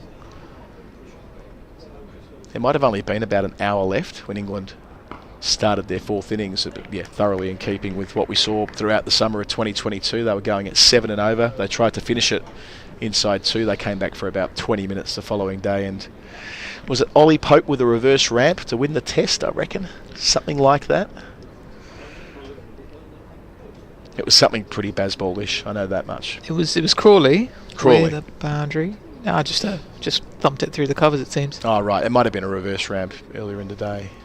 Either way, it was a fitting end to the summer that was, and Andy Zaltzman went through and tabulated, where that sat. Balls bowled in a test match against many others, and that was one of the shortest ever. Well, Pope actually did try a reverse scoop in the last over, but just hit himself in the helmet. Oh, that's what I'm remembering. Yeah. Okay. But yeah, no, that was a kind of crucial innings for Zach Crawley at the time. I think I remember. He was batting. Lee's got a pretty good start as well, didn't he? Yeah, they put on 108 together inside 20 overs. Lee's hit 39 of 73. Crawley went at 69 of 57. And Lee's didn't play again in that stretch, did he? He was left out. No, but he's over the winter. Been in excellent form for Durham. Another 100 today. Yeah, 500s this summer. Most runs in the country. Steering Durham all but to Division 1. They'll need to collect a few more points, but they're just about secured their promotion. And usually when an opener makes runs in county cricket, you start talking about, England selection. But for the first time in years, things are actually quite stable for England there, with Duckett and Crawley. 21 gone, 72 for 5. Yeah, that's right. The road back for Alex Lees. Well, it's certainly there, because I think it was with a heavy heart they left him out, wasn't it? But they thought Duckett in Pakistan would be a better fit, and so it proved. Duckett's record speaks for itself. Question marks, I reckon, were hanging over him at the end of the first test of the Ashes, but came out and made a 90 and an 80 at Lords, and that was enough to build into the series and make some steady contributions throughout. Yeah, well, in that first test, it kind of felt like he wasn't aggressive enough, really. He was sort of a couple of half-hearted cuts, really, that proves his downfall. And then at Lords, he just really went for it and made 2 big scores. Didn't get onto the honours board. But he'd already done that earlier that month against Ireland. True, yes. And then, had a very good series, as did Zach Crawley. But someone like Lees could be pressing for a place on a winter tour. Yeah. We might just have to wait his turn. How the volatility of selection. A few birds in the way of Jamie Overs.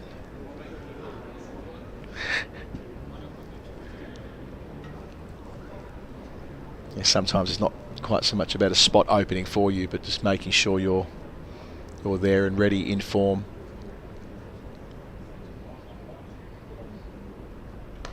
Short and pulled.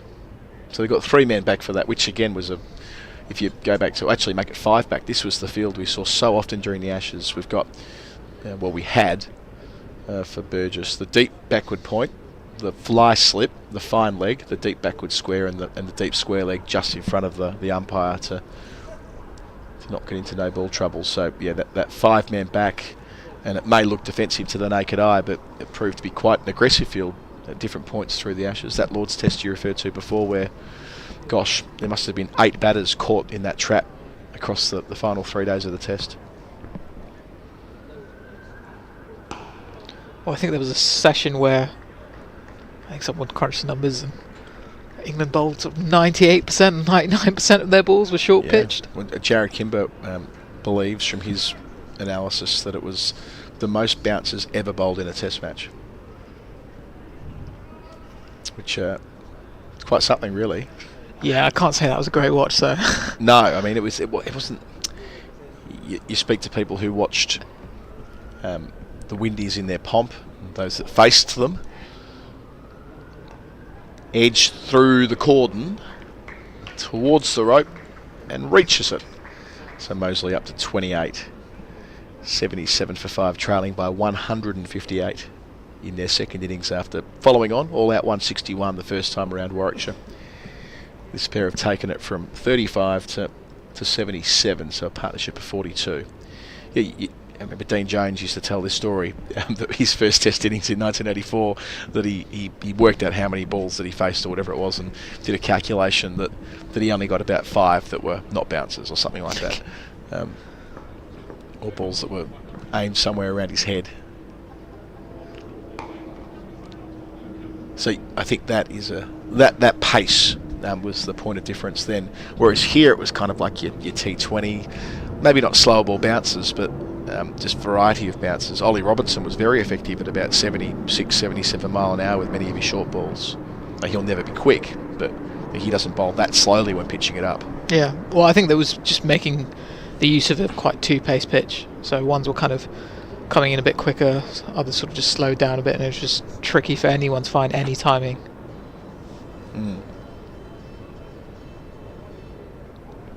Yeah, the England batters stepped into the trap on day 2 and the Australians followed them into it on day 3.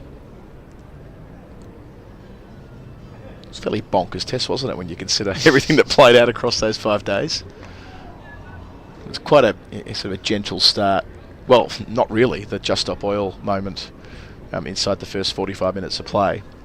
But excluding that, the on-field stuff, it was the conventional day of cricket after what we saw at Edgbaston, where it was helter-skelter for 5 days, and yeah, it was a bit of a slow burn, and Nathan Lyon waiting on the step next to James Anderson, ready to walk out, swinging, hitting that 6.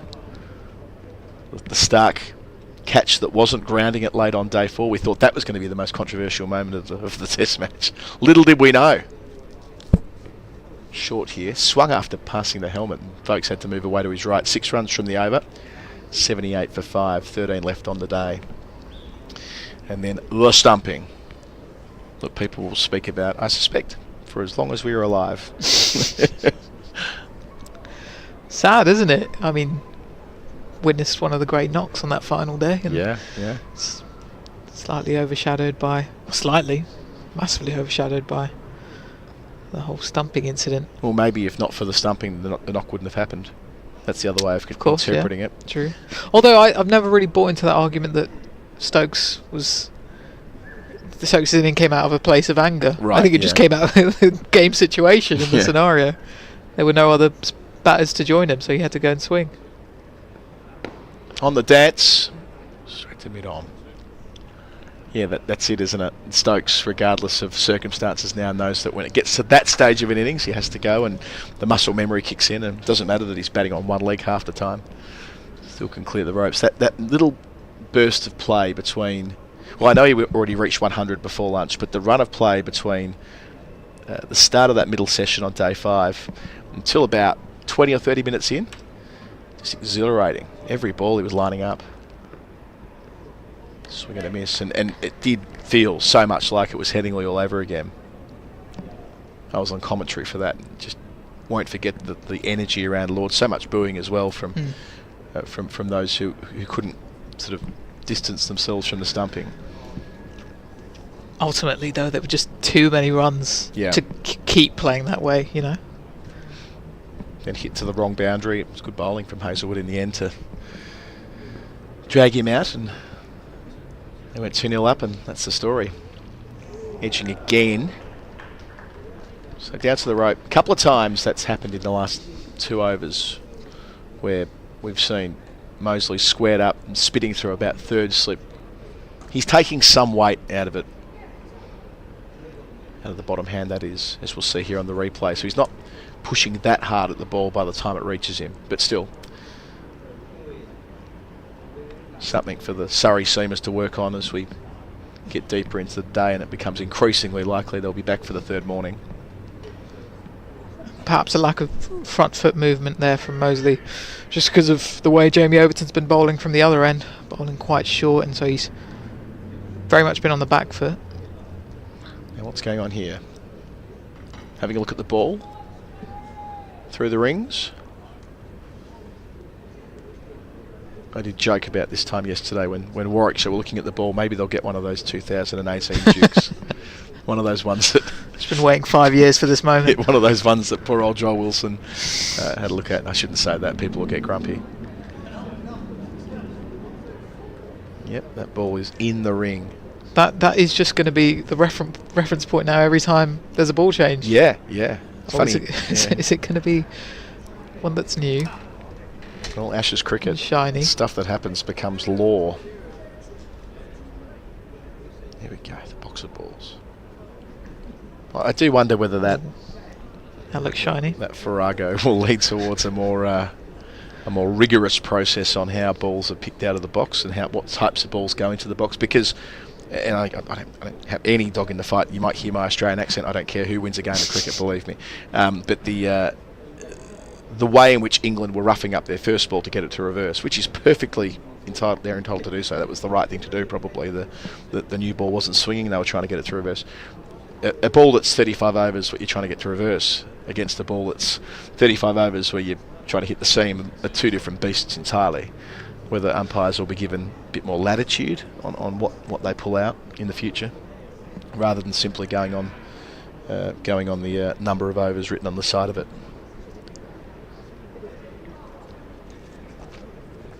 Taking their time here. Umpires officiating this week. Graham Lloyd, Steve O'Shaughnessy, experienced men. They know what they're doing. Shaughnessy, an all-rounder at Lancashire and Worcestershire through the 80s.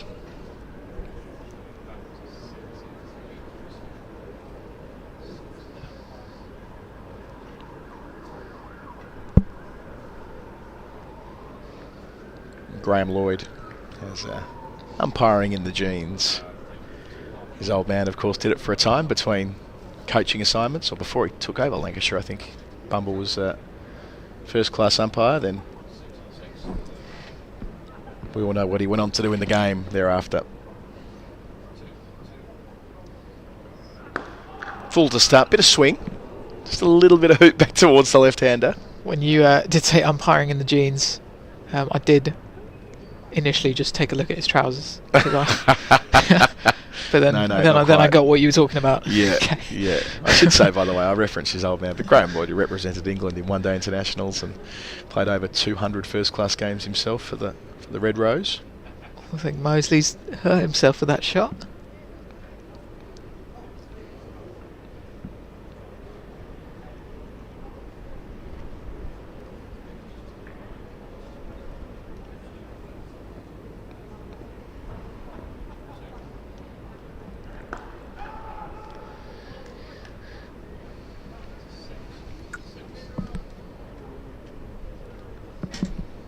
So Laws hasn't been quite at his best today. We saw him bowl a house down against Kent earlier in the season. Picked up 2 for 27 in 6.5 overs in the first innings, but not to diminish the wickets, but they were down towards the end, and hasn't been in a huge amount of rhythm yet here in the second dig. Still early in his spell. Taken for another one to backward point. Just adds another bit of all-round depth, doesn't he, Laws, with the runs shown he's capable of making for Surrey in what was then known as the Royal London Cup last year, where he was batting inside the top 6. Just has an incredible record with the ball in first-class cricket now. Yeah. Celebrated his 50th first-class wicket earlier today. And averaging in the low 20s. It's a great start. Oh, fully. How high is that?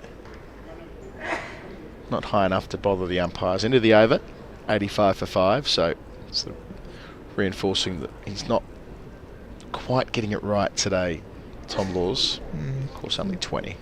He was going for a Yorker here. It's just gone slightly wrong. Yeah, could have. Probably just dipping enough. Yeah.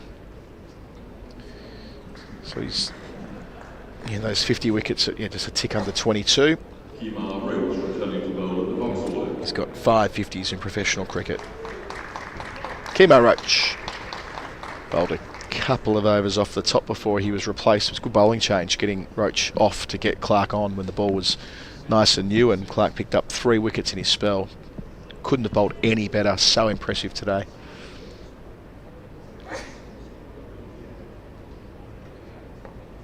But give it a breather, and now back from the Vauxhall end with a couple of slips to Mosley. Roach picked up 4 for 64 in the first dig.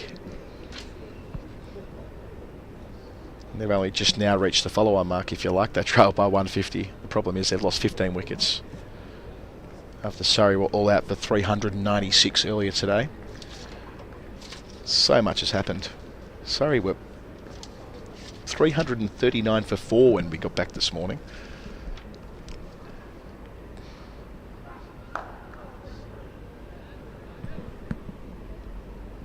That's a backward point for 1. Got the nice side-on shot of Roach there.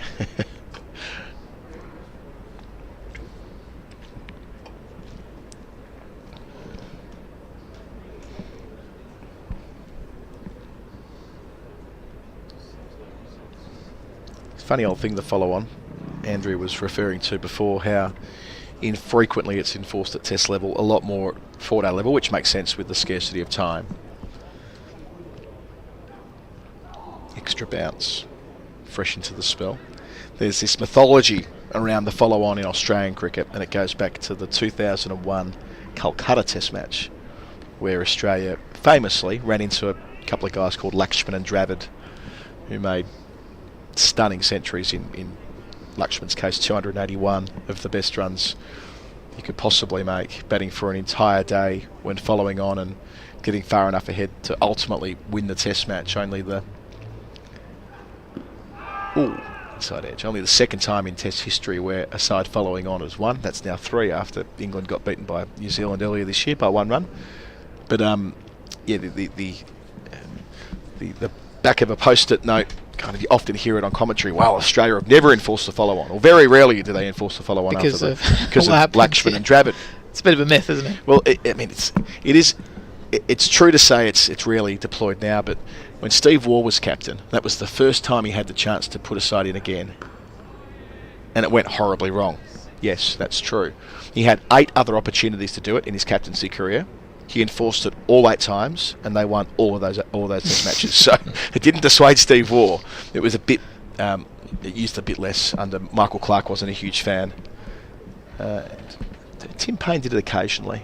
Not sure whether Cummins has had the opportunity as yet. But yeah, with workloads and back-to-back test matches being far more a thing, teams like to bat a second time when they can, just to give the bowlers one night off or even a couple of sessions off. End of the over from Roach, back in the attack. None for 7 from 4, 86 for 5. With 11 overs left on this second day, a game that's been in fast forward throughout day 2, 21 wickets taken. But yeah, I think the decision for Surrey was a pretty easy one today, given the depth they've got in their attack. They still get to use their spinner. Yeah, no sign of Cameron Still yet, but I'm not really sure why you'd go to them when the quicks are doing the job. Might be time now, come to think of it. 11 to go. You don't want to throw him the ball with 2, 2 or 3. If you're going to use him, if the view is that they wish to see spin before stumps, now might be the time to get him on, to let him at least build into a bit of a spell. Instead, it'll be Laws to continue. Back towards Mosley. Not comfortable playing that with one hand off the bat. I do like Laws' sort of role in the Surrey teams he's been a part of so far. As he is the kind of junior member of the attack, he's he won't take the new ball, won't even really be first change, but he'll sort of come in as the sort of golden arm basically to try and prize open a side, bowl full, bowl straight. I think That's what he's looking to do at the moment.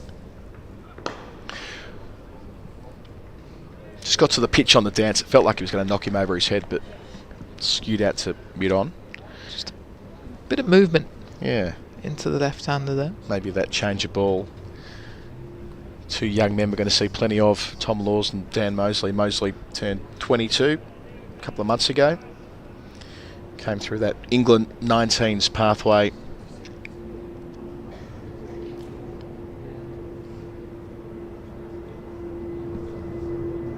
Seen him play a lot of T20 cricket already. Oh, that's got big on Burgess, past the edge, just back of a length. Mosley's yet to reach three figures at first class level. High score of 94. That was earlier this season against Kent back in April at Warwickshire. Made 87 against Notts, 61 against Essex, 58 against Middlesex. So he's at 55 against Surrey at home as well. So he's had a good consistent season without yet really dominating a game. That psychological barrier of getting to three figures for the first time. He's done so at list A level in the 50 over team, but yeah, not in the red ball team. Played in the 100 this year as well for Birmingham Phoenix. Yeah, never really got going, did he? But he played throughout for the Phoenix. No, it was a tough year for Birmingham side.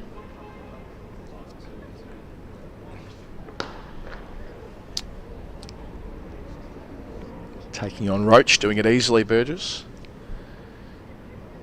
You can see with Mosley that he's the kind of player they'll be keeping an eye on. He's got pretty useful bowling numbers. I know he only bowled a couple of overs here at part-time spin around the taking of the second new ball, but you know, look at his T20 stats. He's taken 28 wickets at 18, going at 7.4 and over. They're nice numbers for someone's second discipline. Back on strike here again, the 22-year-old. And someone who can bat and bowl a bit of spin is always going to be in demand for England. 2 off, 88 for 5. Speaking of the batters bowling a bit of spin, Josh De Keres has had a... What's he up to now? Pretty good time with Middlesex today. He's taken 7. 7 again, second 7 for the season. That's exciting. 7 for 105. So his previous 7-wicket haul, I did write this down before the match. He took 7 for 144 against Hampshire, one of a handful of 7-wicket bags this season. Michael Neser 7 for 32, Rushworth 7 for 38 against Hampshire. Ollie Robinson took 2 7-fers against Worcestershire. Roland Jones for Middlesex against Essex 7 for 61. Lewis Gregory 7 for 86 against Notts. Roach's new over starts here, and De Keres, when bowling a marathon spell down at Hampshire, but a second 7-fer for a guy who was opening the batting for Middlesex when he started his career, start of last season. He was on one of those rookie contracts initially, wasn't he, when studying up at Leeds? And well, in the absence of Jayant Patel, so what was the story there? There was a Jayant Yadav, my apologies. So that was the spinner that Middlesex signed, wasn't it? Some delays in his travel documentation. Could be a real sliding doors moment there for Josh De Keres. I mean, if Jayant's available, I assume, given he's there overseas, he'd be playing in this fixture. Well, I guess De Keres has kind of almost become their first choice spinner in a way. Right, but another 7-wicket bag just changes the conversation around it, doesn't it? Having more overs, basically. Yeah, the fact that it's happened again. Yeah. And he's bowled 38 overs out the 96 overs in the Essex innings. How many more wickets have they got on the shelf? Essex are 303 for 9. Shot slaps through the gap at cover. Didn't have a lot of room to work with. He scattered the birds that were gathered in that gap and moves to 40 from 48 balls. Nice counter-attacking hand so far. 95 for 5. We'll see a second look here. Kemo Roach, not quite the same pace on the ball that we saw earlier today from the West Indies attack leader. Yeah, and Roach who got Mosley out earlier today, bowling around the wicket, getting a bit of shape away, and Mosley dragged on with a slightly loose shot. This was, he was very much had the intent and went through with it. Shimmy forward as well, attractive shot. Better ball from Roach, left alone. So he could end up with 80 at De Keres. It's very much on. So Simon Harmer in that Essex team, I assume? He very much is. So interesting to see how he goes. One spinner or two for Essex? Is it going to be Harmer from one end the whole way? Well, they have Matt Critchley as well, Critchley, of course, yeah. Critchley for England. Headed here first. Maybe not. And then more runs. More than handy seam attack as well. Sam Cook, Jamie Porter, but also Umesh Yadav. And tall Paul Walters. Medium pace is always pretty handy as well. You mean the Big Bash's tall Paul Walter? Got picked up in the draft. Is that yesterday. right? Okay. Yeah. Who saw that coming a couple of years ago? Well, he's been really good in the 100. Yeah, no, don't get me wrong. I'm not at all being critical, but he's kind of emerged, hasn't he, as a circuiteer, if you like. So a couple of no balls for Roach in the over here too. Just lacking a little bit of potency and rhythm in the second dig after bursting out of the blocks in Warwickshire's first innings, which again feels a long time ago, but it is earlier today. He picked up 2 wickets straight after lunch. Mosley was bowled by him through the gate, chopping on, and then Benjamin caught it first slip, first ball.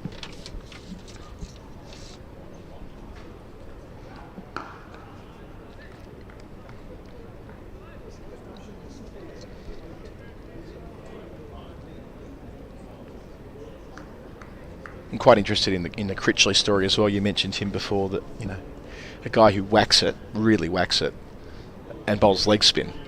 That's a nice combo. If it won't be today, won't be tomorrow, but down the track from an England depth perspective, left Derbyshire at the start of the end of 2021. Change of pace from Roach to finish. 98 for 5.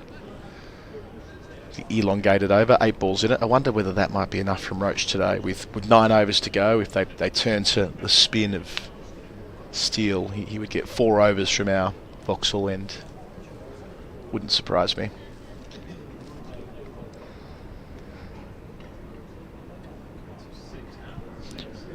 Yeah, Critchley nearly pulled off a incredible win here in the 100. It's that game between Oval Invincibles and London Spirit where I think the game was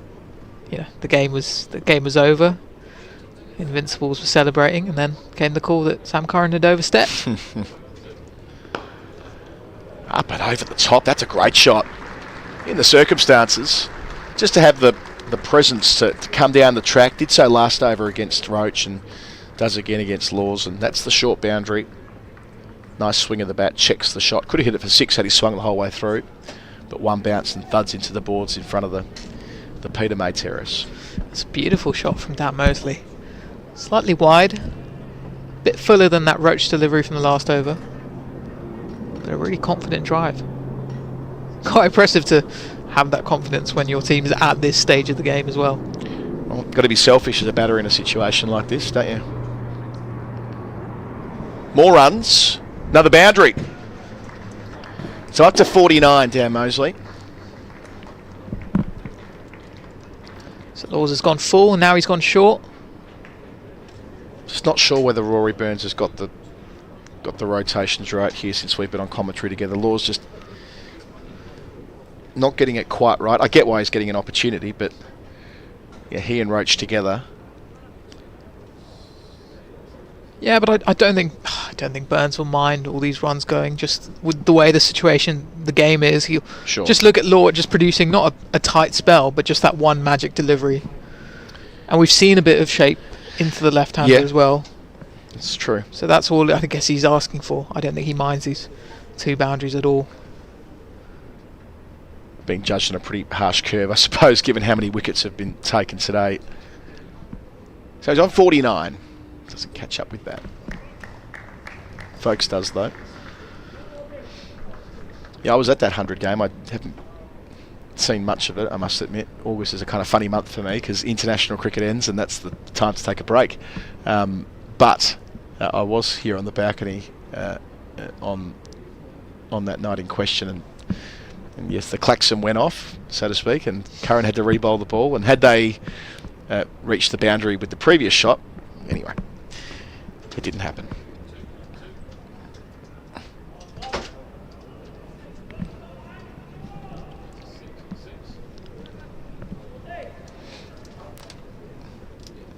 Now, while I agree with keeping Laws on, I'm not entirely sure about this short ball tactic. When Laws has had a bit of movement into the left-hander as well when he's been pitching it up. And that's when he does look the most effective as a bowler. So his last ball here. Does work it into the onside and does collect himself a well-made half-century, Dan Mosley. His 6th of the season. He's got the pedigree, he's got the game, and he gets a chance to raise his bat here at the Kia Oval. Warwickshire well behind, still trailing by 128 following on, but Mosley a chance to make this significant for him on a personal note. 107 for 5 completes the over, completes my day as well. Dan Norcross will take over. Taha, it'll stay with you. Further thoughts on the Mosley half century? I might just stick with you for the first ball of Laws's. Sorry, my apologies. The last ball of Laws's over. Now it's complete. 107 for 5 after 27. 8 overs remaining. Daniel Norcross for that. How you've seen Dan Mosley's innings so far, Taha? Yes, fine half-century from Dan Mosley, who perished quite quickly to Kemar Roach earlier today. And it's been a very, very difficult day for Warwickshire. But I guess at least they've got one positive in there, and that's Dan Mosley's batting performance. But still plenty of work left to do. 8 overs left in the day, and it's looking increasingly like it will be just the 8. This partnership, the first major partnership of the day for Warwickshire, 72. These two have put on. Burgess again a thorn in Surrey's side. Nice knock from Dan Mosley as Roach resumes. He's got the shots. He was recommended to me when we were doing at the Oval at the end of the, or during a rain break, the Test match at the Oval. We were, for reasons beyond my ken, picking a side for the 2027 Ashes. Strange one to choose. And many noises were made about this young man. What a good player he is. We've seen him today play a really good knock. Another no ball from Kemar Roach. His rhythm's not quite right in this, his second spell of the innings. The thing with those 11s is there's always going to be someone who is probably not even in an academy at the moment, turn true. up with a year to go and then suddenly become an England regular. It's possible, isn't it? It is possible. People we are yet to know. Think of the stratospheric rise of Mahika Gore. Oh, there it is. It's got through the defences of Burgess. The partnership has been broken. Roach with the wicket. And Warwickshire lose their 6th. Are we going to get an extra half hour today? Are we? Kemar Roach has... It's not been too easy for him in this second Warwickshire innings, but he finally gets one. Well, that's gone between bat and pad. I'm not quite sure how. When you look at the position that Burgess has got into here, might get a better view from behind here, from wide of the crease. That has jagged back. It's jagged back at the top of off. And the problem you got there is that Burgess's foot has gone down the wicket, not towards the ball, hasn't it? So it gives the impression of being a solid looking forward defence, but he's pushed out away from his body a little bit. The ball has seemed still. This ball, it's not old, but it's not new. The pitch is still got plenty in it if you hit that seam. Yeah, I guess it's been a running theme of today. We saw it when Surrey batting in the morning with Ed Barnard when he took 5 wickets. Not much of a celebration that from Kemar Roach. It's been there's just been a long old day, there's been that many wickets. Yeah, true. How many times are you going to celebrate? Yeah, that's the 22nd wicket of the day. And Surrey, if they pick up one more, can ask for the extra half hour. I don't know how much they'll want it. I mean, Cameron Ponsonby was convinced that given the opportunity they would, but it's not been a very long day in the field. But it has been, because the over rate's been pretty slow. So they started their bowling at around about quarter to 10 to 12. They've not bowled a huge number of overs. I think surely they'll want to crack at it. You think? Yep. Well, they've got to get another wicket first. Wanting to make a statement.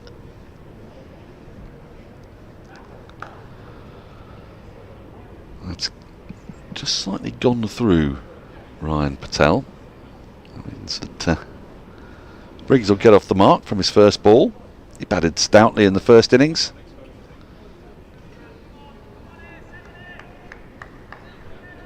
He set his stall out straight away though, isn't he? I suppose when you're 124 behind, with 2 days and no rain on the cards, 6 wickets down in the second innings, a little bit of the pressure's come off, perhaps.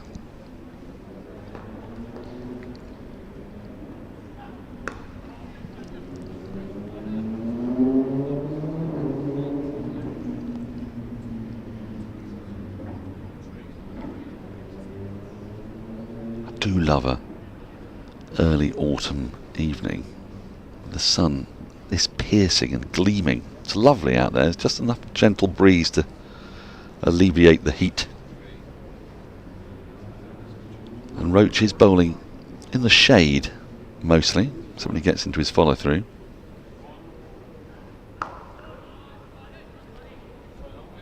Quite a bit of movement there into the right hander again. This time some early swing.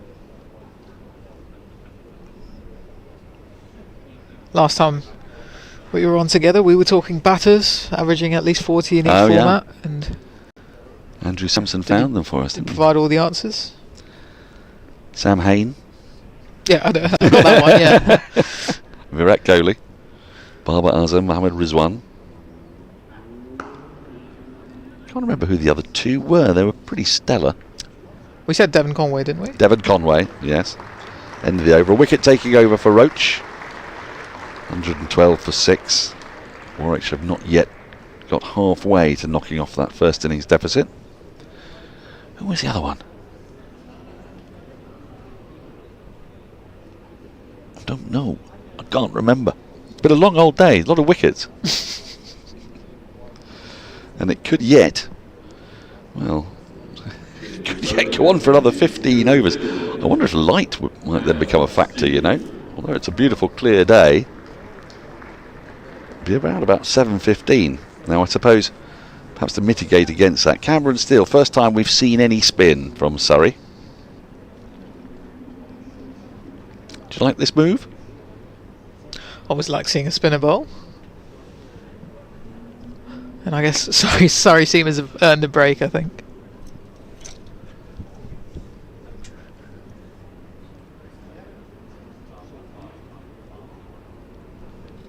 Now, Kimar Roach is just asking, do you want me to go back here? No, he's staying up at mid-off, saving one.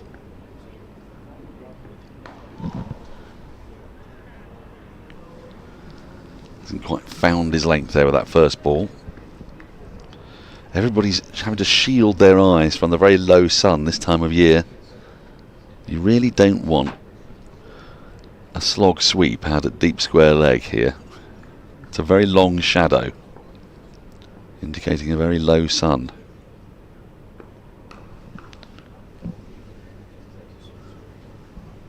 Weren't too many changes to the field there when Danny Briggs came on strike as a right-hander, despite that short leg side boundary. Yeah, actually most of the fielders, apart from the slip, stayed in almost exactly the same position, both right and left-hander.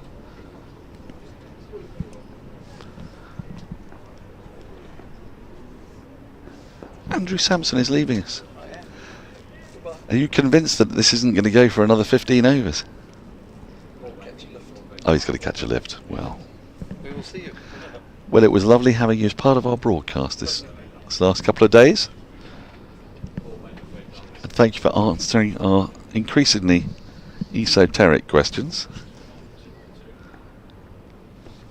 Oh, before you do go, our 6 players who averaged over 40 were Mohammad Rizwan, Babar Azam, Kohli, Hain, Conway, and one other.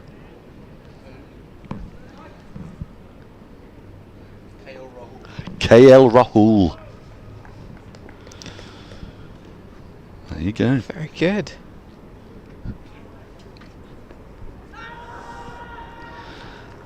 Cameron still was the only man there who went up. But I think he's delighted because he's landed one where he wanted to. He's been a little bit brisk the first few balls, just getting into his spell.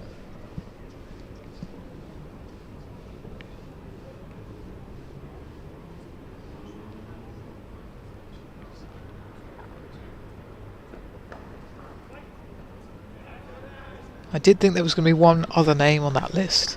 Did you? But I've just had a look at his T20 numbers. That's where he's let me down slightly. Oh, he's let you down? Yeah, he's let me down.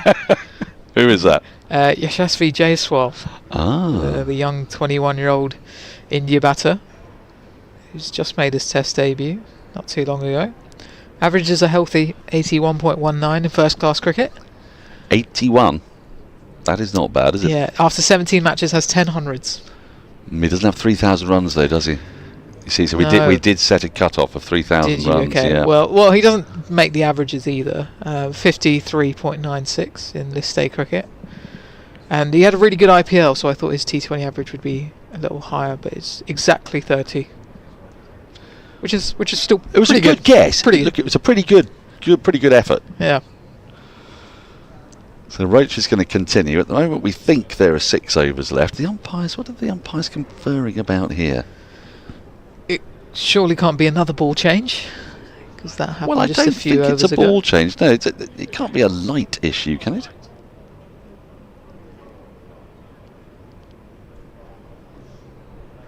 Floodlights are on.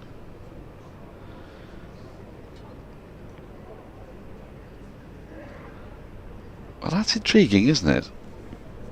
A square leg umpire, or point umpire in this case, because he's trying to avoid the sun being in his eyes, so he's going to stay at point for the left-hander and square leg for the right-hander. Just can we conferred at the wicket? As the floodlights have come on.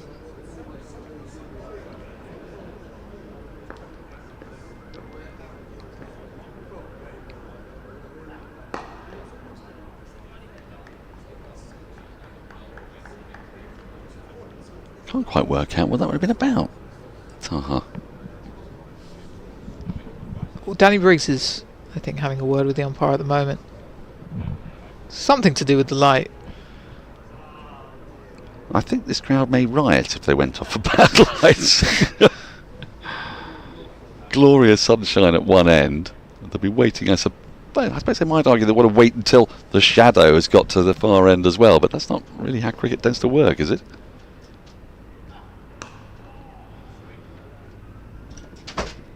Certainly Mousie's having no trouble seeing it at the moment.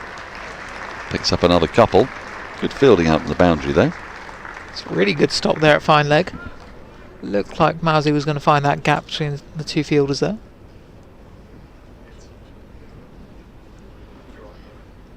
What a remarkable day we've had. 22 wickets have fallen. We've seen the timbers struck so many times.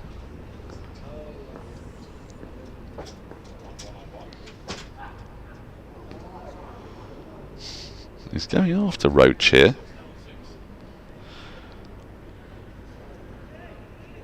I suppose why not, but with 5.5 overs remaining in the day, if Warwickshire lose a wicket, they give Surrey a sniff of having a go at winning the game tonight. Yeah, but I guess that tactic has worked for Mosley so far. He attacked Roach earlier, just a few overs ago, advancing down the pitch, did the same to Tom Laws as well.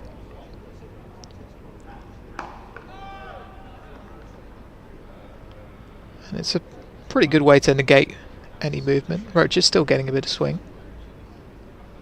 Some pretty serious seam movement as well, as we saw with the dismissal of Michael Burgess.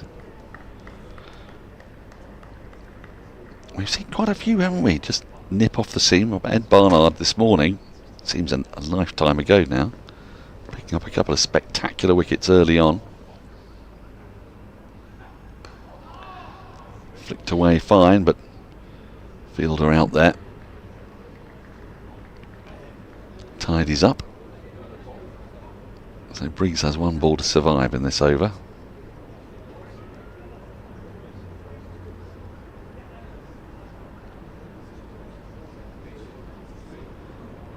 how it's all finished at Chelmsford today, and Essex have crept over the 300 to give themselves 2 batting points.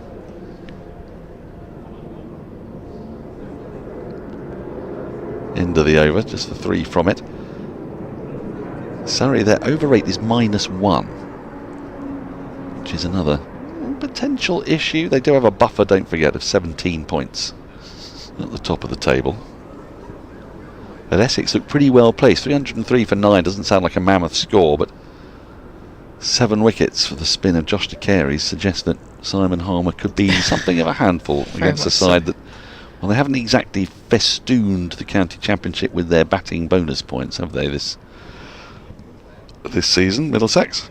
No. Harmer will be very excited having seen de Carey's pick up 7. I mean, even if the opposing spinner didn't pick up too many wickets, Simon Harmer would be excited at Chelmsford. Yeah, he likes it there. There was a time when people were talking about him playing for England, and just at the moment they thought about that, he was selected again for South Africa against England. I'd say that was probably a bit of media hoo-ha rather than... Well, you're the media, so... That's true. But I wasn't making the hoo-ha. Right, really. What is the most confected hoo-ha you've ever made, do you think, that you can put your hands up to? I'm not that type of journalist. Oh, that's gone straight through Briggs. And Steele can't believe he's either missed edge or stumps there. Went on just a little bit more briskly from Steele. He's quite a quick leg spinner, isn't he?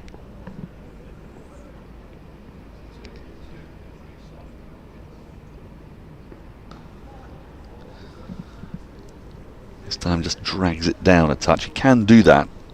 His eagerness to get through his action. He's got quite a handy googly on him.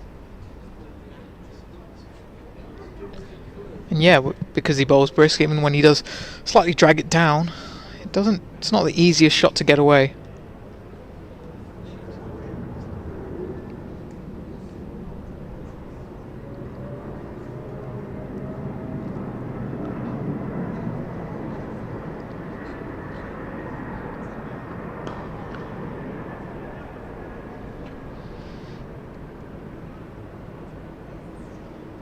So we have 2 more county championship matches after this, so if they can maintain their lead or even extend it ever so slightly over Essex, they've got a home game against Northamptonshire here at the Oval, and then they finish off at the Aegeus Bowl against Hampshire. Oh! Cameron Steele loved that. Has that come off boot? Wait to see the umpire's signal, and there isn't one, so umpire thinks there's a bit of bat on that. Yeah, I'm not entirely sure what that... We'll need to have a look at that. Need to see that again from front on, I think. It didn't look right at the first instance. But Ben Foakes was quite interested, as well as the bowler. Often expect the bowler to be a bit histrionic in these matters. Well, I'm not quite sure what that's hit. Perhaps the back pad? Umpire's given it as a run to the batter. So Dan Worrell back in the attack. Kemar Roach, barring a couple of wickets now, will definitely have done his last bowling of the day. That's 4 remain. We started at 10:30. It's not far off 6:30 now. Oh, and there's the wicket. It's the 7th. Briggs with the leading edge, looking to work the ball into the onside, and that flew to second slip. That's a really good grab. But Dan Worrell straight back into the attack and straight back in the wickets. Warwickshire lose their 7th, 122 for 7. This is a sharp catch, because that's a tricky one. When you're at slip, you're sort of looking towards mid-wicket. Overton with the bucket hands, that's gone at him really quickly. And Briggs can't quite understand how the ball's got there. Yep, looking to play firmly into the leg side. It's gone to second slip. So 7 down now, and that means that if they want to, I think they can ask, can't they? Once you get 7 down, you can ask for the extra half hour or 8 overs. Surely they're in the mood for it. Or just starting a new spell as well. Well, he'll be up for it, you would think. If they do have 8 overs, that would be 12 overs left in the day. So Worrell at a pinch could possibly bowl all 6 from this end, if that were required. Henry Brooks is a new batter. He's like all these Warwickshire players. He's already batted today. Now he's batting again, just as the shade has moved so quickly as it does this time of year. It's now almost engulfed the batter at the pavilion end. The whole of the pitch is now in shade.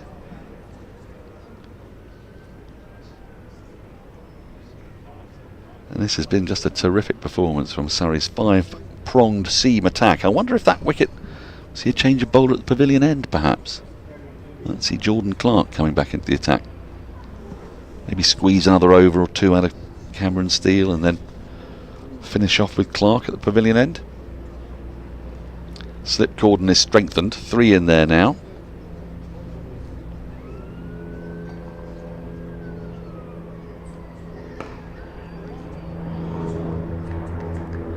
Brooks in the first inning started slightly airily, but after his first 9 or 10 balls actually quite looked the part with the bat.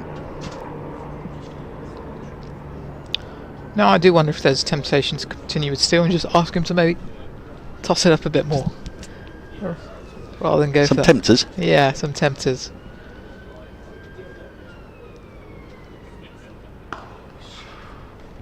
Just kept ever so slightly low on this occasion. But Worrell's still getting a bit of movement. The ball's only 31 overs old, I suppose. He's getting a movement through the air. Most of the movement we've seen in this match has been off the pitch. Some live grass out there. And we've seen some quite exaggerated seam movement throughout.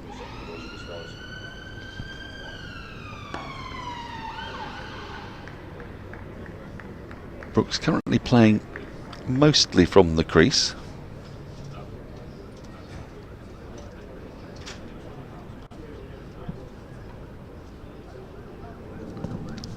Worrell with figures of 6 for 49 today. It's a pretty good day's work, that, isn't it?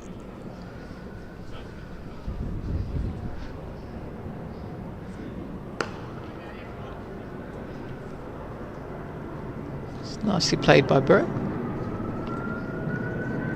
Clipping through mid-wicket to get off the mark. Now it isn't quite stumps everywhere. Game's still going between Worcestershire and Glamorgan. Everywhere else, stumps have been called for the day.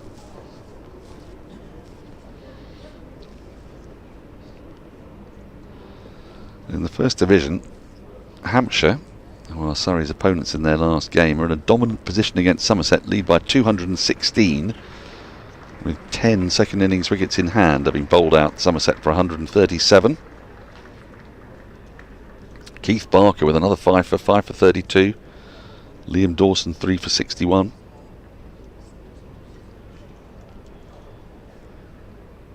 Essex, we told you about, 303 for 9. Scrapping there for a second batting bonus point. One of the big stories of this season for me, though, has been Leicestershire.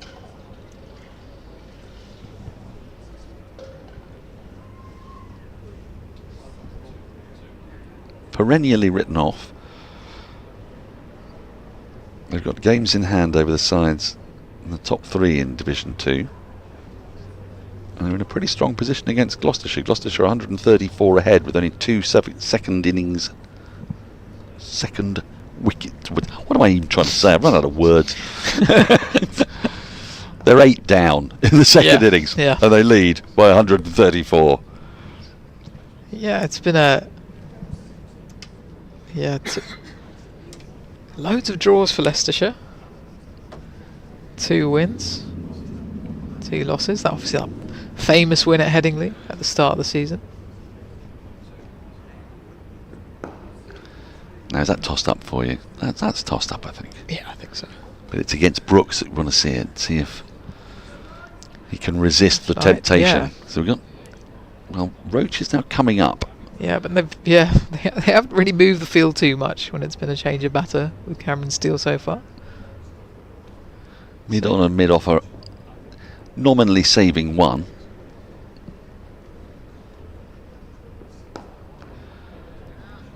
It's very responsible from Brooks. But surely as a number 9, you see that field on the leg side. Just the one back at deep square leg, and surely with the short leg side boundary, itching, you're thinking. Is he itching? Yeah, very much so, I reckon.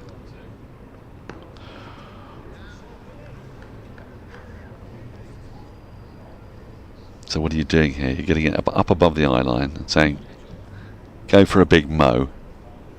Top edge, caught at backward point.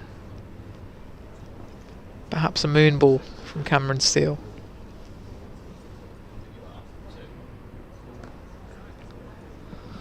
Instead, a little too short, which allows Brooks to go back and just push into the gap through the offside and get off strike. One ball left in the over. Burns would like to keep Owsley on strike here, but Roach is just going back at mid-off, back towards the boundary, not all the way there. Long on's gone back as well.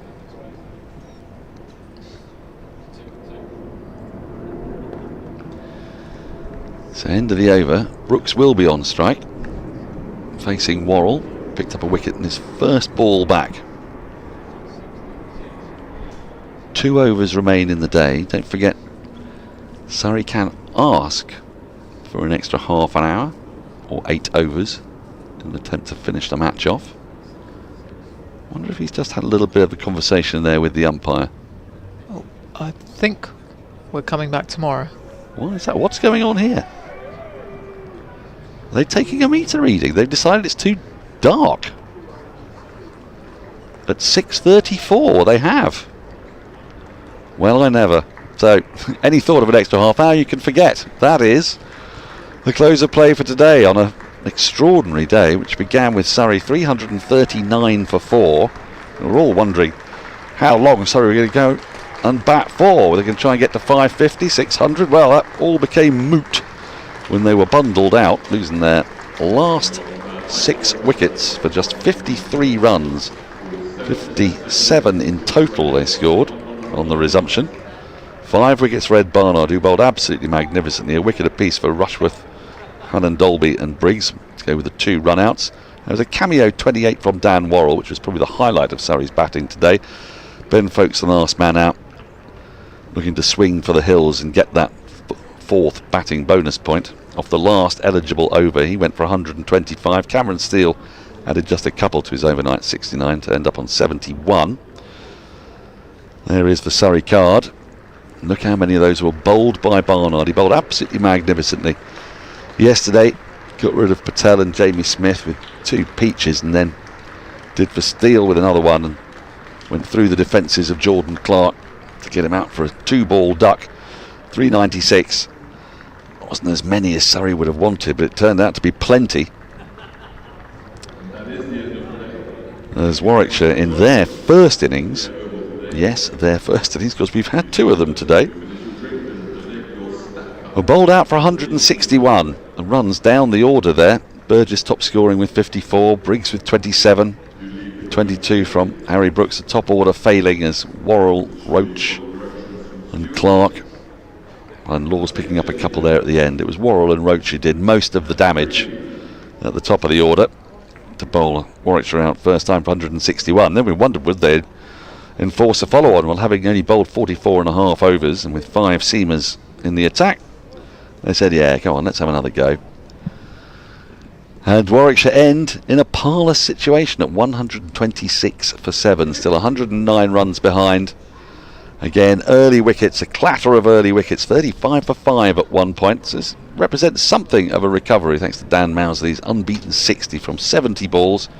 He had a bit of assistance from Burgess, 19 from 44, but no one else really around him. And another feature, another couple of bowls there, one for Jordan Clark, one for Kimar Roach. So Surrey's bowlers will get a chance to put their feet up. They bowled 77.5 overs today. It's not a massive workload, but they'll benefit from a night's rest and then come back and look to finish off the job, with Warwickshire still 109 runs behind. If Surrey do pull it off, which we surely expect they will, they'll pick up 22 points, and it's hard to see Essex managing to get more than 22. They might get to 350 with a good 10th wicket partnership, so that would be sort of as you were if Essex win, and that suits Surrey, because as the games start to reduce, that 17-point lead gets harder and harder for Essex to overcome. So a great day for the champions in their pursuit of back-to-back titles.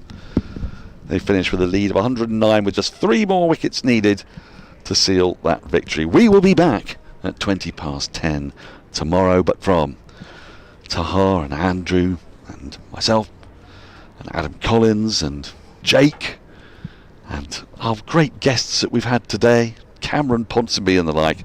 For now, it is goodbye. I hope you can join us tomorrow around about 10:20.